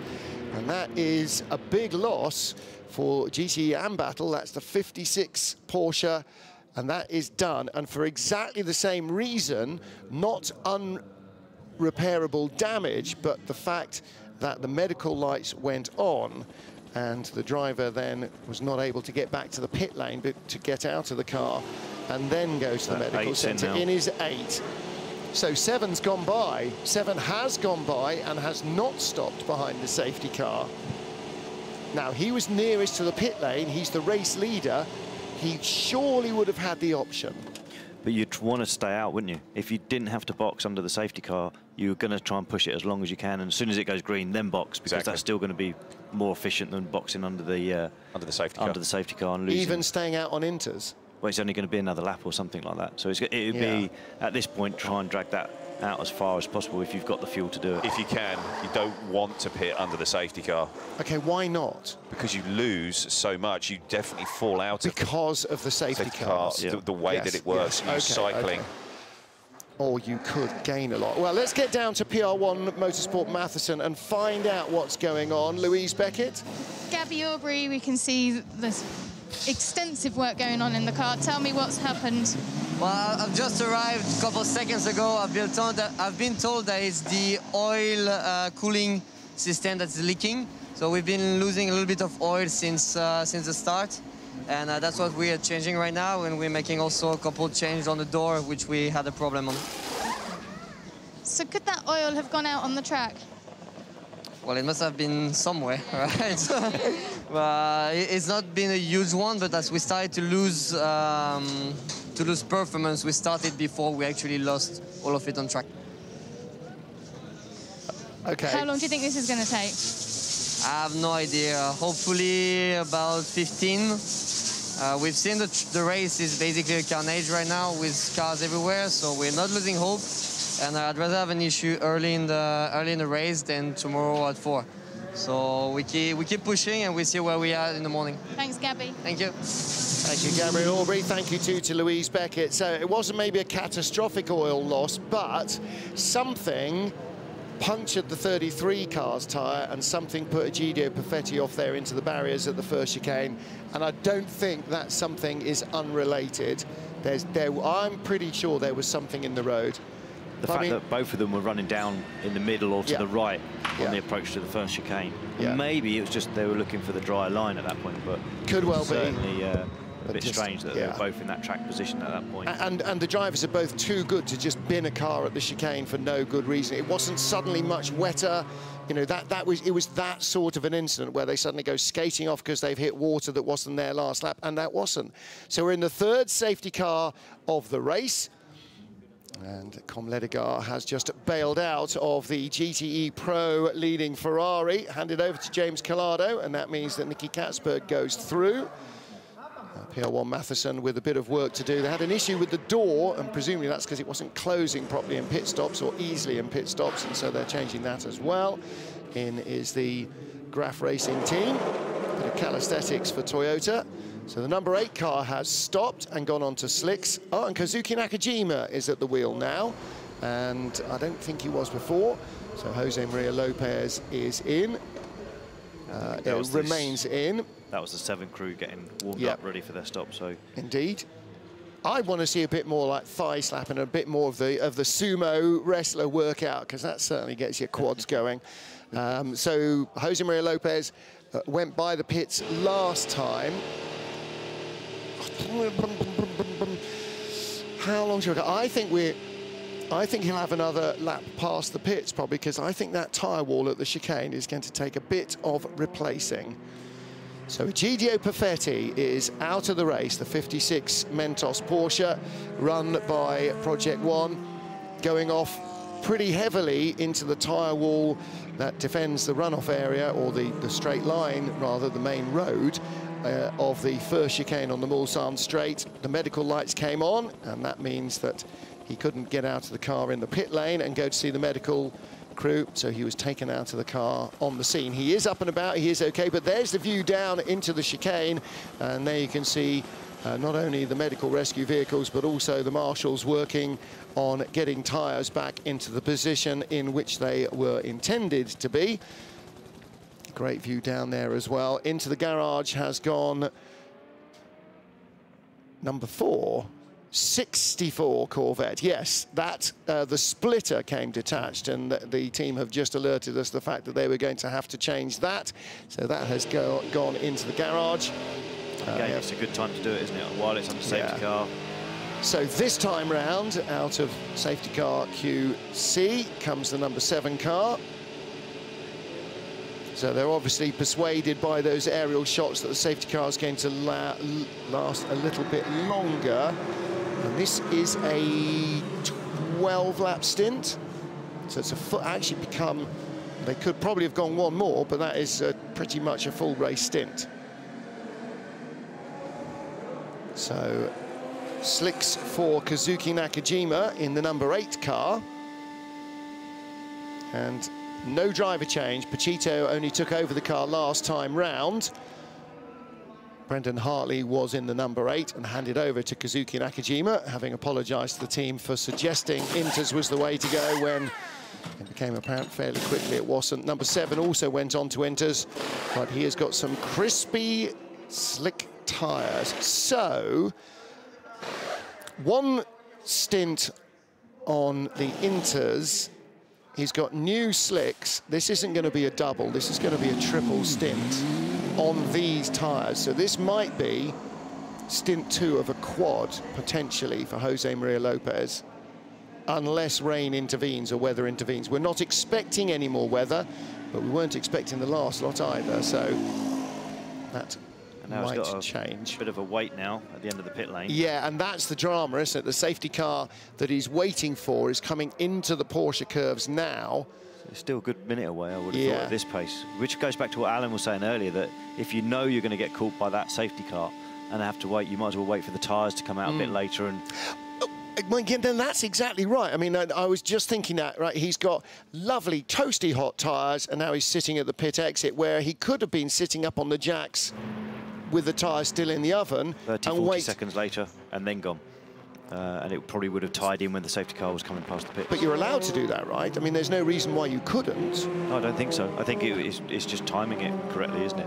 I mean, this is the safest thing in terms of making sure that you can go out when the yes, if there's a drama with the car restarting or something, then you're not suddenly going, no, quick, and we've missed a safety car. Drop in another safety car. But if you're trying to optimise it, then waiting until probably the safety car comes into the forward chicane. Yes. Then putting the tyres on and trying to. I think their slight profit loss gamble here is whatever temperature is lost in the tyres, actually he's going to be in a safety car queue, so he's going to lose that temperature anyway. And he's not going to immediately be going out on cooling tyres into a hot track. So there's Brendan Hartley, just stepped out of the car. The safety car he's about to join is actually quite short in terms of cars behind it. It's only got a small group, which is really a benefit because it won't take him, when it does go green, it won't take him that long to get. And it's mostly P2 cars as well, actually, isn't it? Yeah. So that's not too bad. So as soon as the queue goes by, the lights at the end of the pit lane should go green, and then they'll go red again. There we go. They'll go red again to shut the pit lane. Right, yep. He's fallen asleep. Or oh no. Go, go, go. He's off. Was it not the right colour green? I don't know how actually too busy reprogramming Waze, and the traffic lights changed on him. How long they are green? You know, when do they stop it again? They're not green forever. No. They do have a period of time, and it's roughly when the next safety car comes to a particular point. I can't remember exactly when it is, Darren, to be honest with you, but it's, you know, you want to get back out onto the circuit, and you also want to make sure that when you do get back out in the circuit, you try and generate some temperature or keep it. But now he's sitting onto the back of safety car A, which is the one that will stop at the start and finish line.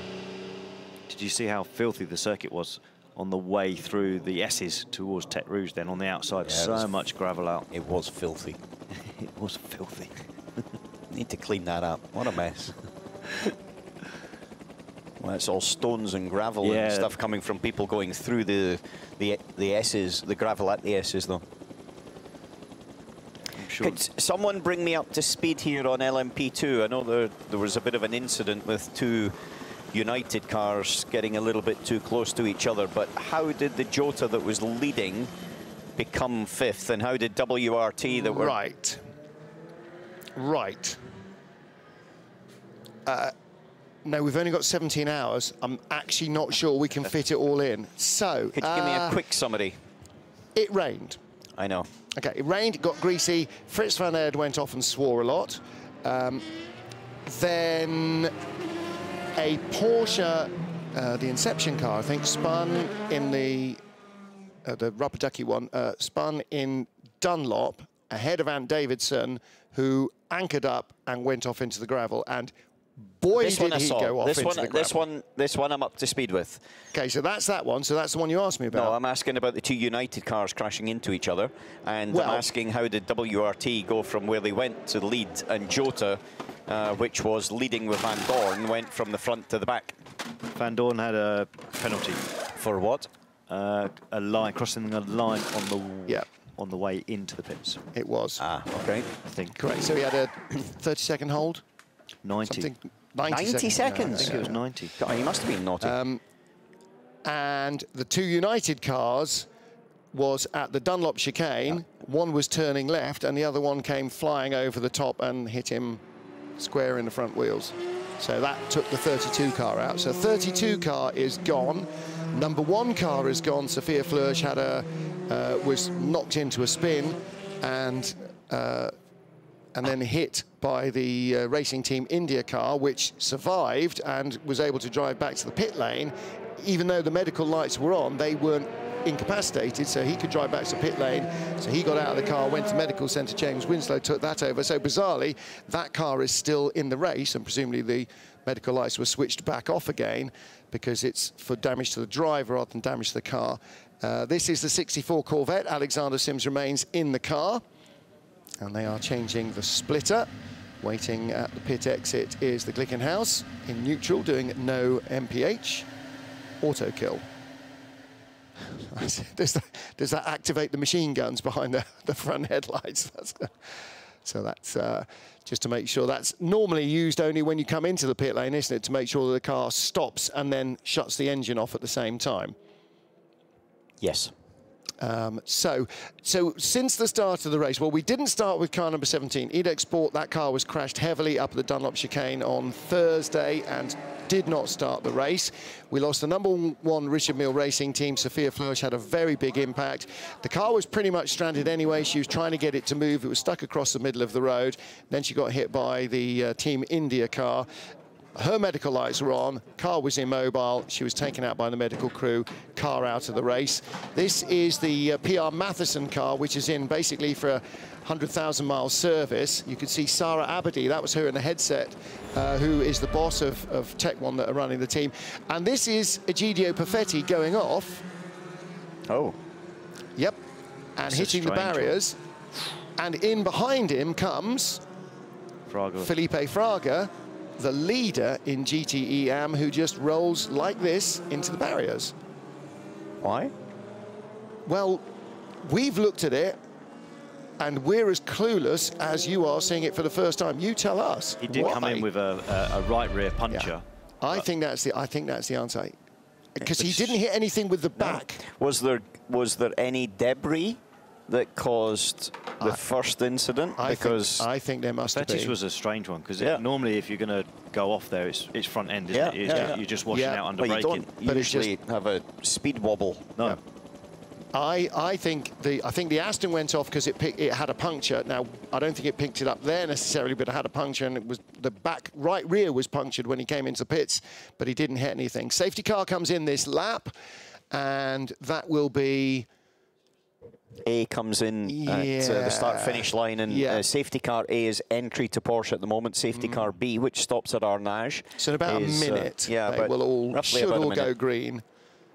And this is the safety car C, which is coming down. This is the safety car B we're watching, isn't it, on the way down to Arnage, to Indianapolis rather, at Arnage. So safety cars will come back in. Marshall's post removed, yellow flags removed at Marshall's post 11, which is the first chicane on the Mulsanne. Ryan Briscoe has exited the pit lane in the Glickenhaus. Jose Maria Lopez has exited in the #7 Toyota. And the race leader is about to be released across the line to start lap number 96 of our race.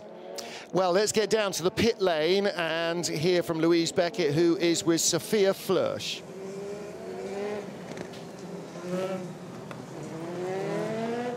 Okay, we'll come back to you. Sophia, as we have seen a number of times, had an incident not of her own making in the Richard Mille Racing Team LMP2 car. She was knocked off track by the spinning #26 G-Drive car, Franco Colapinto. Colapinto was having an accident on his own, shot by and into the #1 car. That left that stranded sideways across the track in the Porsche curves of all places. And when she was trying to recover the car and get it to move again, she was hit very firmly indeed by the Racing Team India LMP2 car run by Eurasia. And that car did the real damage, because instantly the Richard Mille car was hit, the medical lights came on, and that meant that Sophia was not able to continue. Okay, so let us hear from Sophia Flörsch. Sophia Flörsch, well, what can I say? First of all, from the #1 Richard Mille, are you okay? Because you really took a few big hits. Yes, I'm fine. Just really frustrated, but yeah, anything else is fine. We saw the second half of the 26 incident, which was the first one that sent you in the spin. So tell us what happened from your point of view. Well, we had a slow zone before Indianapolis, which got green, and then it was a kind of pause with 2 more GTs and 2 United cars in front. We exited Mulsanne, and then, well, I don't know, the car G-Drive just came out of nowhere, to be honest. No idea where he actually was. I didn't see him. He just, I don't know, came sideways over my front, and yeah, then we ended up in the wall. Yeah, and then I was on mid-track, and then another car came. I don't know how he could not see me, actually, because I was there, yeah, quite some time. But yeah, apparently he didn't see me and just crashed into my side again. From the 26, was there an issue with the car for you getting back, or you were just trying to get yourself back sorted? Was it the second one, you mean? The first one. Well, after the first one, when we hit the wall on the right side and we were stuck on, or I was stuck on the track, and tried to get first gear in again, which didn't work in the beginning. Well, in the end, it also didn't work. And then yeah, the car came, and then everything was broken. So yeah, apparently we had to retire then. Yeah. And I had to go to medical center to get checked. But you're fine. Yes, I'm fine. But unfortunately, the car now and the team cannot continue. Well, that's the most frustrating part, to be honest, because we were running P11, which was, I think, really good and pretty unexpected so early in the race. Still many hours to go, and I mean, a lot is happening. It's just really annoying to end a race like this with something which was not in our control. Yeah, it's a hard one to swallow, to be honest. All right, thanks very much. Thank you, Louise Beckett, and thank you to Sophia Flörsch, giving us chapter and verse. And in the onboard replay from her car, suddenly she looks to her left, and this car comes shooting by, sort of sideways, having an accident all around her, and that was Franco Colapinto. Now, he has been asked to go to the stewards to explain himself, and I think there may be a little more from that. And it's not a good half hour for all female crews, because this is the 85 car, this is the Iron Dames car, and it is running very slowly along the Mulsanne straight. Rahel Frey, well, if anybody's going to get it back, the experienced Swiss driver might, but it's smoking a bit. Has she got a puncture? There is so much gravel now, and there's been so many incidents right from lap 1. Hardly surprised that there are an increasing number of punctures. If you run off wide because somebody's coming by, or Alan, because you're trying to get by somebody, then you're suddenly in the debris field. Yeah, it's not just necessarily the stones, because actually they changed the stones in the gravel traps quite a few years ago because they were quite sharp to more rounded stones, believe it or not. But it's also all of the debris that's flying around, as you say, and that those carbon shards can quite easily get lodged and create a puncture. But not sure what the situation is for Rahel Frey, but she's got a long way to make it back to the pits, because she's only on the Mulsanne straight at the moment. Yeah, she's got another 9 or 10 kilometers to go. The high-class racing team strife continues. They brought the car in and had to stop to fix a GPS antenna which sends data to the FIA, which wasn't working properly. They also changed the nose because there was damage there. In a subsequent pit stop, they've had to fix the antenna again. The team say that there was an FIA mod this morning issued to say that if the antennas failed, they would not bring anyone in to force them to fix them. Hey, guess what? They did bring them in to force them to fix them. So much for the FIA announcement that was not going to be the case. Not Sophia Flörsch, Rahel Frey now approaching the second chicane, but going equally slowly. She is trying to stay as much out of the way as possible. Fabio Scherer in the pits for United Autosports. That car was battling for the lead and came in just before the safety car, actually battling with Louis Delatraz. Now Panis Racing Julien Canal in second place, and WRT's Ferdy Habsburg in third place. So WRT having a very strong early evening. We're a quarter of the way through the race, heading up towards hour 7 completion actually. And PR1 Matheson just leaving the pit lane. There's the number 22 car. PR1 Matheson having to do some work on their oil system because it was leaking, and they have now dropped down to 20th in LMP2. Alexander Sims is now back out with Corvette, so they fixed whatever that issue was. And it was the rear floor, the diffuser had come off, basically, come loose. So the splitter, well, the rear splitter, the diffuser had refused to diffuse any longer. Dennis Olsen, Team Project One, 46 car back out, but 56 joins our list of retirements. So Egidio Perfetti and his crew in the 56 Team Project One car, they are out. 32 United Autosports car is out. The 98 Aston Martin is out. The number 1 Richard Mille Racing Team LMP2 car is out. And 99, the Proton competition car, is in the garage. Alan McNish, what do you know about that car? It's been in the garage for a little while, actually, and it's dropping down the order pretty quickly.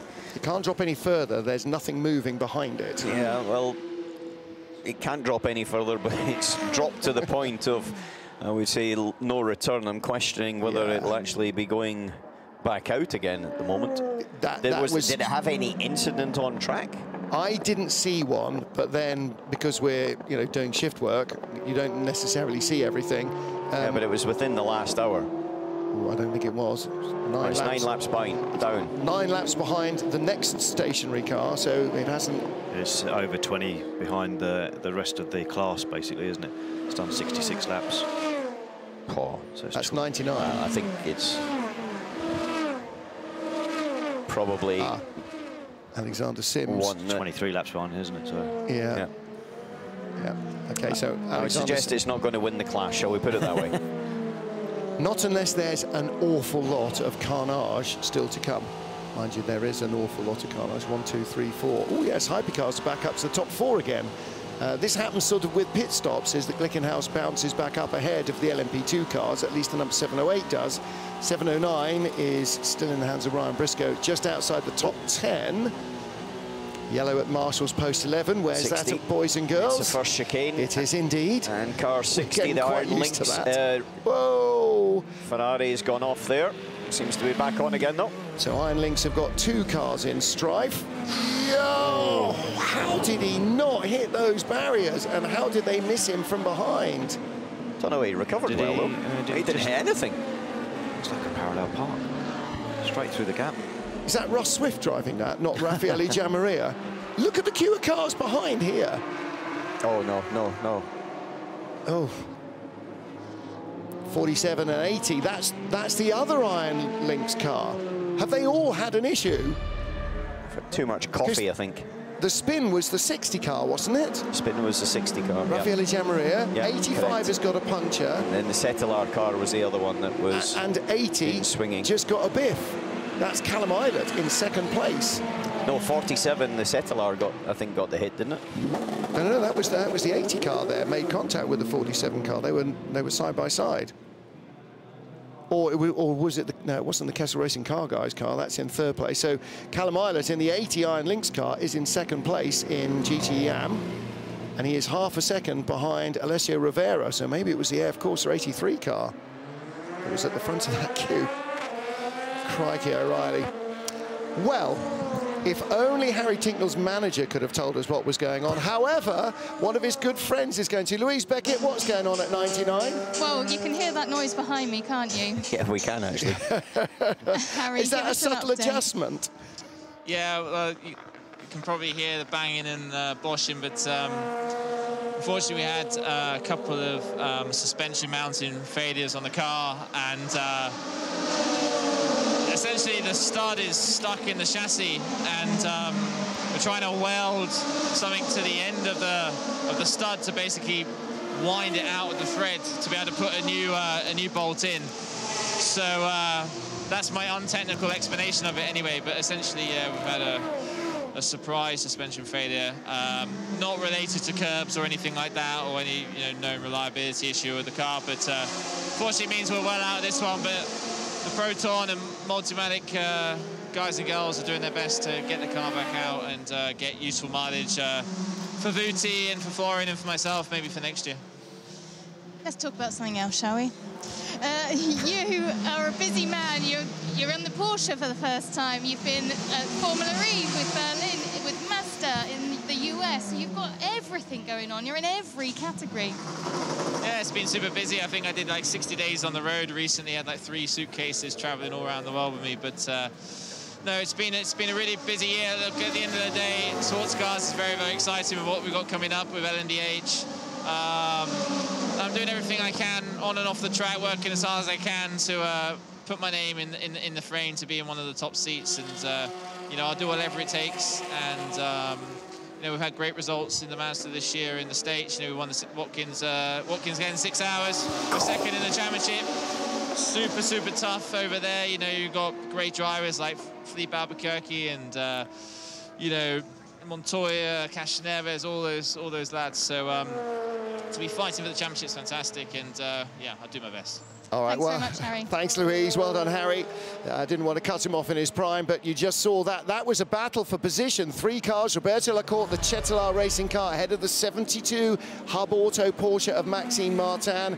And then Alexander Sims in the Corvette was right behind them. And contact there. Maxime Martin on the inside, Roberto Lacourt on the outside. And it is the Chetelaar Ferrari in the barriers. It's been in the wars, that car. Yeah, certainly in the last but it's hour. also been right at the sharp end of the class as well. So this is bitterly disappointing for these guys. It is. That is the tunnel at Tertre Rouge where you come in underneath the track. So that's exactly where he is now. But Maxime was well alongside at that point. I mean, just didn't understand or didn't see Maxime there underneath him as he turned in for the corner. And also, I'm not so sure he was expecting the outside line to be so sort of damp and wet and greasy. And once he got onto it, there was very, very little return from it. I think he did the best to try and get himself out of the accident, but clearly the barrier was, you know, too close. Yeah, it's a quick corner, and the exit there's not a whole load of runoff areas there. They're still waiting for 60 at Iron Links. And Rahel Frey has come and gone, so she has continued, I'm assuming with a full set of tyres. They're waiting for Raffaele Gianmaria to come in. The car just ahead of them, Absolute Racing's Alessio Picariello, who is in 12th place in GTE is in the pits at the moment. So Frey's lap then on the way in was a good sort of 5 and a bit minutes slower than you'd normally expect, which is about right when you're trying to nurse a car back from that far away. The worst thing you can do is drive in really quick. Got a bit damaged there now, isn't it? End of the road, isn't it? That left rear wheel is about half a metre further back from the wheel arch than it should be. There should be enough clearance just about to get your fingers between the tyre and the front edge of the wheel arch. We could put Alan McNish in that gap. So that car is going no further. Well, if it is, then the steering is going to be 45 degrees right hand down. The real problem is if the wheel's that far back, left hand down. Is the drive shaft even connected anymore? Yeah. Yeah, if you've got a spool diff, you'll manage to make it back. Yeah. Will they have a spool diff? No. And if you've got a helicopter, you know, you can fly it in, and he's full of helpful things, isn't he, that McNish bloke? Very, very helpful telling indeed. you a technical solution to the problem they have. More thoughts from Alan McNish. Maybe someone can and then some fire it sense over from the David barrier. Addison. Like that's illegal. Just, here's a diff. You need this to get back. So it's WRT 1 and 2 in LMP2 now. United Autosports third. Panis Racing, Julian Cannell's jumped in, and that's dropped them down from the podium positions to 4th at the moment. I'm sure that's going to run itself out to when the pit stops come. Inter-Europol with Alex Brundle there in 6th place overall in LMP2. As we're sitting behind the slow zone again. Now they release it. We're on board 63 Corvette.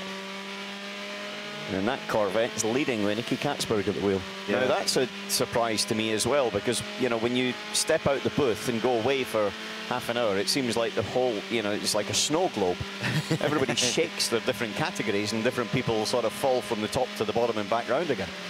Certainly that rain, what was that, about an hour and a half ago, really made a big difference. But the big battles now, you can see 1-2 in Pro, GT is less than 2 seconds, and then the same pretty much for the AM class as well. 5 seconds covering the top 2 there. So great battle going on there. Yeah, it's a minute and a half between 2nd place in Pro and 3rd place between the 2 Ferraris. And the 2 Ferraris were basically leading the charts a little bit earlier on. Seemed to be having, I would say, naturally they had the speed. Whether they've got the speed to sort of get back into the game, certainly in the 3rd place one. With Molina at the wheel, I'm not sure. As the temperatures have dropped, I wonder if it's now starting to play back into the advantage of Corvette with the pace. Again, earlier on, the Porsches were looking really strong with Yanni behind the wheel. There was a period when he was really attacking and looked like he had the upper hand on the Ferrari, but they seem to have dropped away as well. You're right with this snow globe theory as well about how shaken up it all is, because although they've now pitted WRT 1 and 2 in LMP2, United Autosports for third in the class, Fabio Scherer, but so much of that class has been either decimated or thrown around through that last set of dramas when the rain started to fall. So what had been a brilliant battle has certainly been shaken up, and there is 31 then that Ferdinand Habsburg has brought into the pit lane. The car drops down and away blasts the Bavarian driver back into the stint. I've got another yellow flag out on track with a slow zone at Marshall's post 6. That's for Tetra Rouge. Yeah. The Settelar car, I think, still stuck on the right-hand side as you exit the corner. It was a big hit, that, wasn't it? It's going to take a little bit of retrieval. Yeah, the barrier seems to stand up in the tyre barrier as well. So it's more a case of just trying to get that Ferrari out of the way. And it's bad news for them championship-wise, because that, of course, was the leading Pro-Am car within the championship. So put that to one side, but no points out of this, unless they can somehow drag it back and get it back into the race, but it'll be so far down. Thoughts at Corvette? For the moment, looking pretty good, as we've been saying. 63 now leads the class, and 64 trying to hustle itself along as well, but Nick Katzberg's car looking good. Yeah, 64 had a long time in the pits with that rear diffuser change. I think, well, they now a couple of laps down on the lead gang. They're on 91 laps and yeah, 3 laps down. So I'll tell you what, Colado's just latched himself onto the back of Nicky Katzberg, and just the way that he ran into Dunlop, the car looked as if it was maybe a little bit more stable. So me guessing that the track's coming towards the Corvettes, it's actually the complete opposite. Well, no. You were spot off. Yeah, but Colado, as they moved into the slow zone, went to the inside, but that would have been a no-go, as the Settelar car's just about to be put onto the transporter to be taken away. So that's now out. But you say that, if we had gone back 2 hours, or 2.5 hours, there is no way, in my view, that the Corvette had the speed to be leading the Ferrari. Yeah, back so then it didn't look definitely like that, has the speed to be leading the Ferrari at the moment, even although maybe the Ferrari's slightly quicker. It was a chunk quicker before. So it definitely, whatever reason, it sort of swung a little bit more towards Corvette racing at the moment. Well, certainly one Corvette. 63 is in the hunt. Yeah, 64 you said was in for Splitter. Yeah, that's 39th overall, 8th in class, and a good lap or two down the order now. So it's become effectively a single-pronged attack, hasn't it, now, from Corvette? Yeah. Just 63 upholding on a Ferrari second, James Collado in number 51. Third in the class is 52, which has got Miguel Molina back at the wheel. And then Porsche's 91 and 92, Fred Macco ahead of Neil Yarni. So that's a sorry sight. The Settelar Ferrari goes behind the barrier and effectively out of the race. Roberto Lacorte, Giorgio Serginotti and Antonio Fuoco. And it was Roberto Lacorte who was behind the wheel when the accident happened. So that is out. It shouldn't be too long now before that slow zone is removed and we can get back to a full green circuit. At least when it does go green, the track should be fairly consistent now. It's not like anyone's going to be surprised they're coming into some zones that have got some rain or anything. It should be pretty much the same all the way around. What is the forecast for the next little while? I've not looked. I'll let you do that. Just to say the gap between Katzberg and Collado was 9/10 of a second through that last sector point. So the class lead battle is, for the moment, well and truly joined, isn't it? As you ride with the Corvette now whistling down the Mulsanne. Yeah, this should be a real titanic battle for hopefully a whole stint or so. There's no reason why these guys can't sort of go hammer and tong. Now that it's gone dark and you've got limited illumination, this section looks narrower than it did in the full daylight. Always does, doesn't it? It's surprising because when you get like you go to a hire car centre and you take a car and you're like, oh, these lights are great, or trying different cars all the time, and then you come to a racetrack and you're always amazed at how bad the lights seem on a race car in comparison to what you would have on a normal road car. But I think it's just the speed that you're going through everything that just means that they don't have that same penetration. Battle on here, 22 to the outside, trying to gain ground, and that is Fabio Scherer in the traffic. Now, he's trying to get himself back onto terms with the WRT cars. Well, they're on an outlap, but they've had that notional lead in the class for the moment, but will drop down presumably at the end of this lap because of the most recent round of stops. So the LMP2 fight will update at the end of the lap. And there, do we have the change? Yeah, we have. So Collado has got himself ahead of Katzberg. Ferrari back to the head of the class. So that lead for Corvette Racing was a bit short-lived, wasn't it? So Nick Katzberg drops back, and now James Collado is going to try and build that lead, and he looks like he's got the pace to do it. Straight away out of Arnage, that gap opens up a little bit. Yeah, the traction of the Ferrari looking really strong there. I don't know where they are on tyres in terms of who's on what set. If someone's, James has obviously got a new set because he's only just gone out. Maybe Katzberg's already a stint old at this point. So it could be, you know, one of those things that it's just going to go ebb and flow as the pit stops sort of shake out with these guys. But you're right, it did look like he had the advantage straight away once he got into that position. Yeah, so the Corvette, briefly the cork in the bottle, but now that the Ferrari has been released, so he tries to get away. The next target for Katzberg is to fend off any challenge coming from the Porsches behind, with Fred Makovici currently running third in class. And the next retirement confirmed as 47, which we'd seen hit the barrier. So the marker of doom is getting through its ink. Another one crossed out. Only one car officially retired on the timing screen, which is number 1, but we know of more than that haven't been officially notified as yet. Slow zone 3 under investigation. And as we've just seen, 52 Miguel Molina go through into the lead, into third in class. Let's try and catch up from the pit lane with Daniel Serra, who is with Louise Beckett. Daniel Serra, well, we've just seen the 51 get the better. We've just seen the 51 get the better of the Corvette. Can the 52 do it as well? I hope so. We were a bit unlucky with the safety car. We were in different safety cars, so we have a gap of 1 minute 30 now. So we need to push a little bit to reduce this gap, and maybe in the next safety car we are all together again. But let's see. We still have 16 hours to go. Yeah, a long way to go. But how is it for the GTs on the track? I think the car is pretty good. It's okay. I think we have to pace to fight the Corvettes, and unfortunately we have this unlucky with the safety car, but I think we will have a good fight until the end. Okay, thank you. Thank you. Thanks, Louise. So Daniel Serra, who's had 2 class wins in LMGTE here, so he's perhaps not the outright fastest GT racer, Darren, but he's dependable, isn't he? And he does a good job in the company that he's racing against, even if he's not the ultimate star in GT. Daniel? Yeah. I think he's amazing. Is he? I shared a car with him in 2017, and he was a fantastic teammate to have, and super fast. When he needs to turn it on, he can put the laps together. And one of the easiest teammates to have worked with. You know, me and Johnny Adam and Daniel, we gelled really well in that season, and it was a real joy to share the car with him. But yeah, he's fantastic behind the wheel. It's one of the sadnesses of this year's race is that there's no Johnny Adam in the entry as well.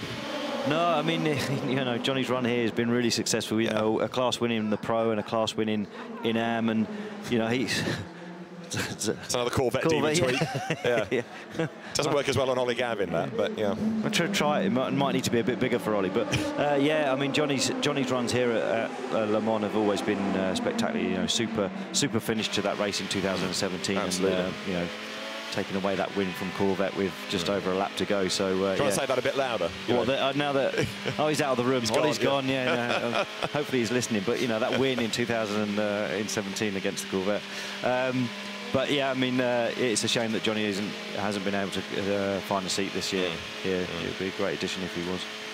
So you're riding on board number 63, second in class. The gap at the end of the previous lap was up to 3.2 seconds. So James Collado getting on with the job. Another car's in the gravel, though, and that is the first of the chicanes on the Mulsanne. So a car has gone off. That's the trackside CCTV footage that you're looking at, so the CCTV cameras pick it up, and hopefully that won't take too long to get out. 36. It's the Alpine that's off the road. Third place car, Mathieu Vaxivier. Yeah. At the wheel. So Vaxivier off the road, and that is very bad news indeed for a car that was going to have to work incredibly hard to stay on the pace of the Toyotas. Yeah, it is. Well, it's definitely not in good shape there. He's 2 minutes and 11 seconds ahead of the Glickenhaus, which is in 4th place with Durrani at the wheel. And by the sounds of it, they're going to have to lift him out, which is going to take approximately, I would say, a couple of minutes. It's going to be a good 3 or 4 minutes, isn't it? By the time they lift it, pull it out of the gravel and then let him go again. Well, they don't have to take him very far. That's one positive for him. But he'll probably have to come into the pits, I would have thought. Depends if the rescue crew are Glickenhaus fans. They might do go a little bit slower. Take him to the second chicane before dropping him off. So Mathieu Vazevière in the gravel, big disappointment. So that's going to bring the Glickenhaus up into third, isn't it, imminently? And now the team tries to work out what may have put it there, whether it was just a driver error or anything more sinister, and indeed how much time they're going to lose. And there's a yellow now at Marshall Post 34 as well. Let's try and eavesdrop on the Alpine conversation, because as the car is put back down onto the ground, Mathieu Vazevière has some explaining to do. Engine off, engine off. Do you think you can move with engine or not? No, I'm mistake. Copy. Engine off, engine off. Do you touch something? Do you touch the wall? No, I didn't touch the wall. Copy. And the car jump or not? Car jump a little bit, but all good. Sounded like he said he was stuck, but then reporting no damage. He's not touched the wall. Here we see it replay. Yeah.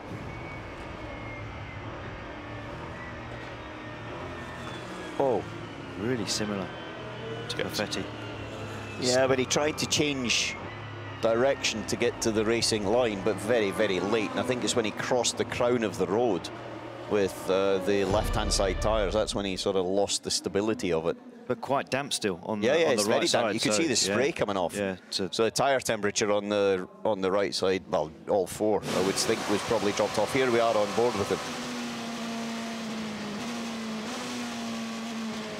Oh, he's back going again, because this is at the second chicane, so they've got him going again.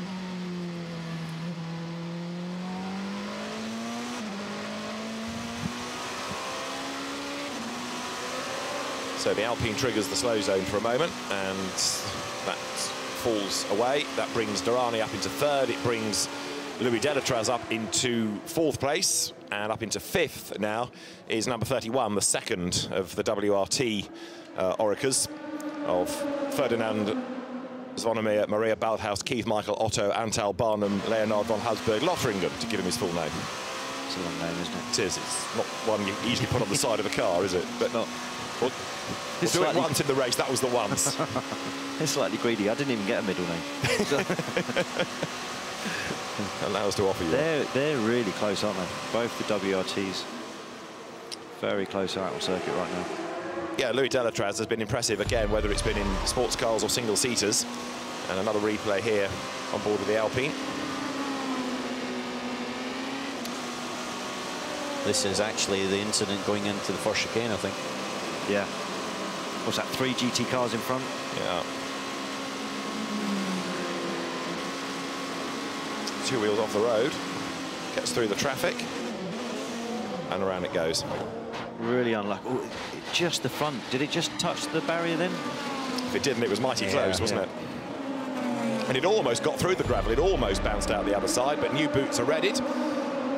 And so the Alpine, it's going to have to be in this time. New set of Michelin's getting ready for Mathieu Vazevière, who's now dropped back into 6th place.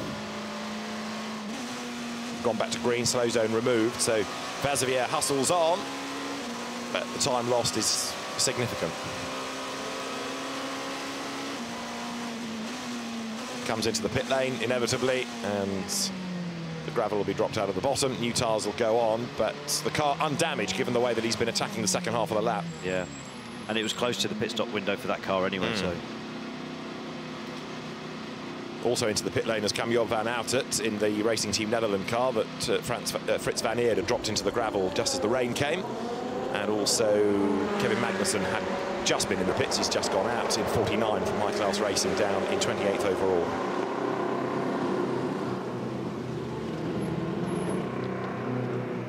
And the team goes to work, and there's going to be a driver change as well of all the Alpine now.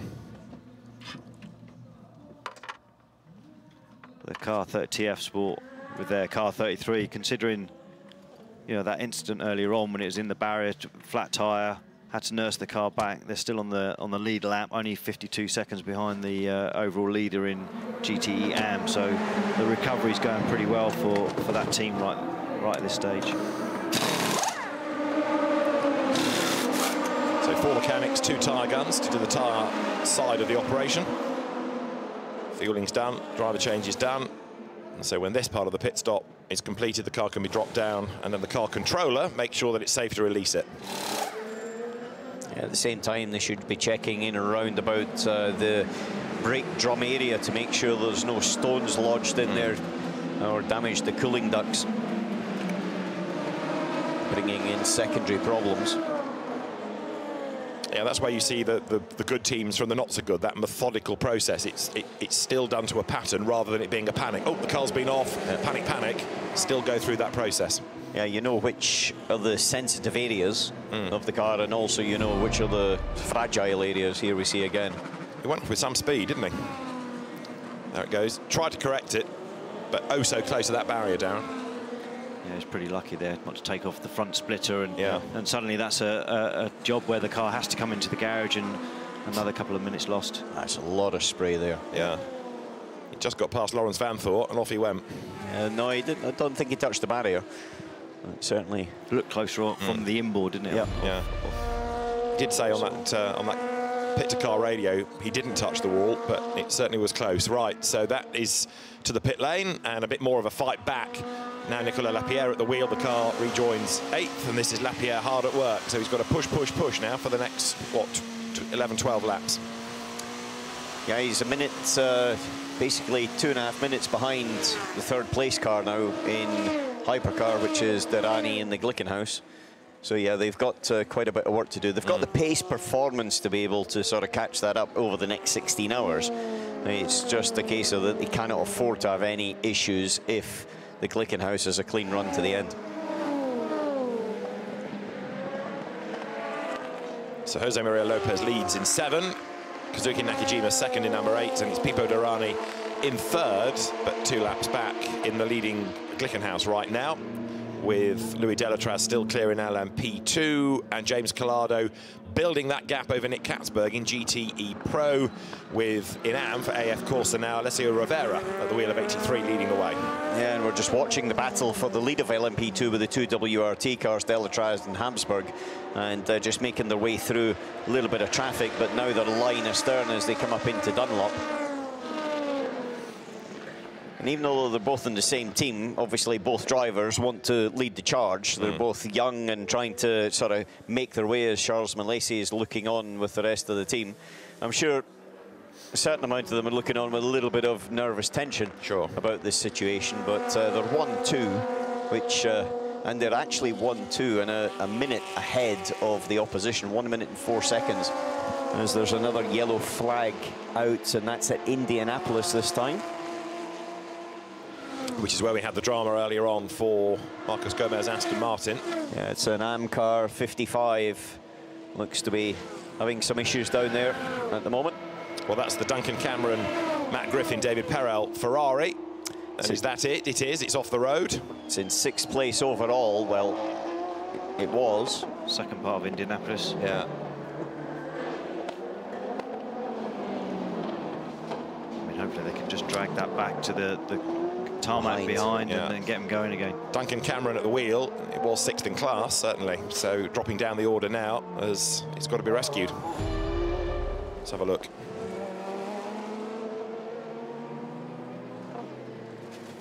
Oh. No. Off it slides, bounces off the tyres, but beached in the gravel now.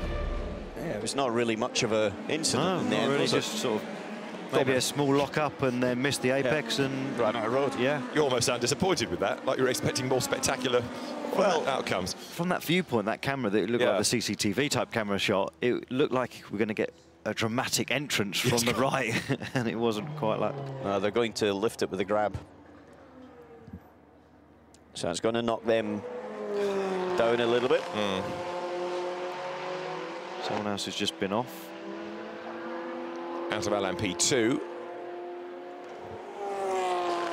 past our window in a moment, Darren, that, won't it? So yeah. we can try and pick it up in a second. Slow zone is being prepared. I think that was 74 that had a slight off on the way through the Porsche curves. Okay, that car was involved with Sophia Flörsch a little earlier, wasn't it? And it's been repaired and sent back out. And it is James Winslow at the wheel.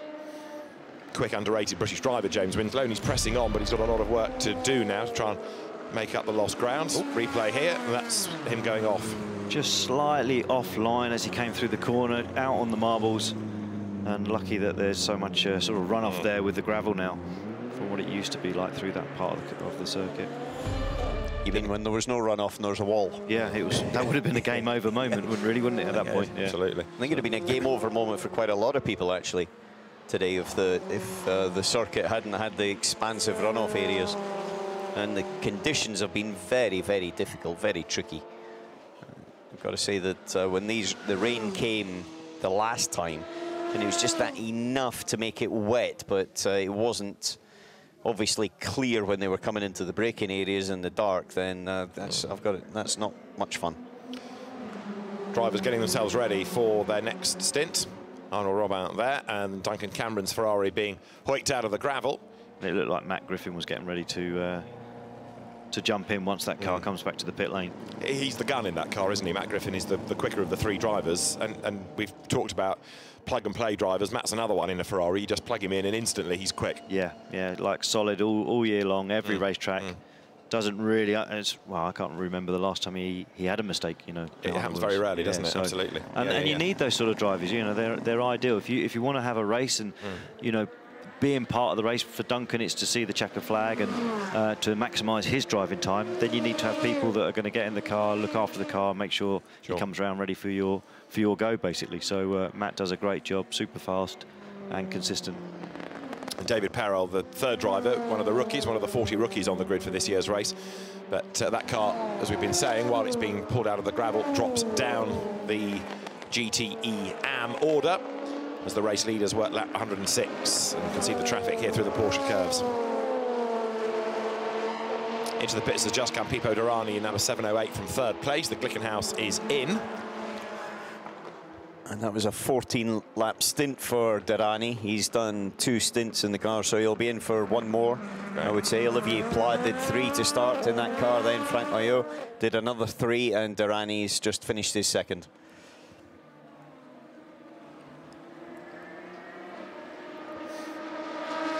So we have a slow zone out on track while the Ferrari's being retrieved, but now that the road is much drier, pace is coming back. And the margin between the two WRT cars hovering about 1 second. So that's one of the closest fights right now, and it's a significant one given that it's for class honours. And it's between 2 teammates. Yeah, the list goes on. And WRT, a relatively new team to prototype racing, but delivering the goods here, keeping out of trouble.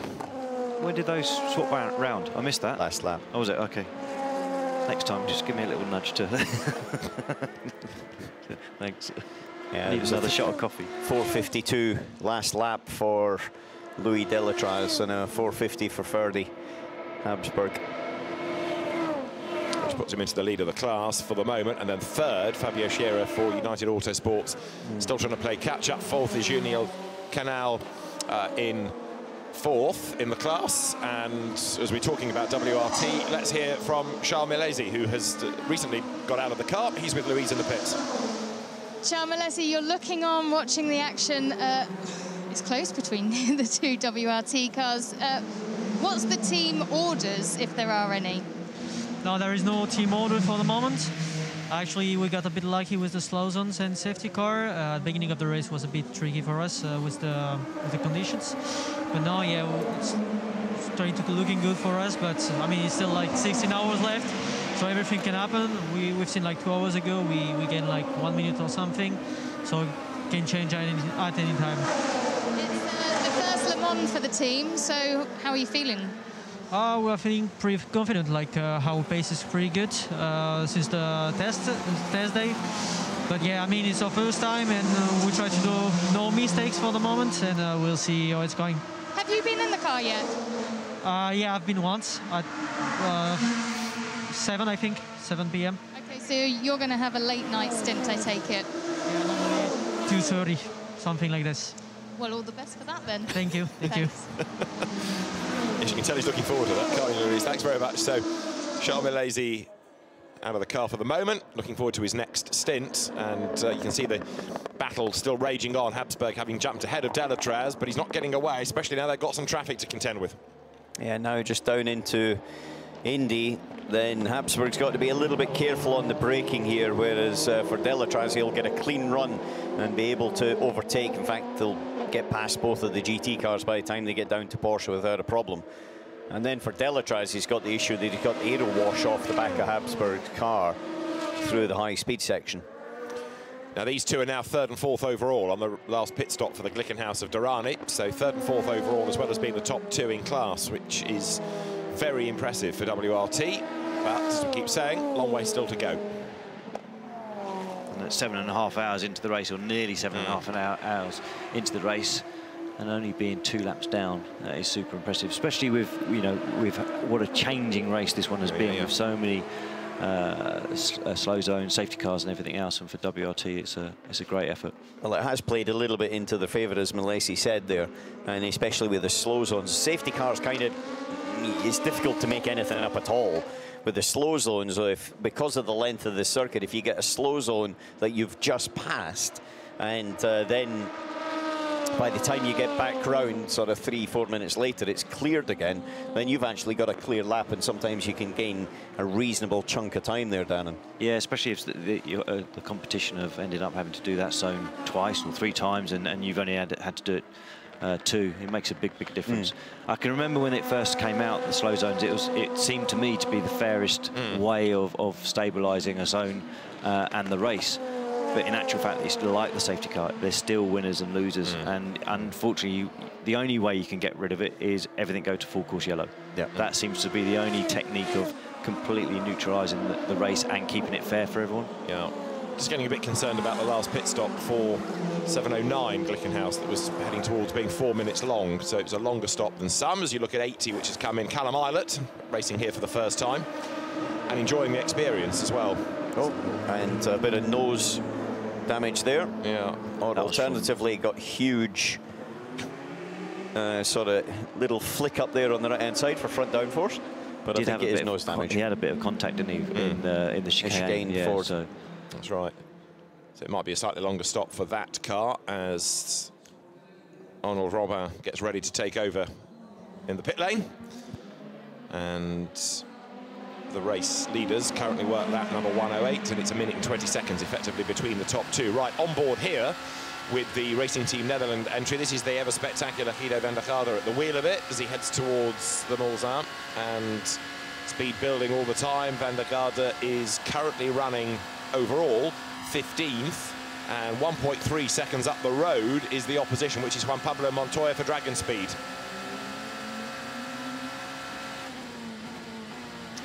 85, which was the Iron Lynx, or Iron Dames car, had a puncture, Michel Gatting at the wheel of it, so that's why that car had lost a bit of time. We understand from Louise, just to clarify that. But Van der Garde here, Darren, is pushing.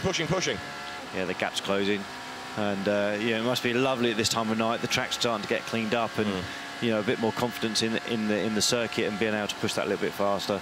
And obviously chasing down Montoya, so it must be a fun time to be out on the circuit for these guys right now. You say as though you're missing it. A little bit. Right now I am, really? I wasn't earlier on. Maybe there's been a few occasions in the race I'm quite glad I'm sat in here with you guys. And then there's periods like this when you're on board with someone and you're just like, it just looks fantastic out there. And to be out there right now would be a lot of fun. Well, Van der Garde is close, but he's not closing necessarily. So Montoya is just about out of range for the time being.